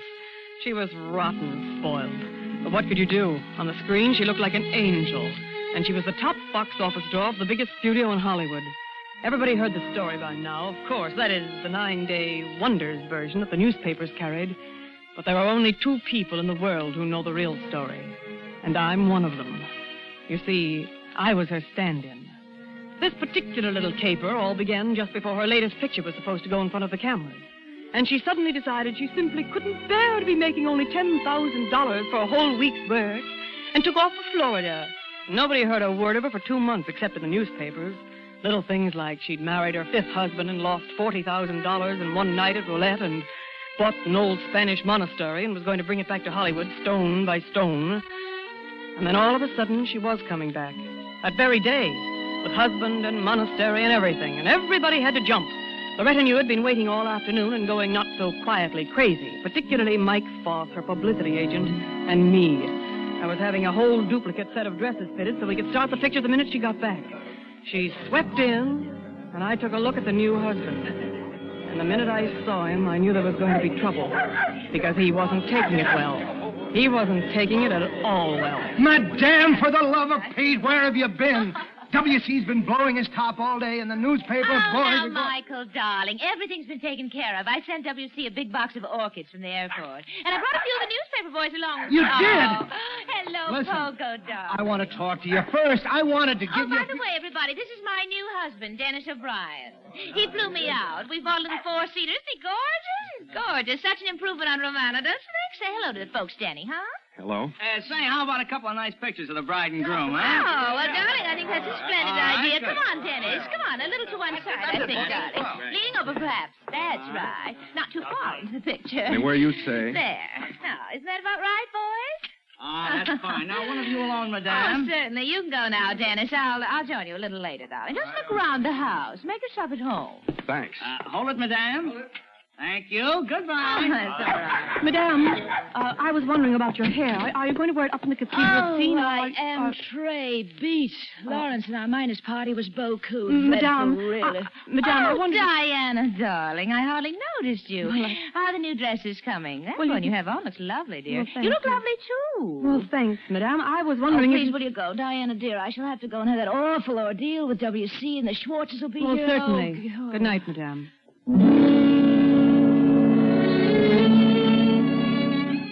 You see what I mean? I won't say I didn't hate her, because I did. But I was used to it by now. It was a living, and better than pounding a typewriter or getting mauled in a modeling agency. And I made my way back through the big, gloomy house to the study where I'd left my things. As I opened the door, I saw her husband, Dennis. He was standing with his back to me in the semi-darkness, looking out the big French windows that lead to the formal garden. He turned his head a little when I came in, and then back again, staring out the window. But even from where I stood, I could see that his big shoulders were bunched into knots. I could kill you when you're like that, Maggie. What do you think I am, one of your Great Danes that you can haul around on a leash and put through parlor tricks? But I'm not listening now, Maggie. I'm telling you. Now, cut it out, or so help me some night I'll murder you. Well, I'm sorry, Mr. O'Brien. I didn't mean to... Oh, I thought it was Maggie. Oh, so I gather. Excuse me. Oh, that's all right. Forget it. I know you didn't mean No. That's where you're wrong, sister. Oh? I meant every word of it.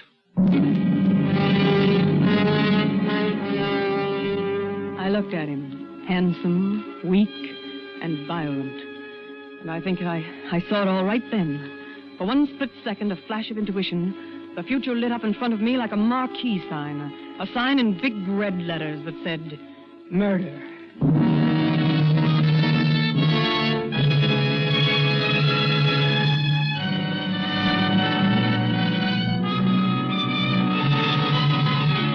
For Suspense, Roma Wines are bringing you June Havoc in Stand-In. Roma...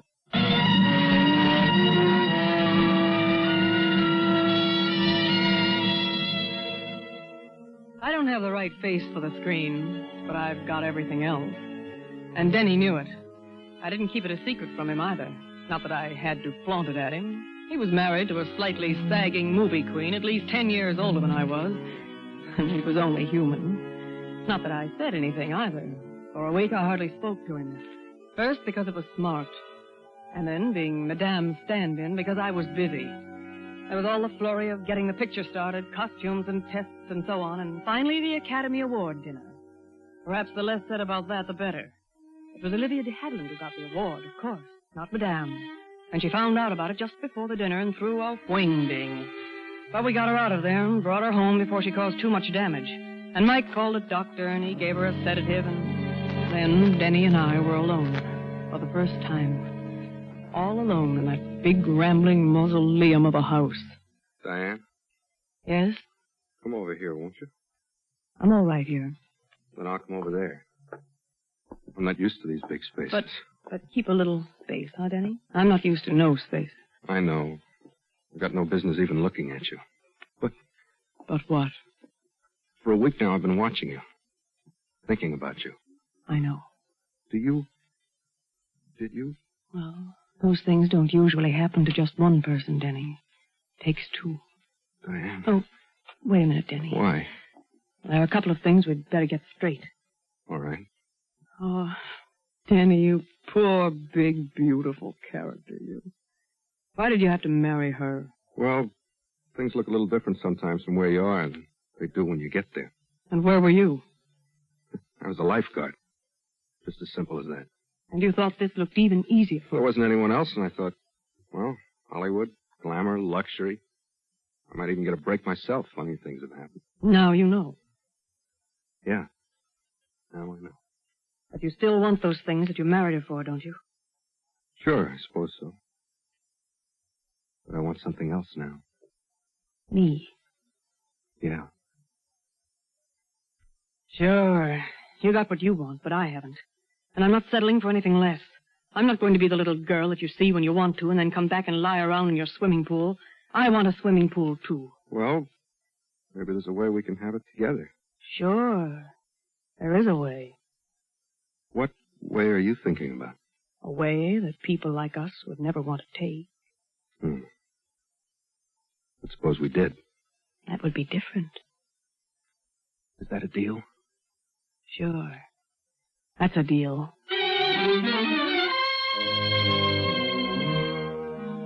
Casual. The light touch. But it was there just the same. We never spoke about it after that. Things went along and, well, I'm only human, too. But there was always that understanding between us. All that time we were just waiting, I guess, for what they call in the crime stories the opportunity. And then on the last week of the shooting schedule on Madame's new picture, it came. There was only one more take before we knocked off that day, so I was free to go home. But everybody else was jumpy and irritable as usual, particularly Madame. And then I saw Denny walking down the stage. Don't blame me for holding up the picture. You're the director, I'm not. Oh, please, I'll be Madame. ready any time you say. Make it 10 minutes. Well, really. Okay, fellas, move in, put it close up. Oh, hello there, Maggie. Oh, it's you. Yeah, when are you quitting? Oh, Dennis, how do I know? I'm not the director. I'm merely the star. You know, we're supposed to be aboard the yacht by 7:30. There'll be people waiting. All right, let them wait. Yeah, but yesterday you said that Oh, you wanted... yesterday I said one thing. Today I am working. Now shut up and leave me alone. Don't talk to me that way, Maggie. What? I'm your husband, remember? Yes, and I've had about all of that I can stand, too. Now you get out of here. Do you hear me? Get out of here. Okay, Maggie. And you might start looking for a good divorce lawyer. I think you're going to need one.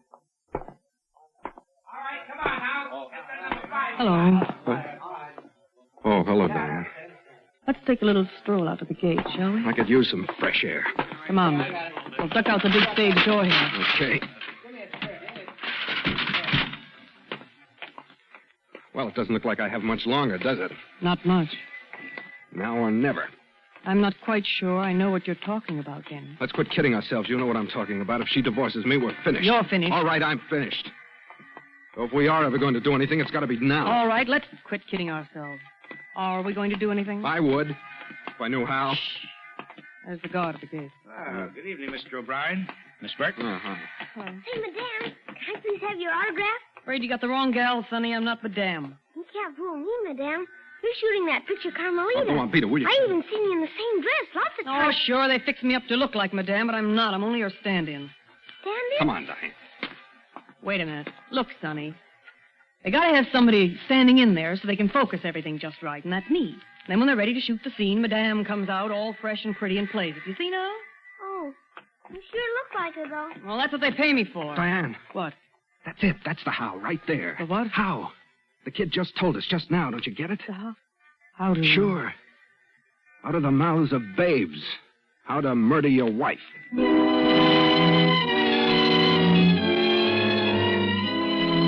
The whole thing would take about 20 minutes, but it had to be timed and planned to the split second. We planned it for the last day and the last shot of the picture, when everybody lets down and gets sort of half hysterical at the idea that the thing is finally over. The shooting schedule was made for us.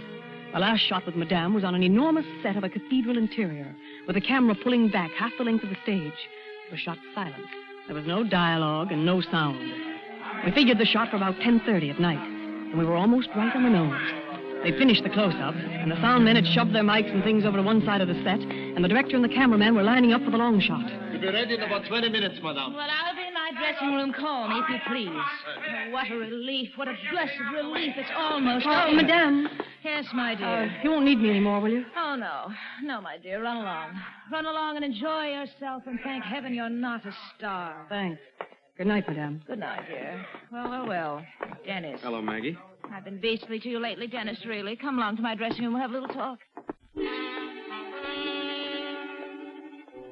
As I was leaving the stage, Denny was taking her back to her dressing room. It was 10:40, and I knew exactly how he'd look at her, and what he'd say, and what he'd do. Close the door, Denny. Yes, that's it. Do sit down. Make yourself comfortable. No, thanks. Oh, don't be silly. There's just one more take, and You're then not going to make it, though, Maggie. What do you mean? I mean, you're through, Maggie. Through. Dennis!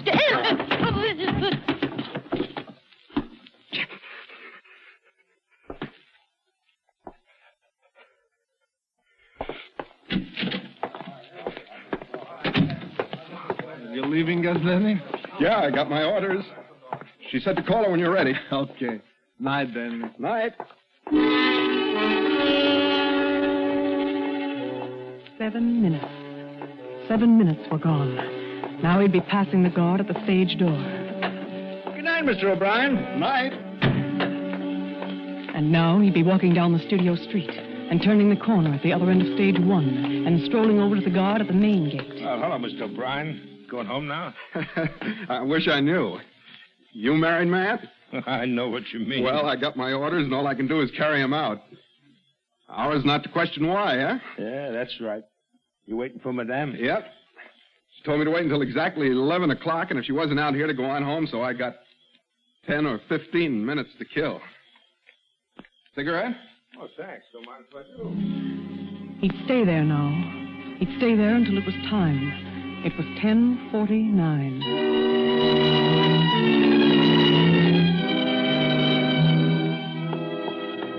Just 5 minutes before, I had passed that same guard on the stage door. Good night, Miss Burke. Night. And I had walked down the same studio street and passed the same guard at the main gate. Well, finally knocking off, eh, Miss Burke? That's right. Good night. Yeah, good night, Miss Burke. Good night. I had walked straight ahead, as though I was going to the bus line. And then, when I was out of sight of the main gate, I ducked up the little side street that runs along the west end of the lot. I kept in the shadows now, watching every move. About 100 feet from the corner, there's another gate. It's usually locked and never used. But they'd been shooting an exterior, and they'd taken the gate off the hinges. There were barricades across the entrance, and a watchman who passed about every 15 minutes and then rounded the corner. He was passing now. I waited in the shadows. Now, he was gone. Now was the time. I took a quick look around. There was no one in sight. I dashed to the gate and was over the barricades in an instant and running as softly as I could toward the back of stage 1. The big door at the back where they move in the scenery and the flats was open about a foot. We'd seen to that. And I squeezed in and I made my way behind the scenes to Madame's dressing room. I opened the door and closed it behind me. And then I knew for sure that Denny had been there and done his part. She was lying on the floor with the marks of his big hands still on her throat. She was dead.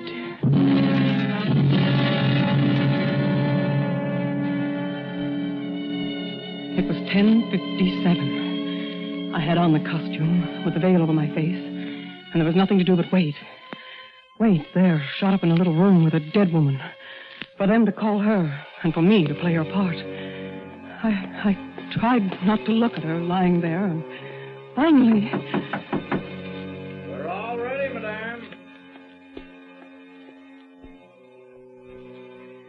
I waited for the steps to die away. And then I opened the door. As Denny had said, it was now or never. I walked out and took my place on the set. You ready, Madame? I nodded my head. Rolling. Speed. Action.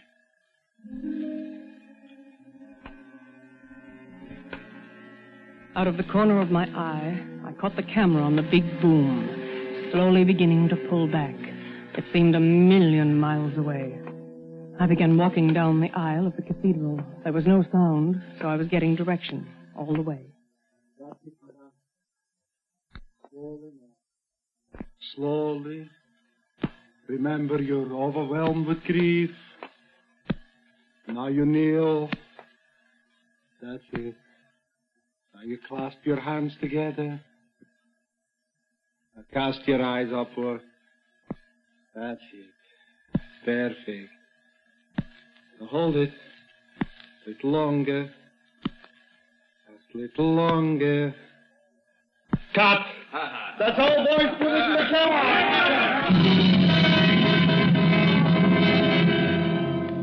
That was all. I had to keep myself from running as I started back to the dressing room, but when I got there, I sprinted. Around the corner and out to the big door. Denny's car was there all right, with the back door open, and I slipped into it and lay down on the floor of the back seat. It was 11 o'clock. Well, looks like my time's up. Yeah? A couple of minutes after 11. Guess she's not coming, huh? Guess not. Well, orders is orders. Yeah, that's right, Mr. O'Brien. I could hear his steps coming over to the car, and then getting in, and then we were starting off. Good night, Mr. O'Brien. Good night.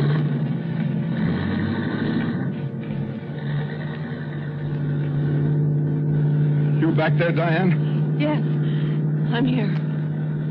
Well, we made it, baby. We made it.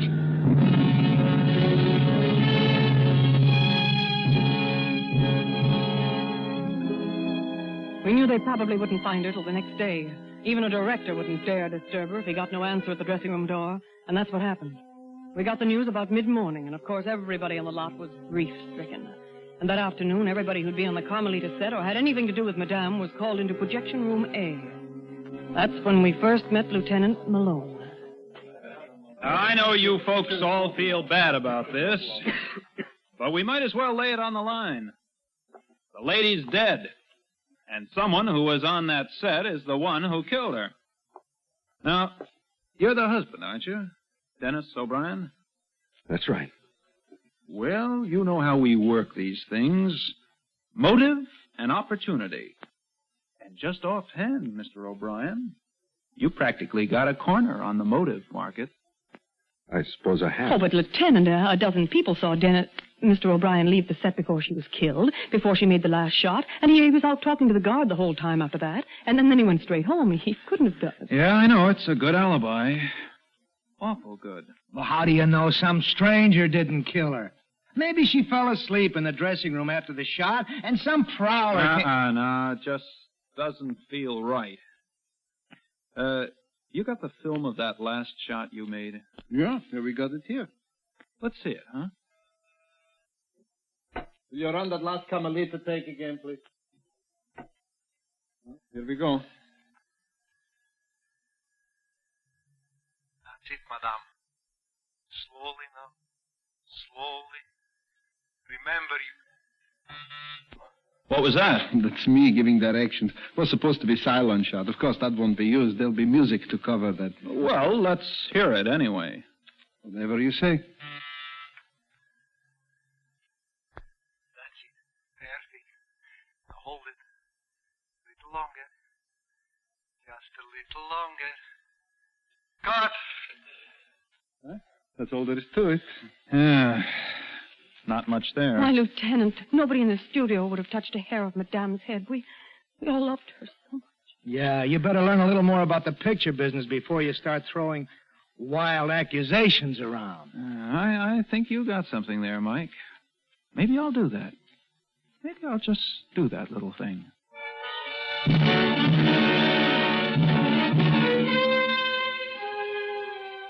A month went by. Of course, Denny and I didn't dare see much of each other, but things were going along. I'd even had a couple of small parts. On the strength of all the publicity about Madame, somebody discovered that maybe I did have the right face for the screen. And then one day we got a call to go to projection room A. And there was Lieutenant Malone again. Just make yourselves comfortable, folks. I got something to show you. I hope it's more than you had the last time. Yeah, Mike, yeah. I've been learning the picture business, like you said. I learned a lot, too. All about silent shots and sound shots and wild track and dubbing and stand-ins. You were Madame's stand-in, weren't you, Miss Burke? Yes, I was. Uh-huh. You look quite a lot like her, too. Well, a little, I suppose. Oh, you'd fool me all right if your back was turned. Well, I've been fooling around down in the cutting rooms. I never realized before how much stuff got thrown away. I made a little collection of it. I want to show it to you. Here we go.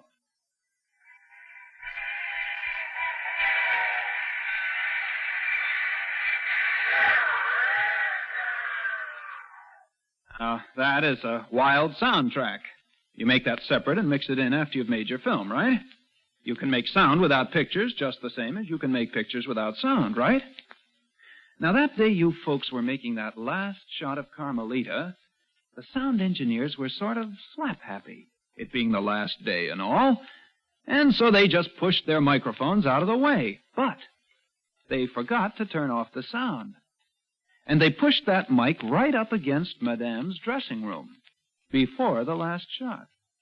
And the cameraman was running some test film, and here's what he got. I found this in a cutting room trash bin. Close the door, Danny. Yes, that's it.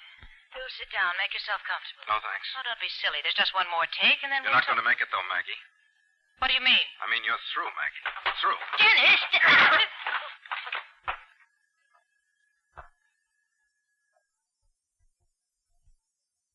Well, I guess that's it. Huh, Mr. O'Brien? Miss Burke? Yes. Yes, I guess that's it.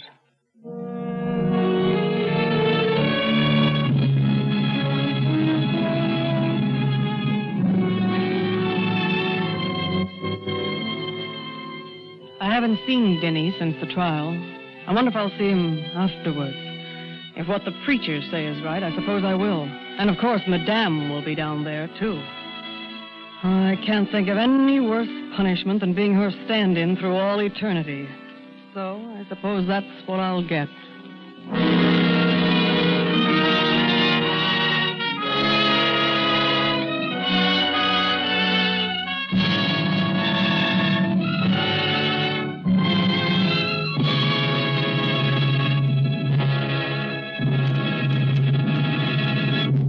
Suspense. Presented by Roma Wines, R-O-M-A, Roma, America's favorite wines. In a moment, we'll hear again from June Haddock, star of tonight's suspense play. Meanwhile, this is Truman Bradley with a suggestion that you try Roma Wines and discover for yourself the important difference, the extra taste luxury that makes Roma America's most preferred wine. You'll find that Roma wines taste better because Roma alone selects from the world's greatest reserves of fine wines. You will also find that you now pay less for Roma's premium quality, that you actually save up to 20% on these better-tasting wines. Tomorrow, buy a supply of Roma California Sherry, the perfect appetizer before dinner, the gracious gesture when friends drop in. This is June Haddock. Suspense is one of my favorite programs, and I got a real thrill appearing on it tonight. I'm going to be listening to next week's Suspense show when Elliot Reed will be the star. Thanks a lot and good night. June Havoc will soon be seen opposite George Raft in the United Artists production Intrigue. Tonight's suspense play was by Robert Richards and Pamela Wilcox. Next Thursday, same time, you will hear Mr. Elliot Reed as star of Suspense. Produced by William Spear for the Roma Wine Company of Fresno, California.